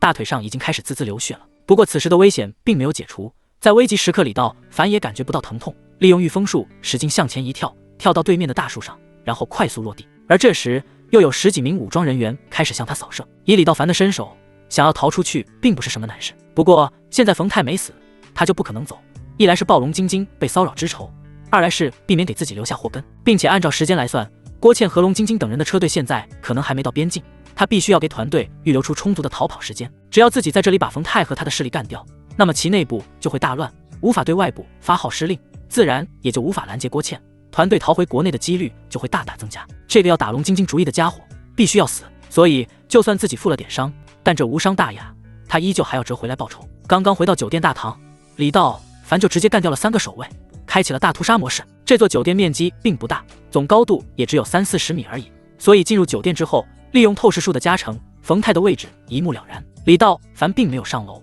而是在楼梯走廊处将丹田之内的内力调动起来。啪！一声脆响，在强大的内力溢出的情况下，大腿内部的弹片一下子被弹飞出去，而后伤口竟然奇迹般的开始愈合。大约1分钟之后，大腿根部的伤势恢复如初。随后他就走到电梯门口，因为电梯里冯泰和他的老婆金丽亚还有4名全副武装的人员正在向下走来。这时候大厅里早就乱作一团了，外面一片混乱，而李道凡管不了这些，一直在盯着平台。当电梯门打开的那一刹那，李道凡的眼中突然发出2道火光，接着就是这几个人生命的最后一刻，满脸的恐惧之色。纯阳之火烧到几人身上的时候，几人身上噼啪作响，瞬间就变得无影无踪。电梯里只剩下金利亚浑身瘫软，颤抖着躺在地上。李道凡并没有杀这个女人，因为这个女人跟他没仇，况且金利亚是金氏家族的女儿，自己以后还要常来缅甸进货，得罪了金氏家族，就意味着自己每次来都会有一些麻烦的事。这种女人能杀就不杀，她死了无疑会激怒缅甸的这群大势力，并且很有可能上升到国际纠纷问题上，所以他只杀了冯泰和手下的武装人员。因为冯泰的公开身份只是一个地方势力的老大，只不过是政府军和金氏家族势力的维系人，跳梁小丑而已。他的死无关轻重，两方随时都可以换一个继续搂钱的人。李道凡冷冷地看了金利亚一眼，然后转身离去。当他叼着烟从金利亚面前走出去的时候，金利亚吓得体弱筛糠，捂着自己的嘴，竭尽全力地让自己不在这个男人面前乱叫。在这一刻，他深深记住了面前这个男人的相貌。走到酒店门口，李道凡从门口随意停放的车辆内一把揪出司机，然后钻进车里扬长而去。这里的城市道路分岔太多，并且路况非常不好。多亏李道凡来时注意过路线，所以依然能够按照自己的路线逃出腊书。这破地方真落后！李道凡骂了一声。而同一时间，腊书当地的政府军和冯泰手下的武装势力在经历了短暂的混乱之后，也开始准备反击了。首先，大量的军车开始追击，又陆续有车顶上架着重机枪的吉普车加入到追杀行列之中。现在李道凡的内力还没有完全恢复，所以他现在只能开着车飞奔。只是越野车全速前进还没2个小时，在大中午太阳最毒的时候，越野车竟然没油了，真他妈点背！车上的油都不是满的，看样子自己要进山了。他必须要恢复自己的内力，这大概需要5-6个小时的时间才行，不然的话，当大批军队到来的时候，自己也是相当危险的。他在车里找到了一双手套、一条烟，甚至还有半瓶烈酒，最后拿着一卷卫生纸，又钻进了浩荡的原始森林。这地方武装势力割据，经常打仗，地理环境非常复杂，在茫茫大山之中藏进去一个人的话，短时间想要找到是非常难的。当然，大山里的危险也很多，除了那些猛兽之外，就是蛇鼠、蚂蚁、大蚊子等等。如果不熟悉当地的环境，钻进去无疑等于送死。等到人发现你的时候，留下的很可能仅是一具白骨而已。不过现在李道凡没有其他选择了，他实在是太累了，必须要睡觉恢复体力。这些人越聚越多，弄不好都有上万人，自己浑身是铁，又能碾几颗钉，不能和这些武装分子继续纠缠了。这一次没有目的地，反正只需要睡一晚上的觉，把内力恢复好，自己就能返回国内。2个小时之后，冯泰的武装队伍找到了李道凡丢弃的车，看样子这小子应该是跑进了山里。他肯定跑不远。一个带头的人喊道，随即几百人迅速分成小队，从各处开始像扎口袋一样往里排查。不过这种大山不是1天2天能搜寻完的，没多大一会儿，太阳就落山了，天很快就黑了下来。天一黑，那些搜山的队伍就陆续的从林子中钻了出来。黑天搜山是非常危险的一件事，而且自己也有可能迷路，所以这些人只能留下一部分在山外看守，另一部分人打道回府。而此时的李道凡早就已经通过透视术找到了一个不大不小的山洞，钻了进去。这里面能容纳2个人左右，洞里还不算潮湿，在这里勉强可以对付一宿。李道凡太困了，整个人简单的用草铺了一下，然后倒头就睡。他已经1天1宿没有吃东西了，虽然纯阳体质可以让他辟谷，但现在内力已经消耗殆尽，在没有外物的补充之下，只能通过足够的睡眠把内力补回来，所以他这一睡就整整睡了1天1夜。到了第2天傍晚时分，他才悠悠的醒了过来。好在这期间没有人找得到他，他也没有碰到什么猛兽之类的。其实李道凡是被饿醒的，睁开眼之后，他发现自己的精神状态好了很多，整个人的内力已经恢复了80%，除了饿之外，倒没有其他什么感觉。一个人睡在夜晚，1天1宿，身上也没有盖任何的被子，醒来之后既没发烧也没感冒。李道凡自己都觉得有些不可思议，这纯阳体质真的是太神了。想到自己拥有这种神奇的能力，他心中略微有些得意。同时他也觉察到自己还需要进一步增加法术的层级，控魂术5层虽说已经不错，但是耗费的内力实在太大了，看来还需要勤于修炼啊。大山之中，手机还是没有信号。李道凡摇摇头，又把手机揣回兜里，找点吃的吧，吃饱喝足再往回走。想到这里，李道凡拿起在车上捡来的开山刀，从洞中爬出来，用透视术仔细搜寻着周围100米之内。这一看不得了，前面几10米的树上还真有几只小型雀。看到树上这种小小的鸟类时，李道凡的眼睛都馋得冒光了。要知道这种小鸟营养价值非常丰富，最好是能烤着吃，吃完还大补呢。他虽然没吃过，但是小时候总是有人说过，都说这东西吃完阳气最盛，他还没体会过呢。而现在这种美味近在眼前，李道凡兴奋地跳了出去，想打到这些小鸟很容易。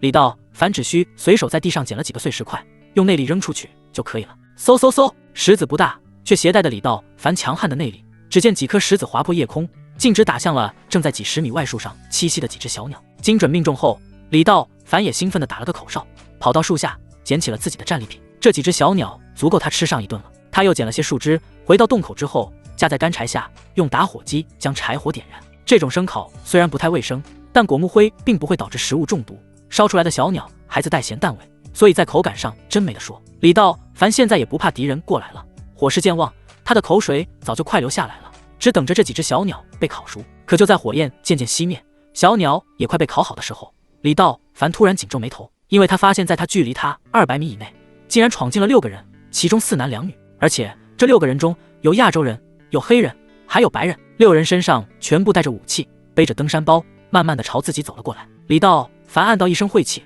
这几个人不是耽误自己吃饭了吗？他自然以为这几个人是冯泰派来的杀手，不然的话，这几个人大晚上的跑深山老林里干什么？还个个手里带着武器，不知道对方的来意是什么。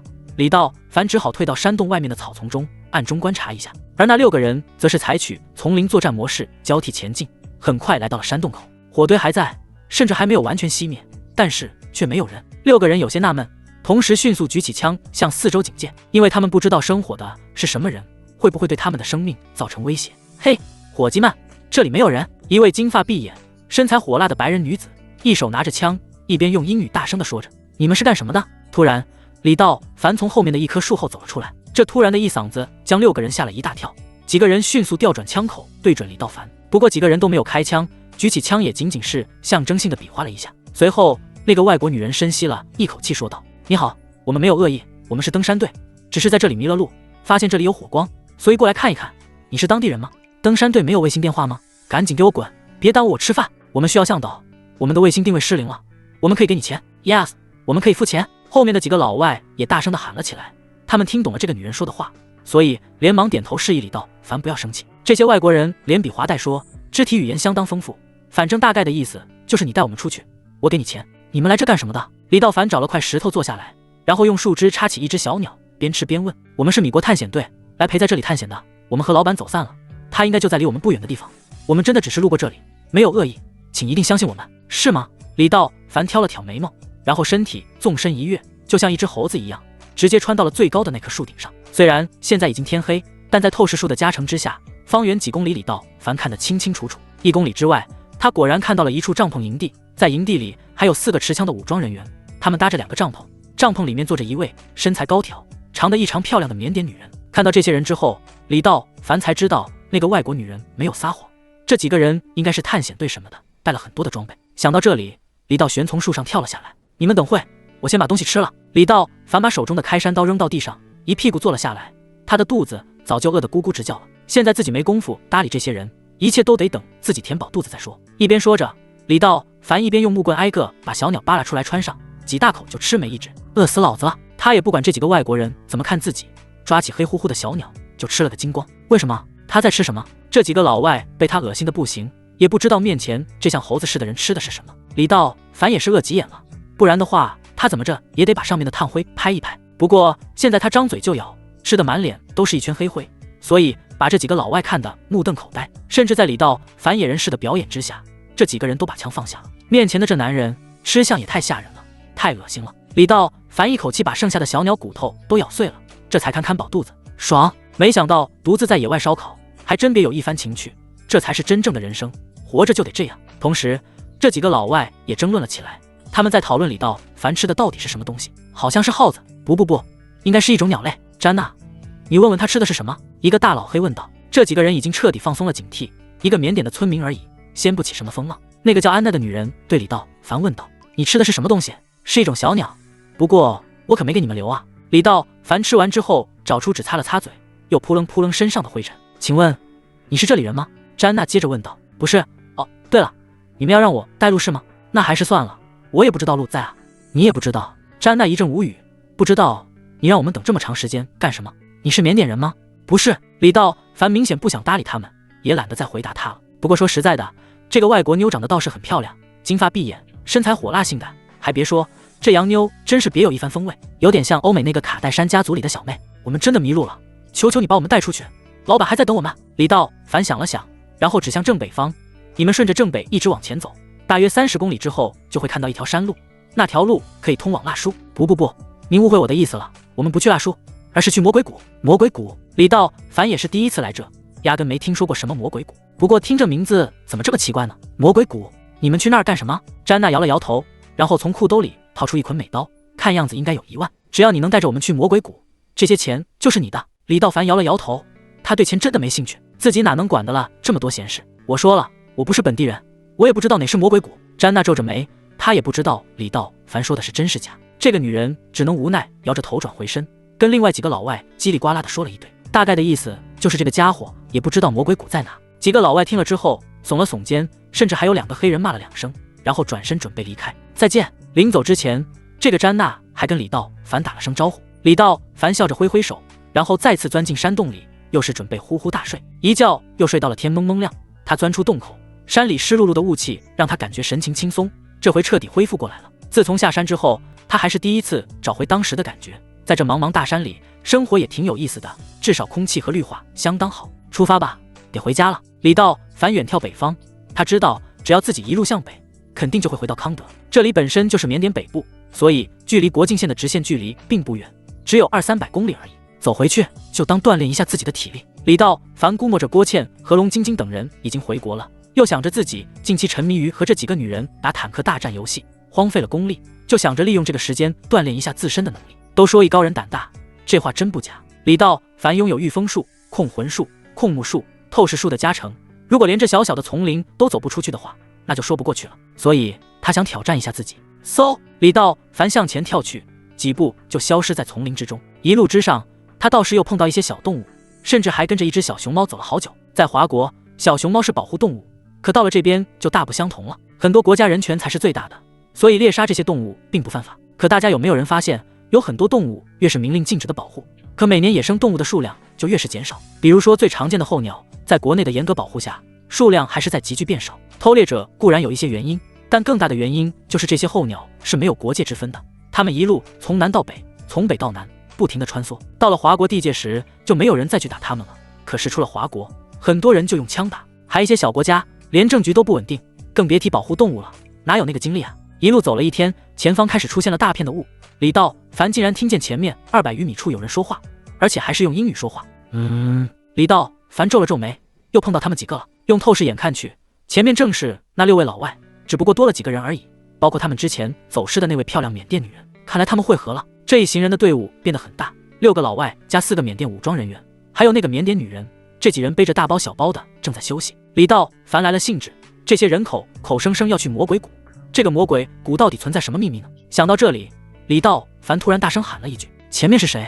此话一出，只见前面的这些人立刻子弹上膛，并迅速做出警戒的样子。那个欧美女人詹娜听出这是李道凡的声音，所以低声对其他人说了几句。众人又是一阵吃惊，过了一天了，在这茫茫大山中竟然还能碰到他。说明情况之后，詹娜走到了缅甸女人的面前，叽里咕噜地说了几句缅语，也不知道2个人说的是什么。反正看那女人的表情，觉得很吃惊的样子。李道凡扒开树丛，缓步地走了出来。已经3-4天没刮胡子的他脸上显得异常狼狈，胡子长不少，头型也乱了，就像是一个小野人一样。不过整个人的精神状态非常好。他快步走到人群对面，跟詹娜打着招呼：嘿，太巧了，又见面了。那几个外国人认识李道凡，这才稍微松了一口气。他们认为李道凡对他们造不成什么危险。就在这时，詹娜从那名缅甸女人旁边站起来，对李道凡说道：你在跟踪我们？詹娜喝道。李道凡愣了一下，意识到詹娜误会自己了。有毛病，我没事闲的跟踪你们，那你怎么也走到这来了？詹娜冷声的反问道。这山是你家的吗？我想到哪就到哪，你管得着吗？李道凡没好气的回道。这个女人长得这么好看，没想到却这么不讲理。这山是我家的。还没等詹娜说话，后面的那个缅甸女人站了起来，非常优雅的说道。这女人的一句话把李道凡干愣了。啥玩意？你说是你家的就是你家的，你叫她敢答应吗？不过这个女人长得真是漂亮。女人大概36-7岁，身高1.6米左右，面容比普通的缅甸人要白一些。最让李道凡吃惊的是她的眼睛，这双眼睛实在是太好看了，眼尾部分轻轻的上挑，就像杏核一般，内眼角画出一道精致的弧度，耳垂上戴着一个小小的钻石耳钉，身上穿着一套名贵的登山服。很多人穿登山服都有一种臃肿的感觉，可此女看起来身材高挑火辣，又透露出一种贵族的从容气质。你的？李道凡冷声问道。不错，山确实是我家的。那名女子淡淡的答道。真他妈有病！李道凡瞥了她一眼，然后大步向前走去。那个缅甸女人见李道凡要走，又叽里咕噜的对詹娜比划起来，并用手指着前面的浓雾。詹娜随即大声对即将消失在浓雾中的李道凡喊道：你不要往前走了，前面很危险。可李道凡就像是没听到一样，压根不领情。詹娜转回头对缅甸女人耸了耸肩，意思是自己已经把话带到了，可对方不听。眼看着李道凡完全消失在浓雾之中，其他人也都在看着这个缅甸女人。女人脸色凝重，5年之前自己来过这里，可没有找到魔鬼谷。这次之所以带着专业的国外团队又来，就是想找到魔鬼谷一探究竟，看看档案里记载的是不是真的。不过这个雾气很是邪门，上次来的时候，他的哥哥就被一条巨大的爬行动物攻击，导致团队几乎全军覆没，哥哥也下落不明。但那个动物具体是什么，他根本就没有看清，因为那家伙爬行的速度太快了。这次女人再次冒险，第一是想要给死去的哥哥一个交代，还有就是一定要找到那个神秘的魔鬼谷。这个女人的身份极其不一般，她是缅甸政府军昂山景川的大女儿昂山素季。而昂山素季还有另一个身份，就是她是冯泰名义上的大老婆。说是名义上一点也不错，这2个人现在的关系也确实名存实亡。没错，这个女人刚刚与她的杀夫凶手擦肩而过，可是现在由于他身处深山，卫星电话又出了故障，所以根本不知道冯太已经死了。我们休息半小时，等大雾散去了，我们再出发。昂山素季知道前面很是危险，可他也只能稍作停留。这一次他必须往前走。听到老板的话，所有人都继续休整，而昂山素季则是望着面前的迷雾出神。然而5分钟之后，前方的迷雾深处突然传来了一声未知生物的巨吼。嗷！这声巨吼就像一道闪电一样撕破迷雾，正在休息的所有人在这一瞬间全都吓得站了起来。4名缅甸武装人员和6名外籍人员立刻枪栓上膛，将枪口对准了前方。可昂山素季这时后腾的一下站了起来，手指着前方，浑身颤抖地说 ：“Yes， 就是这个声音，就是这个声音。”然后他一把抢过旁边安保人员手中的枪，大声喝道：“跟我冲进去，杀了那畜生！”虽然这6个外籍安保人员在来之前就已经从昂山素季的口中知道这里面有大型的未知生物，但昂山素季给的佣金实在是太高了，所以明知这趟安保危险系数极大，但他们依然选择接单。这次的老板非同一般，乃是缅甸政府军的女儿，所以这趟安保如果成功，他们将打开缅甸乃至东南亚的市场。而现在他们首要的任务就是要保证昂山素季的安全，所以当昂山素季冲过去的时候，这6个外籍人员也第一时间跟了过去，冲到了昂山素季的前面。看得出来，这几个人有专业的丛林作战经验，应该是有特种作战部队退伍的。几个人战术队形配合的相当到位，2个黑人走在前面，詹娜和另一个白人在左右两边，剩下的2人在对围保护昂山素季。而昂山素季带来的4个武装人员也在四处紧紧跟随。摸着迷雾行进了100余米后，他们就闻到了一股腥腥的味道，这种味道有点类似于大量鲜血流出的腥味。随着腥味的越来越重，所有人都放慢了脚步，昂山素季也由最初的冲动变成了小心翼翼的前进。妈的，老子干死你！丛林之中传出一个男人的喊声，昂山素季大惊，这不是刚刚那个男人的声音吗？他在干什么？昂山素季难以置信地问道。他好像在和什么东西拼命。一个黑人说道，快过去看看。所有人都朝着前方跑去。又走了30-40米后，前方路上现出了明显的打斗痕迹，地面上都是稀稀拉拉的血迹，还有撞击声和轻微的野兽嚎叫声传来。前面看到了模模糊糊的影子，这个大影子足足有20多米高，好像还东甩一下西甩一下的，最上面好像还骑着一个人，嘴里不断的骂着脏话。所有人都把步枪齐对准了那道影子。又走了10米左右后，终于才看清了面前的影子是什么，这竟然是一条巨大的蟒蛇，整个蛇身长有30几米，而且奇粗无比，整个蛇身的宽度甚至比一辆小汽车都要宽。我的天呐！这一刻，不光昂山素季惊呆了，所有人都惊呆了。这蛇怎么这么大？让他们吃惊的不光有蛇，还有骑在蛇脖子上那个全身都是血的男人。只见这男人一边喊，一边用手中的开山刀疯狂地砍着巨蟒的蛇头，那蛇的头明显已经耷拉了下来，显然他的脑袋马上就被砍断了。咔嚓咔嚓，随着最后一刀砍下，那蟒蛇巨大的蛇头直接和蛇身分离，咣当一声掉在地上，蛇身也在最后摇晃了几下之后直挺挺地倒下。而李道凡也随着蛇身摔了下去，扔下手中全是血的开山刀，现在他浑身是血，头发都变成红色的了。昂山素季一行人看着眼前的李道凡，全部陷入了一种呆滞状态。这小子竟然仅靠一把刀就能干掉这20-30米长的巨蟒，太不可思议了吧！昂山素季愣了半天才反应了过来，然后赶紧对詹娜等人说道，快去救他！詹娜没有犹豫，带着几个人立刻跑到了李道凡身边。这一刻，詹娜眼中的李道凡简直就像是超人一样。欧美人崇尚强者，更何况他们是米国著名的安保公司成员，更加崇拜比自己厉害的人。在他们眼里，这个看上去没有任何战斗力的黄种人竟然能干掉这种怪兽，简直是奇迹一般。所以这几个外国人由衷的钦佩，就连詹娜看到眼前的男人，眼神里都有些放光了。不需要，我没事。当几个人想把李道凡扶起来的时候，李道凡竟然自己坐了起来，并连连挥手表示自己没有大碍。所有人都站在李道凡的旁边，其中2个浑身都是肌肉的黑人更是对李道凡竖起了大拇指。其实不管是原始社会还是现代社会，强者都是受人尊敬的，而李道凡的土蟒行为则是得到了所有人的尊重。昂山素季也走了过来，然后让几个缅甸人拿来水壶帮着李道凡擦脸，甚至还有一个人从背包里拿出来一套作战服地给李道凡。虽然语言不通，肤色不同，但这一刻他们都把李道凡当成自己人。谢谢，这条蛇你们拿回去吧，蛇胆可以入药，蛇皮也很昂贵。李道凡对这几个人说道。而昂山素季此时也在不断的点头，眼睛之中竟然湿漉漉的，不经意间竟勇者的加入将使他们的实力大增。李道凡闲着也是闲着，而且他现在不知道昂山素季一直想要去的魔鬼谷到底存在着些什么。想到这里，李道凡便答应了下来。OK， 几个人再次相互握手，其他的外国人也都哈哈笑了起来。这时昂山素季带的那几个缅甸武装人员已经把大蟒蛇的皮扒了下来，剔下了很多的蛇肉。不一会儿，一个脸盆大小的蛇胆也被摘了下来，这可是这条大蟒蛇最珍贵的地方了。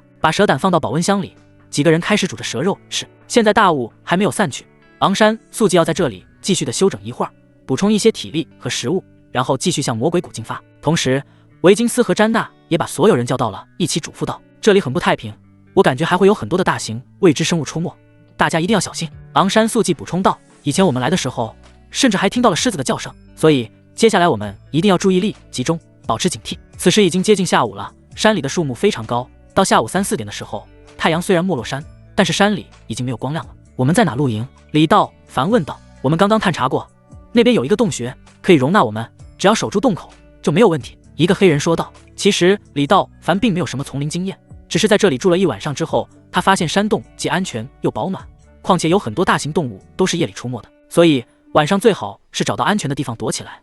他倒不担心自己，就怕这些人晚上被动物都给叼走。几个人收拾了一下，然后就继续向前进发，还是保持原来的队形，只不过在正中间多了一个李道凡而已。李道凡和昂山素季并排走着，经过短暂的接触，李道凡发现这个昂山素季并没有什么坏心，对待团队的成员也很和善，尤其不像冯泰那样狂妄自大，遇到很多事都会和维金斯、詹娜等人征求意见。遇到爬坡的地方，李道凡还主动的伸出手拽昂山素季一把。虽然昂山素季不会几句中文，但他也会频频向李道凡表示感谢。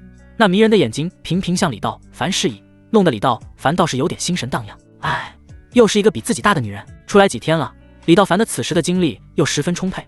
好几天没打游戏的李道凡想起坦克大战来，又有些心痒痒了。而面前的昂山素季却又正好是他喜欢的御姐类型，优雅大气，不失风度。这个女人就好像是郭倩和龙晶晶的结合体一样，既有龙晶晶的野性，又有郭倩的温柔之性。正在欣赏旁边的昂山素季时，李道凡突然又感觉到一丝不寻常的信息，向前方看去之后，冲着大家低声喊道：“快停下，前面有危险！前方有一只巨大的类似巨蜥的生物，大家千万别动！”听到李道凡的话，昂山素季吓坏了，这大蜥蜴在哪儿呢？自己怎么看不见？而李道凡一把夺过旁边詹娜的步枪，对准前方就是一顿射击，哒哒哒哒哒哒，一梭子子弹瞬间打了出去。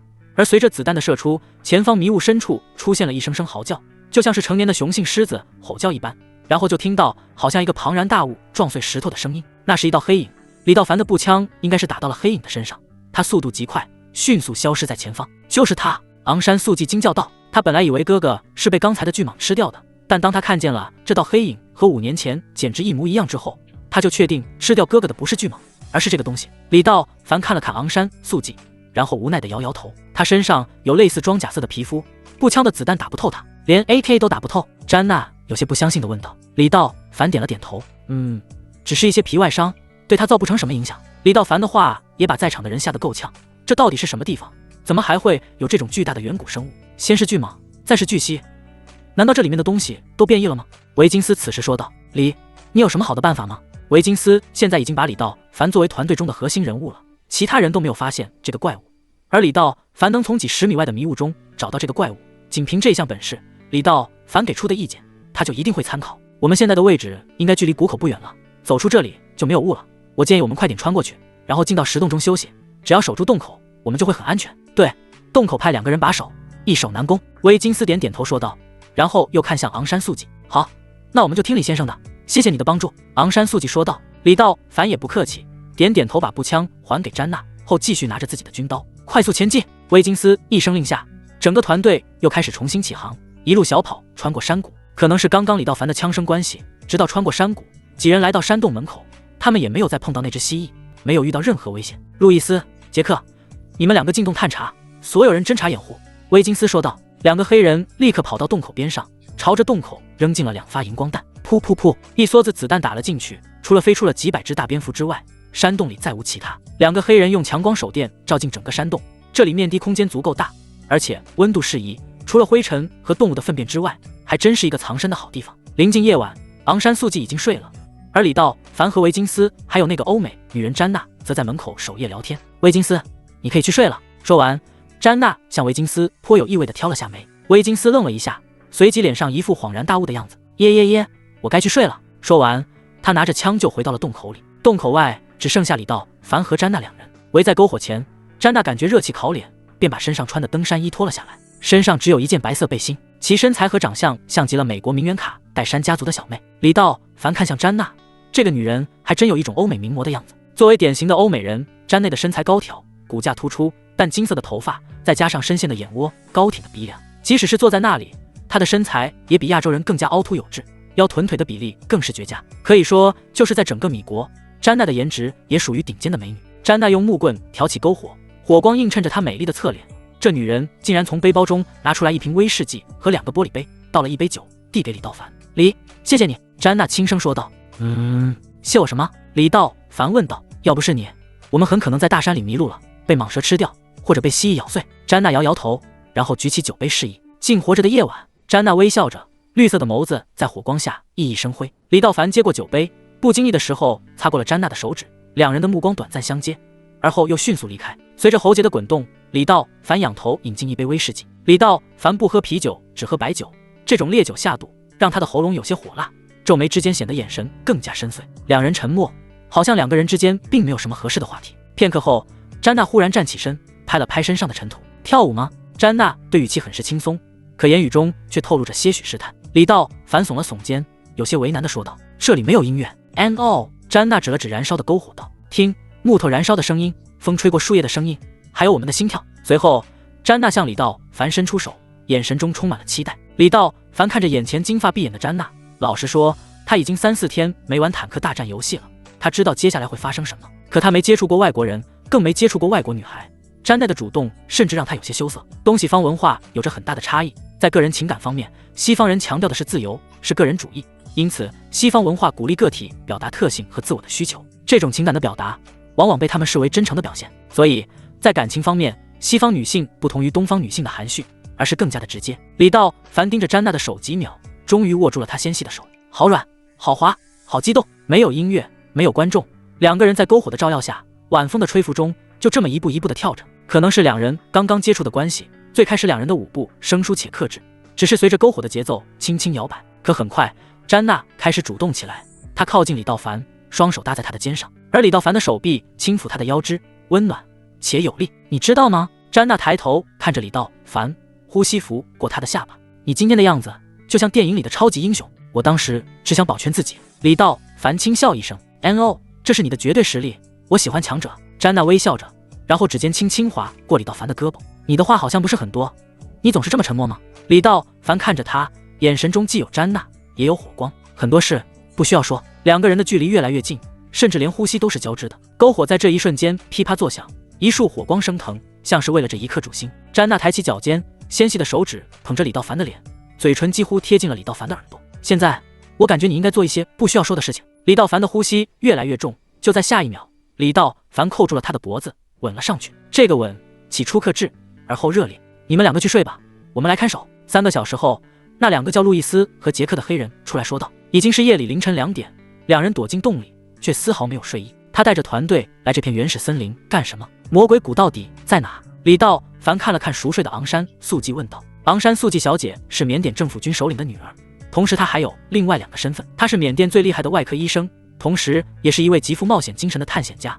她对这些未知领域的传说特别感兴趣。缅甸政府军上台之后，他们得到过一份秘密档案，这份秘密档案的记录者是来自50年前的日不落帝国。当时日不落帝国的科考团队在这里发现了一个神秘的墓穴，虽然墓主人的身份没搞清楚，但他们在进入墓穴之后却得到了一种神秘物质，也可以说是神秘的能量吧。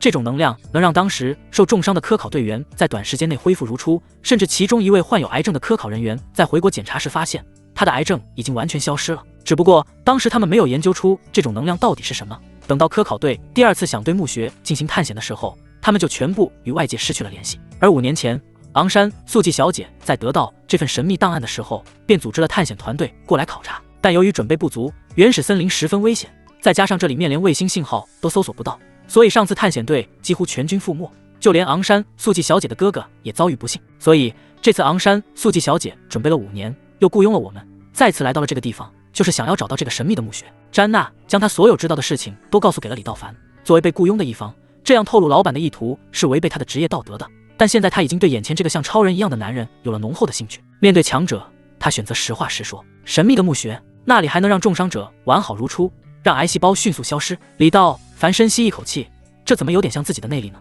不过此时李道凡也有些佩服这个昂山素季了，光凭一份不知真假的神秘档案，就能让这个女人2次以身犯险，这个女人还真挺执着的。可如果这份资料是真的，那是不是说这个世界上除了像他这种修仙者可以靠内力治愈疾病之外，还真有这种神秘的特质吗？而那个神秘的墓穴的主人又是谁呢？李道凡心里琢磨不透，既然这样，那自己不如跟着他们实地调查看一看。我相信昂山素季小姐会为全人类带来奇迹。詹娜这时候笑道，因为我的女儿已经淋巴癌晚期了，为了救我的女儿，所以我参加了这个任务。嘿，我会帮助你的。李道凡伸出手和詹娜碰了碰拳。刚刚的那个巨型蜥蜴，你觉得还会来吗？詹娜突然问道。李道凡摇摇头，反正他的透视术在方圆几百米内是没有看到那只怪物，自己又不是神仙，我哪知道这东西会不会再回来啊？不过按照动物本性的话，李道凡认为这个怪物还会再回来的。动物的本能就是吃到一次好吃的之后，就会到处的找这种美味，所以李道凡觉得肯定这只巨蜥一定躲在远处，试图着寻找机会。随后两个人躲到角落之中，迅速开启了睡眠状态。然而好像他刚刚睡下，洞口外面就传来了一声惨叫，紧接着就是噼里啪啦的枪声。啊，哒哒哒哒哒哒！枪声响起的那一刻，所有人都吓得跳了起来。4个缅甸武装人员迅速站在昂山素季的面前。李道凡直接跳起来，瞬间移动到洞口，然后他就看见那只巨蜥一口将路易斯直接咬成2段，然后他的尾巴一扫，把另一个黑人杰克拍出去4、5米远。杰克的头正好撞在凸起的石头上，瞬间脑袋就爆了花。剩下的2位白人安保出来之后，赶紧拿着 AK-47步枪对着巨蜥疯狂的扫射。畜生！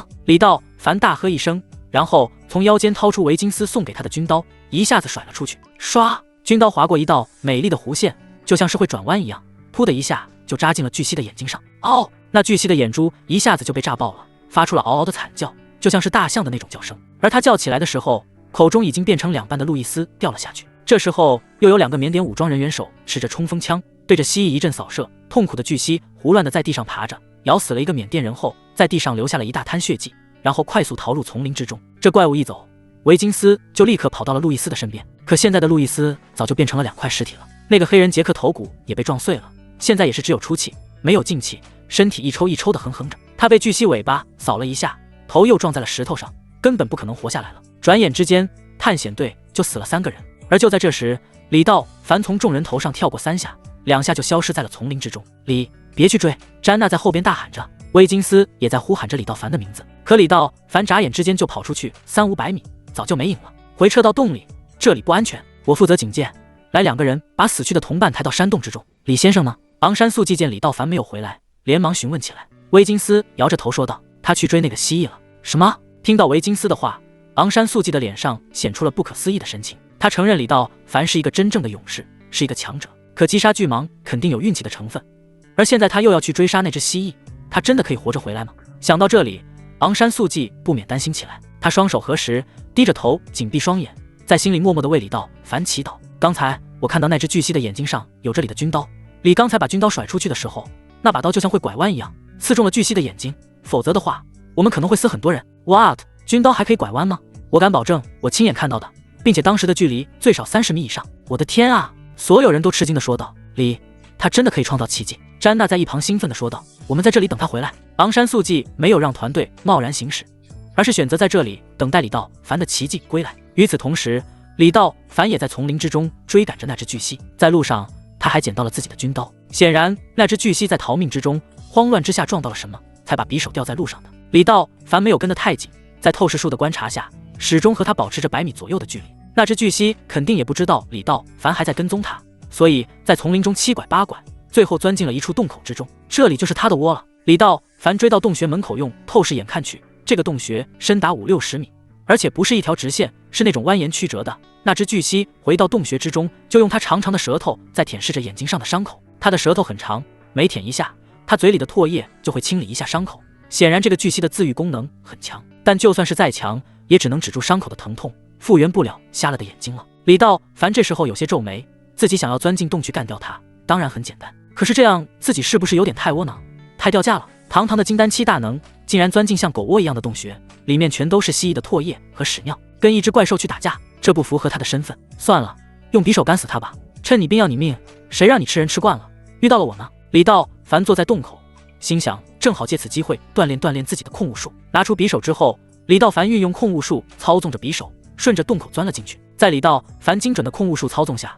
那把匕首就像精准的手术刀一般，悄无声息地穿梭在地下洞穴深处。而那只躲在洞穴里面的巨蜥正在贪婪地舔着伤口，对凭空出现的匕首毫无察觉，这把匕首狠狠地向他的另一只眼睛刺去。噗！匕首无声无息，而且速度就像闪电那样快。当那只巨蜥反应过来的时候，匕首已经深深地刺进了他的另一只眼球，瞬间他的眼珠直接被炸爆。嗷嗷！眼睛上传来的剧痛让那只巨蜥惨叫不已，疼得整个身子都在翻滚着，流出的鲜血更是淌得满头都是。不过在他疯狂的甩头下，还是第一时间把匕首甩了出去。呼！匕首刚刚落地，李道凡就用一次将匕首凌空悬浮起来。此时两只眼睛全都废掉的巨蜥已经变成瞎子了，他疼得在洞穴里横冲直撞，不停地向上翻，滚着爬了出去。逃命是动物的本能，只是瞎了眼睛的巨蜥什么都看不到，只能像一只无头苍蝇一样乱跑乱撞，走到哪里是哪里。好不容易这只巨蜥才艰难地从洞穴里爬出，只是他刚刚探出来身子，李道凡便一下子骑到了他的背上。随着李道凡的一招手，那把军刀便从洞穴中飞了出来，稳稳落在他的手中。那只巨蜥感到自己背上有东西，所以一边跑着一边摇晃着身体。可不管他怎么摇，李道凡始终稳稳地坐在背上，并且用他的那把军刀一刀一刀挖下他脖子上的鳞片。巨蜥就像是被凌迟了一样，一边跑着一边疯狂地吼叫，而他跑的方向竟然是李道凡他们晚上睡觉的山洞。很快，李道凡就把巨蜥脖子上一圈的鳞片全都挖了下来，然后又一刀一刀地扎进他的身体里面。此时在山洞门口，威金斯、詹娜等人都很悲伤，因为他们在眨眼之间就损失了2个兄弟，而昂山素季带来的4个缅甸武装人员也死了2个。昂山素季正在给死去的武装人员祷告，其他人也感觉到很难受。可就在这时，他们听到远处有咆哮声传来，声音由远而近，很快就到了他们的面前。所有人都吓了一跳，维金斯和詹娜赶紧冲出洞口，举起步枪查看。这么一折腾，天已经大亮了。当他们来到洞口的时候，就发现那只巨蜥就像疯了似的向他们的洞口跑来，只不过他好像浑身都是血，东跑一下西跑一下的，好像没有什么目的地一样。所有人都举起步枪准了他，但这时詹娜却大声地喊着：等等，不要开枪，那是李。而维金斯和昂山素季也都已经看到了李道凡现在正坐在巨蜥的背上，手中的军刀狠狠地刺向巨蜥的脖子。这只巨蜥一边跑一边在经受着剧痛，鲜血洒了一地。而他终于在跑到洞口的时候，扑通一下栽倒在地，4条腿胡乱地蹬着，但又没有着力点，一时间无法站起。李道凡也从地上爬起来，在地上滚了几圈之后，迅速向前跳起。他的登山衣又一次被染满了鲜血。而那只巨蜥在挣扎了一会儿之后，终于由于失血过多嘎掉了。李 ，Oh my god！ 詹娜第一时间冲到了李道凡的身边，维金斯也不可思议地兴奋着说道：亲爱的，你真是一个勇士！兴奋的詹娜直接挂到了李道凡的身上，对着李道凡满是鲜血的脸上就亲了一口。别闹！李道玄拍拍他的后背，将他放了下来。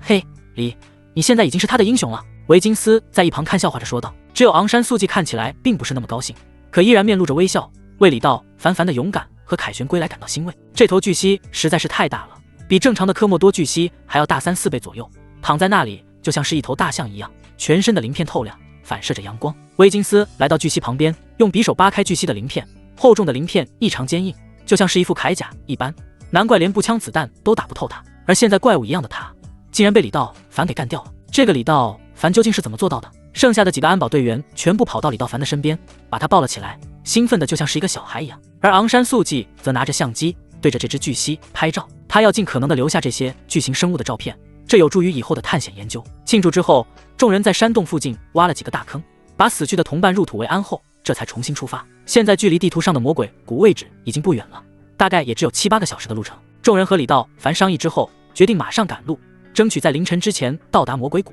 等到明天天亮正式找到墓穴。按照昂山素季地图上的标志，几人开始继续赶路。虽然路很难走，但这一路上再也没有碰到过大型的野兽，几人的心情也稍微变得好转了很多，一路走走停停。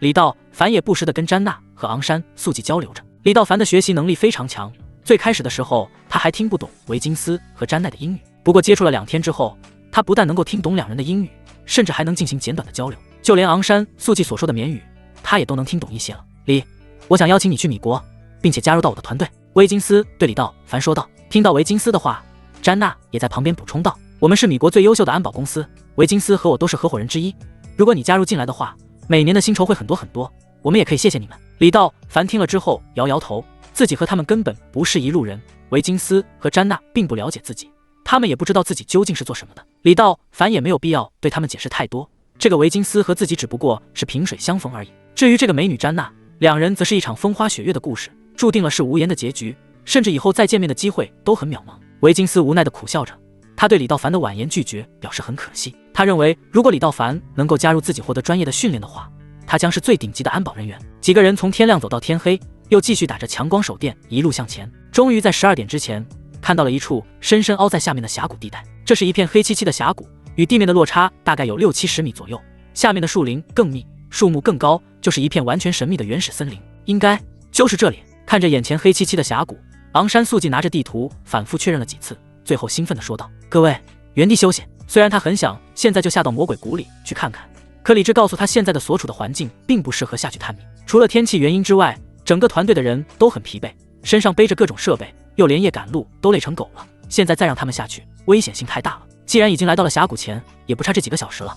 等到天亮之后，大家再去。李道凡也并没有走的意思，他很好奇詹娜跟他说的话，也想看一看这个魔鬼谷里的神秘墓穴到底隐藏着什么秘密。如果真如詹娜所说，这里的一些神秘能量能够治好癌症，对于自己来说，那绝对是个机会，属于除原石之外的意外之喜。站在上边向远望去，李道凡惊讶地发现，这座魔鬼谷的后面就是边境线，越过这条魔鬼谷，再走上10公里左右就能回到国内了。所以，如果这里真的存在神秘的洞穴，那很有可能这个洞穴的主人就是华国的古人，因为在几百年前，就连这片土地都是华国的。这一夜，昂山素季一夜未眠，他单独睡在一个帐篷里，门口带来的2位缅甸人为他安保。虽然进了帐篷之后再也没有走出来，但却一直在里面辗转反侧。他终于来到了这座魔鬼谷面前，也终于可以探究那份报告中的神秘墓穴了。为了这一刻，他牺牲太多了。哥哥的死和父亲的意见不合，与冯太的形同陌路，不过他从未后悔。当他拿到这份神秘报告，看到里面蕴含着那种神秘的能量的时候，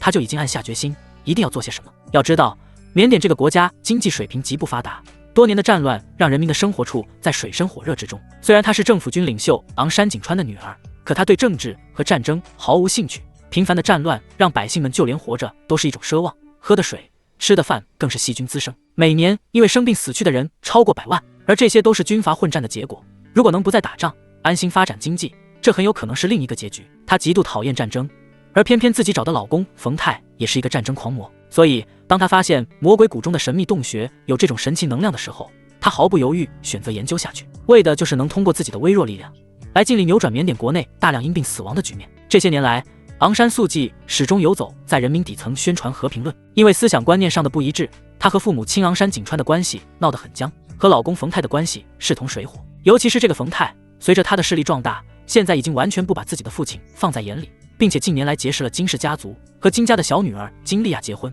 两人之间的矛盾来到了顶点。可以说，虽然在法律上两人还是夫妻，但是从实际生活来看，昂山素季早就已经和冯太没有多大关系了。让他睡不着觉的还有一个原因，那就是李道凡这个男人太让他着迷了。他拥有无与伦比的能力，却好像对金钱和权势毫无兴趣。短短2天的接触，他发现自己可能已经爱上了这个男人，而这个男人似乎和詹内的关系有些不一般，这让他的心里有些不平衡。李道凡也没睡着，他现在的内力已经完全恢复了，整个人又回到了特别精神的状态，所以一直在探查着周围的环境，闭着眼睛假装睡觉而已。终于在天色出现鱼肚白时，昂山素季从帐篷中走出，催促着安排人员快点找到准备出发。安保团队睡醒之后，面对神秘洞穴也异常兴奋，都想看看这个古墓之中到底有没有传说中的那种神秘能量。早饭很简单，就是纯巧克力和几块饼干，主要是提供热量的食物。1个小时后，众人把营地收拾好，装备进行了打包。吃完早饭后立即出发。从地面到峡谷处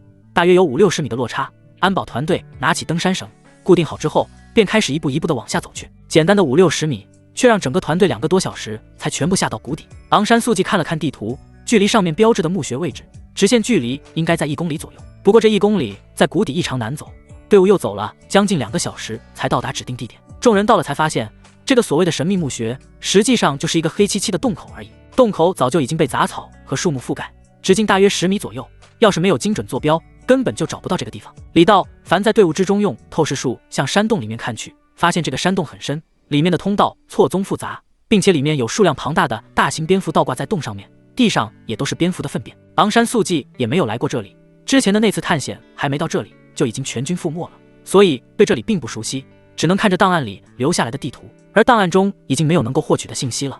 对于这片墓葬的调查是一片空白。威金斯则是向里面扔进去2枚闪光弹，然后所有人迅速靠在洞口2侧。果然，在闪光弹的照耀下，洞口瞬间飞出来无数只大型蝙蝠，黑压压的一片逃出洞去，发出诡异的叫声后逐渐远去。这种大型蝙蝠比普通的要大上5、6倍之多，黑压压的一片，让所有人头皮都发麻，恐怕有上万只都不止。大家小心，我们一起进去。在昂山素季的命令下，维金斯带领着团队拿着强光手电下到蝙蝠洞中。洞口倒是很大，从洞口下去并不难，可越往里走路却越窄，一直向下走去，下面就是一片平坦的通道。用走了110来米后，面前出现了一条山体的裂缝，裂缝处勉强能通过一个人。维金斯示意让那个白人安保大卫在前面打通，以防出现突然的危险。这种地方什么情况都有可能发生，所以安全第一。几个人保持队形，准备挨个从裂缝处钻进去。而这时，李道凡也皱起了眉头，因为他的透视术突然不好使了。这里像是有一种强大的磁场一样，他的透视术看出去之后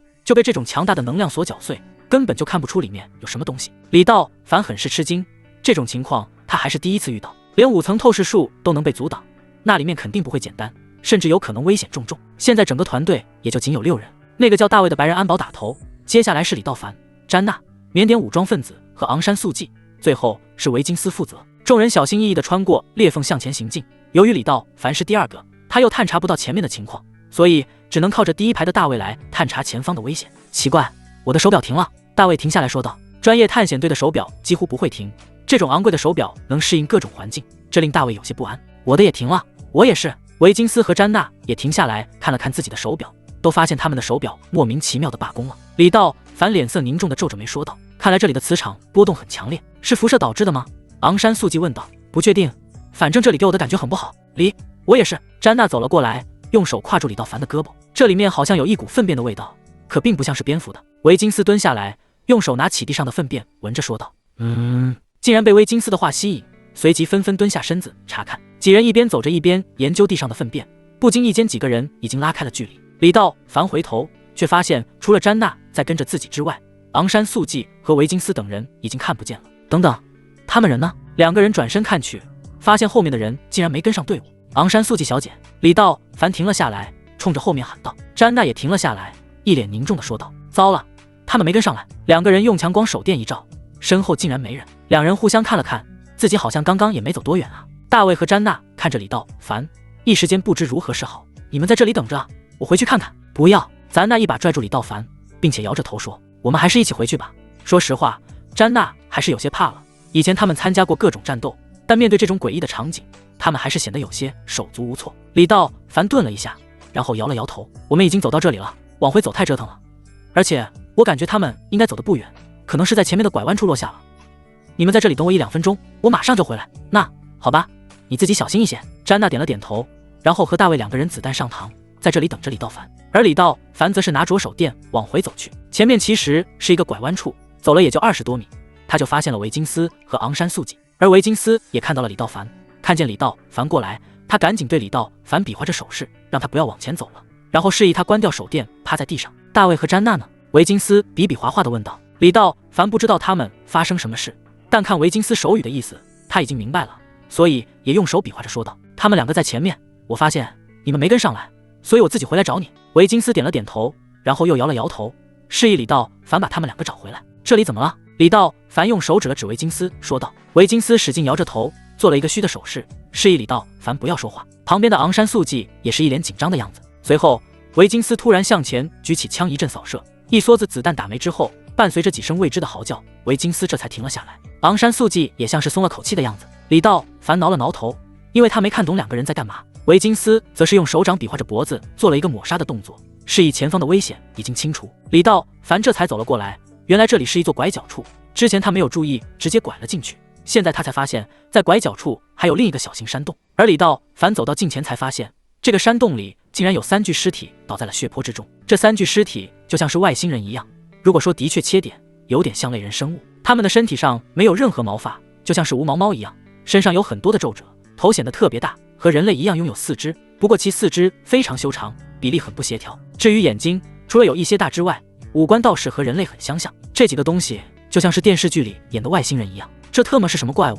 李道凡看后也吃了一惊，这明显不是地球生物啊！天呐，这是什么东西？昂山素季走到前面，震惊地看着3个尸体说道，你们2个把这3个尸体摆放好，然后多拍一些照片获取数据。昂山素季对那2个缅甸武装分子说道。可维金斯似乎有不同意见，他对着昂山素季说着些什么，似乎2个人有了意见上的不统一。在不停的对峙，他们两个叽里咕噜的，李道凡也听不懂在争论些什么，索性来到这3个类人生物旁边，用手电仔细的瞧着，研究研究这个东西的构造。他可以确定，地球上肯定没有这种生物。看了半天，还是猜不透后，李道凡抬起头，用手电照着上空的穹顶。然而就在这时，他全身的汗毛都竖了起来，整个身子嗖的一下冒出一身冷汗，然后大声的喊道：“这里还有！”李道凡竟然发现上面竟然还有这种类人生物，并且还不是一个，而是一堆，大概有几10只的样子。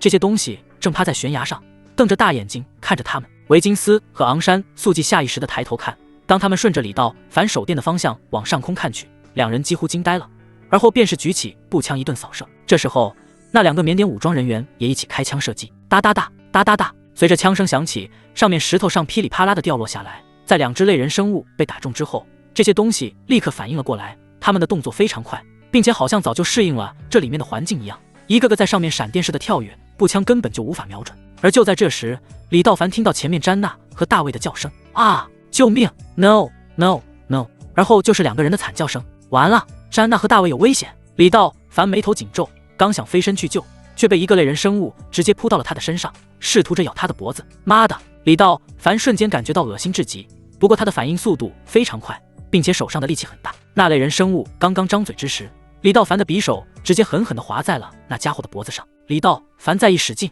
就直接把那类人生物的脑袋割了下去。咕噜，随着尸首分离，那怪物也扑通一声倒在地上。李道凡反手又将匕首刺进另一个类人生物的嘴里，刀尖从后脑刺出。短短1秒的时间，李道凡就解决了2个类人生物。抽出空档的瞬间，李道凡高高跳起，飞跃几步来到詹娜和大卫身边。此时这2个人被4、5只类人生物围住，正举着步枪来回扫射。可这些类人生物反应很快，这种近乎疯狂性的扫射根本就没有伤害到他们。而随着1只类人生物的跳跃，他们对詹娜和大卫发起了进攻。就在此时，李道凡赶了过来：“李，救救我们！”詹娜大声地吼着。李道凡没有说话，而是使劲扔出手中的军刀，军刀像箭一般离弦而出，噗的一声穿透了一个类人生物的脖子，然后竟然拐了个弯，向着另一只类人生物刺去。短短2秒的时间，这把军刀在空中旋转跳跃，瞬间就把5个类人生物砸成了透心凉。快撤！虽然面前的这几只被解决掉，可这还远远不够，从上面陆续又跳出10多只类人生物，他们嘴中叽叽喳喳叫个不停，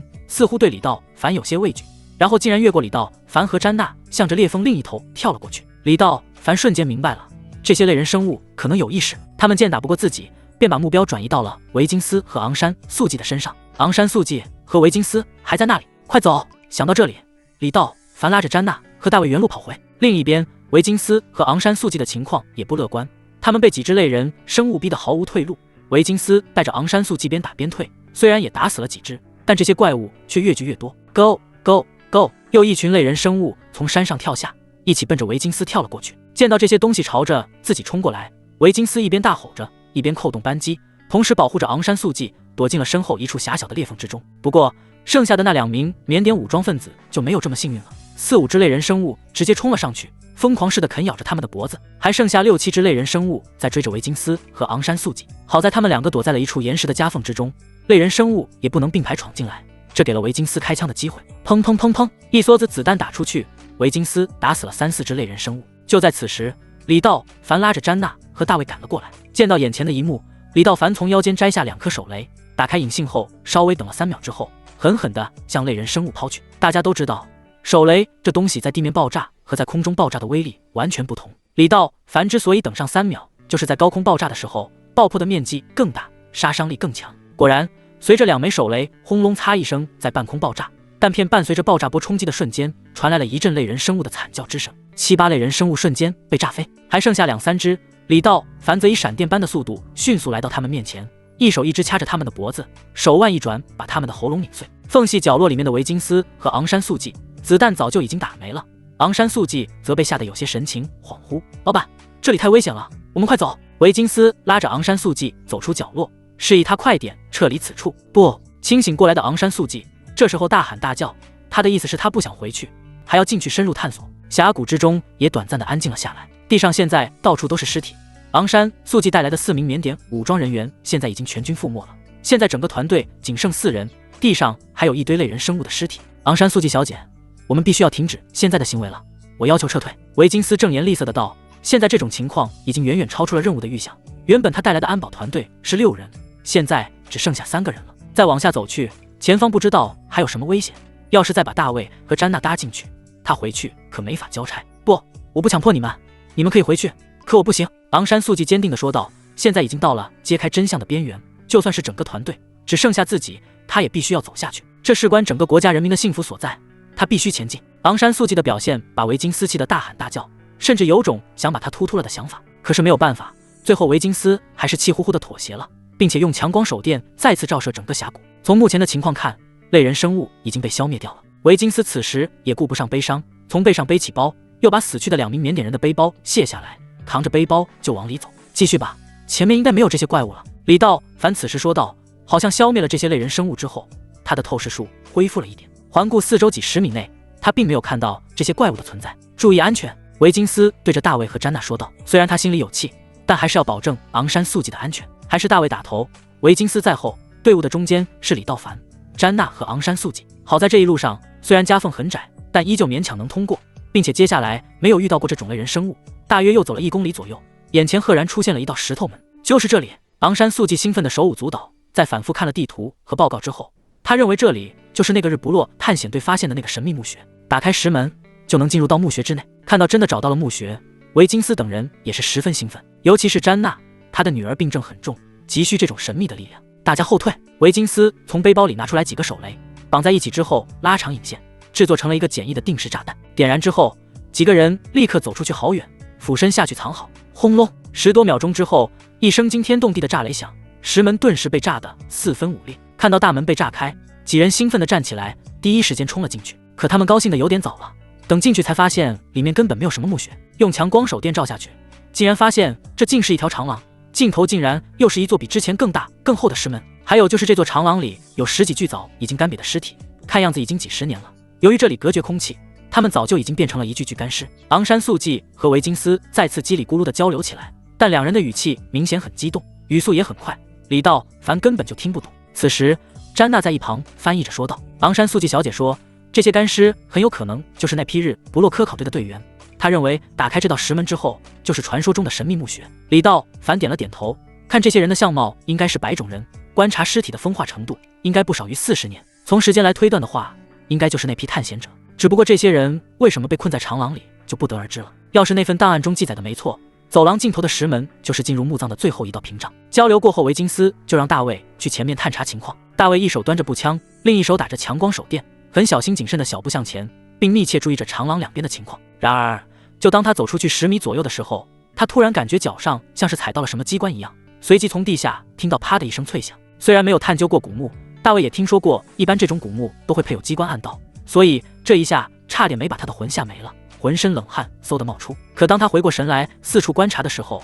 却没有发现任何情况出现。大卫这才长出了一口气，并且转身冲着维金斯比划了一个 OK 的手势。然而就在大卫转身的瞬间，他的身体陡然间定住，他感觉自己的胸腔有些疼痛，低头一看，竟然不知道从哪冒出3只长矛。这3只长矛无声无息的墙壁上刺出，把他的身体中穿透了。长矛刺出的速度太快了，以至于他还没感觉到疼痛就已经被扎透了。原来这道长廊里有机关，当盗墓者触发机关后，长矛就会直接从墙体刺出，把大卫穿成糖葫芦之后，机关消失，长矛又回到墙壁里面。这个速度太快了，快到大卫还没感觉到身体上传来的剧痛，墙壁上早就恢复如初，只留下了3道血迹而已。大卫低头看着自己胸上的3个血窟窿，鲜血喷涌出来，眼神空洞，似乎想说些什么，可身体却一抽一抽的倒了下去，转眼脑袋一歪，结束了自己的生命。大卫，该死！维金斯和詹娜眼睁睁看着大卫死去，自己却无能为力，只能痛苦的大吼道，并且端起步枪，无助的对着走廊的墙上打出一梭子子弹。可除了墙上多了几个弹孔，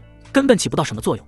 走廊还是安安静静的，就像是什么都没发生一样。失去了同伴的维金斯此时掩盖不住自己的激动，他一把抓住昂山素季的衣领，吼着什么。听2人说话的意思是，维金斯是在埋怨昂山素季没有把这里的危险告知给自己的团队，这才导致自己的队员全部丧命于此。詹娜也在一旁说着什么。李道凡并没有阻止他们，因为这些事跟自己没有关系，他只关心这座墓穴里到底藏着什么秘密。所以不管维金斯和昂山素季是走是留，甚至是詹娜的离开与否，他都没有任何意见。面对维金斯的指责，昂山素季并没有反驳，而是咬了咬牙，大步地向着走廊尽头走去。詹娜想拦住他，可昂山素季走得非常快，完全不惧怕死亡。当昂山素季走到大卫尸体的地方时，他也忍不住低头看下去，这个刚才还在自己团队中的伙伴，现在已经变成了一具冰冷的尸体。看到大卫安静地躺在地上的时候，他的全身也忍不住颤抖起来。他不怕死，但这一刻他的双腿也有些发软。这样走过去，昂山素季无疑会死得很惨。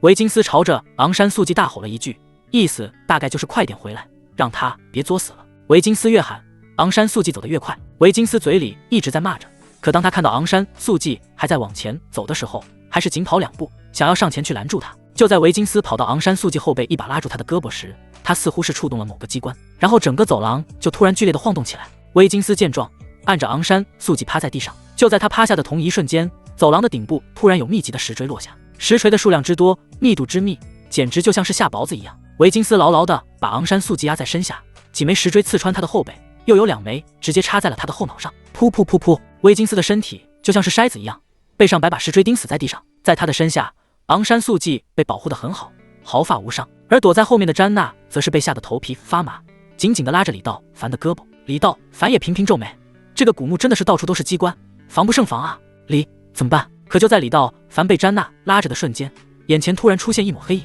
小心点！李道凡用力推开詹娜，将詹娜一把拦到自己的身后，同时掏出匕首刺向扑来的暗影。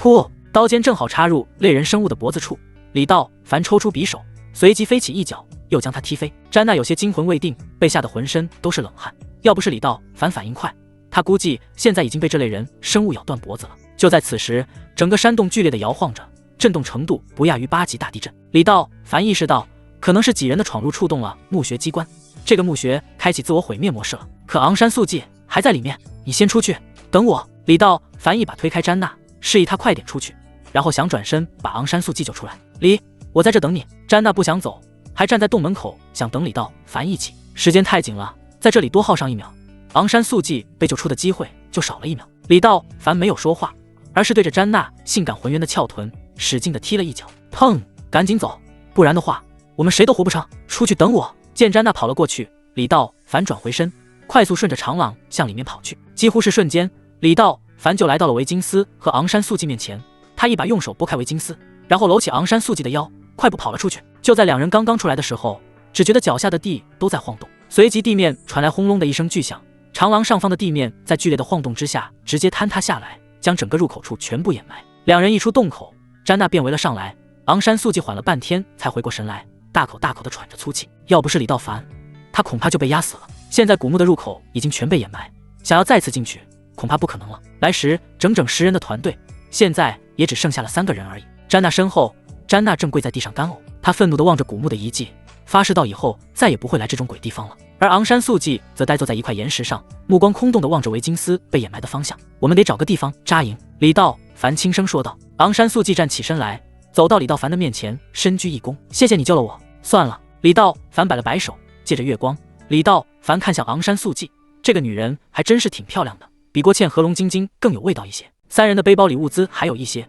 除了一顶帐篷之外，还有一盏充电的台灯，几块牛肉罐头和饼干，这些东西也勉强能对付1晚。看样子今天要和2个外国美女一起睡了。想到这里，李道凡看了看詹娜和昂山素季，不觉心里有那么一点点的激动。怎么着，老天知道我是纯阳圣体吗？结束之前还让2个美女跟我一起共度良宵吗？3人找了个地势平坦的背风处，李道凡熟练地支起帐篷，点燃篝火。火光映照下，詹娜突然惊呼一声，我的卫星电话有信号了。随后她激动地拨通号码，用英语快速交谈着。挂断后，詹娜脸上绽放出笑容，我已经把我们的位置发给了位于东南亚的公司总部，他们说5个小时左右就可以来接我。然后他转向李道凡，用期待的眼神对李道凡说，李，跟我回米国吧，以你的能力，在我们公司一定能大展身手。李道凡摇摇头，往火堆里添了根树枝，然后用手指了指山谷的北方，说道，我是华国人，我要回到我自己的国家。詹娜的笑容僵住了，苦笑着摇了摇头。她其实也知道李道凡不可能跟着她回去，只是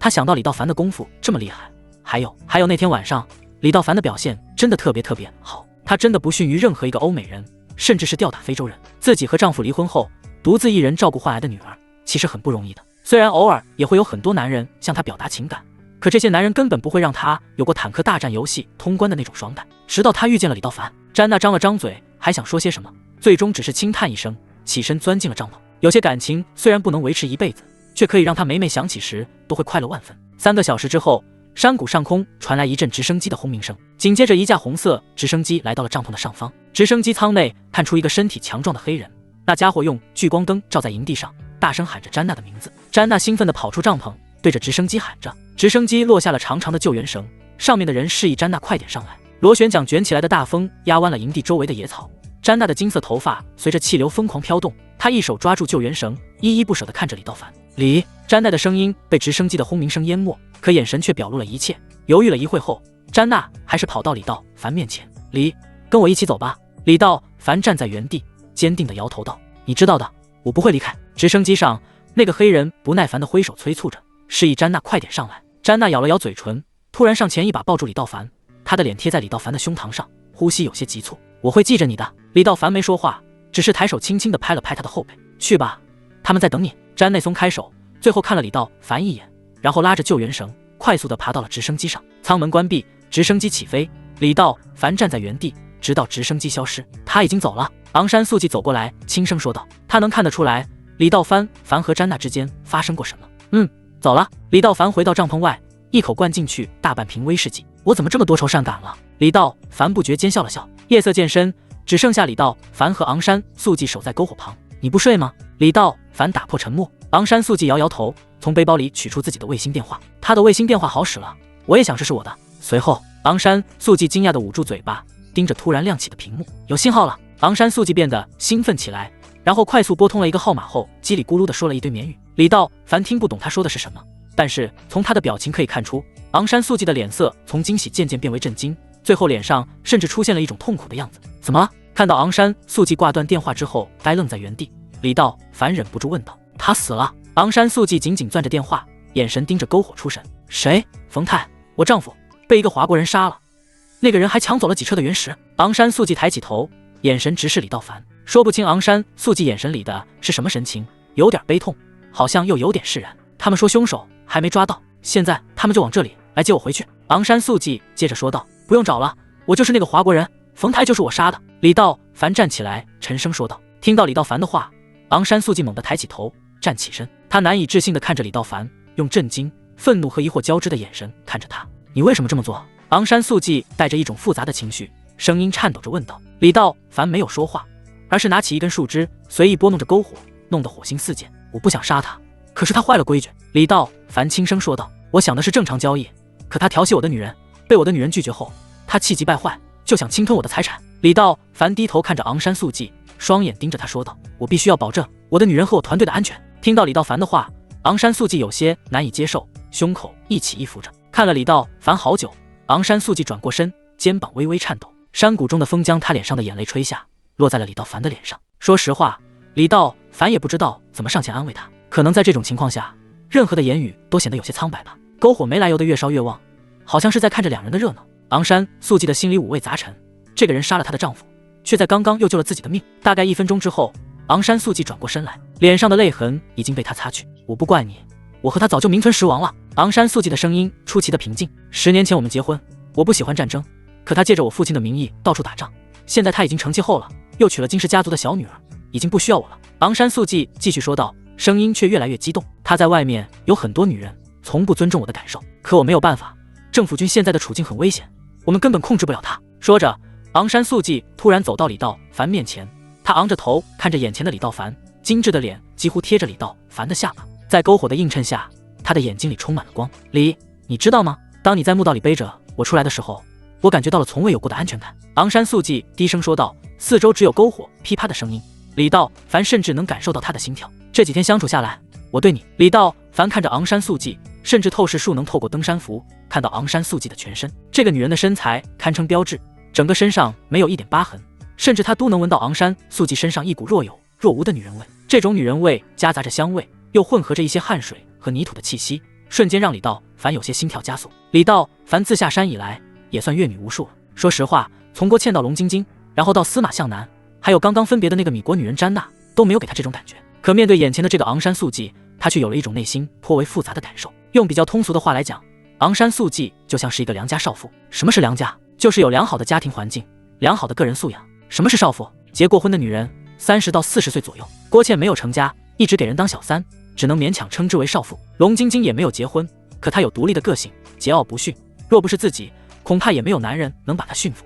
司马向南更不同，她是一个成功的女性，属于大龄美女总裁的那种类型。至于詹娜，欧美人的性格和国人不同，她的坦诚是她表达自己爱意的方式。昂山素季则完全不同，除了有政府军首领的女儿的身份外，她还是个医生，她确确实实是一个良家少妇。这个身份对李道凡杀伤力太大了，你不恨我杀了他？李道凡问道。听到这里，昂山素季苦笑了一声，只是名义上的罢了。说实话，我已经2年没看到他了，他死了，我反而感觉到解脱。昂山素季终于鼓起勇气，他的手放在李道凡的脸上，抚摸着眼前这个男人。我不恨你，我恨的是命运，让我们以这种方式相见。李道凡轻轻抓住他的手腕，却没有推开他。作为医生，你不理智。李道凡轻声说道，虽然口中拒绝，可他的身体却有些不由自主地靠近昂山素季。有那么一瞬间，2个人甚至贴在了一起。可作为一个女人，我是理智的。昂山素季几乎是在挑衅着李道凡说道。昂山素季感觉到李道凡正在靠近，然后他的手滑向了李道凡的脖子，轻轻地抚摸着，然后又一寸一寸地扣在了李道凡的后背。他闭着眼睛，不知道自己为什么会有如此的举动。这种场景，这种动作，放在平日里是根本不可能出现在他的身上的。不过也无所谓了，这一颗偌大的深山里只有他们2人，而且在几个小时之后，他就会被政府军的人接走。就在下一刻，昂山素季闭上眼睛，嘴唇轻轻贴上了李道凡，他带着渴望，仿佛是要把这么多年来的压抑一次性的发泄出来一样。李道凡的呼吸逐渐加重，然后深情地回应着昂山素季，同样用手臂揽住了女人纤细的腰肢，甚至解开了昂山素季的登山衣。此刻，在火光的噼啪声中，2个人再也无法压制情感，2人相拥着，跌跌撞撞地掀开帐篷的帘子，肆无忌惮地享受着深山狂欢。在帐篷里，2个人无惧寒冷，昂山素季的手只划过李道凡满是肌肉的身体。你别那么温柔。正当李道凡有些犹豫的时候，昂山素季的脸埋在李道凡的脖子里，轻声地说道，你要让我感受到真实，让我忘记一切。爱激烈而纯粹，就像暴风雨一样，将所有的道德顾虑全都浇灭。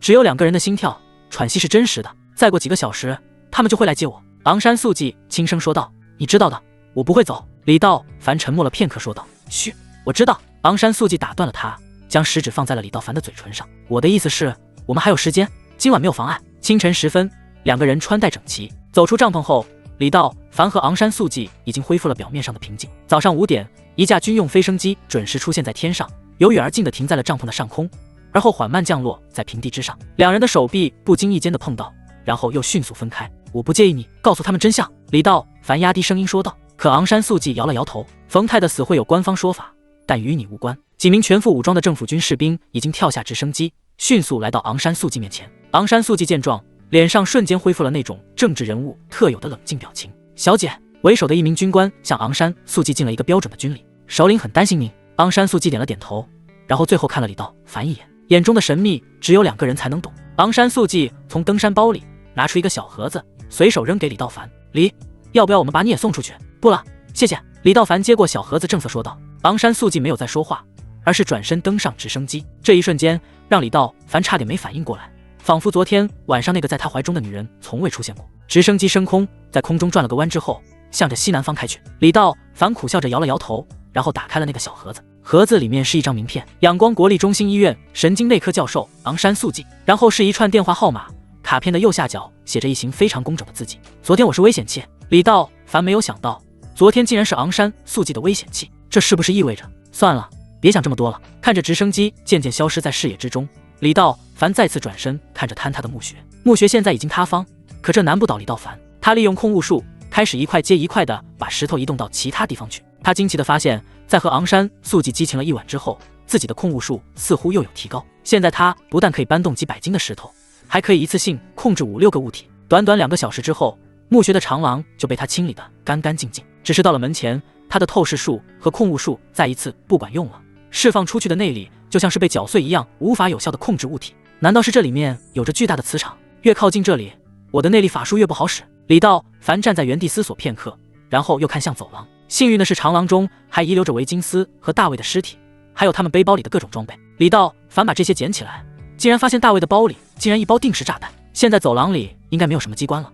想到这里，李道凡眼睛一亮，这些定时炸弹正好用于炸掉这扇石门。定时炸弹爆破面积大概30-40米的样子，凭借它的速度，只需要助跑2次就可以跑出爆破区域。也就是说，利用定时炸弹把石门炸开，自己只需要躲得远远的就可以了。李道凡心中拿定主意，把大卫的背包解下，掏出了3枚定时炸弹。为了稳妥一些，李道凡来来回回把走廊里的那些干尸全部堆到了石门前面。就算是爆破面积再大，有这些干尸做垫背也伤不到自己。这些干尸怎么也想不到，已经死了40年了，还要被李道凡拉来当做垫背。锁定了爆破点之后，李道凡仔细地观察着这扇石门。这块石门显然是一整块大石头打磨而成的，上面没有任何开关，看样子只能爆破了。这个墓主人显然为了自己的墓不被盗墓者挖掘下了很大的努力，也就是说，这座墓葬的石门关闭之后，任何人不能进也不能出了。李道凡把炸弹放在石门下面，然后迅速按下了起爆开关，随后踩着地面跳到了入口处，迅速趴下藏好。轰隆，伴随着一声震天响的爆炸，整座石门轰然间倒塌，露出了一个巨大的口子，看样子是一个昏暗的石室。灰尘散尽之后，李道凡拍拍衣服上的尘土，拿起维金斯赠给自己的军刀跳了下去。很快他就翻过石门，进入到墓室之中。这座墓室的面积并不大，让他奇怪的是，这里面并没有棺材，也没有死人，地上只有一些腐烂的木头和竹简之类的东西，已经都被埋进了土中。李道凡试着从泥土里把竹筒拿出来，可能是时间太久远了，刚碰到竹筒就直接碎掉了。围着墓室走了一圈，李道凡发现最里面竟然还有一道石门，应该里面还有一间墓室。不过这间石门上竟然有一个开关，李道凡试着搬动了一下开关，只听咣当一声，厚重的石门竟然一下子就升了上去。我靠，这么精妙！李道凡对此赞叹不已，看来古人的智慧还是无穷的。这么重的石头是借助什么样的力量升上去的呢？重要的是，这座石门可能都有上千年了，开关却依然可以使用，保存的可以说相当完好了。等等，这是间书房吗？就在此时，李道凡竟然发现里面的这间石室里还是没有棺材，反倒是有一张石头做的桌子，甚至墙壁之上还打了一个书架，上面堆了一堆竹筒，还有几件青铜器。最醒目的是墙壁之下挂着一把带着剑鞘的剑。李道凡很是惊奇，扫了一圈之后，从这些竹筒里找出了一枚玉印章，这块玉应该价值不菲。李道凡把这印章放在兜里，眼光落在了挂在墙上的那柄剑上。这把剑的剑鞘还很完好，能看得出来是上古的金丝楠木制作的。金丝楠木极为耐腐，所以虽然时隔1000年之久，剑鞘依然没有任何腐烂的迹象。李道凡握住剑柄，一把将剑抽出半截，而随着剑身的抽出，这把宝剑赫然发出道道银光，把整个石室瞬间照得亮如白昼。剑身更是一点锈迹都没有，就跟刚刚做好的不锈钢一样，都能照出人的倒影。李道凡不禁倒吸了一口冷气，好剑啊，这可是宝贝。从墓穴中竹筒腐烂的程度来看，这座墓室最少也有上千年的历史了，更何况书架上还有几张腐烂的宣纸。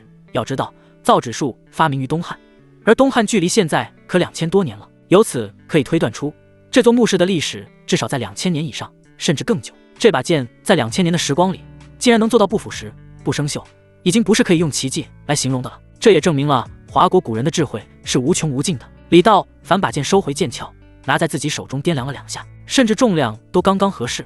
这把剑不就是为自己准备的吗？里面竟然还有一个墓室。李道凡拎着宝剑向最后一个墓室走去，而当他刚刚进入这个墓室的时候，整个人就是一愣，因为他终于看到死人了。准确的说，他看到的是一副骨架，此人的肉身已经完全腐烂了，只剩下了一整副枯骨成盘坐的态势，端坐在石室的中央。只是让李道凡奇怪的是，这副骨架的颜色并不是白色，也不是黑色，反而呈现出一种暗金色，甚至还在隐隐发着光芒。除了这副枯骨之外，石室中什么都没有了，没有陪葬的珠宝，就这么一副枯骨呆呆地坐在那里。不会吧，啥也没有？李道凡有点迷茫了，自己忙活了这么半天，冒着这么大的风险，最后这里竟然什么都没有吗？是不是昂山素记的那本档案里说的都是假的呢？这里根本没有什么神秘的能量啊！等等，那是什么？李道凡突然发现，这副骨架的右手中指上竟然戴着一个黑色的指环，指环像钻石一样反着光。李道凡好奇地蹲下看去，竟然发现这个黑色的戒指上有很多细小的纹路，像一个工匠精雕细琢的作品，很是精美。这个戒指看起来好像有些说道，所以李道凡伸手准备去把它摘了下来。然而就在他的手接触到枯骨的那一瞬间，这副骨架竟然剧烈地颤动着。我擦，活了！纵然李道凡是金丹期大能，但这一刻也差点把他的魂吓出来。可他还没来得及有其他反应的时候，只见枯骨瞬间粉碎，化为一团灰烬。更让李道凡感到震惊的是，这枚黑色的指环却没有任何变化，依旧悬浮在半空中。骨头架子都碎了，这戒指怎么还能悬浮呢？李道凡整个人都呆住了，有点摸不清头脑。虽然他已经接触到很多玄学知识，可这东西明显违背了物理定律了。李道凡此时正半蹲的姿势，眼睛直勾勾地盯着那枚戒指，甚至都忘了动。眼前的这一景象让他的反应都有些慢了半拍，这实在有点太过于匪夷所思了。他好奇地看着戒指，又看了看墓室周围，确定这个戒指中间并没有被什么细线缠住。既然来了，就看看你耍什么花样。李道凡打定主意，猛地伸出手抓向那枚戒指，唰，当戒指入手的那一瞬间，他顿时感觉到自己的身体一轻。等他反应过来的时候，竟然发现自己已经掉入了一个陌生的空洞空间之中。他发现自己在这个空间内变得十分轻盈，低头看去的时候，竟然发现自己的身体还在那里呈半蹲的姿势。平复了自己的心情之后，李道凡认为应该是自己的灵魂被吸入到了戒指里面。可这是怎么回事呢？难道这就是传说中的储物戒指？你来了！突然间，一道声音响了起来。你是谁？李道凡有些懵，他仔细地查看着四周，可四周黑洞洞的，并没有人。但是他却看到了面前有一枚悬浮的珠子，还有10几枚在空间中漂浮着的方形玉石。除此之外，这个空间里再没有其他物品，也没有人的存在。别担心，这只是我留在此的一个念头而已。念头？李道凡有情无这念头，还能存在这里吗？你就是李道凡吧？就在此时，空间中闪出一束金色光芒，里面正坐着一个身材妖娆、妩媚至极的白衣女子。此女就像是天上的嫦娥一般，美丽无法用语言形容。你是谁？你怎么知道我的名字？李道凡眼神盯着女人，不知这女人下一步要干什么。只是那女子没有回答，而是笑了笑，继续说道：你是如烟的徒弟吧？你认识我师父？何止认识，他是我徒孙的徒孙的徒孙，算起来你还是我门下的弟子呢。说到这里，女人媚眼带笑，温柔地说道：我叫莲花隐女，3000年前修仙界发生一场旷世劫难，那场劫难中修仙者死伤无数，我为救天下修仙者的性命，废弃元神，一直被困在这里，而我的元神则化为9朵莲花，被9个绝色美女所获得。如果我说的没错的话，你师父的后颈之上就有1朵莲花印记。说到这里，莲花隐女将手心朝上，手心中赫然出现1朵鲜艳异常的莲花。这朵莲花像与如烟脖子上的莲花一模一样。道凡小辈，我需要你找到这9个绝色美女，并且和她们9个同时进行坦克大战的游戏，这样才能解除我身上的元神禁锢，我方能投胎转世。莲花隐女接着说道。显然这位莲花隐女身上的故事不少。我擦，不会吧？李道凡简直有些震碎3观，怪不得你叫莲花隐女，原来是这么来的。我要你立下誓言，在有生之年为我办成此事，我便会将我所有的遗物以及至高无上的修仙之法传授于你。你需10秒之内立誓，我便会感应得到，如不立誓，你和遗物都将自毁。李道凡有些无语，这女人竟然如此鸡贼，竟然还弄出了个什么自毁程序。不过要是真能得到她的仙家之术和这些遗物，那可是大机缘啊，自己是不可能错过的。再说就算立下誓言，将来能不能找到都是两说，还不如自己先答应下来。李道凡深吸一口气，立誓说道：我愿立誓，日后若修为大成，一定找到这9位绝色美女，帮助莲花隐女解除元神禁锢，如有违背，必遭天谴。李道凡心中暗想，这事儿都过了2、3千年了，这9个美女上哪找去？除了我师父的脖子上有这么一个莲花之外，那8个现在恐怕骨头渣子都没了。再说，别说是跟师父打游戏了，我就是稍微看他2眼，都被他撵下山来呢。所以这种誓言立了也白立。不过自己既然想得到顶级的修仙之法，给对方的心安也没错。很好，我感受到了你的誓言。对了，如烟是我的门下弟子，他后颈处的莲花仅作为参考，他本人不在9个绝色美女之列。李道凡无奈地摇了摇头，这玩意儿还带参考的。随着莲花隐女话音落下，李道凡的意识再次一顿，等他反应过来时，灵魂已经回归到身体之中。李道凡猛地站了起来，并低头看去，那枚黑色的戒指不知什么时候已经戴到了自己的手指上，甚至李道凡还能感觉到有一种磅礴的内力在自己的身体里缓缓流动。而之前看到的凌空悬浮的那颗珠子和玉石也都整整齐齐地摆放在石床上了。不会吧，这是真的？李道凡从石床上拿起这些东西，仔细地研究着这些灵物的用途。没想到这一次缅甸之旅竟然有这么大的意外收获，还碰到了什么莲花隐女，更是有9个绝色美女的机缘。这珠子是什么呢？李道凡刚刚拿起珠子，就又听到了莲花隐女的声音。此珠乃是天宫之宝，也是打开通往仙府的钥匙，将来你的修为达到金仙70，再融合此珠就能登上仙府。话音刚落，莲花隐女又没了动静。李道凡觉得这个莲花隐女很是奇怪，难道她真的死了吗？刚才说的话真是她留下的一个念头，还是这女人留了很多个念头，时不时的就会冒出来说上几句。不过话说回来，这个莲花隐女太信得着自己了吧，就发了个誓，便把这么多宝贝交给了我。李道凡的眼光上又看到了那块长方形的玉石，这块玉有些特别，上面还隐隐波动着神秘的能量。李道凡眯着眼睛，如果没有意外的话，那莲花隐女也会在这里留下念头吧。于是他拿起了这块方形玉，试着将自身的内力与它融为一体。果不其然，那个莲花隐女的声音又响了起来。这块玉里蕴含了顶级的仙家秘术金龙玉女术，又名大罗金仙诀，比你练的9天星辰诀强上100倍。你是纯阳圣体，不但要勤加修炼，还要经常打坦克大战的游戏，修仙无捷径，要一步一个脚印才行。对了，这几块玉石乃是上古灵石，可帮你打通全身经脉，我也只能帮你到这里了，以后的路还要你自己走。别忘了你的誓言，找到那9位绝色美女，方能修仙大成。说到这里，那莲花隐女又没了动静。但是随着玉石和李道凡内力的相融，大量的信息涌入到了李道凡的脑海深处。金龙玉女术，这些信息进入到李道凡脑海中后，他便发现这门内功法术的信息量非常之大，里面除了介绍内力如何修炼之外，还介绍了大一周天之术，甚至是凡人如何修炼到金仙期都有着明确的记载。这其中最重要的就是玉女两字，这简直为李道凡打开了一个全新的天地。仔细阅读着这门功法，他发现自己以前打的坦克大战游戏简直都不入流，在这本功法里面简直是太弱鸡的存在了。看着看着，李道凡的呼吸便急促起来。他发现这个金龙玉女术和九天星辰诀相比，简直不在一个档次之上，而是仙家最为顶级的修仙术。到达最高境界后，甚至能够隐藏气息、逍遥长生等等，真是太好了。李道凡只是匆匆地扫了一眼，因为这本功法实在是太深奥了，只能回到开头重新去练，从最开始的吐气开始打通全身经脉之后，才可进行下一步的修行。通经络，循内力，以内化精，以精化力。李道凡闭上眼睛，仔细阅读并默默感受，上面记录的很是详细，尤其是如何玉女方面，更是有着莲花引女的详细注释。很快李道凡就弄明白了全书大概，而他的第一步则是要完全摒弃九天星辰，决重心打通身体的任督二脉和12分脉，只有以金龙玉女术打通2个经脉，他的身体才会变成一个完整的大周天，循环从头到脚缠绕身体一圈。如果没能打通，那整个身体就无法做到内力循环。反正李道凡又不着急离开，索性他就按照莲花引女的修炼方法盘膝而坐，手掌朝天，陷入冥想模式，不断调整自己的气息，引导内力打通任督二脉。当然，内力的打通需要意念为主，只有他真正理解了金龙玉女术的含义，方能进一步修炼，所以这一步非常难。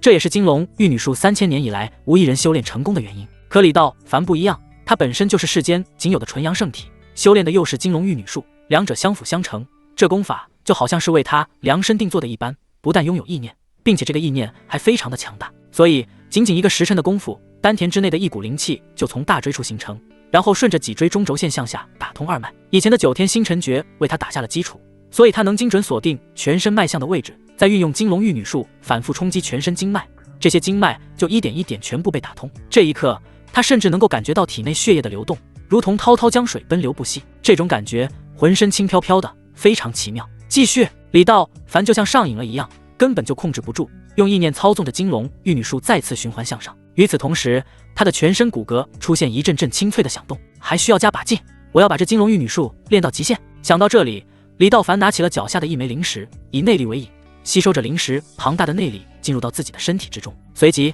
灵石面滴灵气自动转换为真气，在他全身流动。李道凡咬紧牙关，将真气汇聚于丹田之处，并且在丹田处不断的积蓄着。不行，还是太慢。这种方式虽然见效，但速度还是要比想象中的慢上很多。这一枚灵石中的灵力非常足，要是以自身力量吸收的话，恐怕半个月也吸收不完。此时他想起自己还有5层是灵术的加持呢，之前在2个采阳女的身上，他已经试验了是灵术的超能力，既然能吸收2女的内力，那么也同样可以吞噬上古灵石中的灵力。想到这里，他2手紧握着灵石，然后祭出是灵术，顿时这枚灵石在是灵术的吸取下，竟然赫赫发光。不过这种光亮在呼吸间就暗淡了下去，仅仅1分钟过后，这块灵石的灵力便全被李道凡吸收殆尽，灵石啪的一声变化为了粉末散落在地。同时李道凡感觉有一股浩瀚无比的力量汇聚到自己的身体之中。如果之前自己的内力算是小江小河的话，那么现在自己的经脉异常粗壮，就是长江与黄河。哈哈，突破金丹，进入元婴。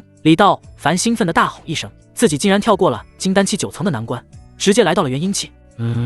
怎么一股臭味？这时候李道凡闻到自己的身上传出阵阵恶臭，低头一看，发现自己的胳膊上、脸上全部都是大量的汗渍。修真，修真，修的真我！李道凡站了起来，身体虽然恶臭，但这种感觉也是真爽。既然已经突破金丹了，那就不急着练下去了，以后按部就班再吸收这些灵石。想到这里，李道凡把剩下的10几枚灵石装进兜里。等等，我的力气好像变大了不少。在感觉到自己身体异常后，李道凡挥了2下胳膊，这可不得了。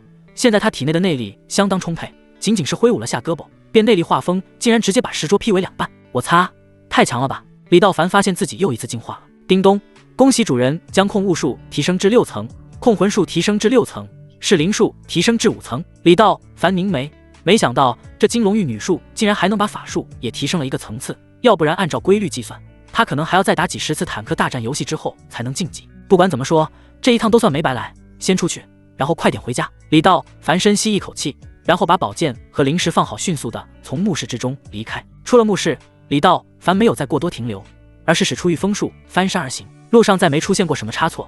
1个小时后，李道凡已经越过国境线，来到了边境康德。此时已经深夜，李道凡来到了一家超市旁边。李道凡的手机早就扔在辣叔的酒店里了，现在他只能管老板借着手机了。算上今天，李道凡已经5天没和国内联系了。他一边打通江明道的电话，一边大口地吃着泡面和香肠。可由于现在已经是凌晨1点了，江明道的电话一直处于无人接听的状态。李道凡倒也不急，翘着2郎腿，喝着饮料，吃着泡面，每隔大概2、3分钟，他就继续给江明道打过去。在打了5遍之后，对方终于接电话了，但明显有些起床气，毕竟这深更半夜的有人骚扰，谁都受不了。谁？江明道明显在压制心中的暴怒。江大哥，我是李道凡啊！李老弟，你上哪儿去了？听到李道凡的声音，江明道一下子就愣住了，因为4天之前龙晶晶和郭倩等人从缅北回来的时候，第一时间联系了他，并告诉他在缅甸那边发生的情况。江明道做梦也想不到和自己合作多年的冯泰竟然反水了，因为自己介绍了冯泰，导致现在李道凡失联在缅北，自己又苦说不清啊。这要是李道凡出什么事儿，自己就是直接责任人。好在龙晶晶和郭倩并没有怪他，现在这边的人都急坏了。他这几天也在拖着各种关系到缅甸去打探李道凡的消息，可只是听说冯泰死了，李道凡却没有任何消息，所以他们都以为李道凡已经出事了。可现在深更半夜的李道凡竟然给他打电话了。江大哥，咱们长话短说，我现在在康德，已经走出来了。老弟，你等着，把你的具体位置告诉我。康德黄川县，这里有一家新天地超市，我就在这，你别走，你千万别走，10分钟之内，我让我的朋友去接你。江明道激动地挂断了电话，然后迅速地联系了一个黄川县的朋友，给江明道打完电话，然后李道凡又直接拨通了郭倩的电话号。郭倩接的倒是很快，只响了一声，电话就接通了。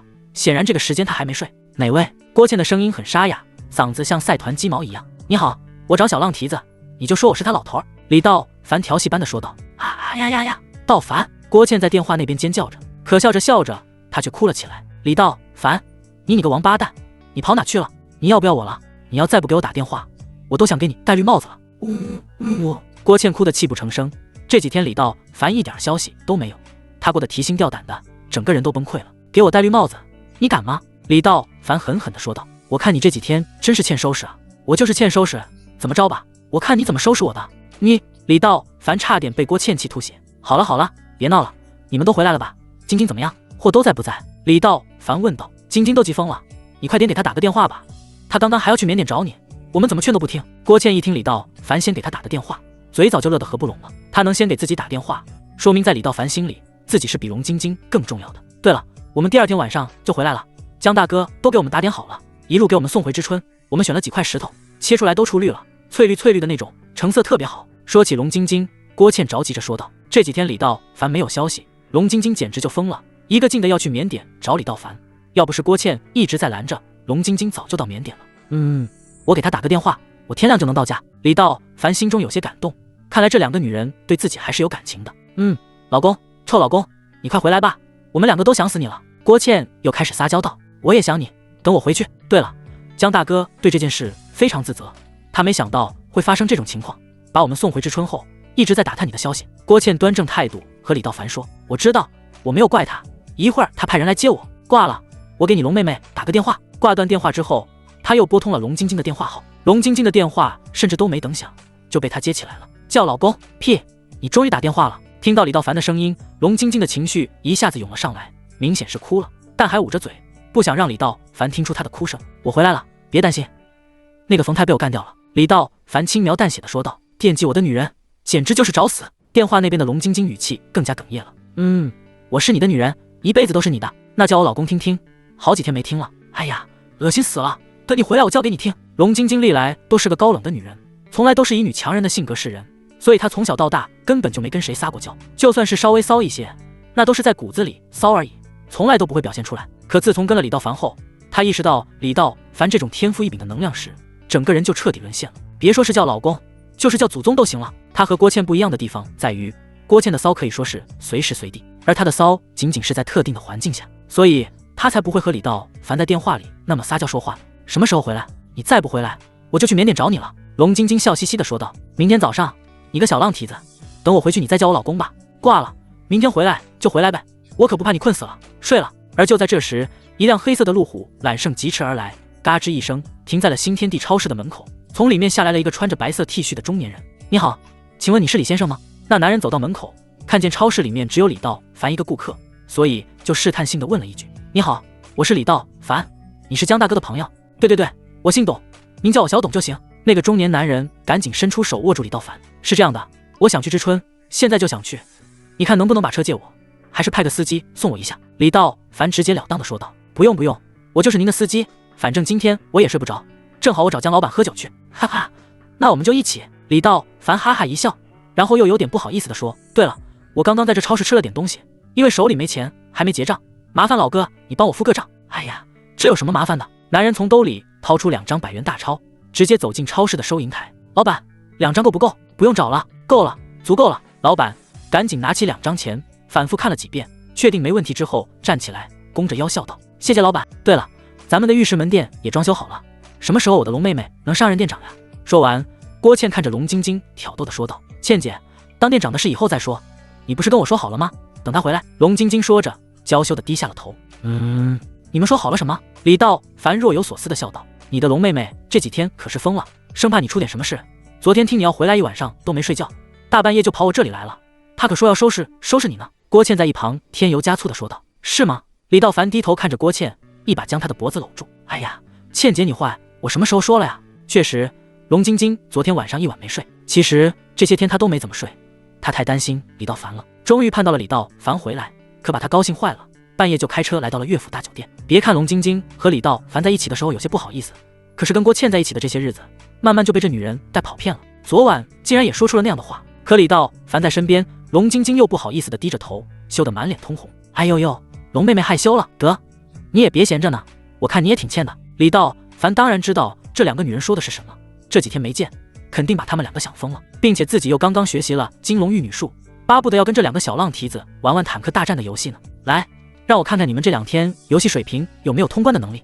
李道凡瞬间来了兴致，哼，我和龙妹妹了说好了，这回我们可是有战术有配合的，要是再不能通关，可说不过去了。说完，3个人就拿起手中的手柄，开始了坦克大战的游戏。还真别说，这3个人一直玩了1天1夜，直到几个人的眼睛都有些锈住了才停下。算了，不玩了。郭倩疲惫地躺在床上。怎么了？李道凡饶有兴致地问道。其实他才刚刚进入游戏状态，一点都没有疲惫的意思。怎么了？你也太厉害了吧，我们2个这游戏水平真玩不过你。郭倩闭着眼睛，她现在就想躺一会。哎，魔高1尺，道高1丈。此时龙晶晶揉着双眼，示意自己也服了。你愿意找谁玩找谁玩去吧，我们2姐妹可不陪你了，我们要睡觉，要吃饭，要休息。2个女人哀求道。李道凡无奈地看着2女，从烟盒中抽出一根华子点上，看来这金龙玉女术还真是不赖，自己感觉又进步了很多。与此同时，一辆黑色的奥迪 A8 行驶在高速公路上，前面还有一辆奔驰大 G， 2辆车的速度都达到了120公里每小时。江明道就在奥迪 A8 的车后排，他让老董去接了李道凡，自己也从外地的别墅连夜赶回来。现在他的脸色很难看，就在刚刚出了一件天大的事，但李道凡回来了，自己总得去见上一面。坐在他旁边的一个秘书也在汇报着突发情况。嫂子是下午给我打的电话，当时嫂子说让我联系你，告诉你她和孩子2个人被绑架了，我还以为她说的是气话，可电话里突然传来了一个男人的声音，他跟我说如果不找到你，他就会撕票。这时候我才知道嫂子和小强真的被绑架了，然后我马上联系了3个他们，让他们派人去查查，可是却没有查到任何消息。对方没有提前的事，只是要求见你。那名身穿黑色丝袜穿着正装的长腿秘书说道。可此时江明道也无暇看美人了，满心里想的都是孩子。他的生意做得这么大，可他的老婆却不参与公司的任何事情，而是在一家公立学校当老师。只不过秘书口里说的嫂子是他的前妻，自从江明道清心寡欲之后，夫妻2个人就已经协议离婚了。可这帮人绑了前妻和自己的儿子，那他肯定不能让啊，自己可就这一个儿子，才12岁，给他们打电话。怎么说江明道也属于一代枭雄，遇到这种事并没有第一时间慌张，而是沉着冷静地想着对方是什么人。对方不要钱，那肯定是自己的事儿做得不对，可自己这些年来早就不管生意上的事了，在生意场上和这些人都是能让则让，根本不和他人结仇啊。身旁的黑丝小蜜绅吸了一口气，然后拨通了嫂子的电话号。仅仅响了2声之后，电话就被接通了，然后里面传来了阴森的声音，你如果不是江明道，就给我滚。我是江明道，请问朋友有什么要求？只要不伤害女人和孩子，咱们什么事都可以商量。江明道平静地说。你就是江明道？电话里一道更加阴冷的声音响起。对，我是。呵呵，好，我们向你打听点事，希望你能够配合。放心，我江某绝对会知无不言。江明道心中有些奇怪，不知道这些人到底搞的什么鬼，费这么大劲只是问些事。好，那我问你，你是不是介绍了一伙人去拉叔？江明道一下子坐直了身子，他明白了问题可能出在李道凡身上，并已经有小道消息说冯泰已经死了，并且死在了一个华国男人的手里。这个华国男人很有可能就是李道凡。凭李道凡的实力，干掉冯泰并不意外，只是他不能如实跟对方说是我介绍的，受朋友所托。那伙人去缅甸准备进一些原石，这有什么问题吗？这伙人中有一个带头的叫李道凡，我们要找他，24小时之内把他送到我们面前，否则所有后果你一人承担。等等，我不认识这个李道凡，我上哪找他去？江明道装作一副很着急的模样，大声说道：那是你的事，你介绍的这些人中肯定有一个叫李道凡的，所以你看着办，找到之后再联系我。说完，对方直接挂断了电话，而江明道则是闭上了眼睛。他要把李道凡供出来，那就是不够朋友，可为了李道凡把妻儿卖了，那就更不是人了。现在他两头都赌，哪边他都不想放下。就在此时，他的电话响了起来，拿起手机一看，竟然是李道凡打来的。江大哥，你什么时候到？我可要到你的私房菜馆喝上几杯了。电话中，李道凡轻松地说道：这里老弟，我可能去不了了。江明道在电话里支支吾吾地说道。李道凡是什么人？一听江明道说话的语气，就知道他遇到麻烦了。怎么了，江大哥？有事？李道凡问道。没事，没什么。江明道真挺够意思的，他还真咬着牙没跟李道凡说。不对，江大哥，你肯定有事，有什么帮忙的地方，你尽管跟我说。这次多亏有你，我还没好好感谢你呢。李道凡说道。哎，我前妻和我儿子被绑架了。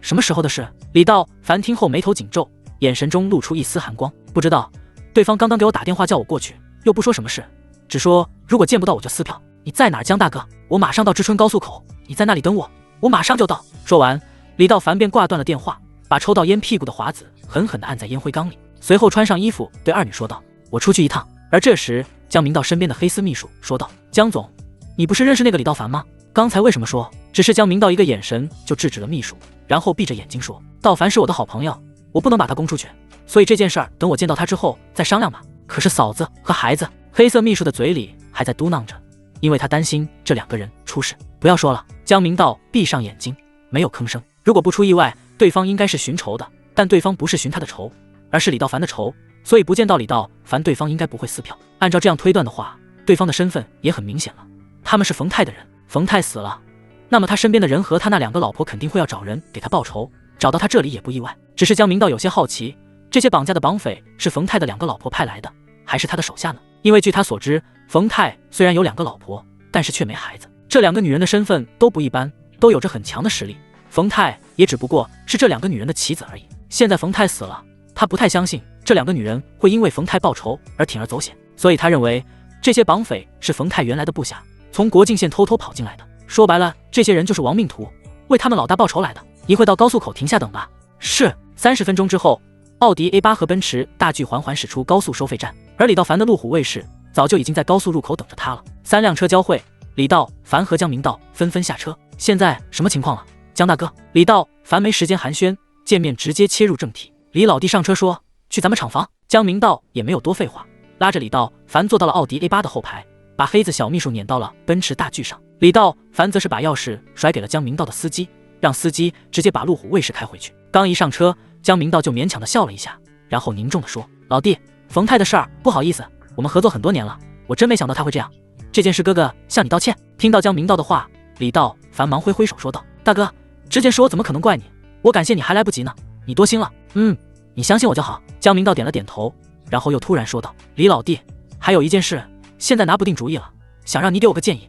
你说。李道凡早就看出来江明道有心事，否则也不可能心事重重的样子。是这样的，我的前妻和我的儿子被绑架了，绑架者刚刚打来电话，据我猜测应该是从缅甸过来的，很有可能是冯泰的手下。哦，他们绑架了嫂子和儿子。李道凡明显有些意外，但随后他眉毛一挑，又淡定地说着：他们是想通过你找到我吧？是的。江明道点了点头。不过我什么都没说，他们应该是找不到你，所以就盯上了我，毕竟是我介绍你认识的冯泰，所以才绑架了我前妻和儿子。随即江明道又郑重说道：不过我想知道冯泰是不是你杀的？是。好，我和这小子合作这么多年，还真没发现他是一个豺狼之辈。既然这样，我也就没有必要客气了，这些人来一个我杀一个，李老弟不用你出面，我就可以解决。江明道眼神萎靡，紧咬牙关说道。李道凡怎么能看不出江明道的表演痕迹？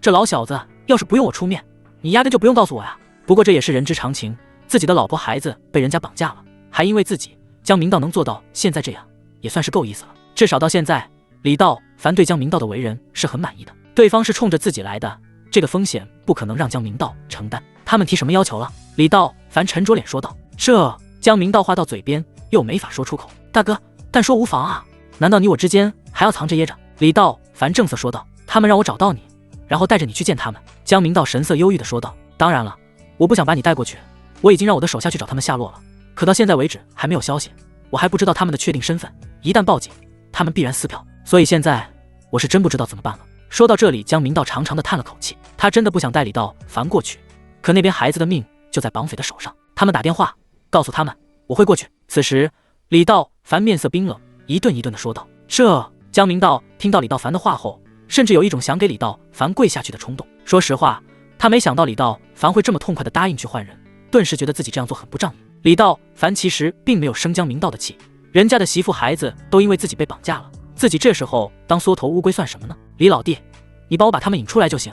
怎么着，我也算是半个修武人，我请了道上的厉害人物，同时我也有最顶尖的保镖和杀手，我也会亲自陪你去。我知道我不应该跟你说绑架的事，可是我就这个儿子，他太小了，而且我以后不能生育了，我是真的没办法了。说到这里，江明道竟然眼中含泪。哎呀，江大哥你真不用这样，我本来就没有怪你的意思，只不过想收拾这帮作死鬼罢了。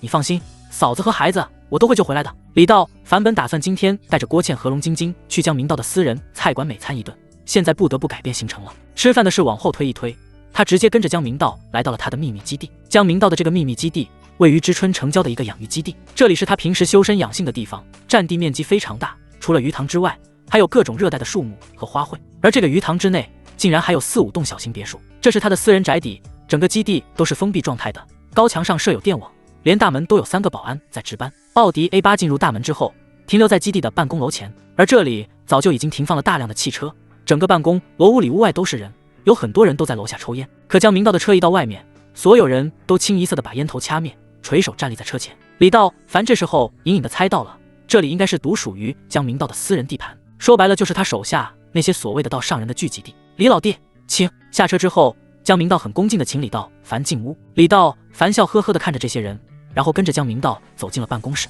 办公室里有几个和江明道差不多年纪的人纷纷站了起来。大哥，这几个人看面相都是狠人，应该都是早年间和江明道一起打下江山的兄弟们。至于那些外面的小弟，则没有资格进入办公室，只能在门口抽烟等着。人来了吗？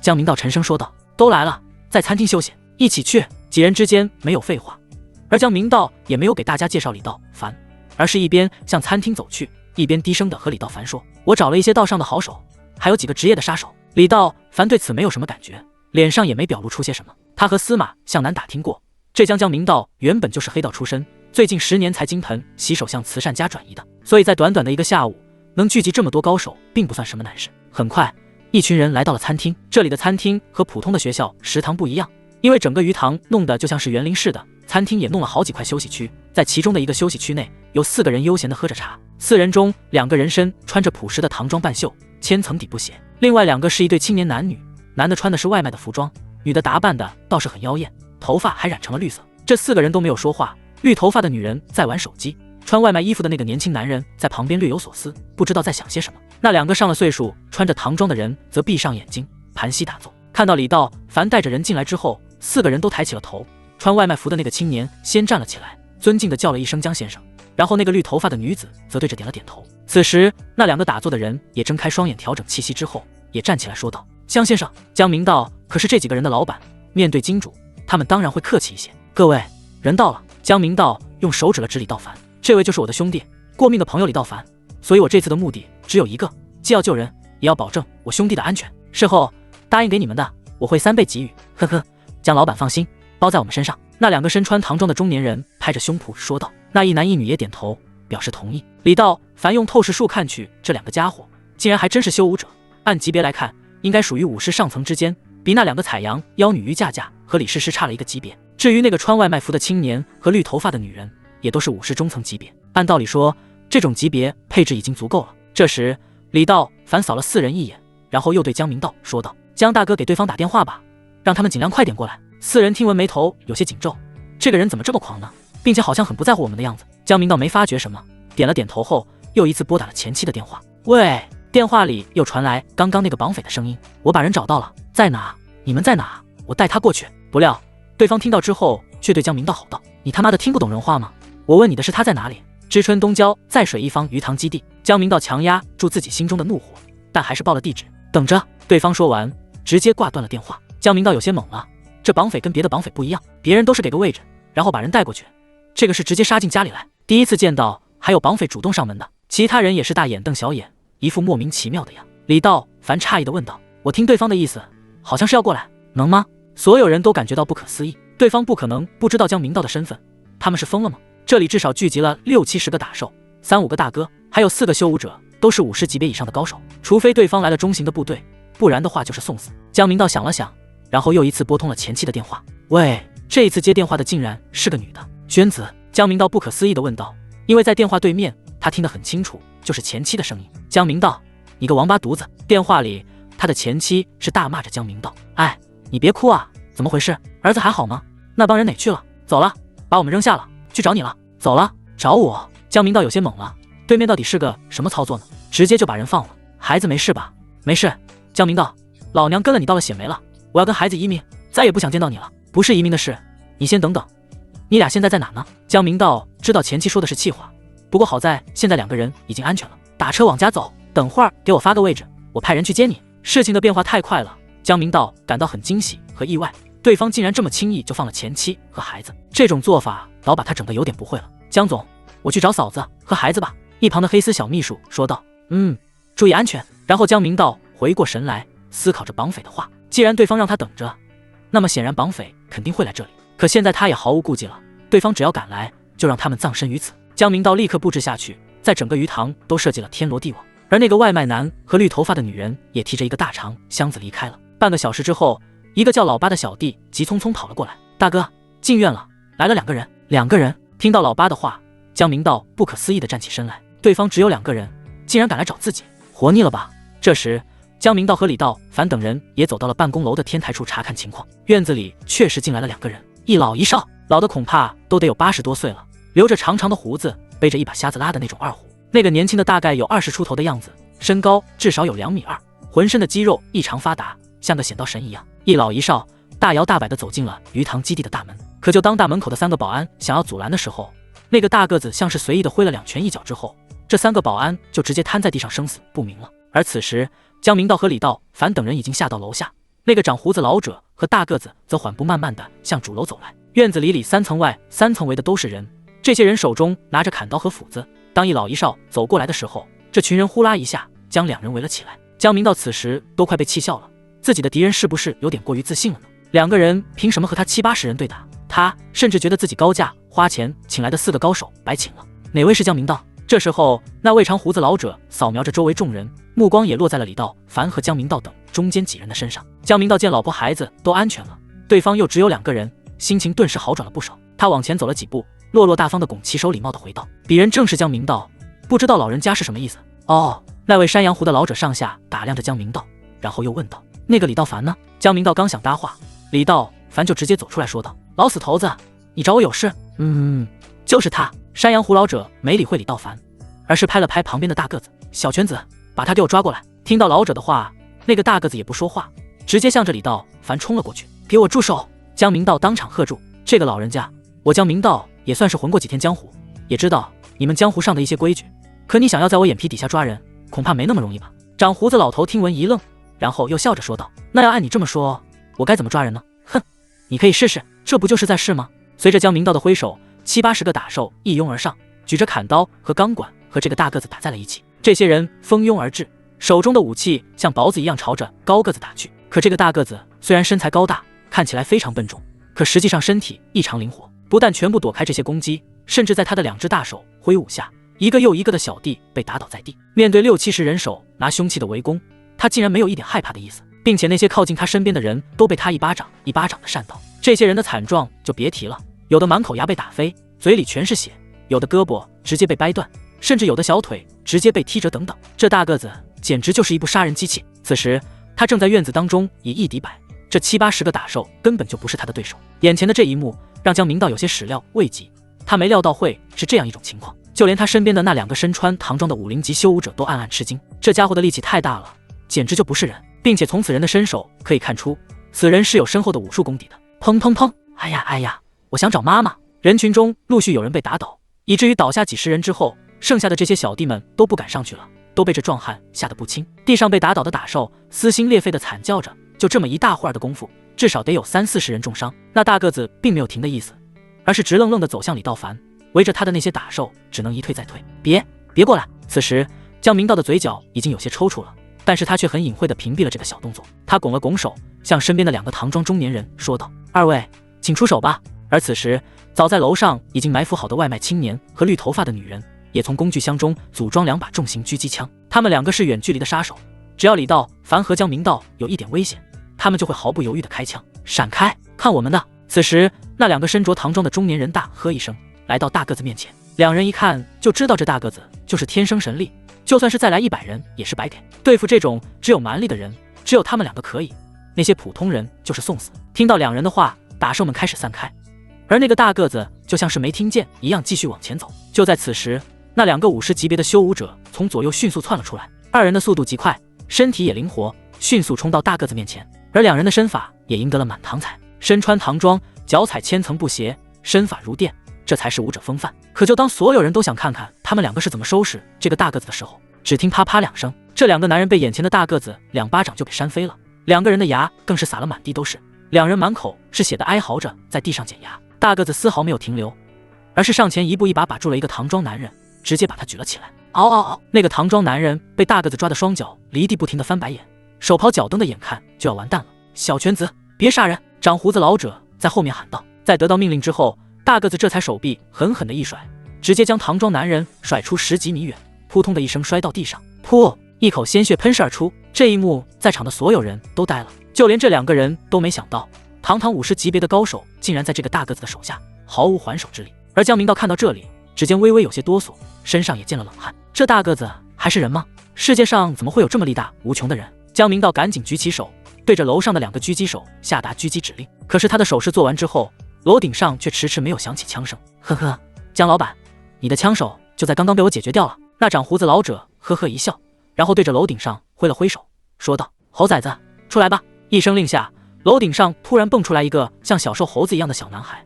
这个男孩也就是13、14岁，个子也才1米6出头，俨然就是个小孩。大小孩翘着2郎腿，对下面的长胡子老者说：“我说老头子，这也太没技术含量了吧？就这种货色也值得我们出手吗？”废话，你们2个不出手，难道还让我这个土埋到脖子上的老头子出手不成？行吧，全哥，你快把那人抓了，咱们好回去吃肉去。这小男孩说完便弯下腰抓起了2个人。这2个人可不就是那个穿外卖的年轻男人和绿头发的女人吗？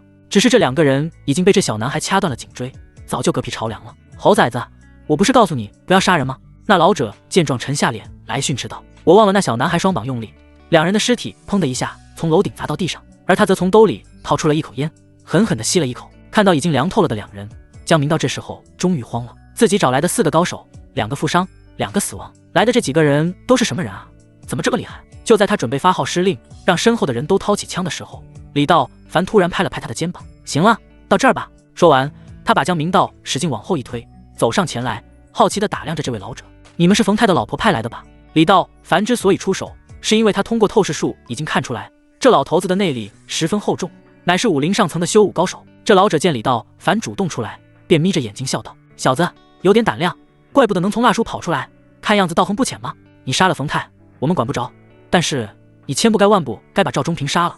那赵忠平可是老夫的人，正在为老夫办事，你杀了他，让我很生气啊。”李道凡想起来了，这个老头说的赵忠平应该就是冯太身边的那个赵先生。说到这里，那老者突然挥手：“小浪子，抓回去吧。”那个大个子也不搭话，听到老者吩咐后，一个箭步就冲了过来，举起蒲扇般的大手就往李道凡的脖子上抓。可就在这时，李道凡出手了，他的身体根本就没动，只是一只手快速的伸出，电光火石间就悄无声息的掐住了大个子的手腕。咔！李老板的手指就像一只钢铁巨钳一样，牢牢的把大个子掐住。瞬间，那天生神力的大个子只觉得浑身都麻了，疼得他脸色长得通红，整个手再也无法再动分毫。那只大手突然悬在李道凡的喉咙处，被疼得青筋暴起。李道凡不躲不闪，就这样轻而易举地控制了他高速击来的手掌。眼前的这一幕也让在场的所有人始料未及，不光是楼上那个小男孩紧张地站了起来，就连后面的老者也眉头紧皱，突然间挺起了身子。那大个子还想再用力，可李道凡脸上倒是轻描淡写，手指只是微微的用力了1分。可即便这样，那大个子也受不了了。李道凡只是轻轻的一拧，大个子的整个身体都侧翻在地。就在大个子倒地的一瞬间，李道凡迅速踢出右脚，狠狠地踹在了大个子的身上。砰！空气中发出一声闷响，那大个子就像一个沙袋一样，被李道凡轻轻松松的一脚踢飞，并且整个身体在空中划出了一道美丽的弧线，重重地砸在了长胡子老者的脚下。在落地的一瞬间，大个子强忍疼痛，第一时间爬起来，只不过他的那条手臂已经失去了知觉，似乎是被卸掉了肩关节一样，根本无力抬起，胸口也被李道凡的这一脚踢得不轻，一口没忍住吐出了一大口鲜血。这情景让江明道和手下的小弟惊得连嘴巴都合不上了。他知道李道凡很强，但没意识到李道凡这么强，这个能以1敌100，甚至能凭蛮力一招打伤2个修武者的大个子，竟然被李道凡随随便便的一招踢飞。似乎这个显道神在他的眼中就像是一只随手可以捏死的小鸡一样，不堪一击。不过李道凡的这一举动却直接激怒了大个子，虽然他的胳膊已经不能动了，但他还是强忍着全身的颤抖，再一次吼叫着冲了上来：小犬子，给我住手！那位老者企图遏制住大个子，可此时的大个子已经完全陷入暴怒的状态了。他本身脑子就有点不灵光，现在又受到了强烈的刺激，所以整个人就像是一头火车头一样向李道凡撞过来。见到大个子这样，楼顶的男孩和老者也随之出动了。不过在他们出动的同时，李道凡也动了，只见他的身体像炮弹一样弹射，看来众人都没看清楚怎么回事，就看见向前快速冲来的大个子再次被撞飞了。这一次他飞得更加彻底，甚至很多人都听到了他骨头碎裂的声音。那大个子就像一团棉花一样，身体成功自行被踢出10几米之后，砰的落地，下面的方砖都被震碎了好几块。他想再一次站起来，可身体已经不允许他站起来了。显然他胸前的骨头全部被打碎，剧痛让他无法动弹，同时张开大嘴哭的吐出了2口黑血。而就在同一时间，那位老者跳到李道凡面前，表情显得极其愤怒，最主要的是他的速度极快，别看80多岁的年纪，可动作就像老鹰一样连贯流畅，身手极佳。可是就算他的身手再好，在李道凡的面前，他的动作也慢得跟蜗牛一样，因为在透视术的加持下，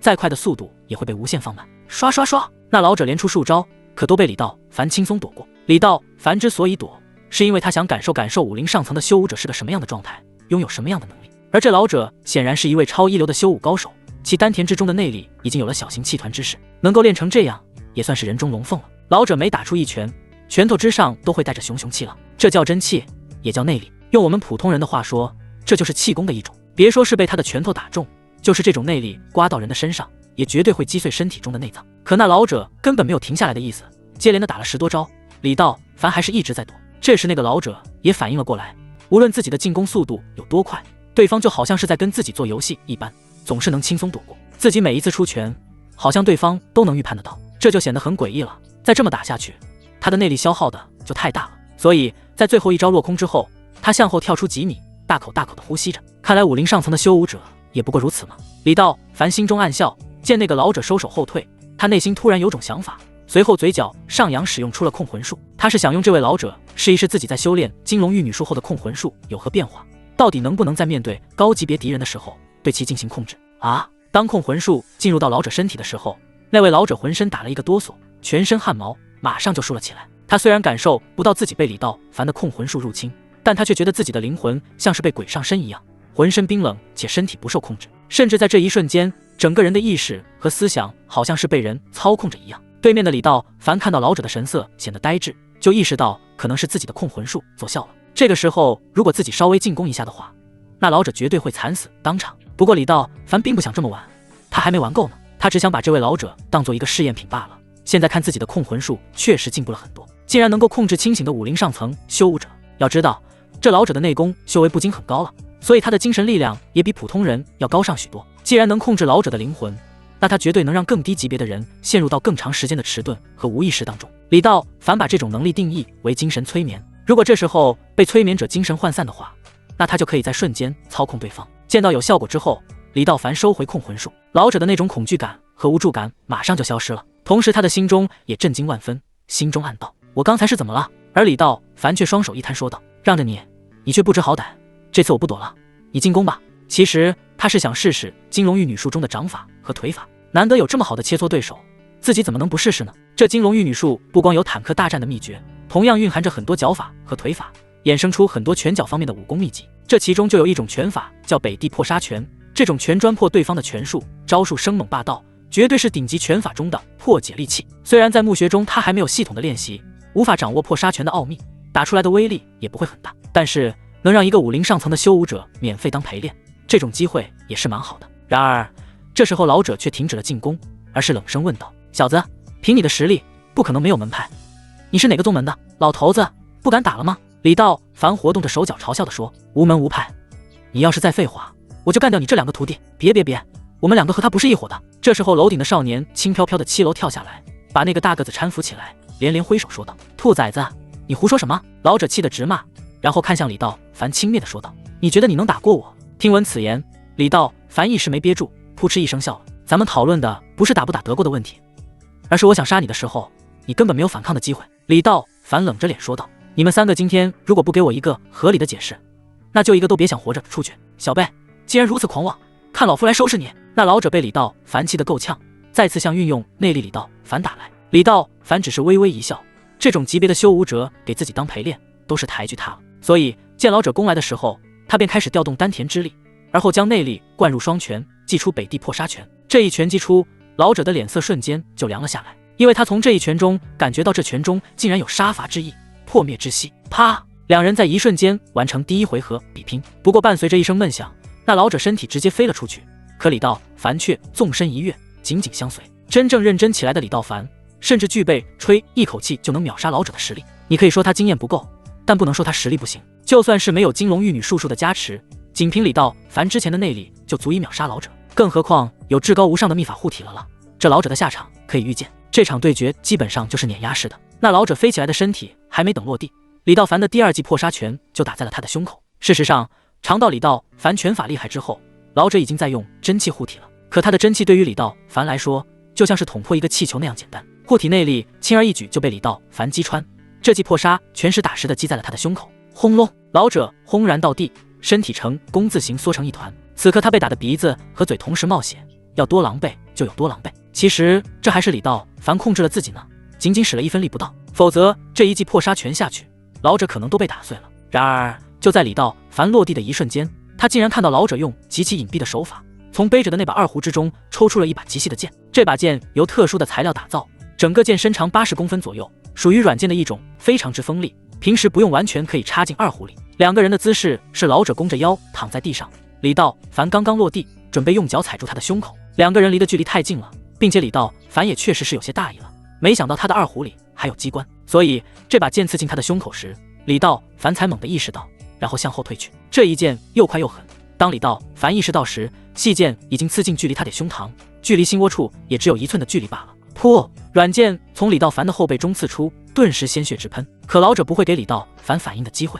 他强忍剧痛，整个人弹跳而起，继续刺向李道凡。妈的，你真是找死！李道凡彻底被激怒，他的本意是拿老者练手，其实没打算杀他，不然的话，刚才他也不会收力。现在他不想杀对方，对方却想置他于死地。如果不是自己内力雄厚，要是换做别人，恐怕早就挂了。这一剑虽然刺穿了身体，可根本伤及不了分毫，充其量也是一些皮外伤。李道凡拥有神奇的自愈能力，这点小伤对他来说算不得什么。李道凡的眼中露出一丝寒光，就在老者的剑刺来瞬间，他突然一挥了挥手，噗！瞬间一把宝剑凭空冲现在李道凡的手中。李道凡手起剑落，然后老者的脖子就像豆腐块一般，把李道凡齐刷刷的削断，脑袋瞬间飞出去几十几米远，掉在地上还在咕噜着。没了脑袋的老者脖子上鲜血直喷场中，所有人都被吓得身体发麻，甚至有几个小弟吓得坐在地上，直接都吓尿了。这把剑正是李道凡从墓穴中拿出来的那一把。此刻剑身寒光凛凛，滴血未粘，一旁的大个子